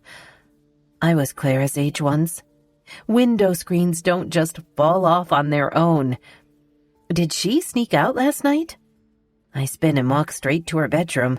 I don't even knock because she's probably not even inside to answer me. I push at the door, but it's locked. It's just one of those hook locks that can easily be lifted and bypassed. I hate that I'm resorting to breaking into her room, but I need to see if she's actually gone before I get dressed and go find her. I grab a hanger from my closet, then slip the hanger up the crack in her door until it catches on the lock. When it releases, I push at the door, but it doesn't open right away. Did she barricade herself in her room? God, she might be angrier than I thought. I shove my hip against the door, moving whatever it is she pushed against it. I get the door open a few inches and I peek inside. I release a huge sigh of relief. She's still asleep. She didn't sneak out. Or if she did, she's home now, and that's the most important thing. I start to pull the door shut, but I pause when I see movement. An arm wraps over Clara's stomach. An arm that isn't hers. I throw my whole body against the door to open it. Clara sits straight up in bed, startled. So does Miller. "What the hell, Clara?" Miller is standing now, scrambling to put on his shoes. He reaches to the nightstand and grabs condoms, shoving them in the pockets of his jeans like he's trying to hide them before I see them. But I definitely saw them, and I'm angry, and I want him out of my damn house right now. You need to leave. Miller is nodding. He looks at Clara with eyes full of apology. Clara covers her face. "Oh my God, this is so embarrassing." Miller starts to walk around the bed, but then pauses and looks at Clara, then me, then Clara, then down at his bare chest. That's when I realize Clara is wearing his shirt. Does he expect her to give it back to him? Is he an idiot? He is. She's dating an idiot. Get out! Wait, Miller, Clara says. She snatches the shirt she was wearing yesterday off the floor and walks to her closet. She closes herself inside so she can change shirts. Miller looks like he doesn't know if he should listen to her and wait for his shirt or run before I murder him. Lucky for him, it only takes Clara a few seconds to change. She opens the door and hands him his shirt. Miller pulls on the shirt, so I yell at him again, this time with more force. Get out! I look at Clara, wearing just a t-shirt that barely covers her ass.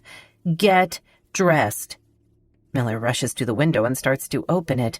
He really is an idiot. Just use the front door, Miller. Jesus.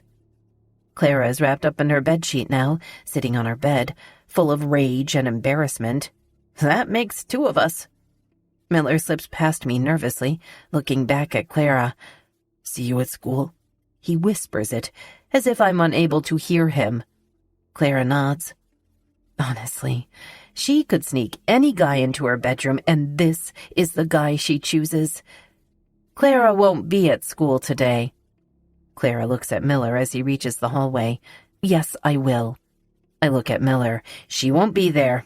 Goodbye. He spins and leaves. Finally, Clara tosses the sheet away and reaches to the floor to grab the jeans she wore yesterday. You can't ground me from school. My worry about whether I have the right to parent her is non-existent right now, thanks to my anger. She isn't going anywhere today. You are 16 years old. I have every right to ground you from whatever the hell I want to ground you from. I glance around her room, looking for her phone so I can confiscate it. Actually, Mother, I'm 17. She slips a leg into her jeans. But I guess you were too busy with Jonah to remember that today's my birthday. Shit. I was wrong. This is rock bottom. I try to recover my muttering. I didn't forget, but it's obvious I did. Clara rolls her eyes as she buttons her jeans. She walks to her bathroom and comes back out with her purse. You aren't going to school like that. You wore those clothes yesterday. Watch me, she says, shoving past me. I'm pressed against the frame of her bedroom door as I watch her walk down the hall. I should be running after her. This isn't okay. Sneaking a boy into her bedroom is not okay. Having sex with a guy she just started dating is certainly not okay. There is so much wrong here, but I'm scared it's beyond my parenting abilities. I don't even know what to say to her or how to punish her, or even if I have the right to at this point. I hear the front door slam and I flinch. I grip my head and slide down to the floor. A tear rolls down my cheek and then another. I hate it because that means a raging headache is going to follow. I've had headaches every single day since the accident, thanks to the tears.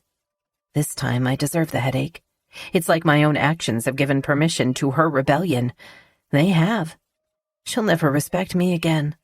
A person can't learn from someone they don't respect. It just doesn't work that way. I can hear the faint sound of my phone ringing down the hall. I'm sure it's Jonah, but part of me wonders if it could be Clara, even though she hasn't even had time to back out of the driveway. I rush to my bedroom, but I don't recognize the number. Hello? Mrs. Grant? I grab a Kleenex and wipe my nose. This is she. I'm the technician who'll be repairing your cable today. I just wanted to let you know that someone will need to be home from 9 until 5 so that I can have access to do the repairs. I sink onto the bed. Seriously? You expect me to sit in this house for the entire day? There's a pause. He clears his throat and says, It's just policy, ma'am. We can't enter an empty residence. I get that it's policy for someone to be here, but you can't give me a smaller window of time? Maybe 2 hours? 3? It's difficult for us to pinpoint a particular time because every repair varies in need. Yeah, but come on. An entire day? Why do I have to stay in this house for 8 fucking hours? Oh my God, I'm cussing at the cable technician. I shake my head, pressing my palm against my forehead. You know what? Just cancel it. I don't even want cable. No one has cable anymore.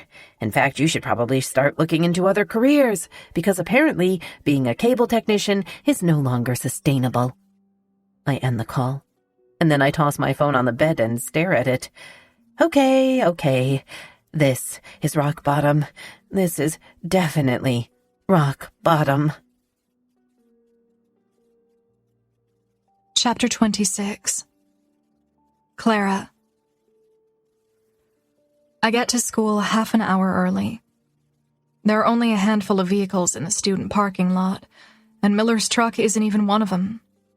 There's no way I'm walking into Jonah's classroom early, so I pull the lever on my seat and lean back. I'm not going to cry. In fact, I'm not even angry right now. If anything, I'm numb. So much has happened in the last 12 hours that I feel like my brain must have an emergency shut-off valve. I'm not sad about it. I prefer this feeling of numbness to the anger I had last night and the embarrassment I had this morning when my mother was so rude to Miller. I get it. I snuck a boy into my room. I had sex. That's really shitty. But she lost her privilege last night to tell me what is and isn't shitty behavior. I flinch at the knock on my passenger window. Miller is standing next to my car, and I no longer feel numb because seeing him springs a little bit of life back into me. He opens the door and takes a seat, handing me a coffee. He's never looked so good. Sure, he's tired, and neither of us have brushed our teeth or our hair, and we're wearing the same clothes we wore yesterday. But he's holding coffee and looking at me like he doesn't hate me. And that's a beautiful thing.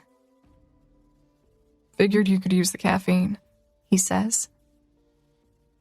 I take a sip and savor the heat against my tongue and the sweet caramel sliding down my throat. I don't know why it took me so long to appreciate coffee.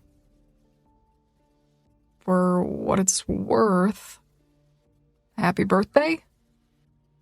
He says it like a question. I guess it is. Thank you. Even though this is the second worst day of my life.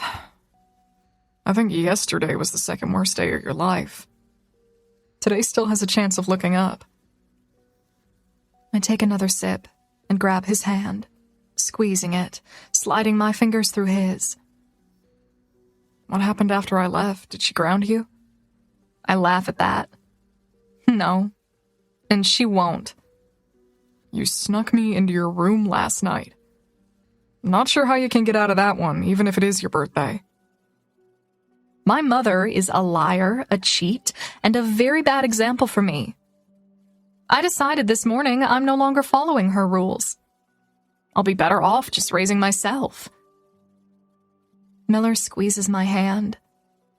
I can tell he doesn't like what I'm saying, but he doesn't talk me out of feeling this way. Maybe he thinks I just need time to calm down. But time won't help. I'm done with her. What did Lexi say when you told her what happened? I glance at him, raising an eyebrow. Lexi? He nods, sipping his coffee. Shit, Lexi! I crank my car. I forgot to pick her up. Miller laughs. Well, in your defense, you've had an eventful morning.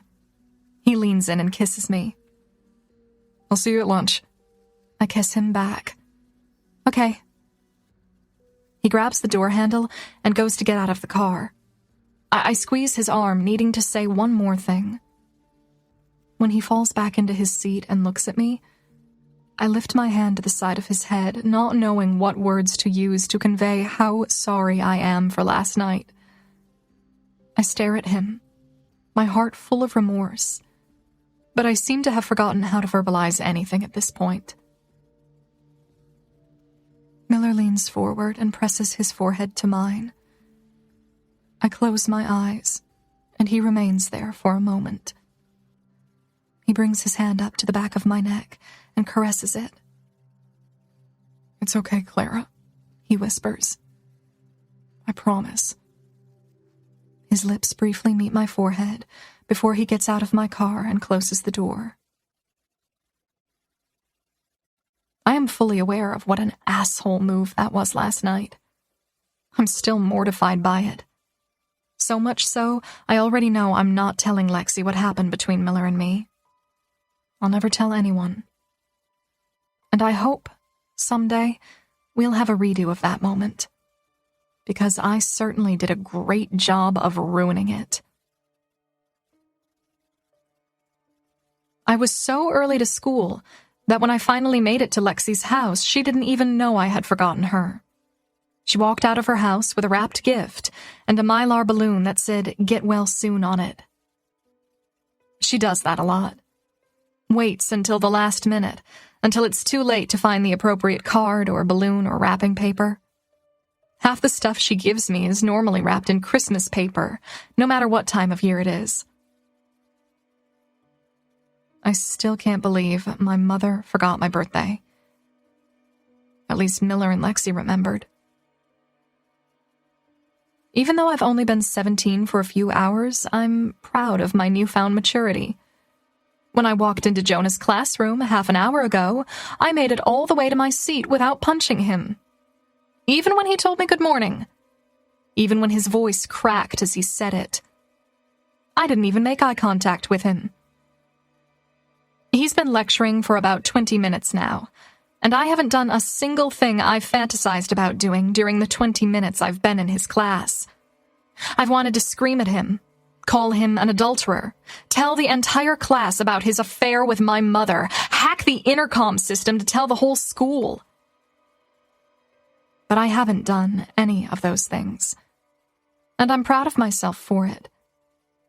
I've remained extremely calm and composed, and as long as I keep my eyes off him, I think I might be able to make it through the entire class and escape without a confrontation. 17 looks good on me. I'm practically an adult now, thank God, because I can't rely on my mother to raise me anymore. Lexi, Efren is growing on me. I'll have my first Friday off since we've been talking, and he just asked if I wanted to go on a date. I smile when I get her text. Me. What'd you say to him? Lexi. I told him no. Me. Why?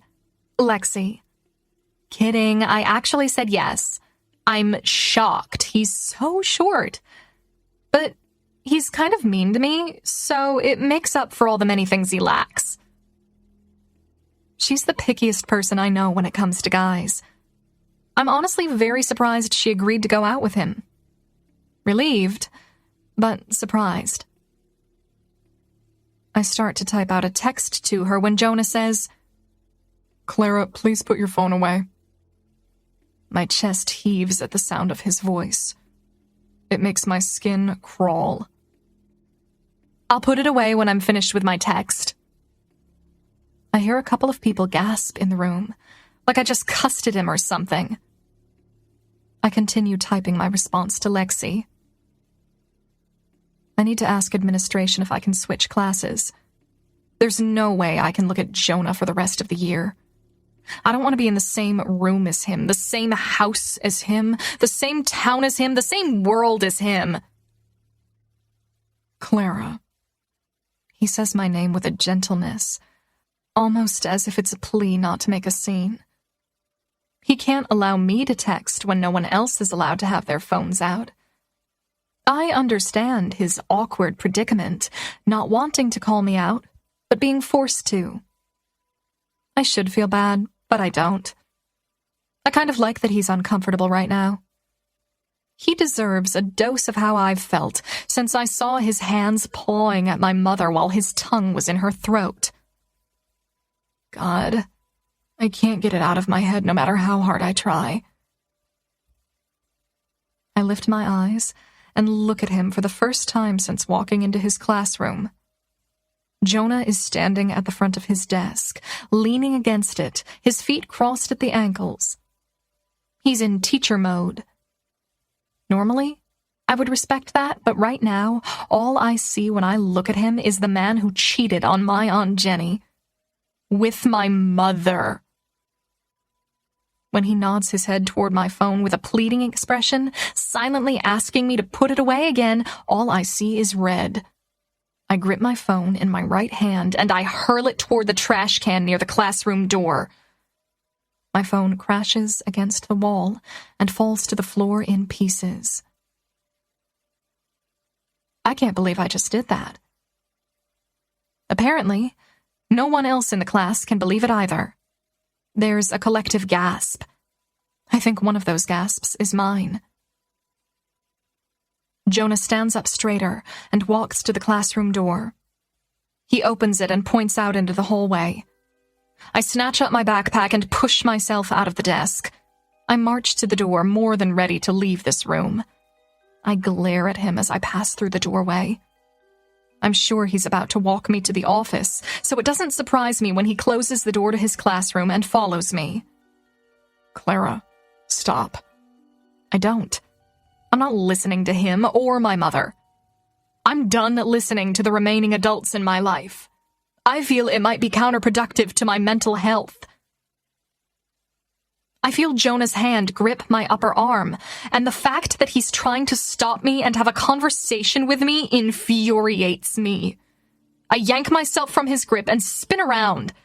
I don't know what's about to come out of my mouth, but I can feel anger raging its way up my throat like a rapid. Right before I can lash out at him, he closes the gap between us and wraps his arms around me, pressing my face against his chest. What the hell? I try to push against him, but he doesn't let go. He just squeezes me tighter. His hug enrages me, but it also causes me to lose focus for a moment. I wasn't expecting this. I was expecting to be sent to the office or suspended or expelled, but I certainly wasn't expecting a hug. I'm sorry, he whispers. I try one more time to push him away, but I don't try very hard because he's wearing the same kind of shirt my dad was wearing the last time he hugged me goodbye. A soft, white, button-up shirt that feels nice against my skin. My cheek is pressed against one of the plastic buttons, and I squeeze my eyes shut, not knowing what to do because even though I hate Jonah right now, his hug reminds me of my dad. He even smells like my dad a little. Like fresh-cut grass in a thunderstorm. When his hug doesn't ease up at all, I start to cry. Even Jonah's hand against the back of my head feels just like my dad's. I hate myself for this, but I lean into him and let him hug me while I cry. I miss my dad so much. I feel more sadness than anger right now, so I let Jonah hug me because it feels better than fighting. I miss him so much. I don't know how this happened.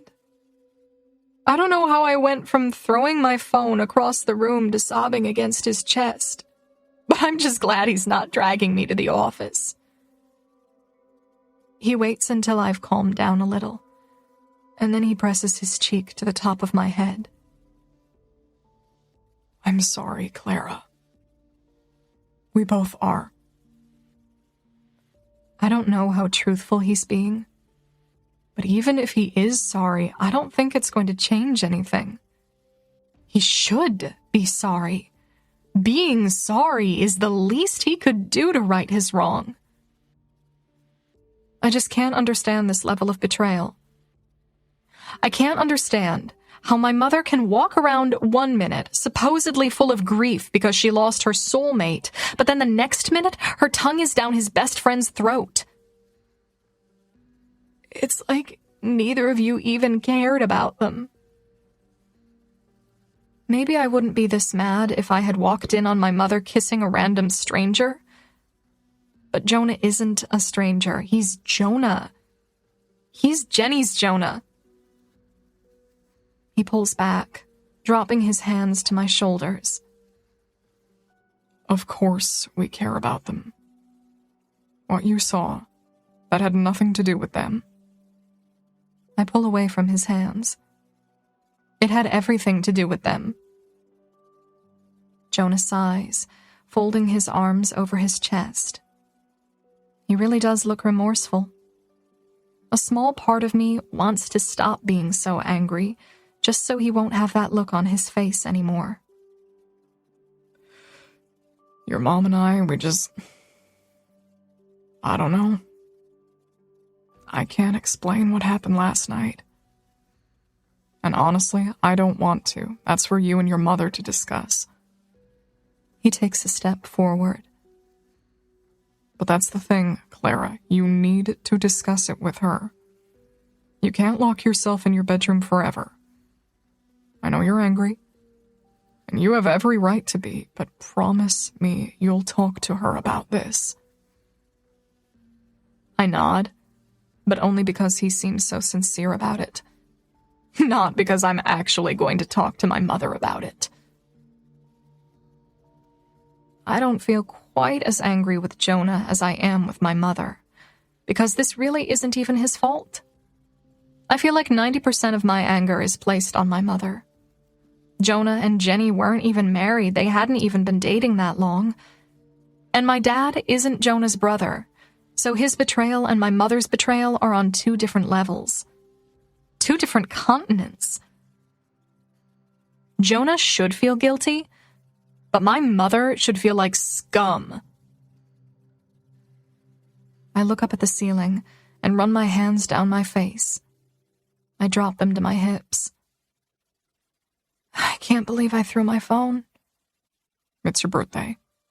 You get a free outburst, just don't tell the other students. I'm surprised, but I actually find it in me to laugh at that. Then I sigh heavily. It sure doesn't feel like my birthday. It's hard for today to feel like my birthday when my own mother forgot about it. Guess that means our traditional birthday dinners are over for good. Jonah points to the classroom door. I have to get back in there.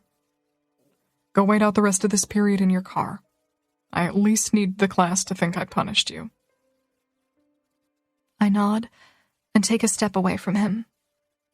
He walks back toward his classroom, and part of me wants to tell him thank you. But I have a feeling I'd immediately regret that. I don't really have anything to thank him for. If we're keeping score, he still owes me about 1 million free passes.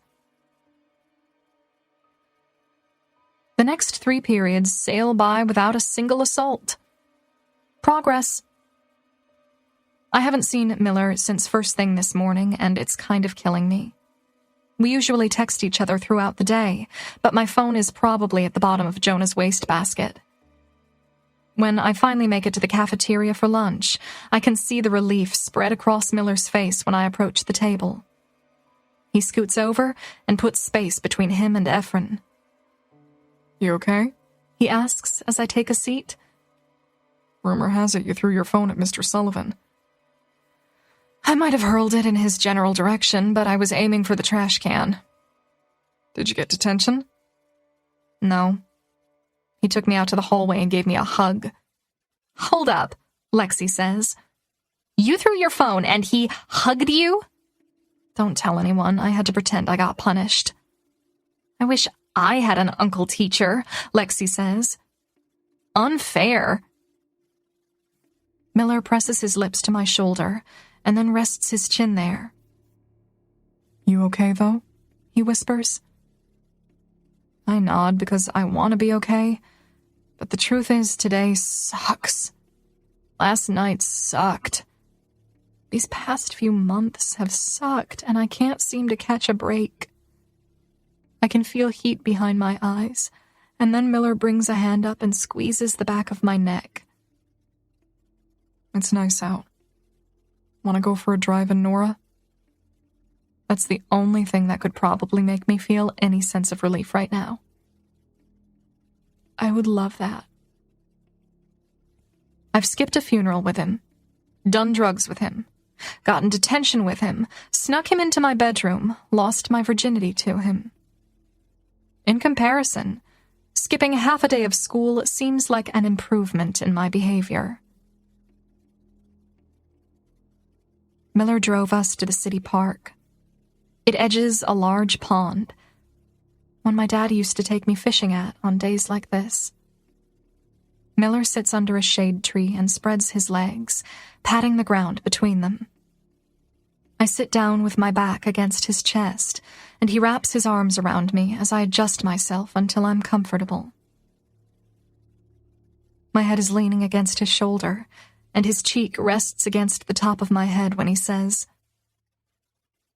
"What was your father like?" It hasn't been that long, but I still feel like I have to jog my memory to answer his question. He had such a great laugh. It was loud and filled up the entire room. Sometimes it would embarrass my mother in public because people would turn and look at us when he laughed. And he laughed at everything. He worked a lot, but I never held it against him. Probably because when we were together, he was actually present. Wanted to know about my day, would always tell me about his. I sigh. I miss that. I miss telling him about my day, even when there was nothing to tell. He sounds great. I nod. What about yours? I feel a movement in Miller's chest, like a silent, unconvincing laugh. He's not like your dad was. At all. Did he raise you? I can feel Miller shake his head. No. I spent time with him here and there growing up, but he was in and out of jail. Finally caught up to him when I was 15, and he got a longer sentence. He'll be out in a couple of years, but I doubt I'll have anything to do with him when he gets out. It had been a while since I'd seen him when he got arrested, anyway. So that's why my father made that comment about Miller's dad, about the apple not falling far from the tree. My father was wrong, obviously. Do you keep in touch at all? No, Miller says. I mean, I don't hate him. I just realize some people are good at being parents and some people aren't. I don't take it personally. I'd just rather not have a relationship with him. And your mom? I ask. What was she like? I feel him deflate a little before he says, I don't remember her very well, but I don't have any negative memories of her. He wraps one of his legs around my ankle. You know, I think that's where my love for photography came from. After she died, I had nothing to remember her by. She hated the camera, so there are very few pictures of her. Not much video. It wasn't long after that when I asked Gramps for my first camera. I've had it in his face ever since. You could probably make an entire movie just of him. Miller laughs. I could. I might.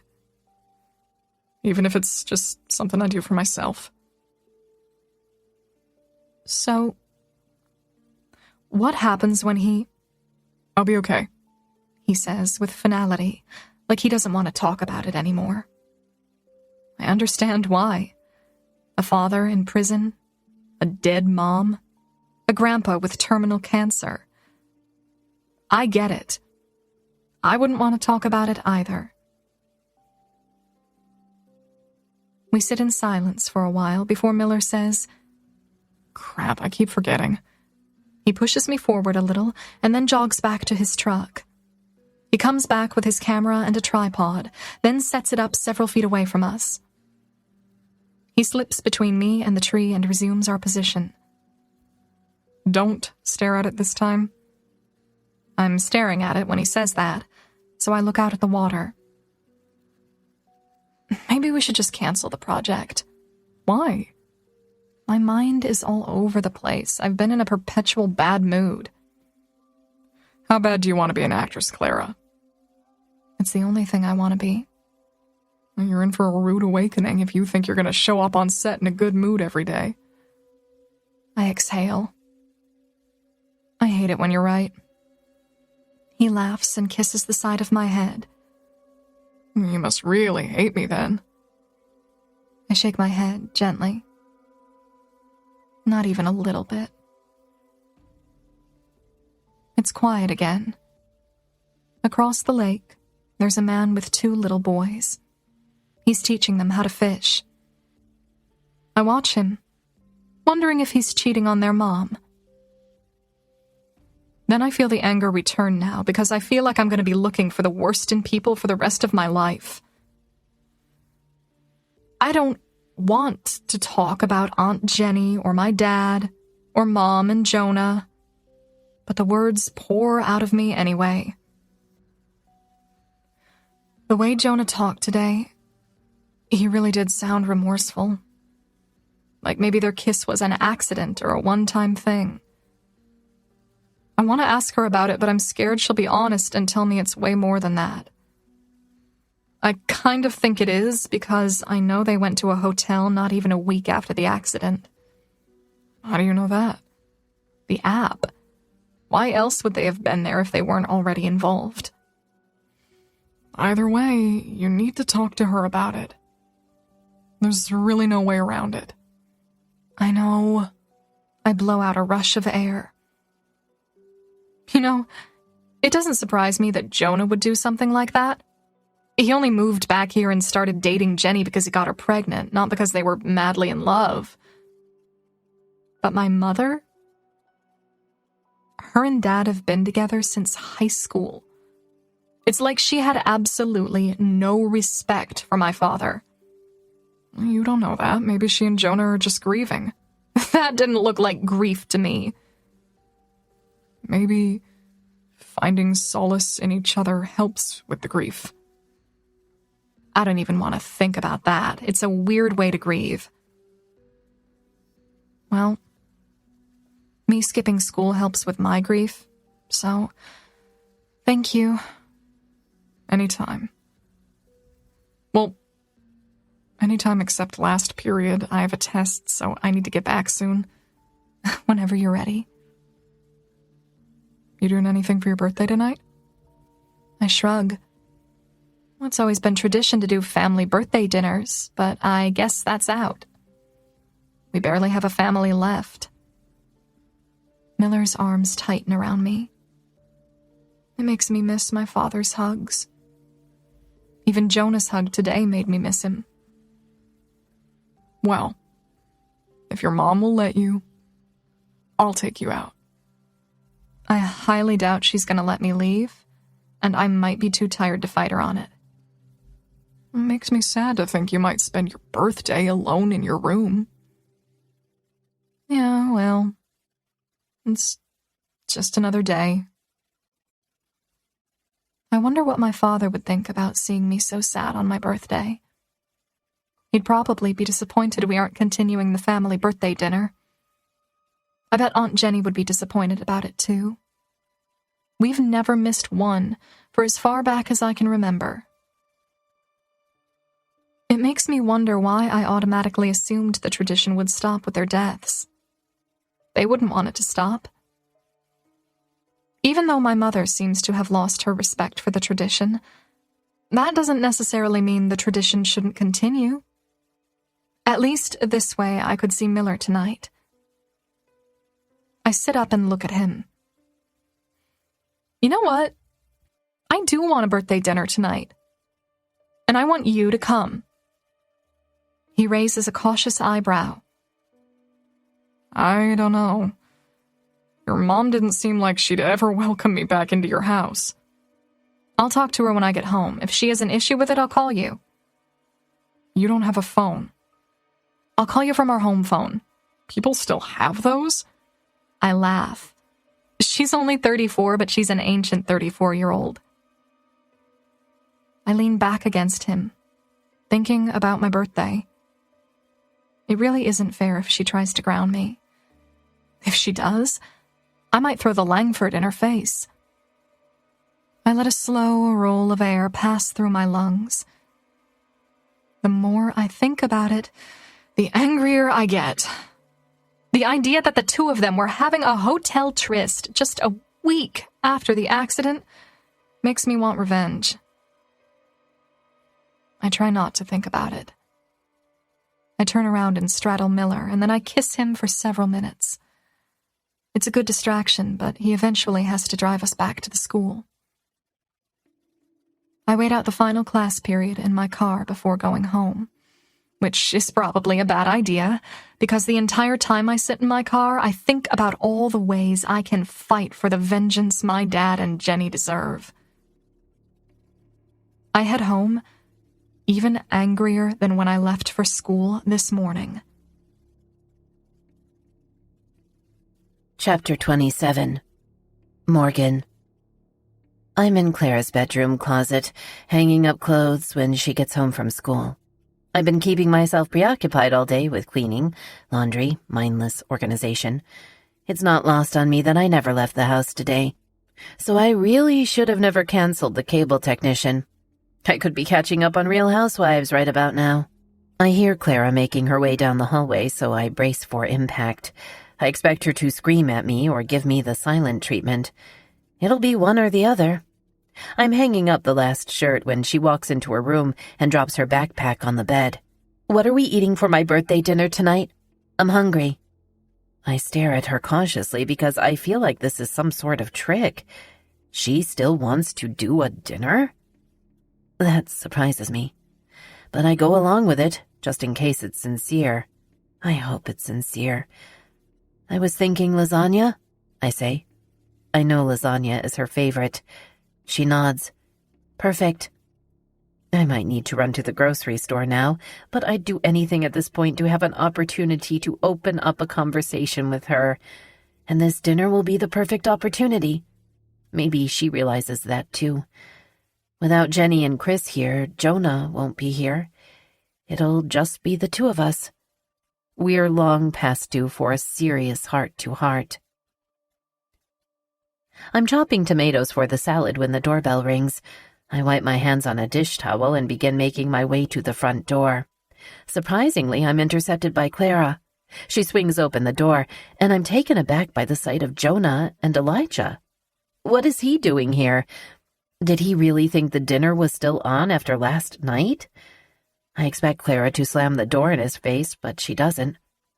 He hands her a box, and even though I'm on my tiptoes in the doorway to the kitchen, trying to see what it is, I have no idea what he's just given her. Seriously? She sounds excited. I feel like I'm in the Twilight Zone. "I had an old phone in a drawer at the house," Jonah says. "This is the latest model, though." "I took the old one." Clara lets him in, and I slip back into the kitchen. Why did he buy her a phone? Is that his way of winning her over? That's not how you parent, Jonah. "I already put your old SIM card in it, so it should be ready to go." Thanks. It's nice hearing a hint of joy in her voice, but it's hard to feel relief when Jonah is walking into the kitchen behind me. "You bought her a new phone?" I ask, without turning around.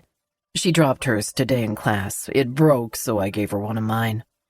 I suck in air before turning around to face him. I hate how I feel around him after last night. As brief as that kiss was, it feels like it's still lingering, like I can still taste him on my lips. "What are you doing here?" "Clara called about an hour ago. She said her birthday dinner was still happening." I look in the direction of Clara's room with narrowed eyes. What is she up to? Jonah shrugs, adjusting Elijah in his arms. "Maybe she's okay with it." "With what?" "With us." "She's not. And there is no us." With that, I spin around and finish making the salad. Jonah takes a seat at the table and begins playing with Elijah by making faces at him. It's adorable and awful. I can't stop stealing glimpses of him because his interaction with his son is breathtaking. Maybe even more so because I know Elijah isn't even his biological child. Yet the love Jonah has for him is the same as if he were. I hate that Elijah is a result of Chris and Jenny's betrayal, but I love that it doesn't matter to Jonah. Seeing him with Elijah is making me think too many good thoughts about him, so I walk over and take Elijah from Jonah, just so I can stop the feelings that are rocketing through me. I sit at the table and turn Elijah toward me. He smiles. He gets excited to see me now, and it melts my heart every time. You need help with anything? Jonah asks. You can put icing on the cake, I suggest. Anything to get him out of my line of sight. Jonah just finishes icing the cake when the doorbell rings again. We both look at each other with confusion.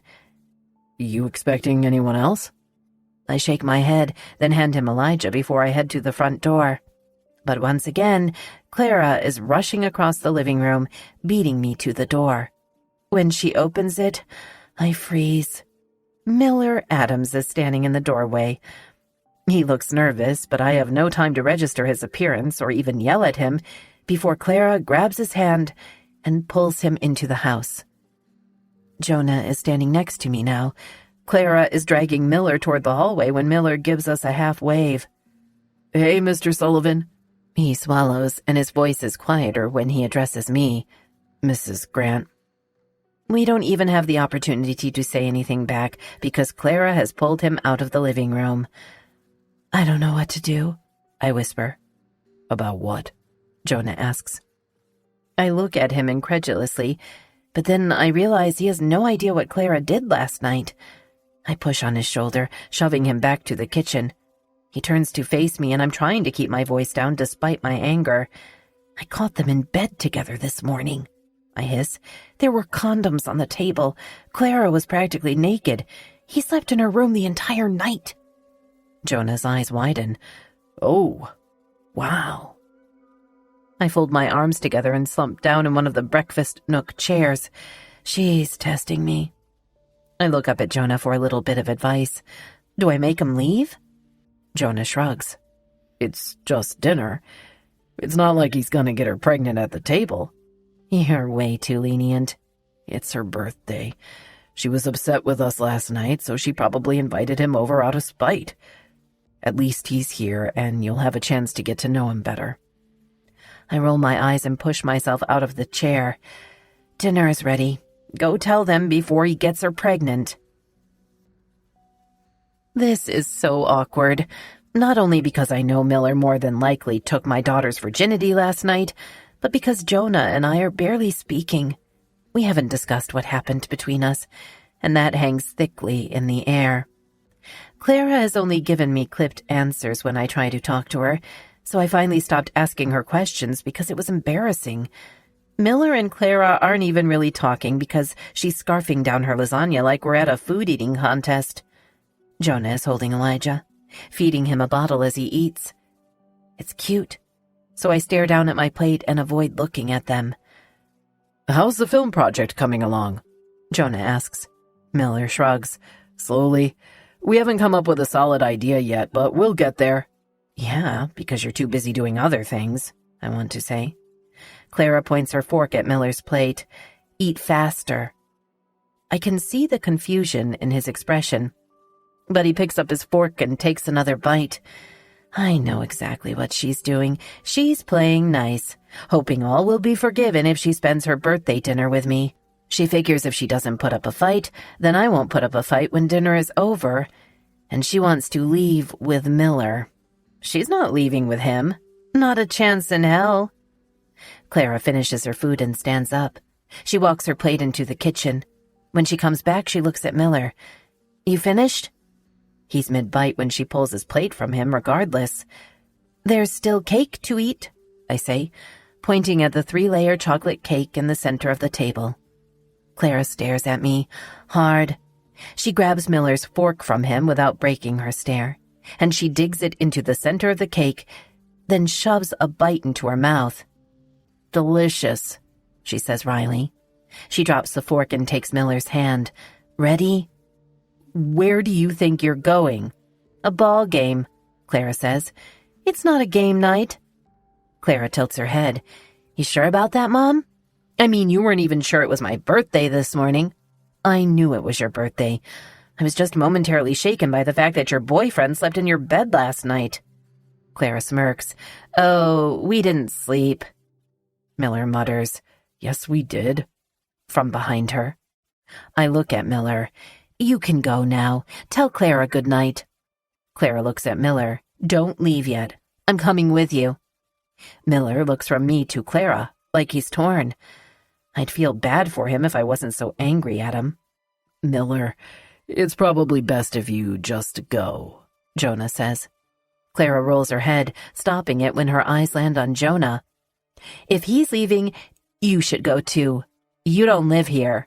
Jonah seems over her attitude just as much as I am. Clara, stop. Don't tell me to stop. You aren't my dad. I'm not trying to be.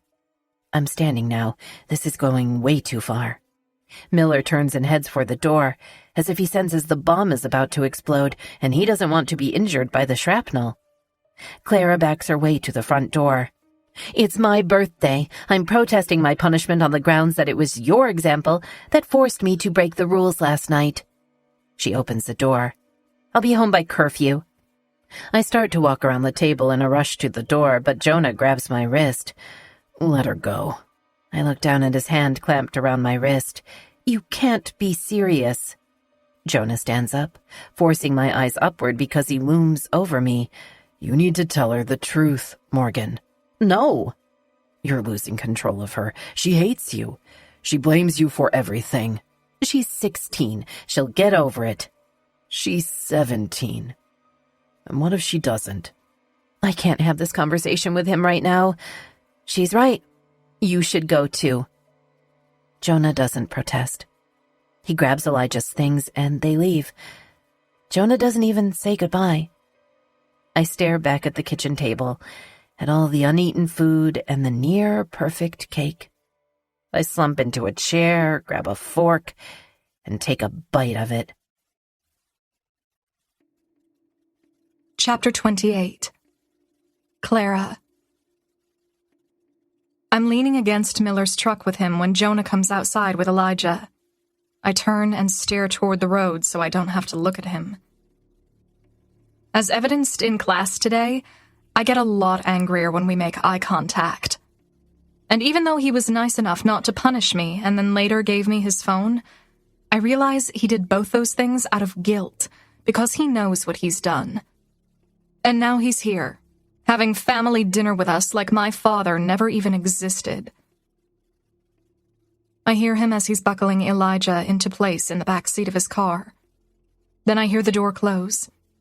I blow out a quiet breath, relieved he's leaving, but then suck in another rush of air when I realize he didn't open his car door. I glance toward the front of Miller's truck to see Jonah making his way over to us. My posture grows rigid when he stops, 2 feet in front of me. He places both hands firmly on my shoulders and then leans forward and kisses me on top of my head. You're better than this, Clara. We all are. He backs away. Happy birthday. When Jonah finally pulls out of the driveway, I roll my eyes and push off Miller's truck. I lean against his chest, just wanting to feel the soothing sound of his heartbeat against my cheek. He presses his chin against the top of my head as he wraps his arms around me. Is this how it always is? He asks. Lately, yes. Miller's chest rises and then falls just once. Heavily. I don't know if I can do this. I pull back and look up. You don't have to come over anymore. I wouldn't even blame you. Miller is looking at me regretfully. I don't mean dinner with your family. I stare at him, long enough to make out irritation in his expression. I take a step back. His arms fall to his sides. It's my birthday. I'm aware of that. You're breaking up with me on my birthday? He drags a hand down his face. No, I'm just... He can't even finish whatever it is he's about to say. probably because he knows what a jerk he's being right now. I take another step back. You slept with me last night, and now you're dumping me. Really? I spin around and head back to my house. Guess I was wrong about you too. I can hear him sprinting after me. He intercepts me before I make it to the front patio. He grips my face with both hands, but it isn't a gentle grip. It's not a rough one either, but based on the anger in his expression, it's not a touch I really want right now. You don't get to throw that in my face, Clara. I was the one who was taken advantage of last night, not you. With that, he drops his hands and walks back to his truck. When I hear him open his door, I flinch. I'm sorry. I face him. I'm sorry, that was a really shitty thing to say and an even shittier thing to do. I walk back to his truck. But why are you doing this? This morning in my car you acted like you forgave me for last night. I feel panicky. Miller's expression is torn as he taps his fists against the frame of his door. Then he slams it shut and pulls me in for a frustrated hug. I know you and your mother aren't getting along right now. He looks down at me, his hands tilting my face up to his. But I feel like you're using me as your weapon in all these fights against her. It's not fair to me. I didn't know it was going to turn into what it turned into. It's your fault it turned into that. You weren't the victim there tonight, Clara. You were the instigator. I shrug myself from his grip. You have a bad memory if you think tonight was my fault. In case you forgot, I found out my mother has been having an affair with Jonah. Miller opens his door and gets in his truck. I plant myself in the space between him and his door so that he can't shut it. His head falls against the back of his seat. I want to go home. I'll go with you. He rolls his head until he's looking at me. I want to go alone. I'm not going to beg. I did enough of that last night. That's unfortunate. I back away so that he can shut his door. He cranks his truck but rolls down the window. I'll see you at school tomorrow. His voice has lost its edge, but it does nothing to make me feel better. He's leaving me alone on my birthday.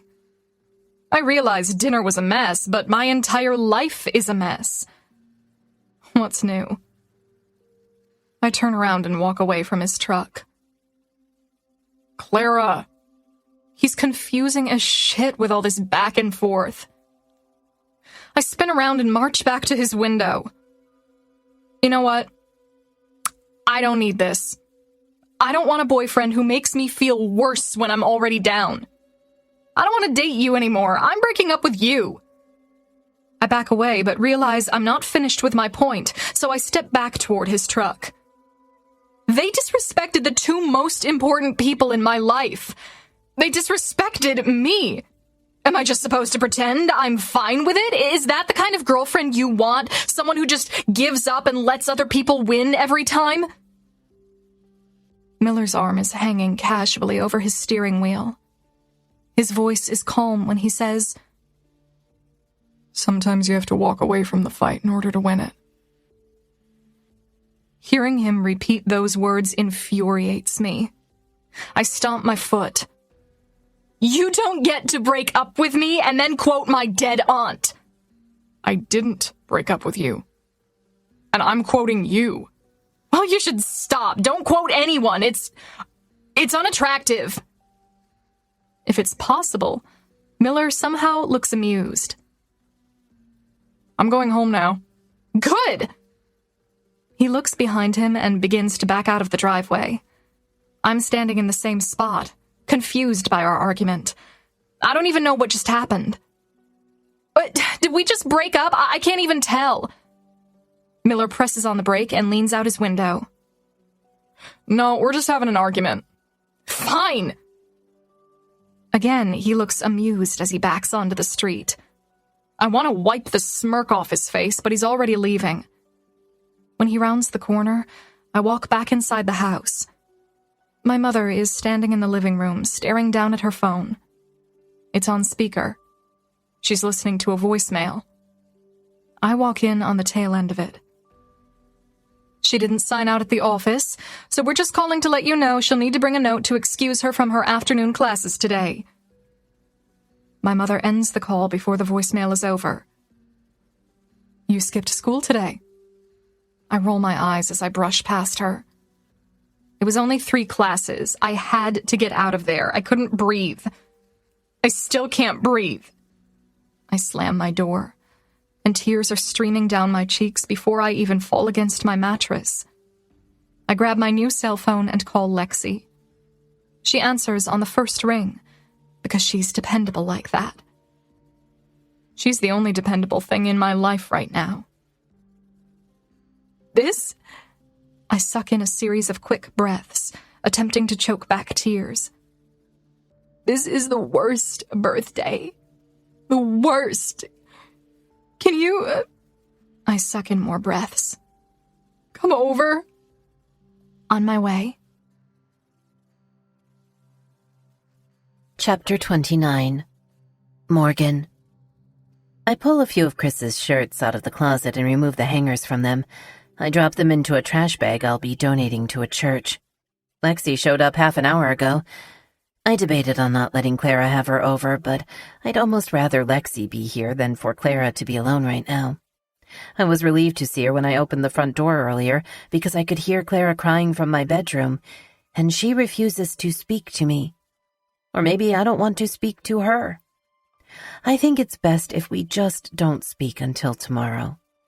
Now that Lexi is here, Clara is no longer crying, which is good. And even though I can't make out what they're saying, I can hear them talking. At least I know she's home and safe, even if she does hate me right now. I pulled 2 more of Chris's shirts out of my closet. Since the week after Chris died, I've slowly been getting rid of his stuff. I've been doing it a little at a time, hoping Clara doesn't notice. I don't want her to think I'm trying to rid this house of the memory of him. He's her father, and erasing him isn't my goal. But I am trying to rid my personal space of him. I threw his pillow away last week.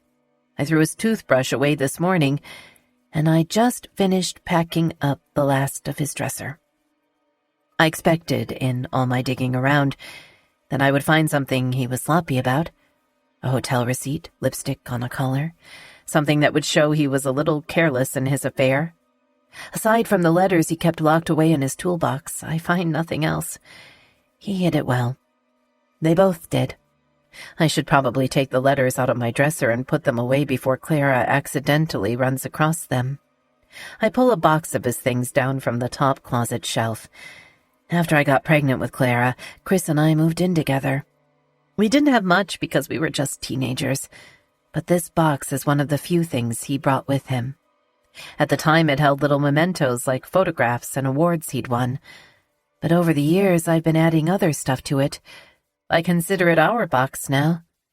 I sit on the bed and look through loose pictures of Clara from when she was a baby.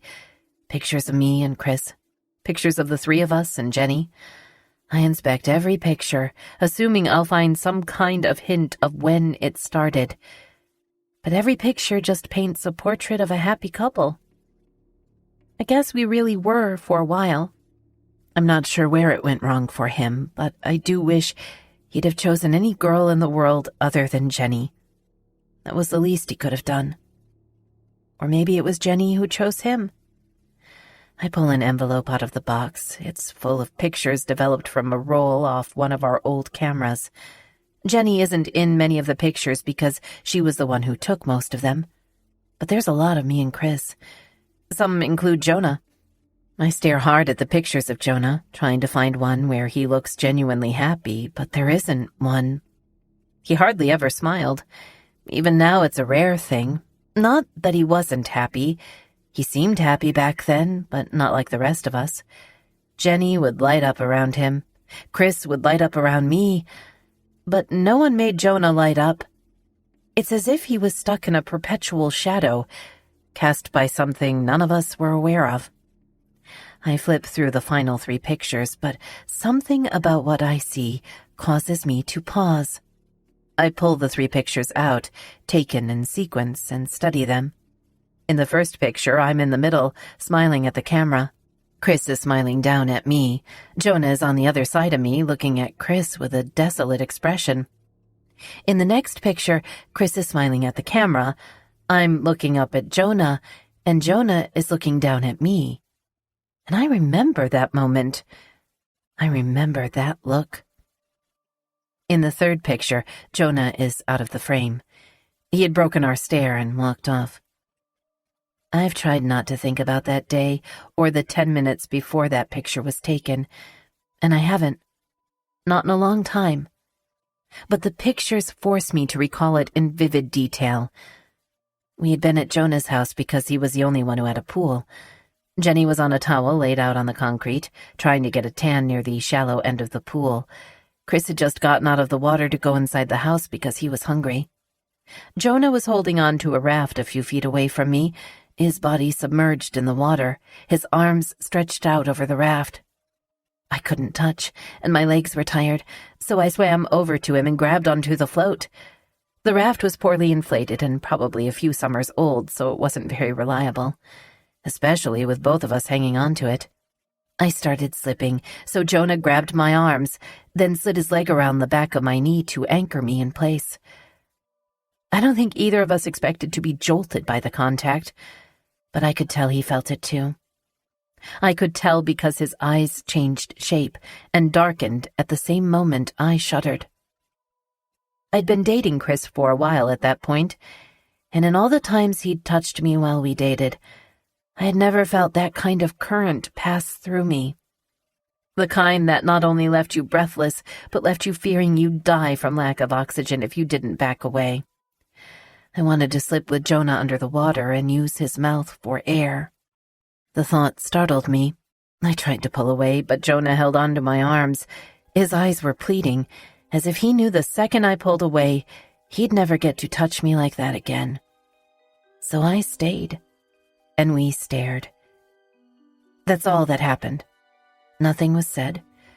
Other than the way he was keeping me afloat with his leg wrapped around mine beneath the water, I wouldn't even say our touch was inappropriate.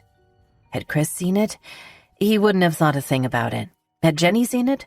She wouldn't have even been mad. But that's because they didn't feel what was happening between us. They couldn't hear everything that wasn't being said. A few seconds later, Chris walked back outside and dove into the pool. Jonah unwrapped his leg from around mine, but he didn't let go of my arms. The ripples from the waves Chris's dive had left caused the float to rock, but our eyes never unlocked, not even when Chris sprang up out of the pool next to me and splashed water on us. Chris wrapped both arms around my waist, pulling me away from the raft. My arms began to slip out of Jonah's, and I watched Jonah wince when my fingers slid through his and then left him empty. We were no longer touching. Chris was holding me up, pressing his mouth to mine, and I knew Jonah was watching us kiss. In that moment, I felt full of guilt, but not because of the moment I had shared with Jonah. Somehow it felt like Jonah was the one I had betrayed, which made absolutely no sense. I climbed out of the pool right after that. A moment later, Jenny had her camera out, asking us to pose for a picture. I remember after the first picture, I glanced up at Jonah. He was looking down at me with an expression that felt like it put a crack in my chest. I didn't understand it then. Back then, I thought it was just attraction. A teenage boy hoping to make out with a teenage girl. But right after Jenny took the second picture, Jonah stormed off into his house. His actions confused me, and I wanted to ask him about it, but I never did. A few weeks later, I found out I was pregnant. Then Jonah Sullivan skipped town. I stare at the picture, the one of Jonah looking down at me. I finally understand that look in his eyes. It wasn't attraction or contempt. It's heartache. I put the pictures back in the box and replaced the lid. I stare at the box, wondering what would have happened if he had never left. If he had stayed, would we have ended up like Jenny and Chris? I don't want to think we could have ended up like that, sneaking around, betraying the people we love the most. I've been so angry at Jonah for leaving, but I get it now. He had to. He knew if he stayed, someone besides him would have ended up getting hurt. I've been avoiding him since his return because my feelings for him were supposed to be dormant. It was supposed to be a teenage crush that fizzled out after I moved on with Chris. I've been lying to myself, doing everything in my power to convince myself that the feelings Jonah stirs up inside me are nothing more than anger. I'm a terrible liar, though. I always have been. I knock lightly when I reach his front door. If Elijah is asleep, I don't want to wake him. I take a step back, hugging myself. There's a heavy breeze that swirls around me, but I don't know if the chills on my arms are caused by the wind or seeing Jonah standing in the open doorway. He's in a pair of blue jeans and nothing else. His hair is wet and messy. His eyes are drawing me in like they always have. But this time, I don't force myself to look away.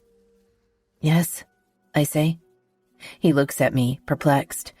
Did I ask you a question? I nod. You asked me if I would have left Chris had I not gotten pregnant with Clara. My answer is yes.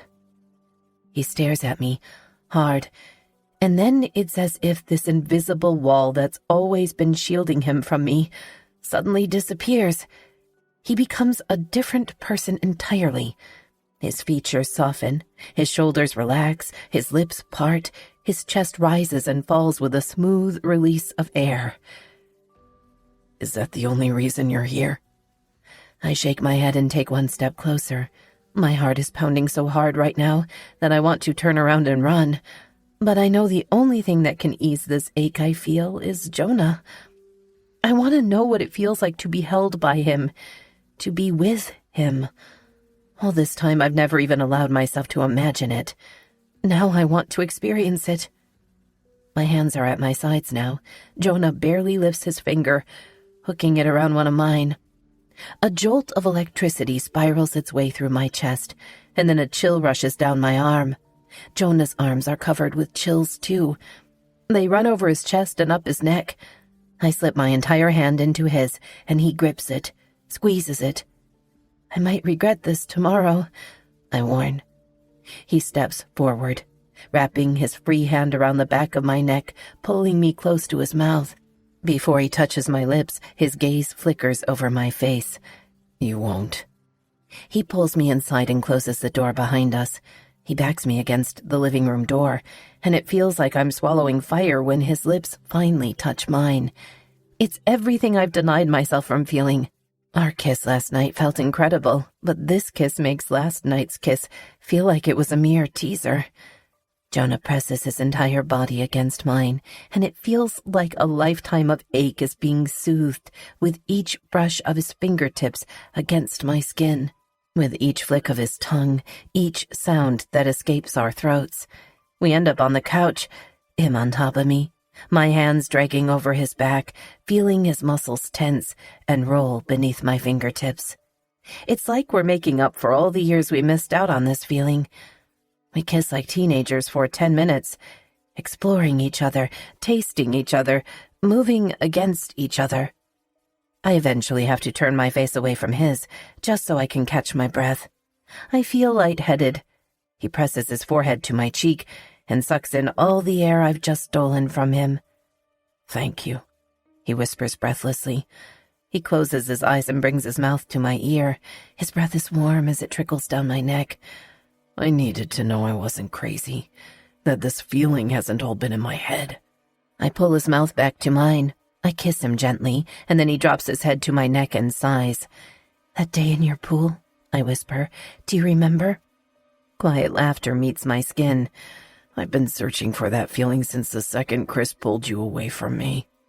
I want to say me too, but it would be a lie. I haven't searched for that feeling at all. I've spent every year of my marriage trying to forget it, attempting to pretend that kind of connection didn't really exist. Every time I caught myself thinking back on that day, I found things to blame. The heat, the sun, the chlorine in the pool, the alcohol we'd been sneaking from Jonah's pantry. Jonah pulls away from me and grabs my hand, easing me onto my feet. He quietly leads me to the bedroom. We're kissing as he lowers me to the bed, and I love how he takes his time. He doesn't remove a single piece of my clothing. He just kisses me in every position. Him on top, me on top, both of us on our sides. We make out, and it's everything I hoped it would feel like. He leans over me, dragging his lips down my neck. His breath is warm against the base of my throat when he says, "I'm scared." Those words send a chill through me. He stops kissing me and presses his cheek to my chest. I thread my fingers through his hair. Scared of what? Your need to protect Clara. He lifts his face. My need to be honest with Elijah. We aren't on the same page, Morgan. I've waited too long for this to be a one-time thing. But I'm not sure you want what I want. He scoots up, sliding his hand beneath my shirt, pressing his palm against my stomach. I'm staring up at the ceiling, and I could swear the ceiling is pulsating to the rhythm of my heartbeat. I don't know what I want.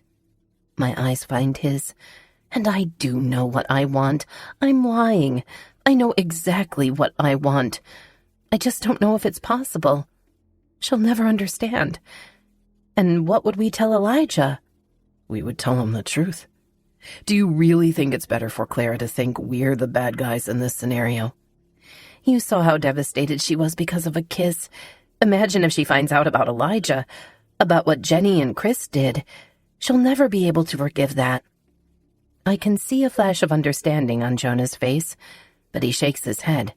So, he falls onto his back. Chris and Jenny get away with an affair. They get away with lying to me about fathering a child. They get away with being eternal idols in Clara's eyes. And in the meantime, me and you are forced to keep our mouths shut and live separately in misery because of actions we aren't even responsible for. I realize it's not fair. I lift myself up onto my elbow and look at him. I put my hand on his hardened jaw and force him to meet my focused stare. Chris was a shitty husband. He was a shitty friend to you. But he was a wonderful father. I run my thumb over his lips, pleading with him through my teary eyes. If she ever finds out Elijah isn't yours, it'll devastate her. Please don't tell him. All he knows is you anyway. It's not the same as if Clara were to find out about Chris. I'll take their secret to my grave if it means protecting her from that kind of pain. Jonah turns his head, pulling away from my hand. The rejection stings. I'm not like you.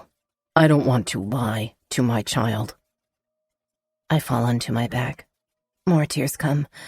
I shouldn't have come over here. It was a bad idea. I've lived this long suffering through terrible longing I've kept buried for Jonah. What's 50 more years? We have to work this out. Come to an agreement, he says. I want to be with you. That's why I'm here, so you can be with me. I want you in more ways than this. I squeeze my eyes shut for a moment, working out what that would mean. Even in all of Chris's infidelity, I still feel guilty that I'm here, in Jonah's bed. Kissing him felt so good when I wasn't thinking too hard about it. It's the best feeling I've had in a long, long time. But now that he's forcing me to look at where this will lead, I just feel miserable again. I look him directly in the eye. You're telling me you're willing to ruin every memory my daughter has with her father, yet in the same conversation, you're asking me to be with you in more than one way? To fall in love with you? No, he says. I'm not asking you to fall in love with me, Morgan. You already love me. I'm just asking you to give that a chance. I do not love you. I roll toward the other side of the bed, away from him. I need to leave. I start to stand, but he grips my arm and pulls me back to the bed, onto my back. I press my hands against his chest to push him away, but he's on top of me now, staring down at me with a familiar look in his eyes. I'm instantly still. I'm weak beneath that stare. He's looking at me like he was in that picture, full of heartache. Or maybe this is what Jonah looks like when he loves something so much it hurts. I suddenly don't feel an urgent need to leave. I relax beneath him, into him, around him. I suck in air when he lowers his mouth to my jawline, dragging his lips slowly up to my ear. You love me. I shake my head. I don't. That's not why I'm here. He kisses me, just below my ear. You do, he says. You've just done an excellent job at hiding it, but you've said it in every silent conversation we've ever had. There's no such thing as silent conversation. He's looking into my eyes in a way no man has ever looked at me before. Then he dips his head and rests his lips against mine. It's okay. You don't have to say it. I love you too. When his lips close over mine, there's an intensity in his kiss that makes me lose myself. There's something about being Jonah's first choice, maybe even his only choice, that makes every look he gives me and every touch and every word he speaks reach me on a level Chris never could. A level I feel so deep in my soul it makes me ache beneath all the satisfaction his kiss brings. When he settles himself between my legs, I moan into his mouth and pull him closer to me. I forget everything. The only thoughts I have are of this moment. How rough his hands are as they pull off my shirt. How soft his lips are when they meet my breasts. How effortless his movements are as he slips out of his jeans. How in sync our gasps are when we're finally skin to skin. How intense his eyes are when he begins to push into me. It's a completeness I've never experienced before. It's as if he knows exactly where to touch me, how soft, how firm, where I want his lips.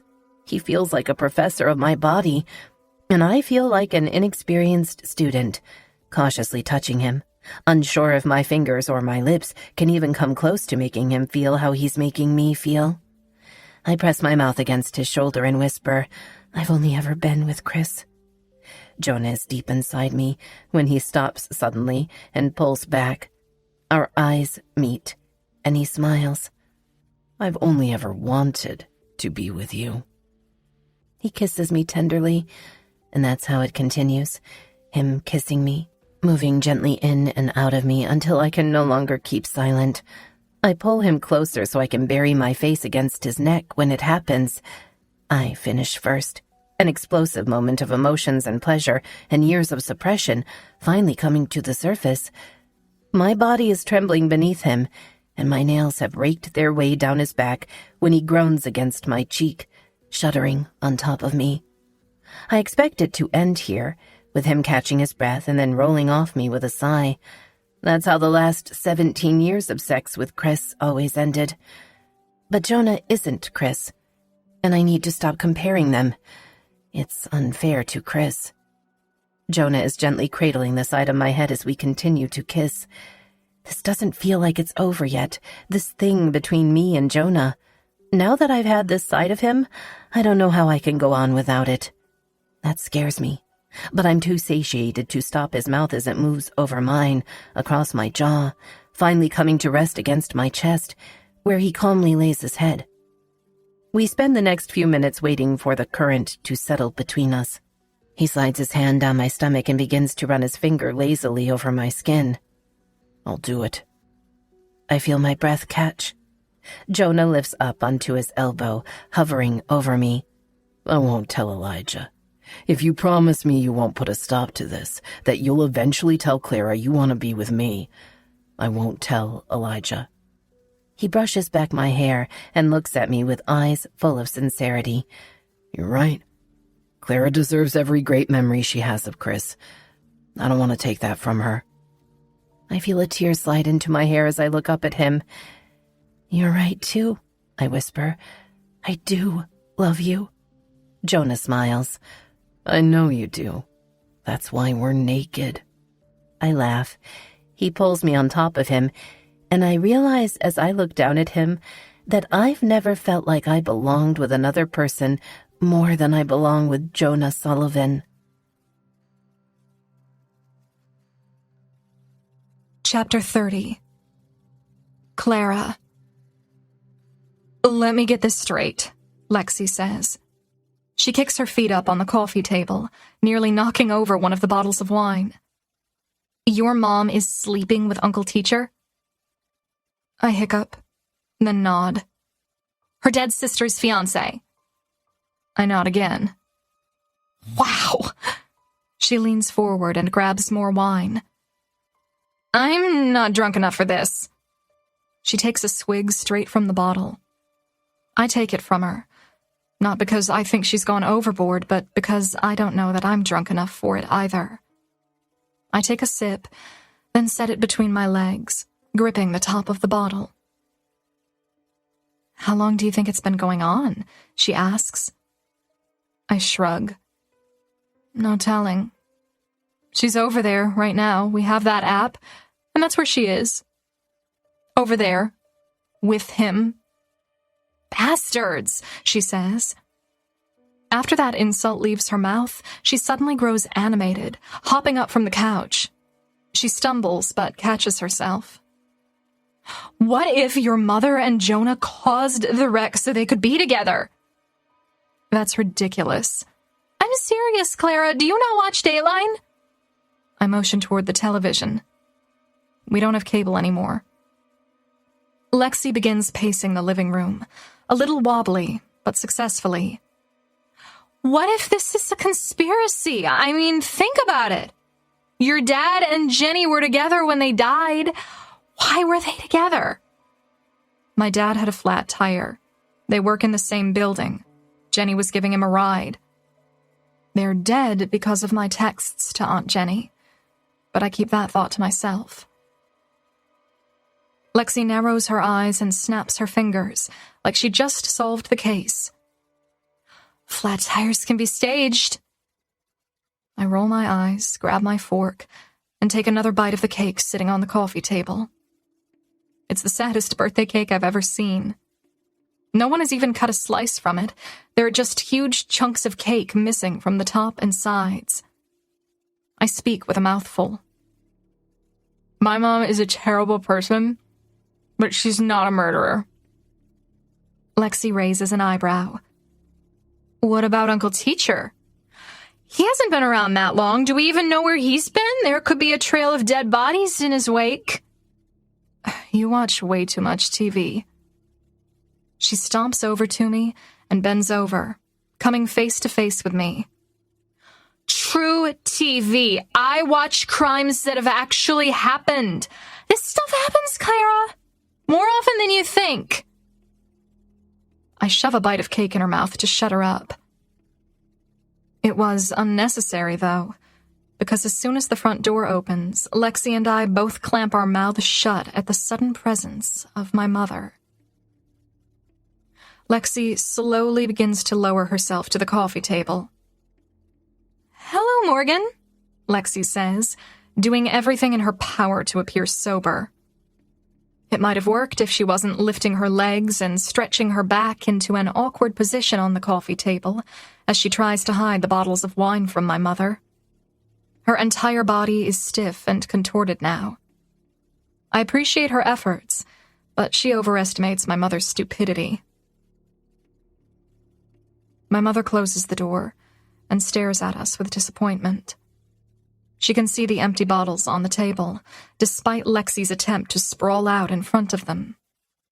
Lexi forgot I'm also holding a bottle in my lap. Can't very well hide that at this point. My mother's eyes fall on me. Really, Clara? Her voice is flat, unsurprised. It's as if nothing I do could disturb her at this point. I was just leaving, Lexi says, pushing off the table. She begins to walk toward the door, but my mother holds out her hand. Give me your keys. Lexi's head rolls back with a groan.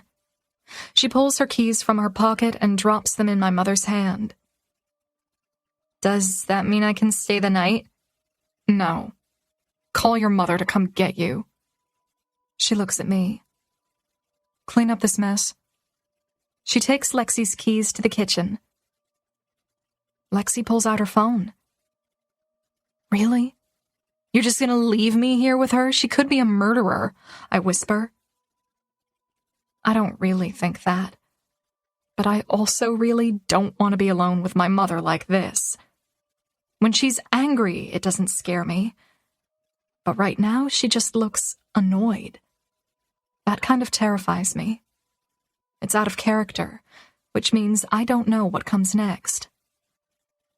Uber will be here in 2 minutes, Lexi says, sliding her phone back into her pocket. She walks over to me and hugs me. Sorry, but I don't want to stay for this one. Call me if she murders you, okay? Fine, I say, pouting. Lexi walks outside, and I look at the coffee table, grab the bottle of wine that isn't quite empty yet, and I finish it off. I get the last swig down when it's ripped from my hand. I look at my mother, and maybe it's the alcohol. It might be the alcohol. But I hate her so much. I don't even know if I'd be sad if she died. Every time I look at her now, I wonder about their affair. Did it start before her sister got pregnant? Was she still sleeping with Jonah while accompanying Jenny to all her sonogram appointments? I always thought my mother was a terrible liar, but she's a better liar than anyone. She's better than me, and I'm the actress in the family.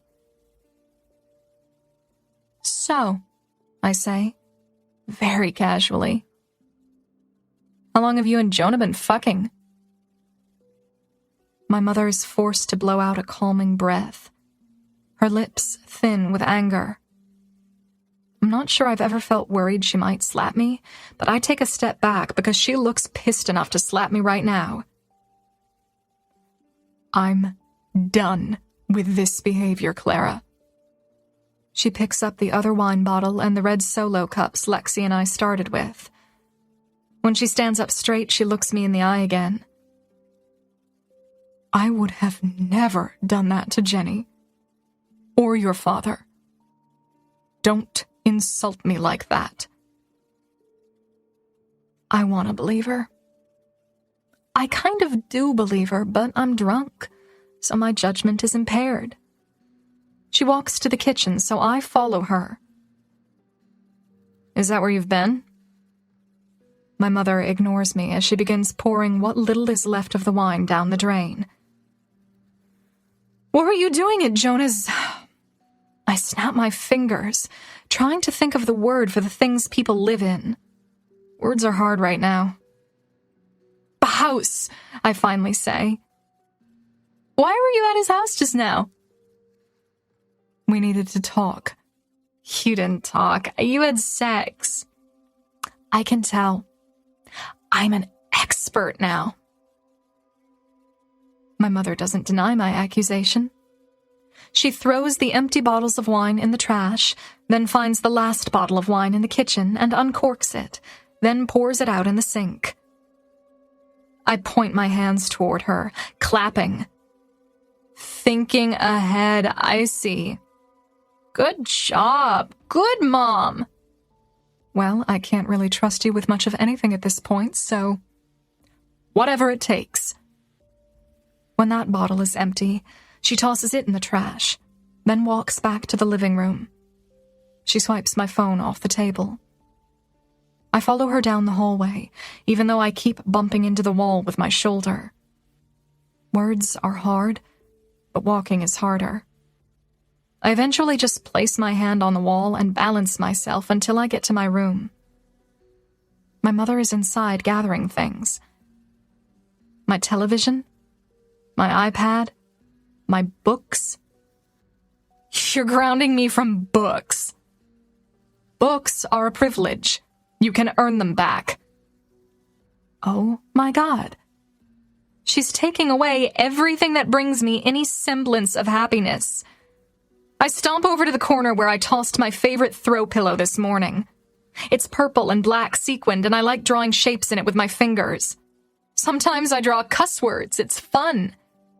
Here, I say, handing it to her.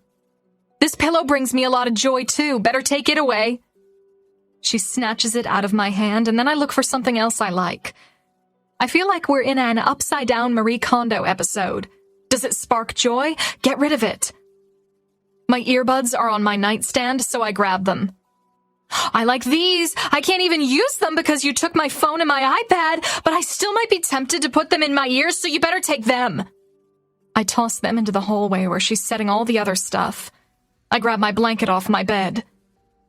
My blanket keeps me warm, it's really nice, and it still smells like Miller, so you better make me earn this one back. I throw it past her and pile it on top of my other things. My mother is standing in my bedroom doorway, watching me. I stomp to my closet and find my favorite pair of shoes. They're boots, actually. You got me these for Christmas, and since Texas winters are non-existent, I hardly get to wear them. But it's really awesome when I do get to wear them, so you better take them before winter comes. I toss them, one at a time, into the hallway. Stop patronizing me, Clara. I hear a text sound off on my phone. My mother pulls it out of her pocket, reads it, rolls her eyes, then puts my phone away. Who was it? Don't worry about it. What did it say? You would know if you hadn't gotten wasted. Ugh. I walk to my closet and pull one of my favorite shirts off a hanger, then another. Better take these shirts. You take all my clothes. Actually, I don't need them. I can't leave the house anyway. Even if I could, I'd have nowhere to go because my boyfriend broke up with me on my birthday. Probably because my mother is crazy. I drop an armload of clothes onto the hallway floor. Stop being dramatic. He didn't break up with you. Go to bed, Clara. She closes my bedroom door. I swing it open. We did break up. How would you know if we broke up or not? Because, she says, turning to face me with a bored expression. That text was from him. It said, I hope you sleep well. See you at school tomorrow. People who break up don't text like that. Or send heart emojis. She starts to walk farther down the hallway, so I follow her because I need to know more. He put a heart emoji? She doesn't answer me. She keeps walking. What color was it? She's still ignoring me. Mom! Was it red? Was it a red heart? We're in the kitchen now. I lean against the counter because I feel something speeding through my head. A whoosh. I grip the counter for balance, then burp. I cover my mouth. My mother shakes her head, her eyes full of disappointment. It's like you printed off a checklist for ways to rebel and you've been marking them off one at a time. I don't have a checklist. But if I did, you'd probably take that from me too, because I like checklists. Checklists make me happy. My mother sighs, folding her arms over her chest. Clara, she says, her voice gentle.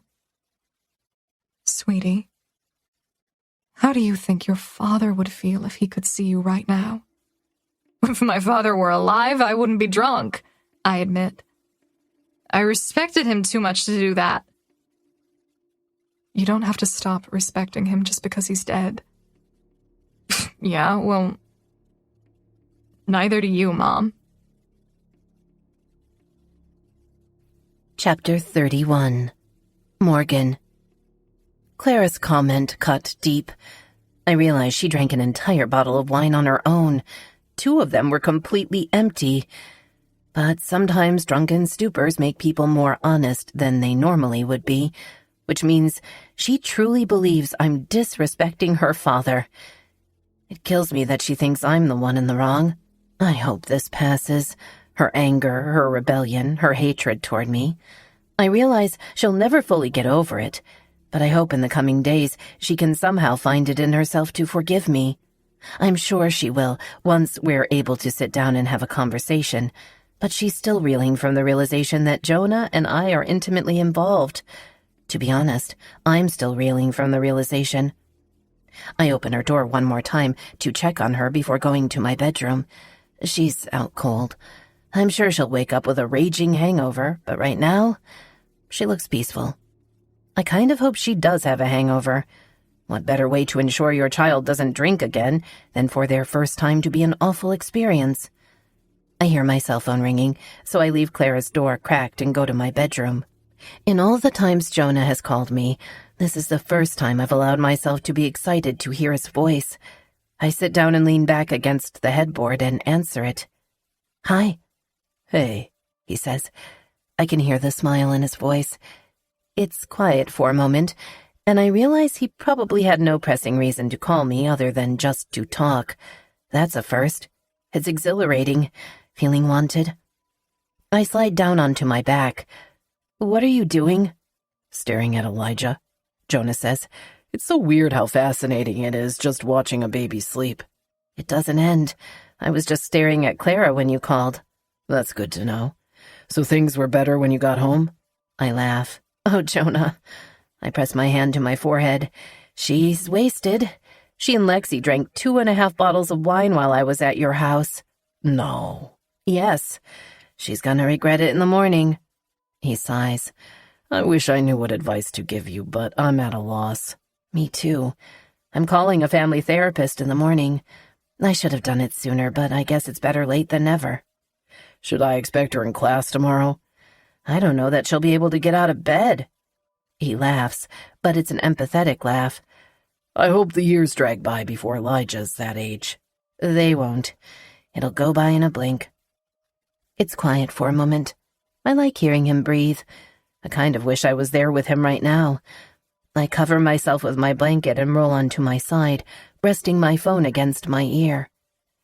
"You want to know one of my favorite memories of you?" Jonah asks. I grin. "This sounds fun." "It was my senior prom, your junior prom. You remember?" "Yes. You went with Tiffany Proctor. I spent the whole night trying not to watch the two of you dance. I can admit now that I was insanely jealous." "Makes two of us," Jonah says. "Anyway, Chris was excited leading up to prom because he'd gotten a hotel for the two of you. I tried not to think about it all night. When it came time for him to leave, he was drunk." "So drunk," I say, laughing. "Yeah. I had to drive you guys to the hotel, dropped Tiffany off first, which pissed her off. When we got to the hotel, the two of us had to practically drag Chris up the stairs. When we finally got him on the bed, he passed out in the center of it." I remember, but I don't know why that's Jonah's favorite memory of me. Before I can ask him what was so special about it, he continues the story. "You were hungry, so we ordered a pizza. I sat on one side of Chris and you sat on the other. We watched Blair Witch Project until the pizza got there, but we didn't have anywhere to set the pizza so that we could both reach it." I smile at the memory. "We used Chris as a table." "Sat the box of pizza right on his back." I hear humor in Jonah's voice. "I don't know why I had so much fun that night. I mean, it was prom and I didn't even get kissed. But I did get to spend the entire night with you, even though Chris was passed out between us." That was a good night. I'm still smiling, trying to think of one of my favorite memories with Jonah. Oh my God, remember the night you got pulled over? "Which time? I got pulled over a lot." I don't remember where we were going or if we were coming from somewhere, but it was late and the highway was empty. Your car was a piece of shit, so Chris wanted you to see how fast it could go. You got all the way up to 90 when you got pulled over. When the cop came to your window, he said, "Do you realize how fast you were going?" You said, "Yes, sir, 90. And then the cop said, "Is there a reason you were driving 25 miles over the speed limit?" You paused for a moment and then said, "I don't like for things to go to waste." The officer looked at you and you waved towards your dash. I have this entire speedometer, and most of the time, I don't even use half of it. Jonah laughs. Hard. "I can't believe you remember that." How could I forget? You pissed the cop off so bad, he pulled you out of the car and frisked you. "I got community service over that ticket. I had to pick up highway trash every Saturday for 3 months. Yeah, but you looked cute in your yellow vest. You and Chris used to think it was hilarious to drive by and throw empty soda cans at me." All his idea, I say in defense. "I doubt that," Jonah says. I sigh, thinking about all the good times, not just with Jonah, but with Chris too, and Jenny. So many with Jenny. I miss them, I whisper. Yeah, me too. I miss you, I say quietly. I miss you too. We both bask in this feeling for a moment, but then I hear Elijah starting to fuss. It doesn't last long. Jonah must have soothed him back to sleep somehow. Do you think you'll ever take a paternity test? I ask him. I know Elijah looks just like Chris, but it could be a coincidence. I've been wondering if Jonah wants valid proof. I thought about it, but honestly, it'd be a waste of $100. He's mine, no matter what. My heart feels like it rolls over in my chest after that comment. God, I love you, Jonah. My words shock me. I know we said it earlier, but I didn't mean to say it out loud just now. I was just feeling it, and then it came out. Jonah sighs. You have no idea how good it feels to hear you say that. It felt good to say it, finally. I love you, I whisper again. Can you just say it like 15,000 more times before I hang up? No, but I'll say it one more time. I am in love with you, Jonah Sullivan. He groans. This is torture. I wish you were here. I wish I was too. Elijah starts to cry again. He doesn't let up this time. I need to go make him a bottle. Okay, give him a kiss for me. Will I see you tomorrow? I don't know, I admit. We'll play it by ear. Okay. Good night, Morgan. Good night. When we end the call, I'm amazed by the ache it leaves in my chest. I successfully fought these feelings for so long, but now that I've opened myself up to him, I want to be near him. I want to be in his arms, in his bed. I want to sleep next to him. I replay our entire conversation in my head as I try to fall asleep. A noise startles me, though.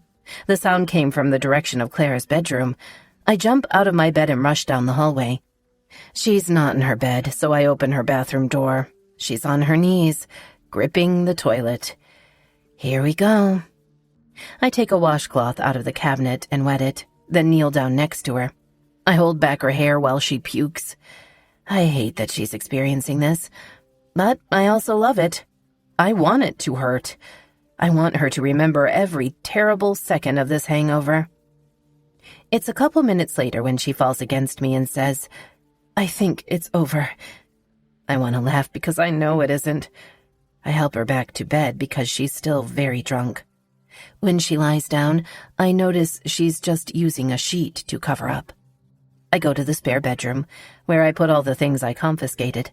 I grab her blanket and her sequined pillow, then grab a trash can and take them all to her.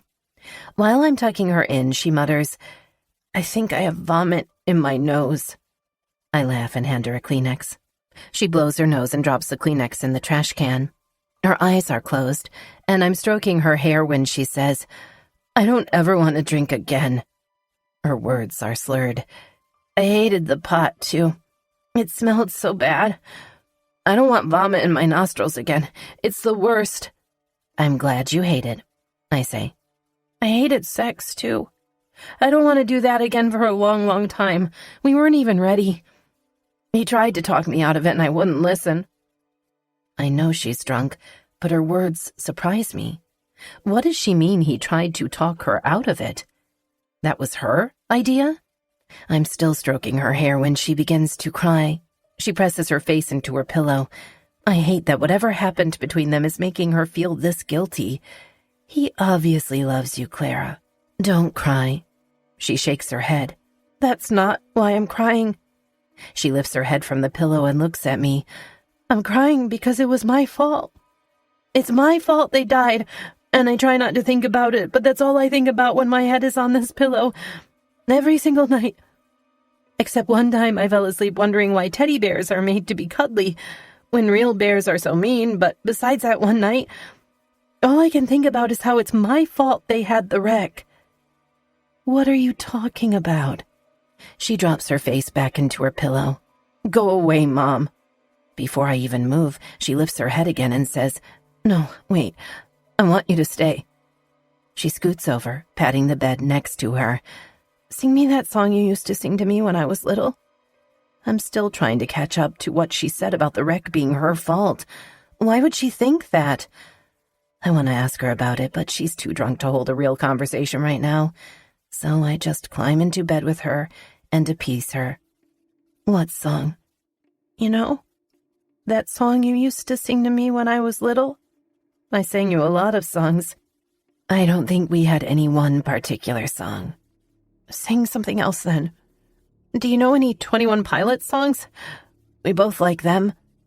I laugh and pull her against my chest. Sing the song about the gold house, she says. I run my hand soothingly over her head and start to sing quietly.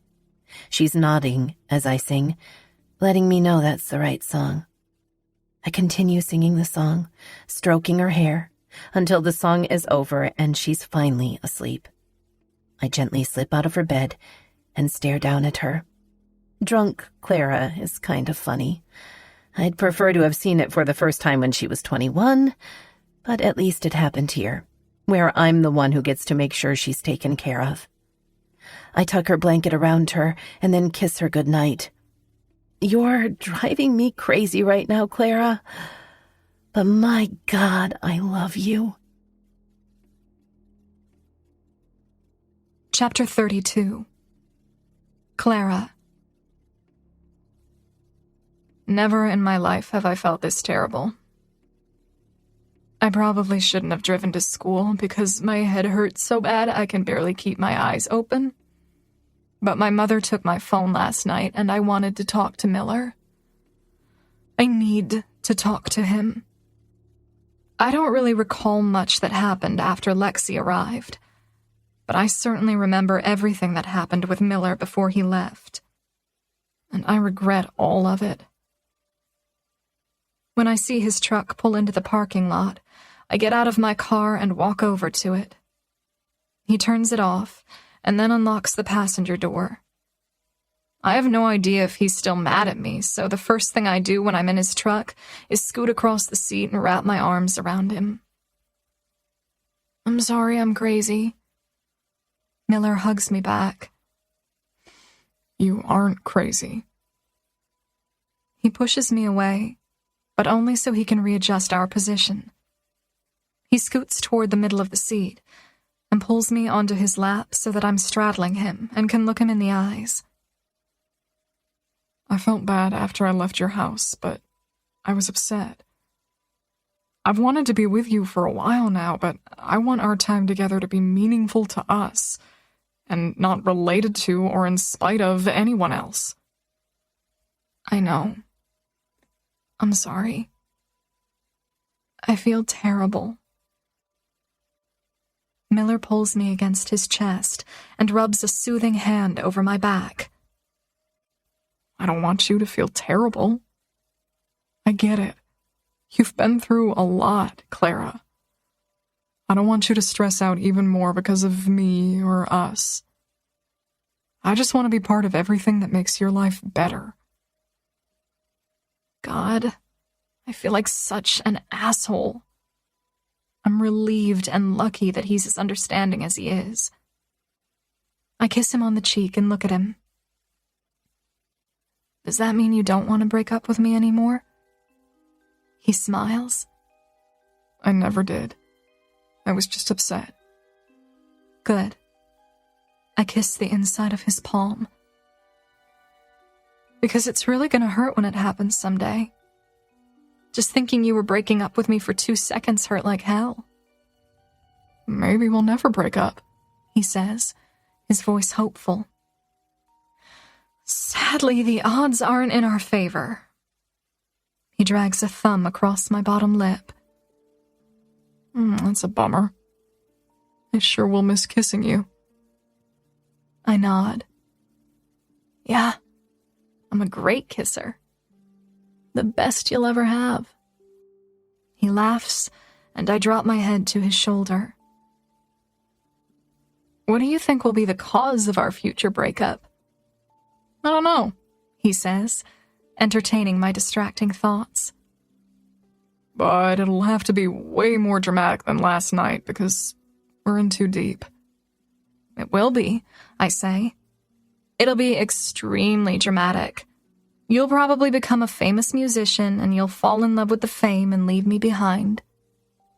I don't even play an instrument. I can't sing for shit.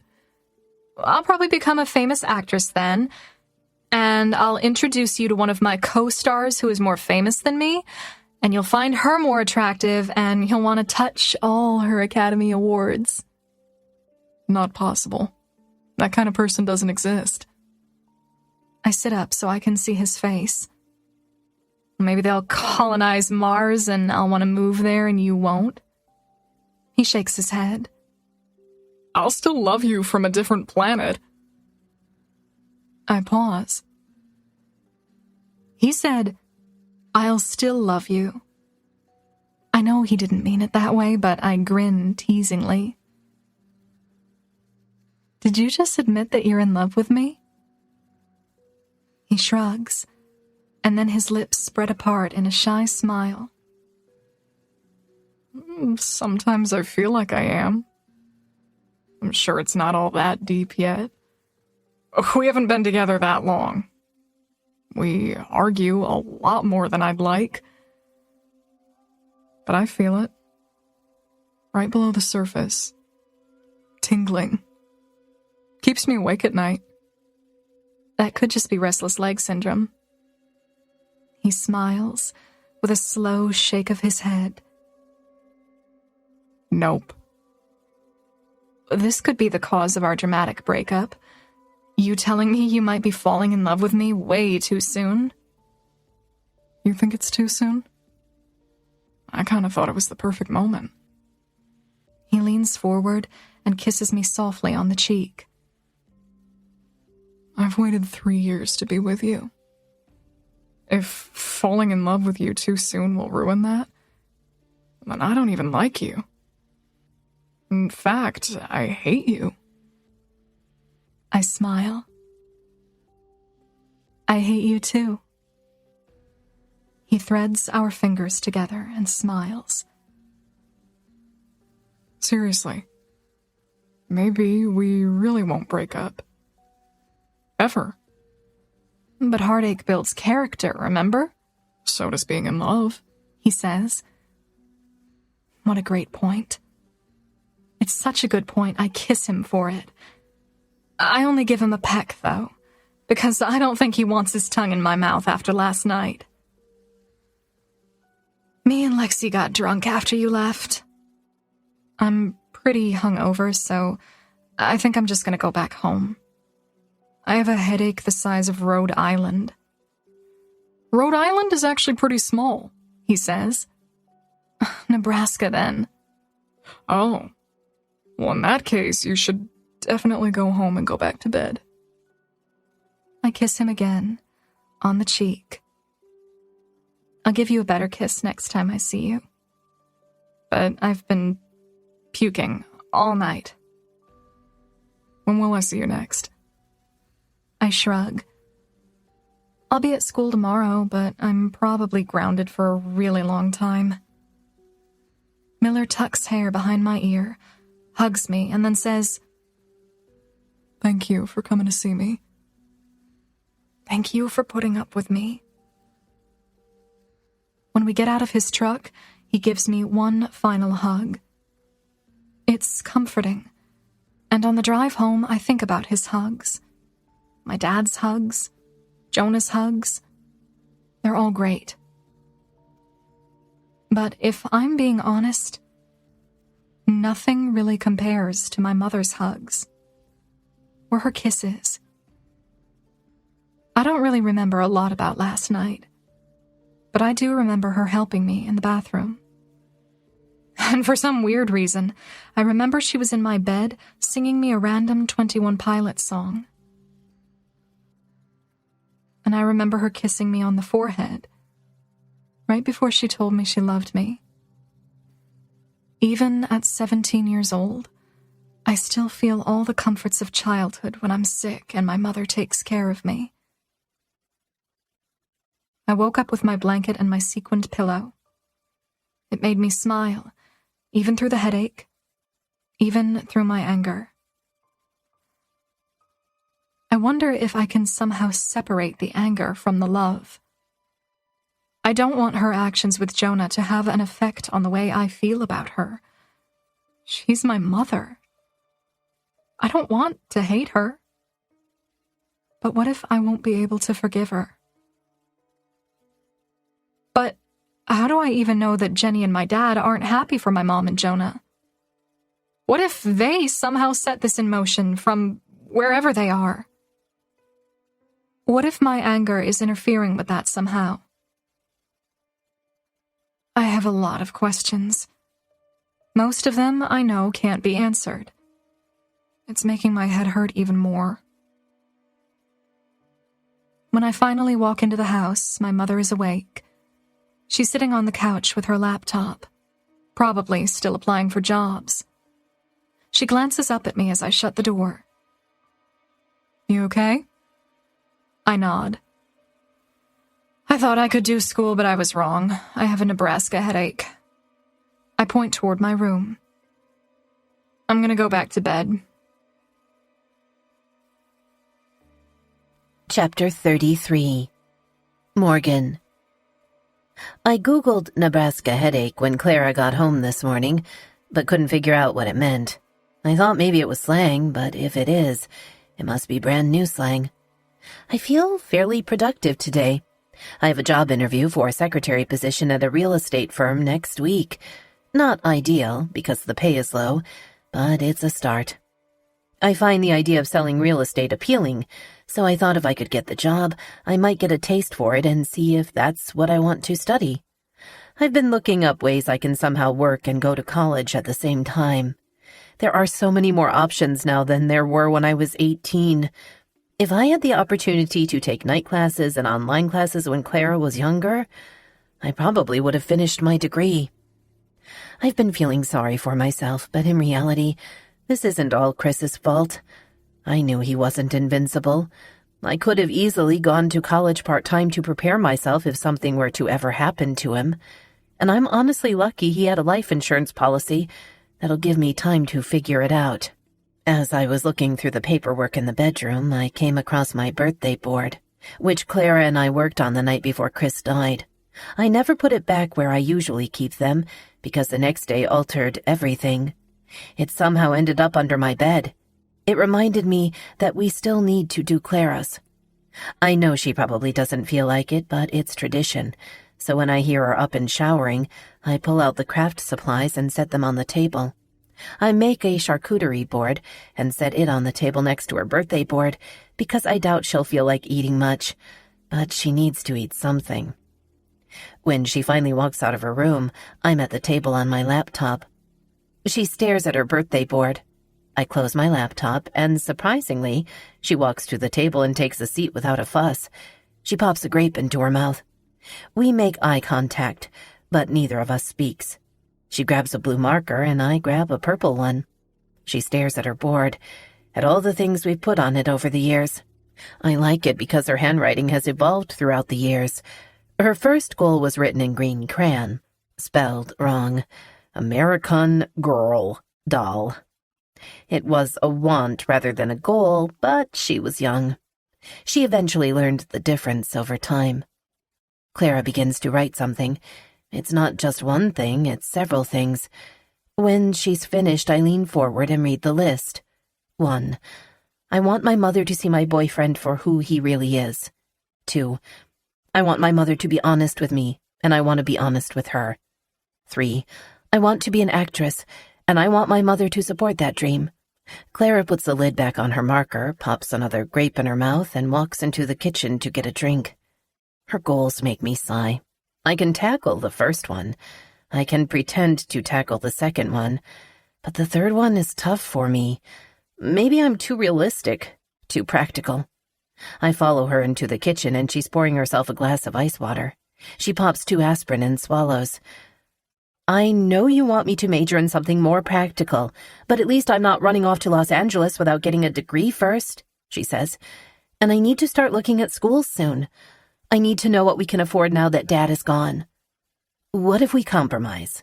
What if you get a degree in something more realistic, like psychology or accounting, And then after you graduate, you can move to Los Angeles and audition for roles while you're holding a real job. Acting is a real job, she says. She walks back to the table and takes a seat, selecting a piece of cheese to eat. She talks while she chews. The way I see it, my life is going to go one of 3 ways. Which are? She holds up a finger. I get a BFA in acting from the University of Texas. I try to become an actress. I succeed. She holds up another finger. Or I get a BFA in acting from the University of Texas. I try to become an actress. I fail. But at least I followed my dreams and can figure out where to go from there. She holds up a third finger. Or I follow your dreams, major in something I am absolutely not interested in, and spend the rest of my life blaming you for not encouraging me to follow my dreams. She drops her hand and leans back in her chair. I stare at her a moment, soaking in everything she just said. I realize as I'm looking at her that something happened. I don't know when or if it was gradual or overnight, but something has changed in her significantly. Or maybe something has changed in me. But she's right. The dreams I have for her life aren't nearly as important as the dreams she has for herself. I grab my marker and pull her birthday board toward me. I write, "My dreams for Clara are less than Clara's dreams for herself." Clara reads it, and it makes her smile. She takes another bite of cheese and starts to get up from the table, but I don't want to be done yet. I feel like I may not get another opportunity to talk like this with her for a while. Clara, wait. There's something I want to talk to you about. She doesn't take her seat. She grips the back of the chair, an indication she doesn't want this conversation to last long. Last night you said something to me, and I want to know what you meant. It might have been the alcohol talking, but you blamed yourself.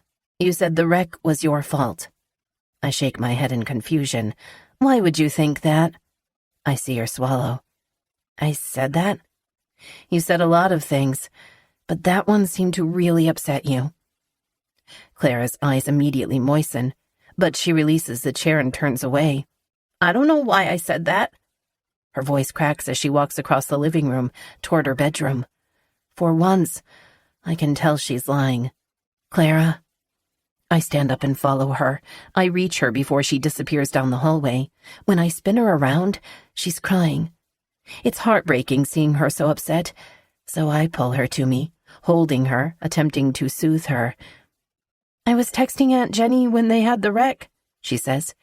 She's clinging to me like she's scared to let go. I didn't know she was driving. One second we were chatting, and then the next, she stopped responding. Clara's shoulders are shaking against me. I can't believe she thinks it's her fault. I pull away from her and hold her face in my hands. Jenny wasn't even driving, Clara. It wasn't your fault. She looks at me with shock, disbelief. She shakes her head. It was her car. You told me at the hospital. You said she gave Dad a ride. I told you that, but I swear it was your father who was driving. He was driving Aunt Jenny's car. I never would have told you that if I knew you would think it was your fault. Clara takes a step back, swallowed up in confusion. She wipes her eyes. But why would you tell me that? Why would you say she was driving if she wasn't? It hits me that I have no idea how to back up the lie I told her, and I have no excuse for it either. And I'm a terrible liar. Shit, I shrug, trying to make it seem like it's less than it is. Maybe I was confused. I can't remember. I take a step toward her and squeeze her hands, but I promise I'm telling you the truth now. Your Aunt Jenny was in the passenger seat. I'll show you the accident report if you don't believe me, but I don't want you thinking this was your fault for another second. Clara isn't crying anymore. She's looking at me with suspicion in her eyes. Why was Dad driving Aunt Jenny's car? He had a flat. No, he didn't. You're lying. I shake my head, but I can feel my cheeks reddening. My pulse is racing. Just let it go, Clara. Why were they together, Mom? They just were. He needed a ride. I turn to go back to the table. Maybe if I start cleaning, I won't start crying. But when I reach the table, my fearful tears begin to pour out. This is the last thing I wanted. The last thing. Mom, what aren't you telling me? She's beside me now, demanding answers. I turn to her, desperate. Stop asking questions, Clara. Please. Just accept it and never ask about it again. She takes a step back, as if I just slapped her. Her hand goes up to her mouth. Were they? There's no color left in her face, not even her lips. She sits down in a chair and stares at the table for a moment. Then, where's Dad's car? If it was just a flat, why did we never get it back? I don't even know how to answer that. Why did you refuse to combine their funerals? They basically had all the same friends and family, so it made more sense, but you seemed so angry and kept demanding they be separate. Clara covers her face with her hands. Oh my God. When she looks at me again, her eyes are pleading. She's shaking her head back and forth. Mom? She's looking at me with fear. I reach across the table. I want to shield her from this blow, but she's running toward her bedroom now. She slams her door, and I follow her in a second, but I need a moment. I grip the back of the chair and lean forward, trying to breathe slowly, to calm myself. I knew this would kill her. She opens her bedroom door. I look up, and she's rushing back to me, full of more questions. I know exactly how she feels, because I'm still full of questions. What about you and Jonah? How long has that been happening? There's an accusatory tone to her voice. We weren't. The night you walked in on us, that was the first time we ever even kissed, I swear. She's crying now. She's pacing, like she doesn't know what to do with all the anger. Who to throw it at. She clenches her stomach and stops pacing. No, please, no. She points at the front door. That's why he left Elijah here? That's why he said he couldn't do it? Clara is gasping now between tears. I pull her in for a hug, but it doesn't last. She pulls away from me. Is Jonah not Elijah's father? I feel like my throat is so constricted, noise can't even slide up it. I just whisper, Clara, sweetie. She sinks to the floor in a heap of tears. I lower myself and put my arms around her. She hugs me back. And as good as it feels to be needed by her right now, I'd give anything for this not to be happening. Did you know? Before the wreck? I shake my head. No. Did Jonah? No. How did you... When did you find out about them? The day they died. Clara hugs me even harder. Mom! She says my name with such a guttural ache. It's like she's needing something she knows I can't give her. A comfort I don't even know how to provide. She pulls away from me and stands up. I can't do this. She goes to her room and comes back with her purse and her keys. She's hysterical. I can't let her drive a car like this.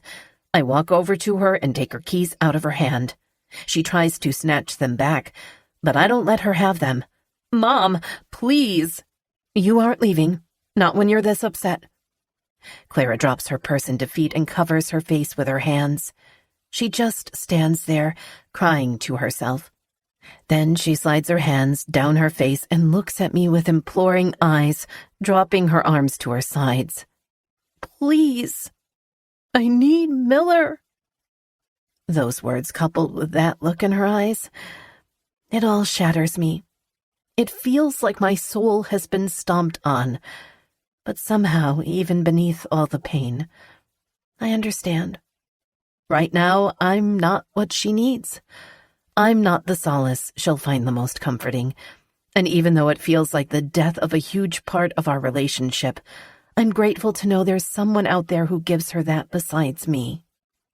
I nod. Okay, I'll take you to him. Chapter 34. Clara. Miller has a line of customers when I walk into the theater. As soon as he looks at me, I can tell he wants to jump over the counter. He looks worried but helpless. He holds up 4 fingers, so I nod and walk to Theater 4. I sit in the closest seat to the door this time. I'm I'm too tired to walk all the way to the top. I stare at the blank screen, wondering why Jenny never decided to act. She'd have been good at it. My dad, too. I shake my head, lifting my t-shirt to wipe my eyes. I should feel relieved to know that my text didn't cause the wreck because Aunt Jenny wasn't even driving. But I don't feel any relief at all. I don't even feel anger. I feel like all my anger has been directed at my mother for so long that I don't even have any left. Right now, I just feel disappointed, defeated. It's as if all the romance novels I've ever read have turned into dystopian fantasies. My whole life, I thought I had these great examples of love and family and humanity around me, but it was all bullshit. The love I thought my father had for my mother was a lie. And the thing that bothers me the most about it is that half of me is made up of him. Does that mean I'm capable of being the kind of human he was?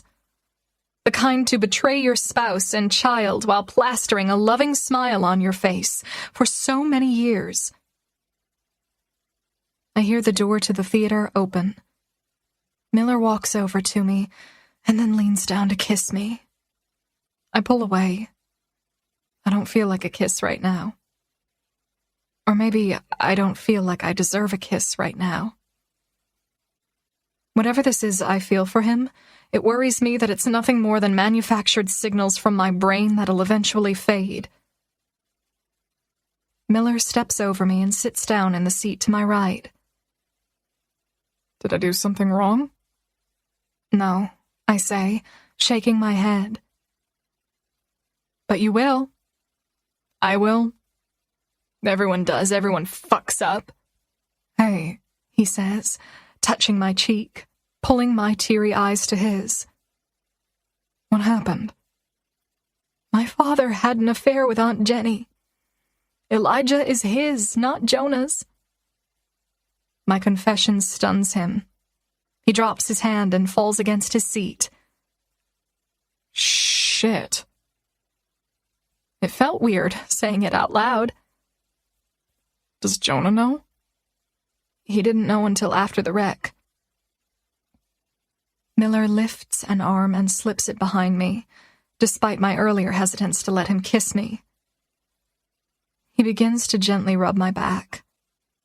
I lean into him, even though right now I'm convinced that love is stupid and I'll probably break his heart someday. I shake my head, still in disbelief as I think about it all. I idolized my dad. I thought he was perfect, and her? She was my best friend. Miller kisses me on top of the head. How's your mother taking it? I don't know how to answer that. Because looking back on it, I don't know how my mother even got out of bed after finding something like this out. For the first time since the wreck, I feel this ache for her. For what she went through. What she's still going through. I have no idea how she's still functioning. It kind of even makes sense now that she and Jonah would lean on each other through this. They had to. They were the only ones who knew, so who else could she have talked to about it besides Jonah? We're quiet for a while. I'm trying to work through it. I think Miller is just giving me time to process everything. I don't expect him to give me advice. That's not why I'm here. I just needed to be near him. I wanted his arms around me. It reminds me of all the times growing up, how my father would always comfort my mother. She didn't need it a lot, but sometimes I would see him holding her while she was upset. Now I realize it was all fake. All those looks of concern he gave her, they weren't real. He was sleeping with her sister. How could he pretend to love her while doing something so incredibly vicious? I trusted him more than I've ever trusted any man in the world. It makes me doubt everything. Everyone, myself, maybe even Miller. I don't even know what Miller's intentions actually were in the beginning. I face him. Would you have cheated on Shelby with me? He looks thrown off by my question. No, why? That day in your truck, I thought maybe you wanted to. Miller sighs heavily with a look of guilt on his face. I was confused, Clara. I wanted to talk to you, but when you got in the truck with me, I didn't like how I was feeling.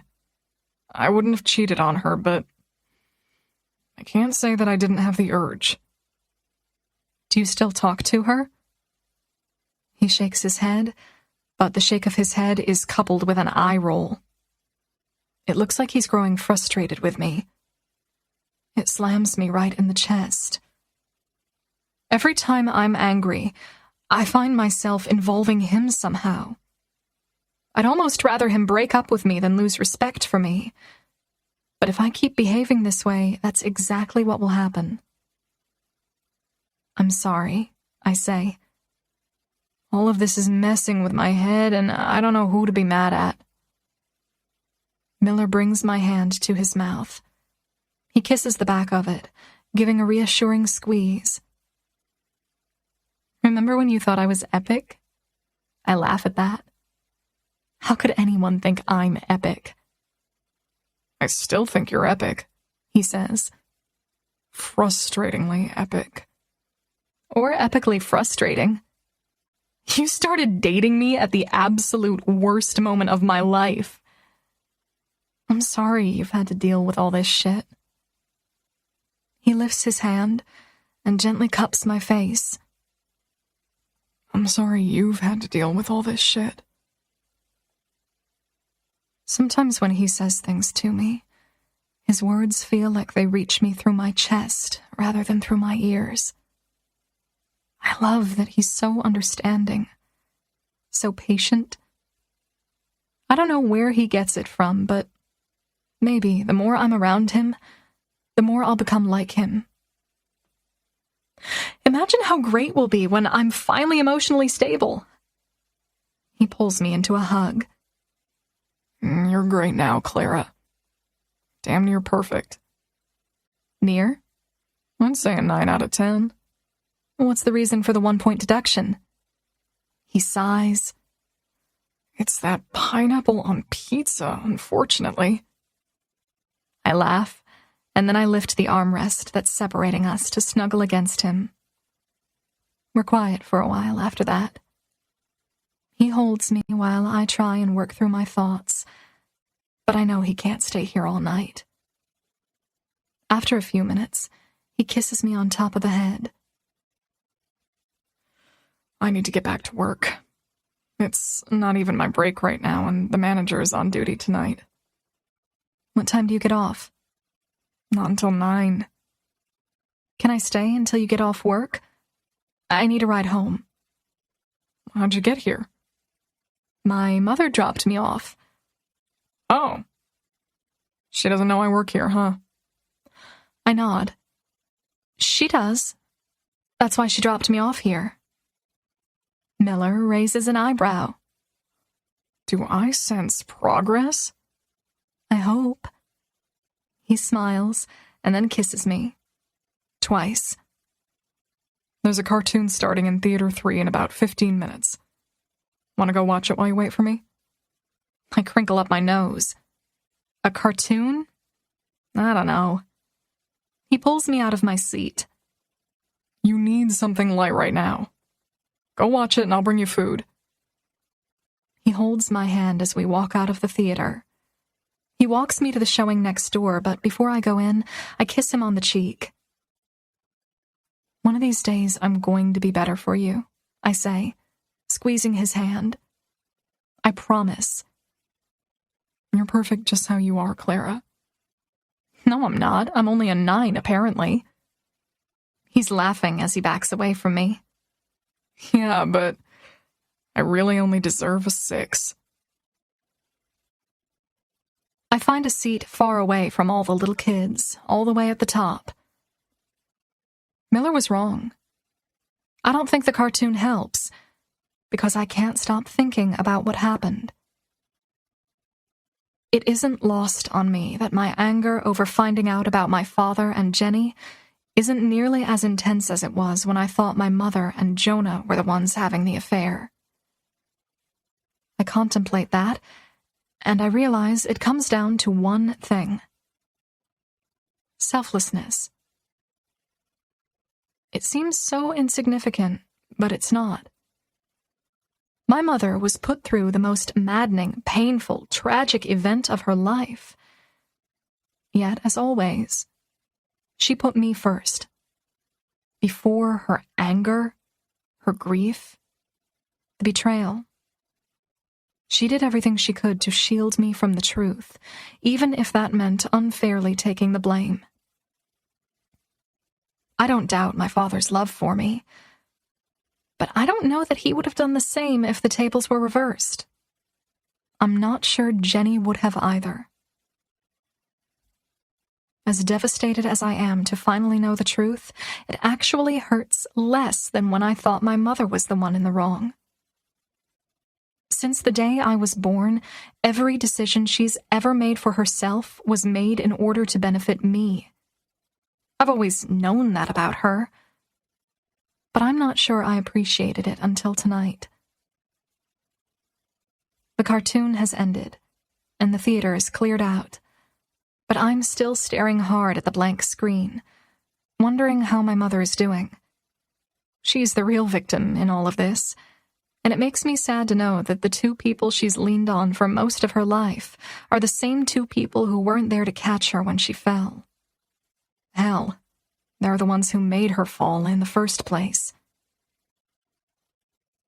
I can't imagine all the invisible bruises she's covered in right now. And I hate that some of them are there because of me. Chapter 35. Morgan. I called Jonah after I got home from dropping Clara off at the theater. It was ironic because I needed him in much the same way Clara needed Miller.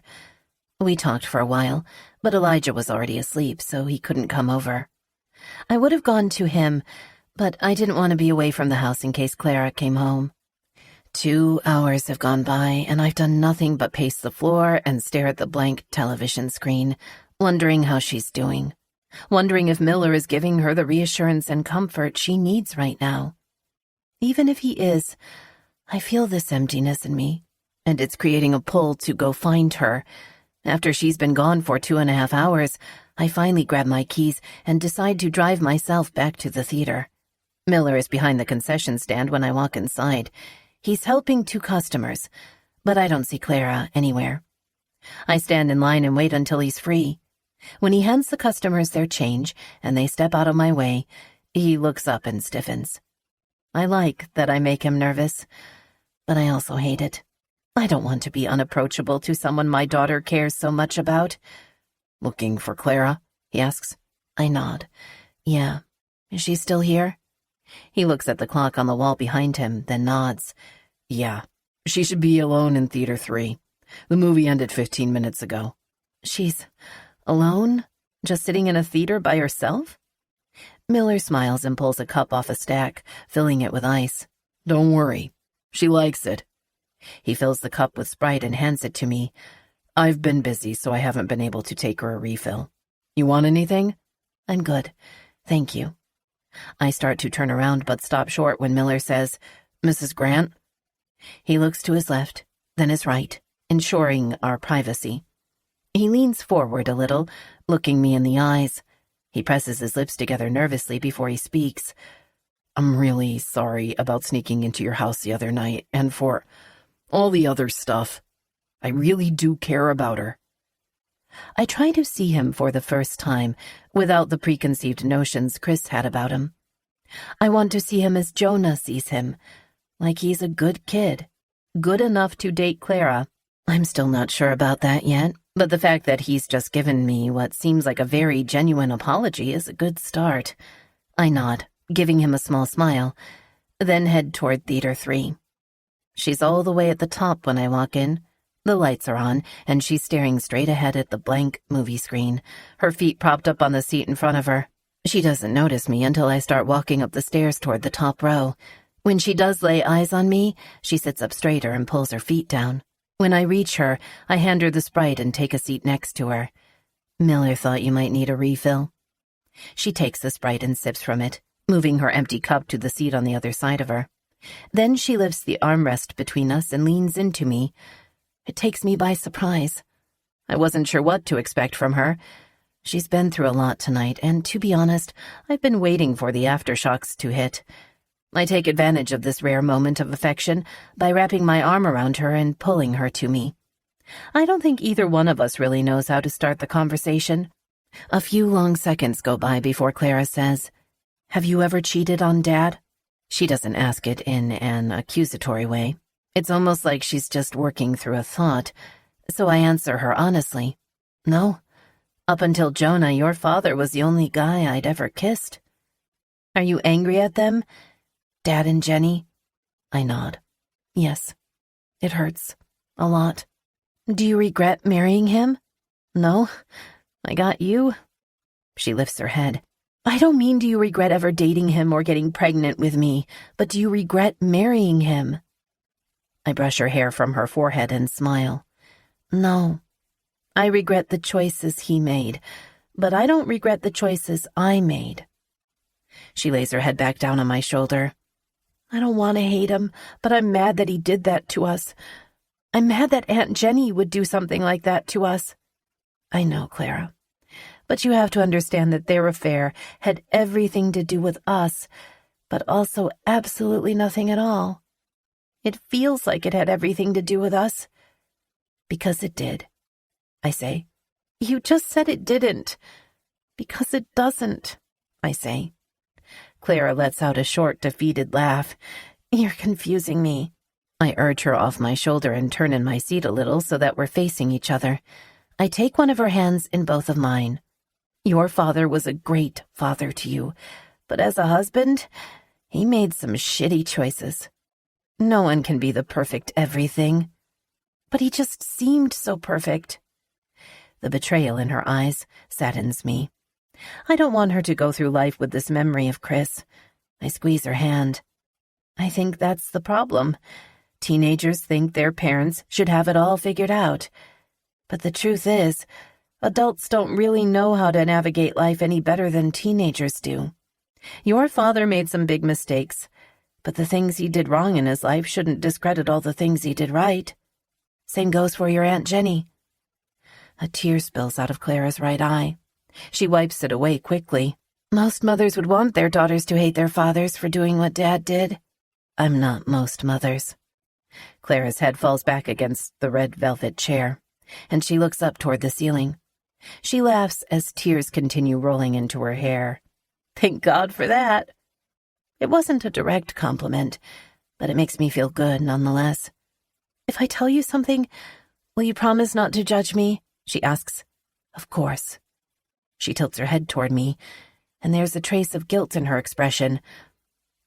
I was sitting in Miller's truck with him after school one day. It was before he broke up with his girlfriend. I wanted him to kiss me so bad, Mom, and I would have let him if he tried, which is what bothers me so much. I knew he had a girlfriend at the time, and I would have let him kiss me anyway. Now that I know what Dad and Aunt Jenny did, it worries me that being capable of an affair is a personality trait, and I got that from Dad. What if it's some kind of inheritable moral weakness? She looks back up at the ceiling. What if I cheat on Miller someday and break his heart like Dad and Aunt Jenny broke yours? I hate that she thinks this, that she's questioning herself. Sometimes Clara asks questions I can't answer, and I'm scared this may be one of them. But then I think about Jonah and the connection I had with him when we were younger. Maybe talking to Clara about that is a bad idea, but this parenting shit didn't come with a handbook. I had a moment like that once. I was your age and I was in a pool with Jonah. Clara suddenly turns her head to look at me, but I keep staring up at the ceiling while I talk. We didn't kiss, but I wanted it to happen. I was dating your father at the time, and Jonah and Jenny had their thing. But when I looked at him in that moment, it's like a wall lifted and blocked everything else out. It isn't that I didn't care about Jenny or Chris. It's just that in that moment, I only cared about the way it felt to be looked at like that. The attraction I had for Jonah in that moment left me with blinders on. And I think he felt the same way. Is that why he broke up with Jenny and moved away? Clara asks. I tilt my head and look at her. Yes, I say with complete honesty. Is that why you were so mad when he was back in Aunt Jenny's life? I nod. Yeah, but I didn't realize it at the time. I never acknowledged I even had feelings for him until recently. I never would have done that to Jenny. Clara frowns, and I hate seeing that look on her face, the look of realizing that someone so important to her could do something so terrible, the fear that she might be capable of doing the same thing someday. I sigh and look back up at the ceiling.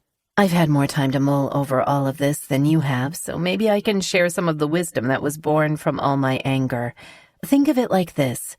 Attraction isn't something that only happens once with one person. It's part of what drives humans. Our attraction to each other, to art, to food, to entertainment.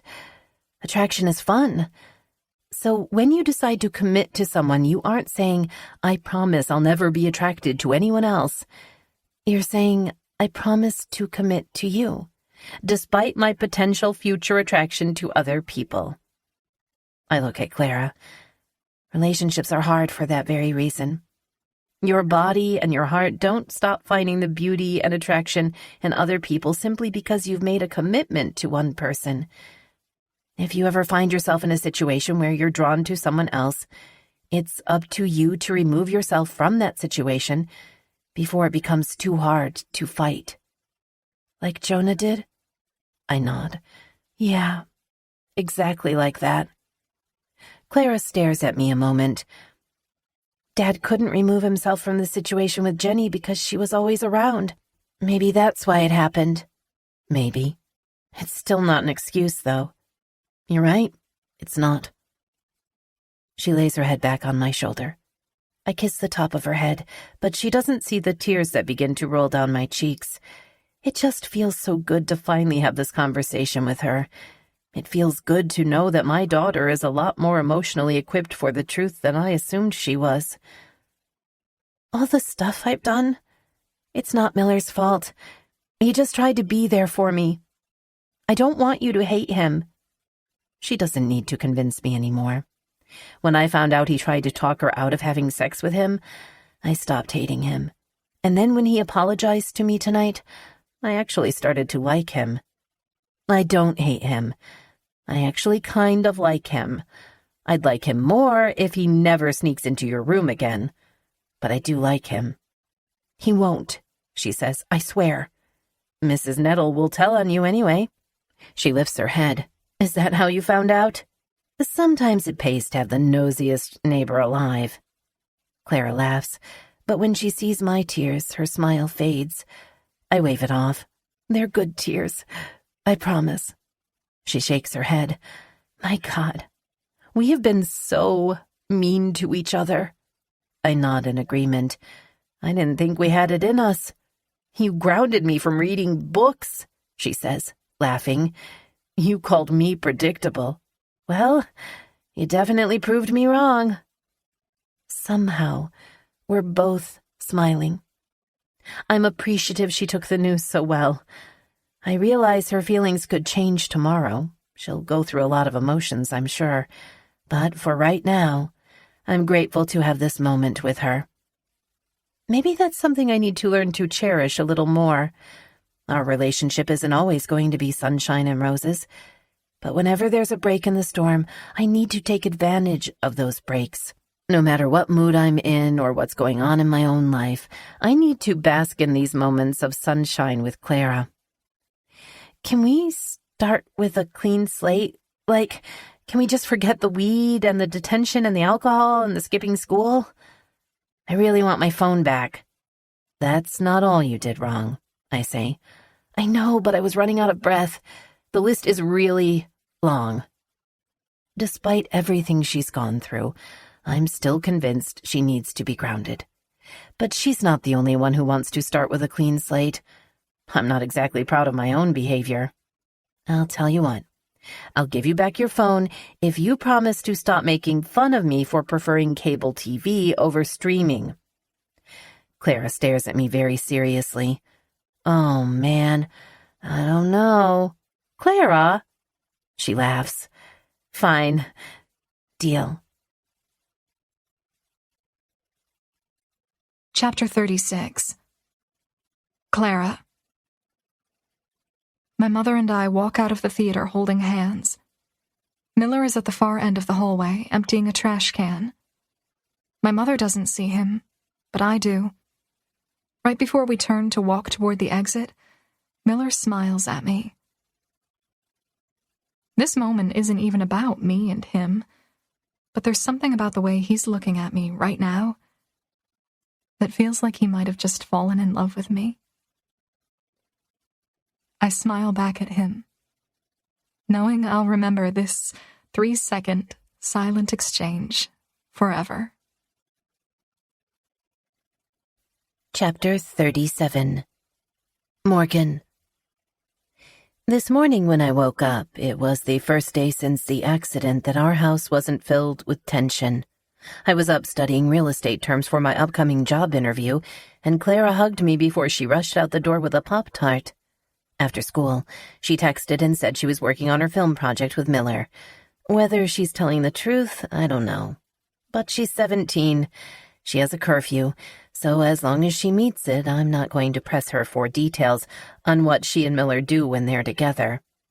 I already know she's on birth control, and I'm pretty sure they're not actively having sex, thanks to her drunken admission.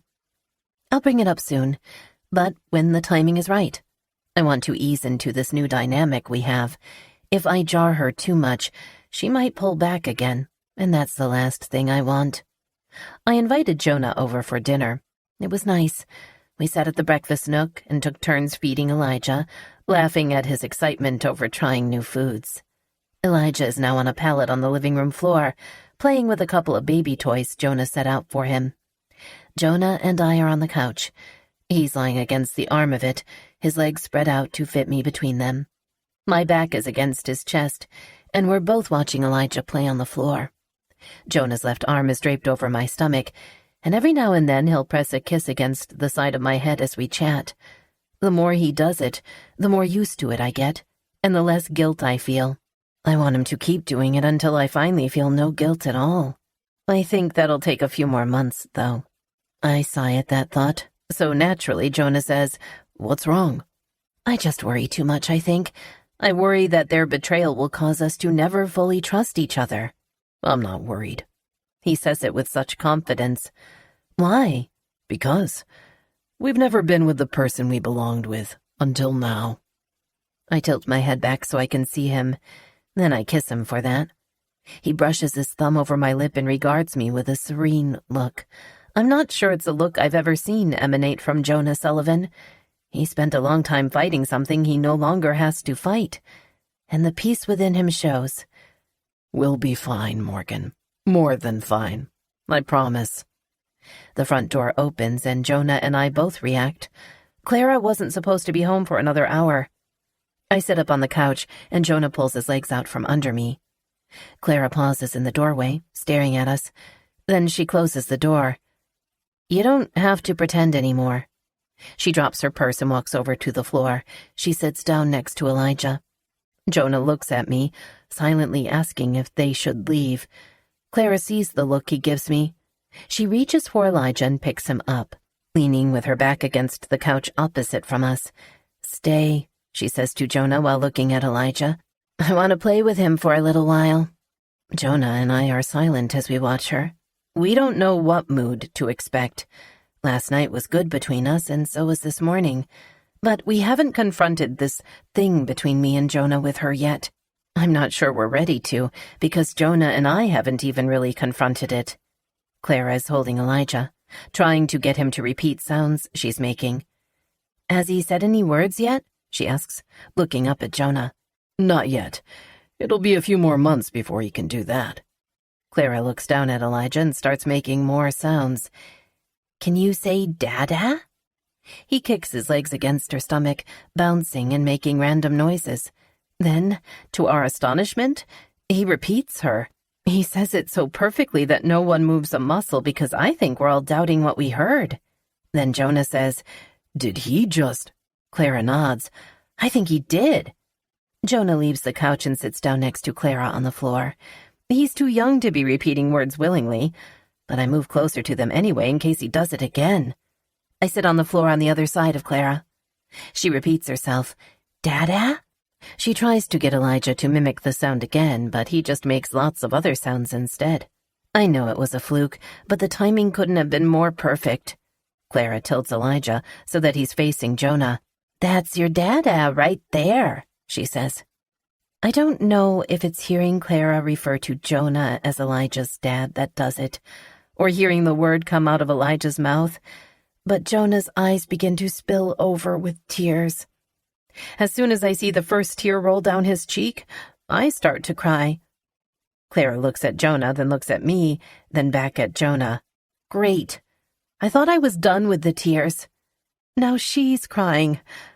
I watch Clara, and even though she's crying, she's playing with Elijah with a smile on her face. Then she does something unexpected. She sighs and leans her head on Jonah's shoulder. It may not seem like much to her, but it means the world to me.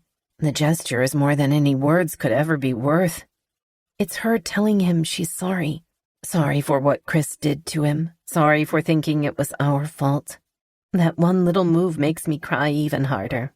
I think it makes Jonah cry harder too, because as soon as she pulls her head from his shoulder, he's looking the other way, trying to hide it. Elijah is the only one who isn't crying out of the four of us. Wow, Jonah says, blowing out of breath. He uses his shirt to wipe at his eyes. We're such a mess. The messiest, Clara says. We all sit on the floor like that for a while, playing with Elijah, laughing at the faces he makes, laughing when he laughs, trying to get him to say Dada again, but he doesn't. What are you going to tell Elijah about all of this? Clara asks. The truth, Jonah says. Clara nods. Good.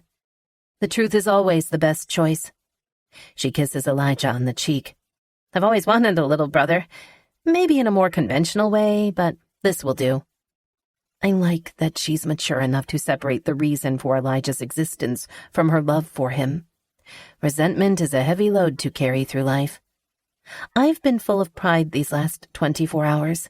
Watching her handle all of this with such grace and maturity makes me so proud of her. Elijah yawns, so Jonah begins packing up his stuff to leave. I help him, but when we're both standing at the door, prepared to say goodnight, it's awkward. I want to walk him out, but I don't know what Clara would think of that. I can tell Jonah wants to kiss me, but he wouldn't do it in front of Clara. Good night, he whispers. He winces, like it hurts him to walk away from me without a kiss, since he's had to do that so many times before.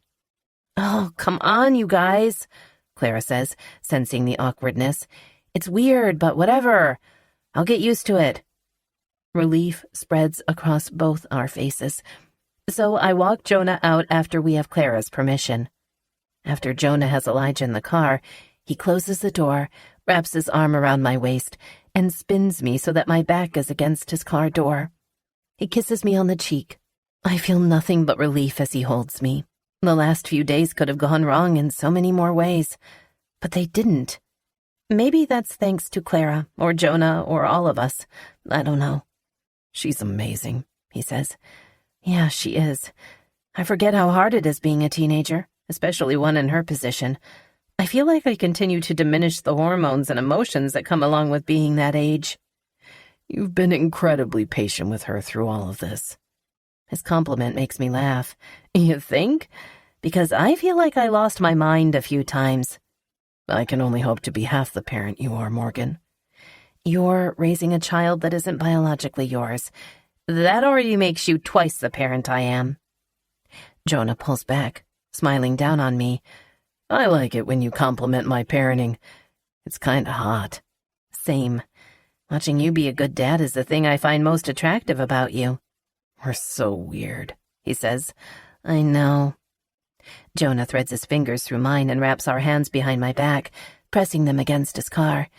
He kisses my cheek. "Can I ask you a question?" He feathers his lips across my cheek until they come to rest against my mouth. I nod. He pulls back, but just far enough that we're able to look at each other. "Will you be my girlfriend?"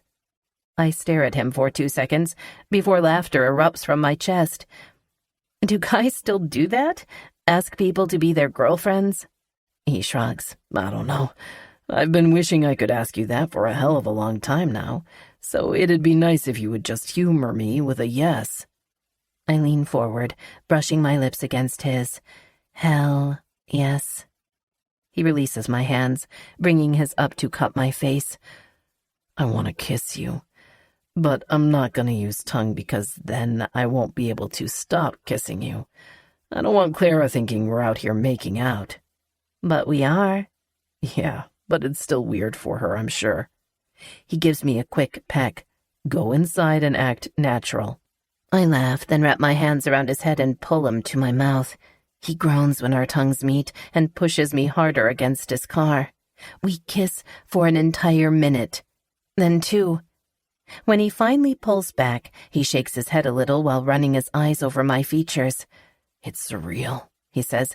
"I gave up on the thought of us so long ago." And I never even allowed myself to think we were a possibility. He smiles, but it feels like a sad smile. He slides both his hands down my back. "I'd give it all back if it meant they didn't have to die. As happy as I am to be with you, I never wanted it to happen this way. I hope you know that." "Of course I know that. You don't even have to say it." "I know. I guess I'm still grappling with it all. I'm happy to finally have you, but I also feel guilty because of the way I got you." He pulls my head against his chest.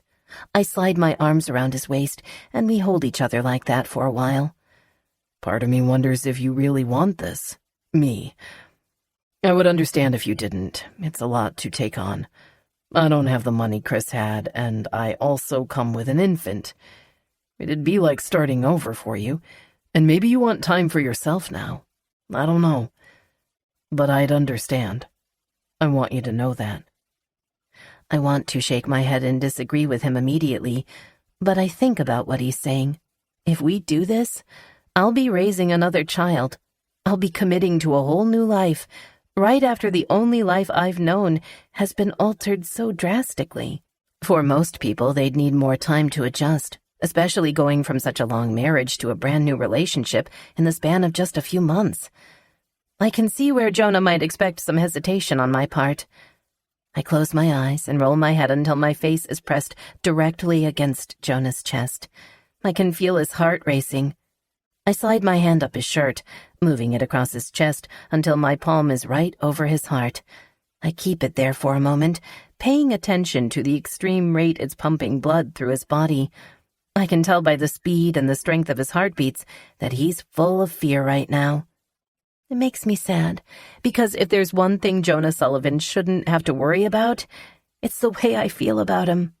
But I've never actually expressed to him all the whys. I lift my head, coming eye to eye with him as I tell him everything he deserves to hear. When we were teenagers, you're the only one who used to laugh at my jokes, and you used to hide it, like it would give away how you felt about me. I always watched for your reaction, though. And sometimes Chris and I would get into arguments, but I noticed you never used that as an opportunity to try and break us up. You would just listen to me vent, and then you'd remind me of all the great things about him. And when Jenny got pregnant last year, I honestly didn't think you would step up. But you did. And then the night you came back for Elijah after finding out he wasn't biologically yours, I think that's when I fell in love with you as a complete person. It was no longer just pieces of you I loved. I loved you as a whole. I don't want him to feel like he has to follow that up with anything. I already know how he feels about me, how he's felt about me. It's his turn to understand how it feels to know that he's always been someone's first choice. I pull my hand from his shirt and bring it up to his cheek. I married Chris because he was the father of my child, and I wanted to make it work. I did love him, I add, and I'll always love Jenny too. But you're the first and only person in this world I've ever loved without some reasoning or justification behind it. I just love you because I can't help it, and it feels good to love you. The idea of getting to raise Elijah with you makes me happy. And I know before we made love for the first time, I told you I'd regret it, but I've never been more wrong. I didn't regret it that night, and I don't regret it now. I'm confident that I'll never spend a single second of my life regretting you. I lift up on my toes and kiss him softly on the lips. I love you, Jonah, so much. I slip around him and walk to my house. When I open my front door, I glance back, and Jonah is standing in the driveway, smiling at me. It's a beautiful thing. I close the door, and for the first time in my entire life, my corners are beginning to feel like they're filling up. Jonah already fills all the parts of my life that always felt so empty with Chris. And I'm proud of Clara and the woman she's turning into. It was a bumpy ride to get here, but she's had a tougher road than most kids her age. My sense of pride as her mother has returned. I'm still not quite sure what I want to be or what career I want to go into, but the last couple of months of figuring it out have been exciting to me. Getting a job and going back to college is something I've been wanting to do for a while, but for some reason, I've always felt it was too late. It's not, though. I'm a work in progress. Maybe I always will be. I'm not sure I'll ever feel like a final draft, and I'm not sure I want to. The search for myself is becoming my favorite part of my new journey. I recall what I wrote on my birthday board. Find your passion. Maybe I don't have just one passion. Maybe I have several, and I've just never made myself and my wants a priority. The idea that I have the rest of my life to figure myself out is exciting. There are so many things I want to try, whether they work out or not. I think finding my passion is my passion. After Jonah leaves and Clara goes to bed, I go to my room and pull out all the letters from Jenny that Chris kept locked away in his toolbox. Since the day I found out the truth, so many questions have gone through my head. I used to think I needed the answers, but I no longer need them. I know that I loved the best versions of Jenny and Chris, but they fell in love with the worst versions of each other, the versions capable of betrayal and lies. I'm always going to have memories of them because they were a huge part of my life, but these letters are not my memories of them. They aren't ones I want to know or keep in any capacity. One by one, I rip them into tiny shreds without reading them. I'm content with the direction in which my life is headed, and I know if I obsess over the past, that obsession will only serve to anchor me in a place I am more than ready to move on from. I toss all the torn pieces of their history into my bathroom trash can. When I look up, I'm met with my reflection in the bathroom mirror. I'm starting to look happy again. Truly happy. It's a beautiful thing. Chapter 38. Clara. A few months later. I walk to the back of the living room and slip my hand inside Miller's. We're both nervous. We've worked so hard on this film, and I really want Jonah to like it. My mother turns out the lights and takes a seat on the couch next to Lexi and Ephraim. Jonah is seated at the edge of the love seat, anticipating the video more than any of them. We decided in the end to make a mockumentary. There was way too much seriousness in our lives when we started this film, so I really wanted something fun for a change. Our time limit for the entire thing is just a few minutes, so it was harder than we thought to execute something with a beginning, middle, and end in such a short amount of time. But I'm hoping we pulled it off.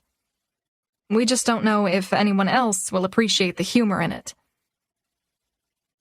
Miller looks at me, and I can see the nervous energy in him. We smile at each other when the film begins to play. The screen is black, but then words flash across it in bright orange letters revealing the title, Chromophobe. The scene opens on a character aged 17. The name Caitlin flashes across the screen. Caitlin, played by me, is sitting in an empty room on a stool. A light shines on her as she stares off camera, nervously wringing her hands together. Someone off camera says, "Can you tell us how it all started?" Caitlin glances into the camera with transfixed fear. She nods nervously. Well, it's obviously hard for her to discuss. I think I was 5, maybe? 6? I don't know exactly. The camera zooms in closer to her face. But I remember every word of their conversation as if it happened just this morning.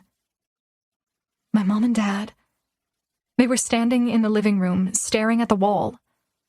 They had all these plastic paint swatches in their hands. They were trying to decide on a shade of white to paint the walls, and that's when it happened. Caitlin swallows but continues, despite her reluctance. My mother looked at my father. She just looked at him, like the words about to come out of her mouth weren't about to ruin our family forever. Caitlin, obviously disgusted by the memory, wipes away a tear that's sliding down her cheek. She sucks in a deep breath and then continues speaking on the exhale.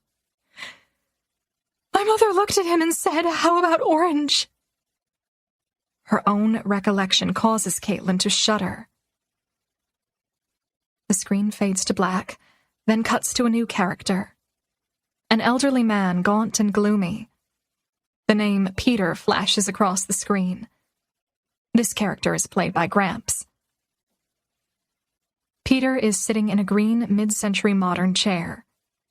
He's picking at the chair with his frail fingers, loosening some of the fuzz. It falls to the floor. Again, a voice somewhere off camera is heard. "Where would you like to begin, Peter?" Peter glances into the camera with dark almond eyes encased in years of accumulated wrinkles, all different in depths and lengths. The whites of his eyes are bloodshot. "I'll begin at the beginning, I suppose." The screen cuts to a flashback, to a younger version of Peter, in his late teens. He's in an older house in a bedroom. There's a Beatles poster hanging over the bed. The teen is rummaging through his closet, frustrated. Older Peter's voice begins to narrate the scene.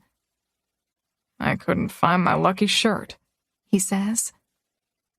The scene playing out on screen is of the frustrated teen, played by Miller, walking out of his room and then out the back door.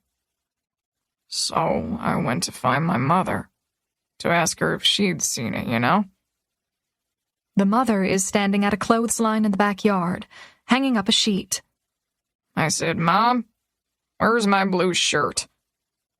The screen is back on the older version of Peter now. He's staring down at his hands, twiddling his thumbs. He blows out a quick breath, bringing his eyes back to the camera. "She looked right at me and said, 'I haven't washed it yet.'" The screen now shows the teenage boy again. He's staring at his mother in utter disbelief. He brings his hands to the sides of his head. "That's when I realized," Peter's voiceover says. "I was left with only one option." The camera follows the teenage boy as he stomps back into his house, back to his room, and back to his closet. His hands push apart the clothes in his closet until the camera is focused on a lone shirt, just hanging there, swaying front to back. "It was the only clean shirt I had." The camera is back on older Peter. He presses his sweaty palms against his thighs and leans his head back against his old green chair. He stares up at the ceiling in thought. A voice from offset calls out to him. "Peter, do you need a break?" Peter leans forward, shaking his head. No, I just want to get it over with." He releases a puff of air, looking back at the camera. I did what I had to do, he says with a shrug. The camera follows the teenage boy as he rips the shirt off the hanger. He yanks the dirty t-shirt he was wearing off, and then angrily puts on the clean shirt he just removed from the closet. I had to wear it. Old Peter is staring at the camera now with a stoic expression. I couldn't go shirtless. It was the 50s. He repeats himself in a whisper. I had to wear it. A question comes from offset. What color was the shirt, Peter? Peter shakes his head. The memory is too difficult. Peter, the off-camera voice urges. What color was the shirt? Peter blows out a frustrated breath. Orange. It was orange, okay? He looks away from the camera, ashamed. The screen fades to black. The next scene opens on a new character, professional in dress. She has long, blonde hair, and she's wearing a crisp white shirt. She's straightening out her shirt when she looks at the camera. We ready? She asks. Whenever you are, the off-camera voice says. She nods. Okay then, I'll just start. She's looking at someone else for direction. Then she looks at the screen. My name is Dr. Esther Bloom Billington. I am a chromophobia expert. A voice off-camera says, Can you define that term? Dr. Bloom Billington nods. Chromophobia is a persistent and irrational fear of color. What color specifically? The off-camera voice asks. Chromophobia presents itself differently in every patient, she says. Sometimes patients have a fear of blue or green or red or pink or yellow or black or brown or purple, even white. No color is off limits, really. Some patients may even find themselves fearing a number of colors, or, in more severe cases, she looks deadpan into the camera. All colors. The off-camera voice poses another question. But you aren't here to speak about any of those colors today, are you? Dr. Bloom Billington shakes her head, looking back into the camera. No. Today I'm here for one reason. One color that has resulted in alarmingly consistent results. She lifts her shoulders with an intake of breath. Her shoulders fall as she begins to speak again. The results of this study are important, and I feel this needs to be shared with the world. What needs to be shared? Based on our findings, we have discovered that the color orange is not only the cause of most cases of chromophobia, but our research proves beyond the shadow of a doubt that orange is, by far, the absolute worst color of all colors. The off-camera voice asks. And what proof do you have of this? Dr. Bloom Billington looks very seriously into the camera. Aside from several dozen likes on our Twitter research polls and quite a few views on our Instagram stories regarding this subject, we also have the people. The people and their stories. She leans forward, narrowing her eyes as slow, dramatic music begins to play. Just listen to their stories. The camera cuts to black. The next scene opens back up on the first character, Caitlin. She's holding Kleenex now as she speaks. As soon as my mother said those words to my father, she lifts her eyes and looks at the camera. He died. She brings the Kleenex to her eyes. He looked at her, shocked that she would even suggest orange as a color for the living room walls.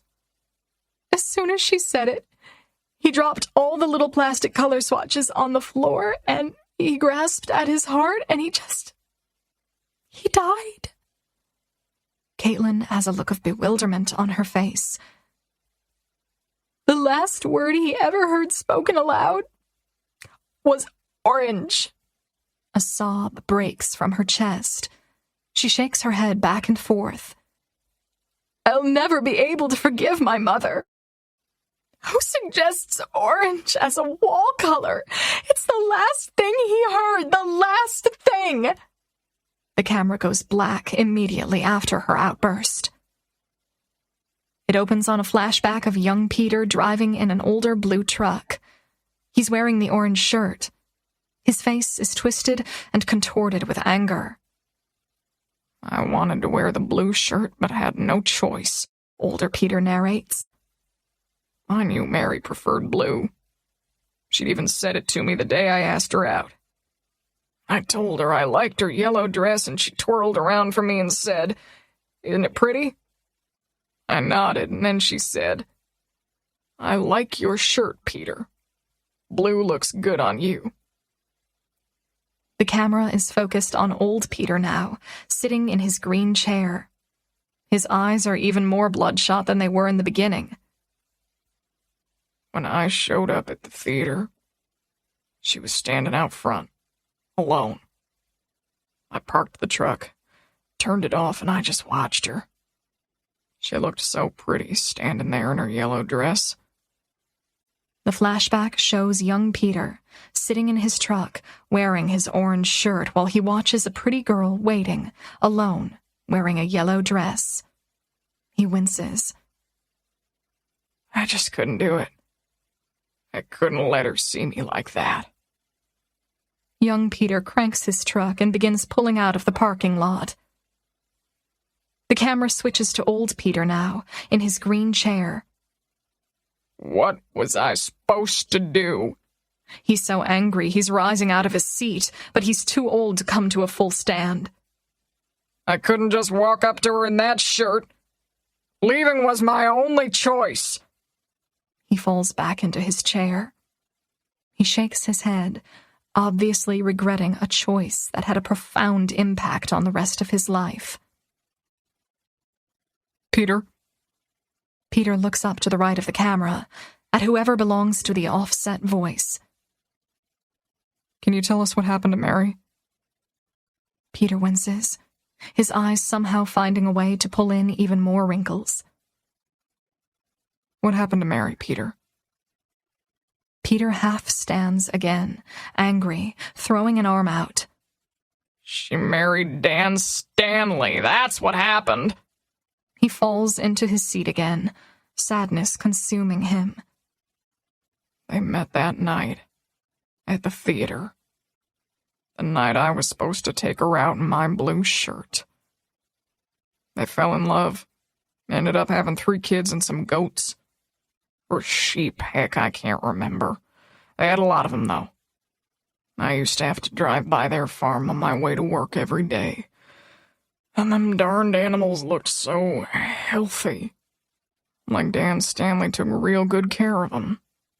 Just like he took good care of Mary, even though she was supposed to be mine. Peter reaches over to an end table next to his chair. He grabs a Kleenex, blows his nose. Now here I am. He waves his hand around the room as if he has nothing to show from his life.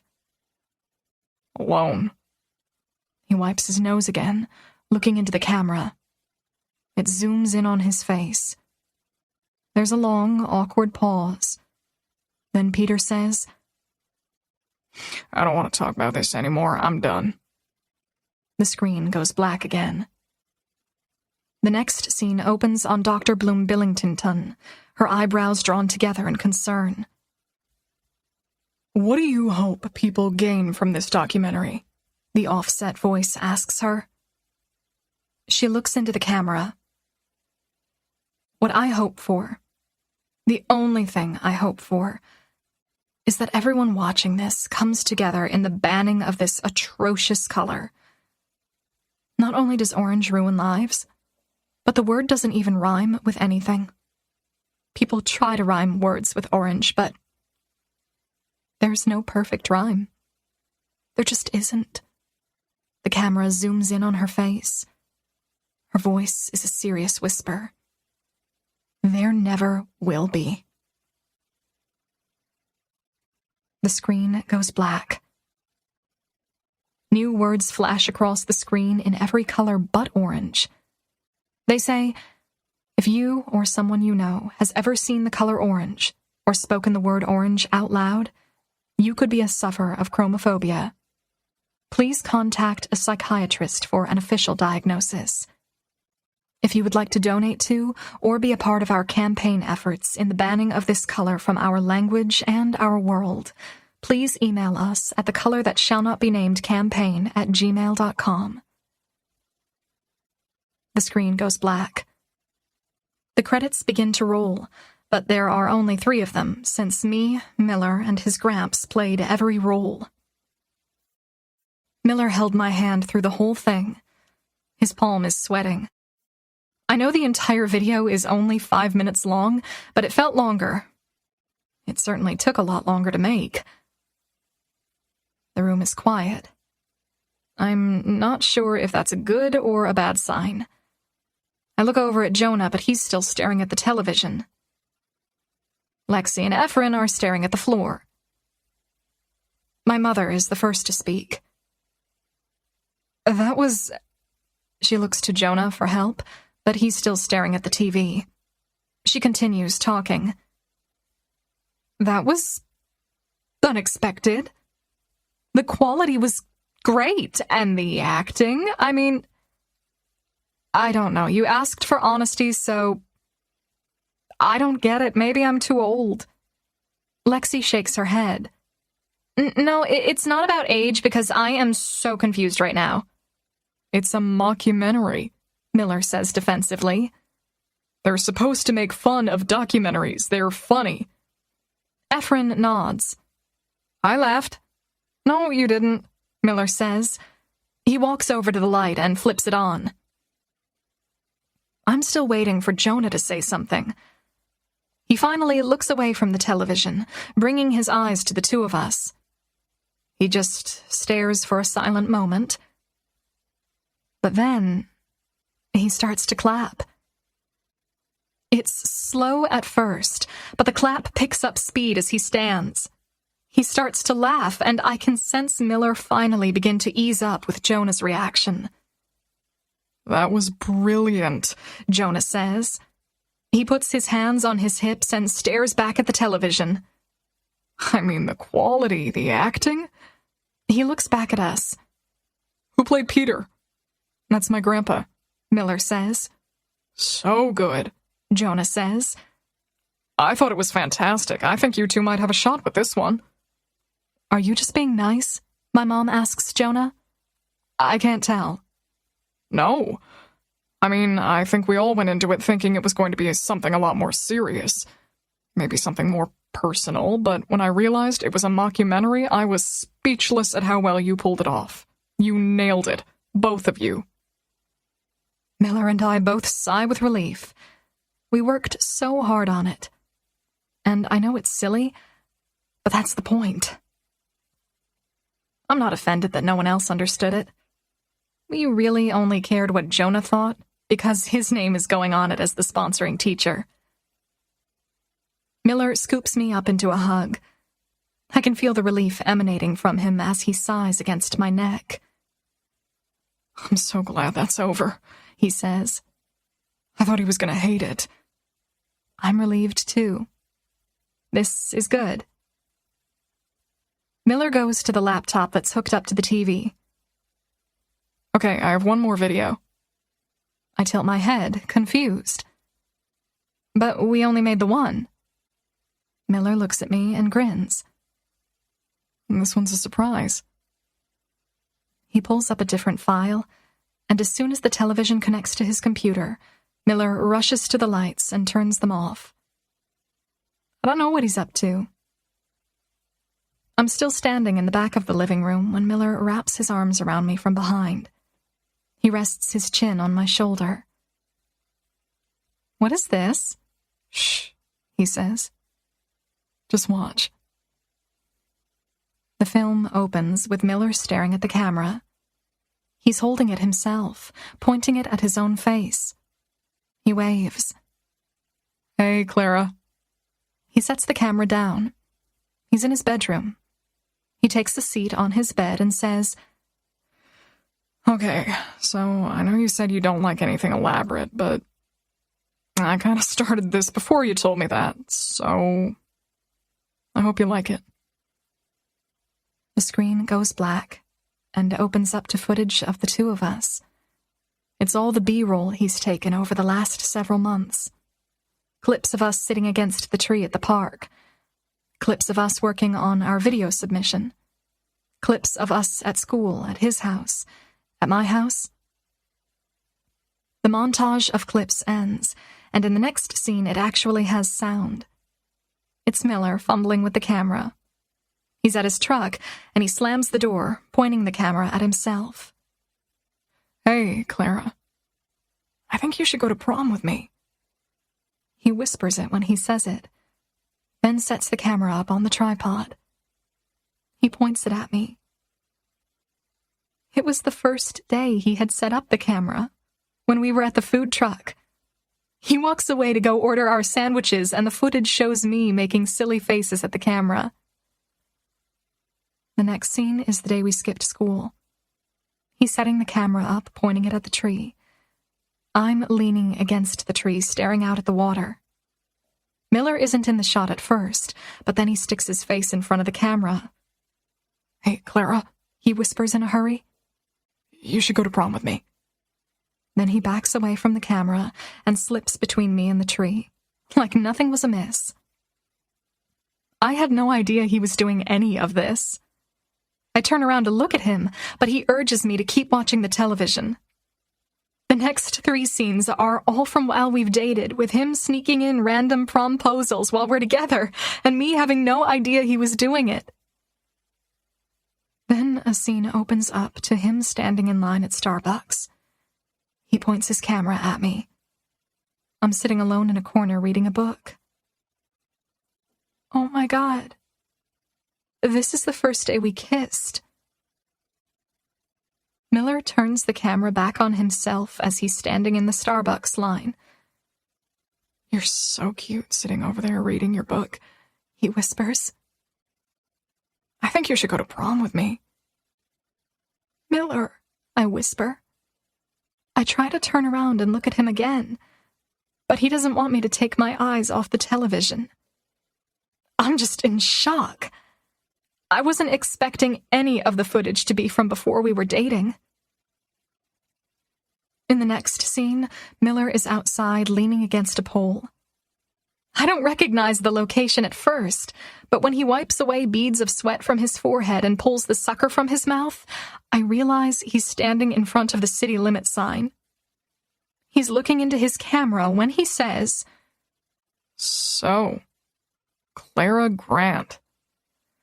You just drove by, and I know you saw me standing out here on the side of the road. Here's the deal. I have a girlfriend. But I stopped thinking about her when I go to bed at night. And Gramps says that's a bad sign and that I should break up with her. I mean, I have had a thing for you for a long time now, and I feel like I'm running out of opportunity. So I'll make you a deal. If you turn your car around at the bottom of that hill and come back, I'm gonna take that as a sign, finally listen to my gut, break up with my girlfriend, and eventually ask you out. I might even ask you to prom this year. But if you don't turn your car around, then I'll assume you and I just weren't meant to. His eyes flash up, and he catches sight of something. He grins and then looks back down at his phone. Look at that. You came back. That portion of the video ends. And now I'm crying. When the next scene begins, I don't recognize it at all. The camera is pointed at the floor and then at Gramps. Gramps looks a few years younger in this video. Healthier than he looks now. Get that out of my face, Gramps says. Miller turns the camera on himself. He looks younger too. He's skinny, probably about 15. Gramps is excited for the show, Miller says sarcastically into the camera. Then he points his camera toward the stage. My heart is thundering in my chest when I recognize the set. My mind also starts to race. Twice, Miller's grandpa tried to tell me about something that happened when they were at the school when Miller was 15, and twice, Miller was so embarrassed by it, he shut him up. Miller kisses the side of my head because he knows I've been wanting to know this story since the first day I met Gramps. The camera cuts off. When it cuts on again, it's the same night, but it's the end of the play. The camera is on me now. I'm 14, standing on stage by myself, delivering a monologue. The camera slowly pans away from me and onto Miller. His Gramps must be holding the camera now. Miller is staring at the stage. He's leaning forward, his hands clasped beneath his chin. The camera zooms in on him as he watches me on stage. The camera stays there for a solid minute. Miller is hanging on to every word I'm saying on stage, completely engrossed. Gramps never once takes the camera off him. But Miller has no idea his Gramps is filming him. The monologue is the end of the play, so when I deliver my last line, everyone in the audience begins to clap. Miller doesn't. He's immobile.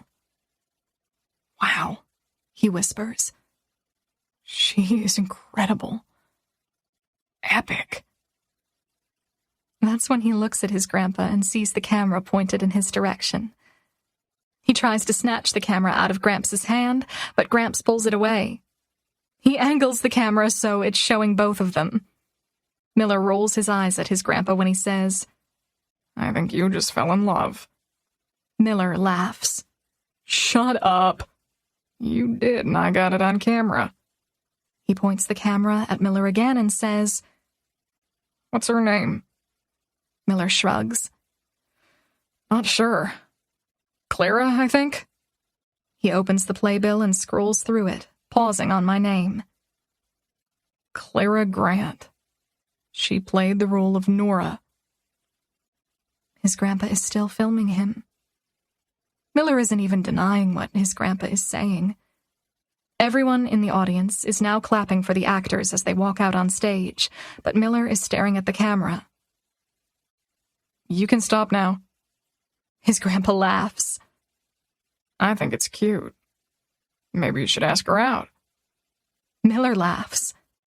"Yeah, right. She's a 10. I'm like a 4, maybe a 5. Gramps turns the camera on himself. "I'd give him a solid 6. "Turn it off," Miller says again. Gramps smiles at the camera. He points it at Miller one more time. When they announce my name, and it's my turn to take a bow on stage, Miller bites his lip, trying to hide his smile. "You look lovesick," Gramps says. "Damn shame because she's out of your league." Miller faces the camera. He laughs and doesn't even try to hide the fact that he seems smitten. He leans forward, closer to the camera, looking directly into it. "One of these days, that girl is going to notice me. You just wait." "I'm not immortal," Gramps says. "Neither are you." Miller looks back at the stage and laughs. "You're the worst grandpa I have." "I'm the only grandpa you have." "Thank God," Miller says, laughing. But then the camera cuts off. Tears are streaming down my cheeks. I'm shaking my head in complete shock. Miller still has his arms wrapped around me. He brings his mouth to my ear. "And you said promposals were stupid." I laugh through my tears. Then I turn around and kiss him. "I'm obviously wrong a lot." He presses his forehead to mine and smiles. Someone turns on the lights. We separate, and my mother is wiping her eyes. "Now that's what you guys should have submitted." Lexi is nodding in agreement. Doesn't meet the criteria, Jonah says. It wasn't all filmed this year. He looks at Miller and winks. It was great, though. I stare at the blank television in disbelief. And then something strikes me. Wait a second. I face Miller. You said you named your truck after a Beatles song, but Nora was the name of my character in that play. He smiles.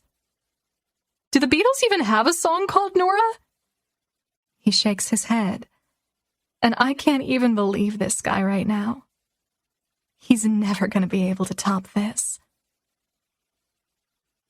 An hour later, I'm still on a high. Not a real high, a Miller high. He promised he'd feed me because I'm starving, but he's heading in the opposite direction of town. I thought we were going to eat. There's something I want to show you at home first. I'm sitting in the middle of his truck seat, leaning my head on his shoulder.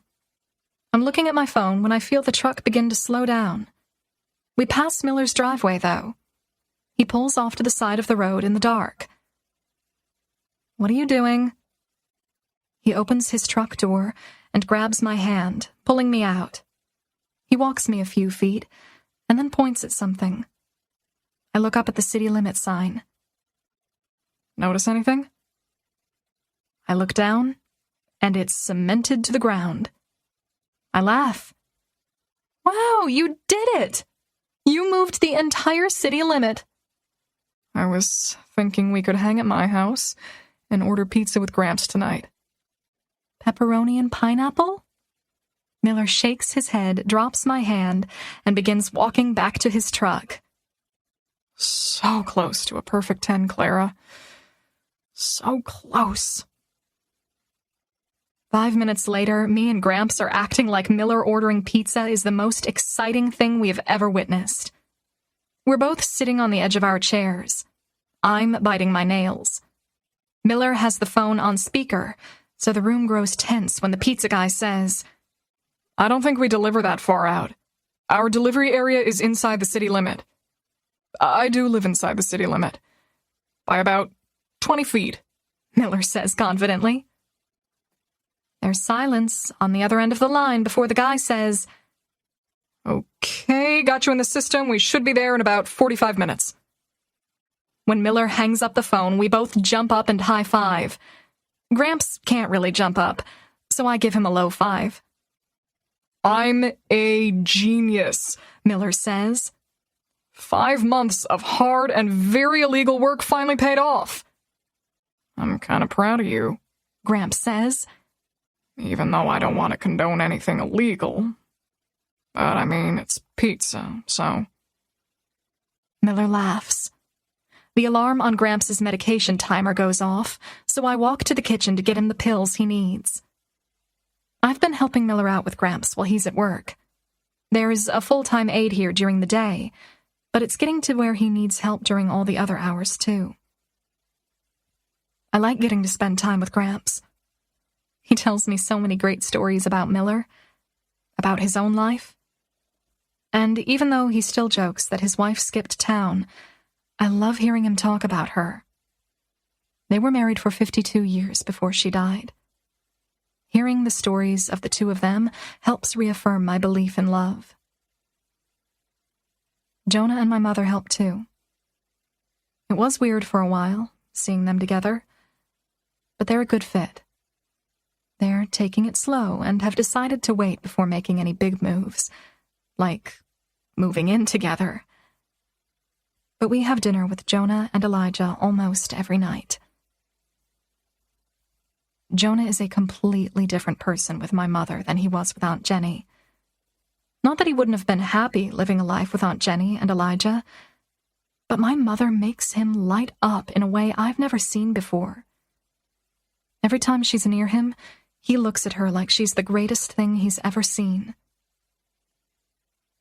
I catch Miller looking at me like that sometimes. Like right now, as I stand in the kitchen, prepping meds for his grandpa. I take them to the living room and sit next to Miller on the couch. Gramps swallows his meds, then sets his glass of water on the table next to his chair. So, I guess you finally saw the video of when Miller fell in love with you? I laugh and lean into Miller. Your grandson is a romantic. Gramps laughs. No, my grandson is a nitwit. Took him 3 years to finally ask you out. Patience is virtue, Miller says. Not when you have cancer. Gramps stands up. I've been waiting to die for 7 months now, but it ain't ever gonna happen. Guess I might as well get this over with. He uses his walker to slowly make his way into the kitchen. Get what over with? Miller asks him. Gramps opens a drawer where he keeps a lot of his paperwork. He rifles through it and then pulls out a folder, bringing it back to the living room with him. He tosses it on the table in front of Miller. I wanted to wait and have my lawyer tell you about it after I was dead. Thought it'd be funnier that way. But sometimes I think I might never die and you don't have much time left to apply for college. Miller pulls the folder toward him. He opens it and begins to read the first page. It looks like a will. Miller scans over it and chuckles. You actually left me rights to your heir in the will? Miller asks, looking up from the papers. Gramps rolls his eyes. I've been telling you this for 10 years, but you keep laughing at me. Miller shrugs. Maybe I'm missing the joke? How can you will someone heir? They're heir rights, you dumbass. Gramps pushes back in his chair. Bought 'em when I was 30, back when me and your grandma lived in New York. Bastards have been trying to get me to sell 'em for years, but I already told you I was giving 'em to you, and I don't break my word. I'm just as confused as Miller, I guess. What are heir rights? Gramps rolls his head. They don't teach you kids anything in school. It's like owning land, but in bigger cities, you can actually own parts of the air, so people can't build in front of your building or on top of your building. I own a small chunk of that air in Union Square. Worth about $250,000, last time I checked. Miller chokes on nothing. He keeps choking, sputtering. I pat his back before he stands up and points down at the folder. Are you kidding me? Gramps shakes his head. I know how much you want to go to that school down in Austin. My lawyer said it's going to cost you about $150,000 to get a degree. Plus, you'll have taxes to pay when you sell the rights. I figure you'll have enough left to help with a down payment on a house someday. Or maybe travel. Or buy some film equipment. I don't know. I ain't making you rich, but it's better than nothing. Miller looks like he's about to cry. He paces the room, trying not to look at his grandpa. When he does, his eyes are red, but he's laughing. All this time you kept saying I was inheriting heir. I thought you were just being you. He walks over to his Gramps and hugs him. Then he pulls back. And what do you mean you've been waiting to die first before telling me about this? Why? Gramps shrugs. I thought it'd be funny.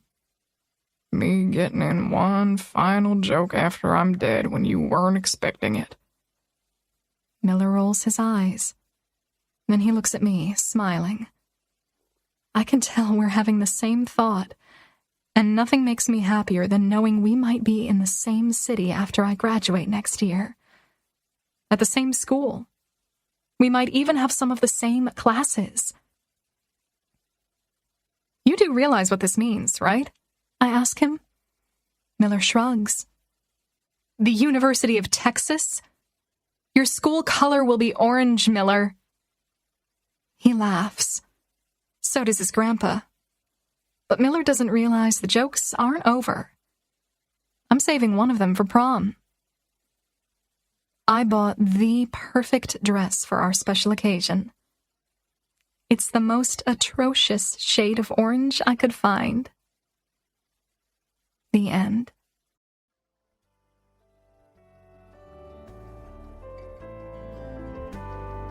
We hope you have enjoyed our presentation of Regretting You by Colleen Hoover, performed by Tanya Eby and Lauren Ezzo.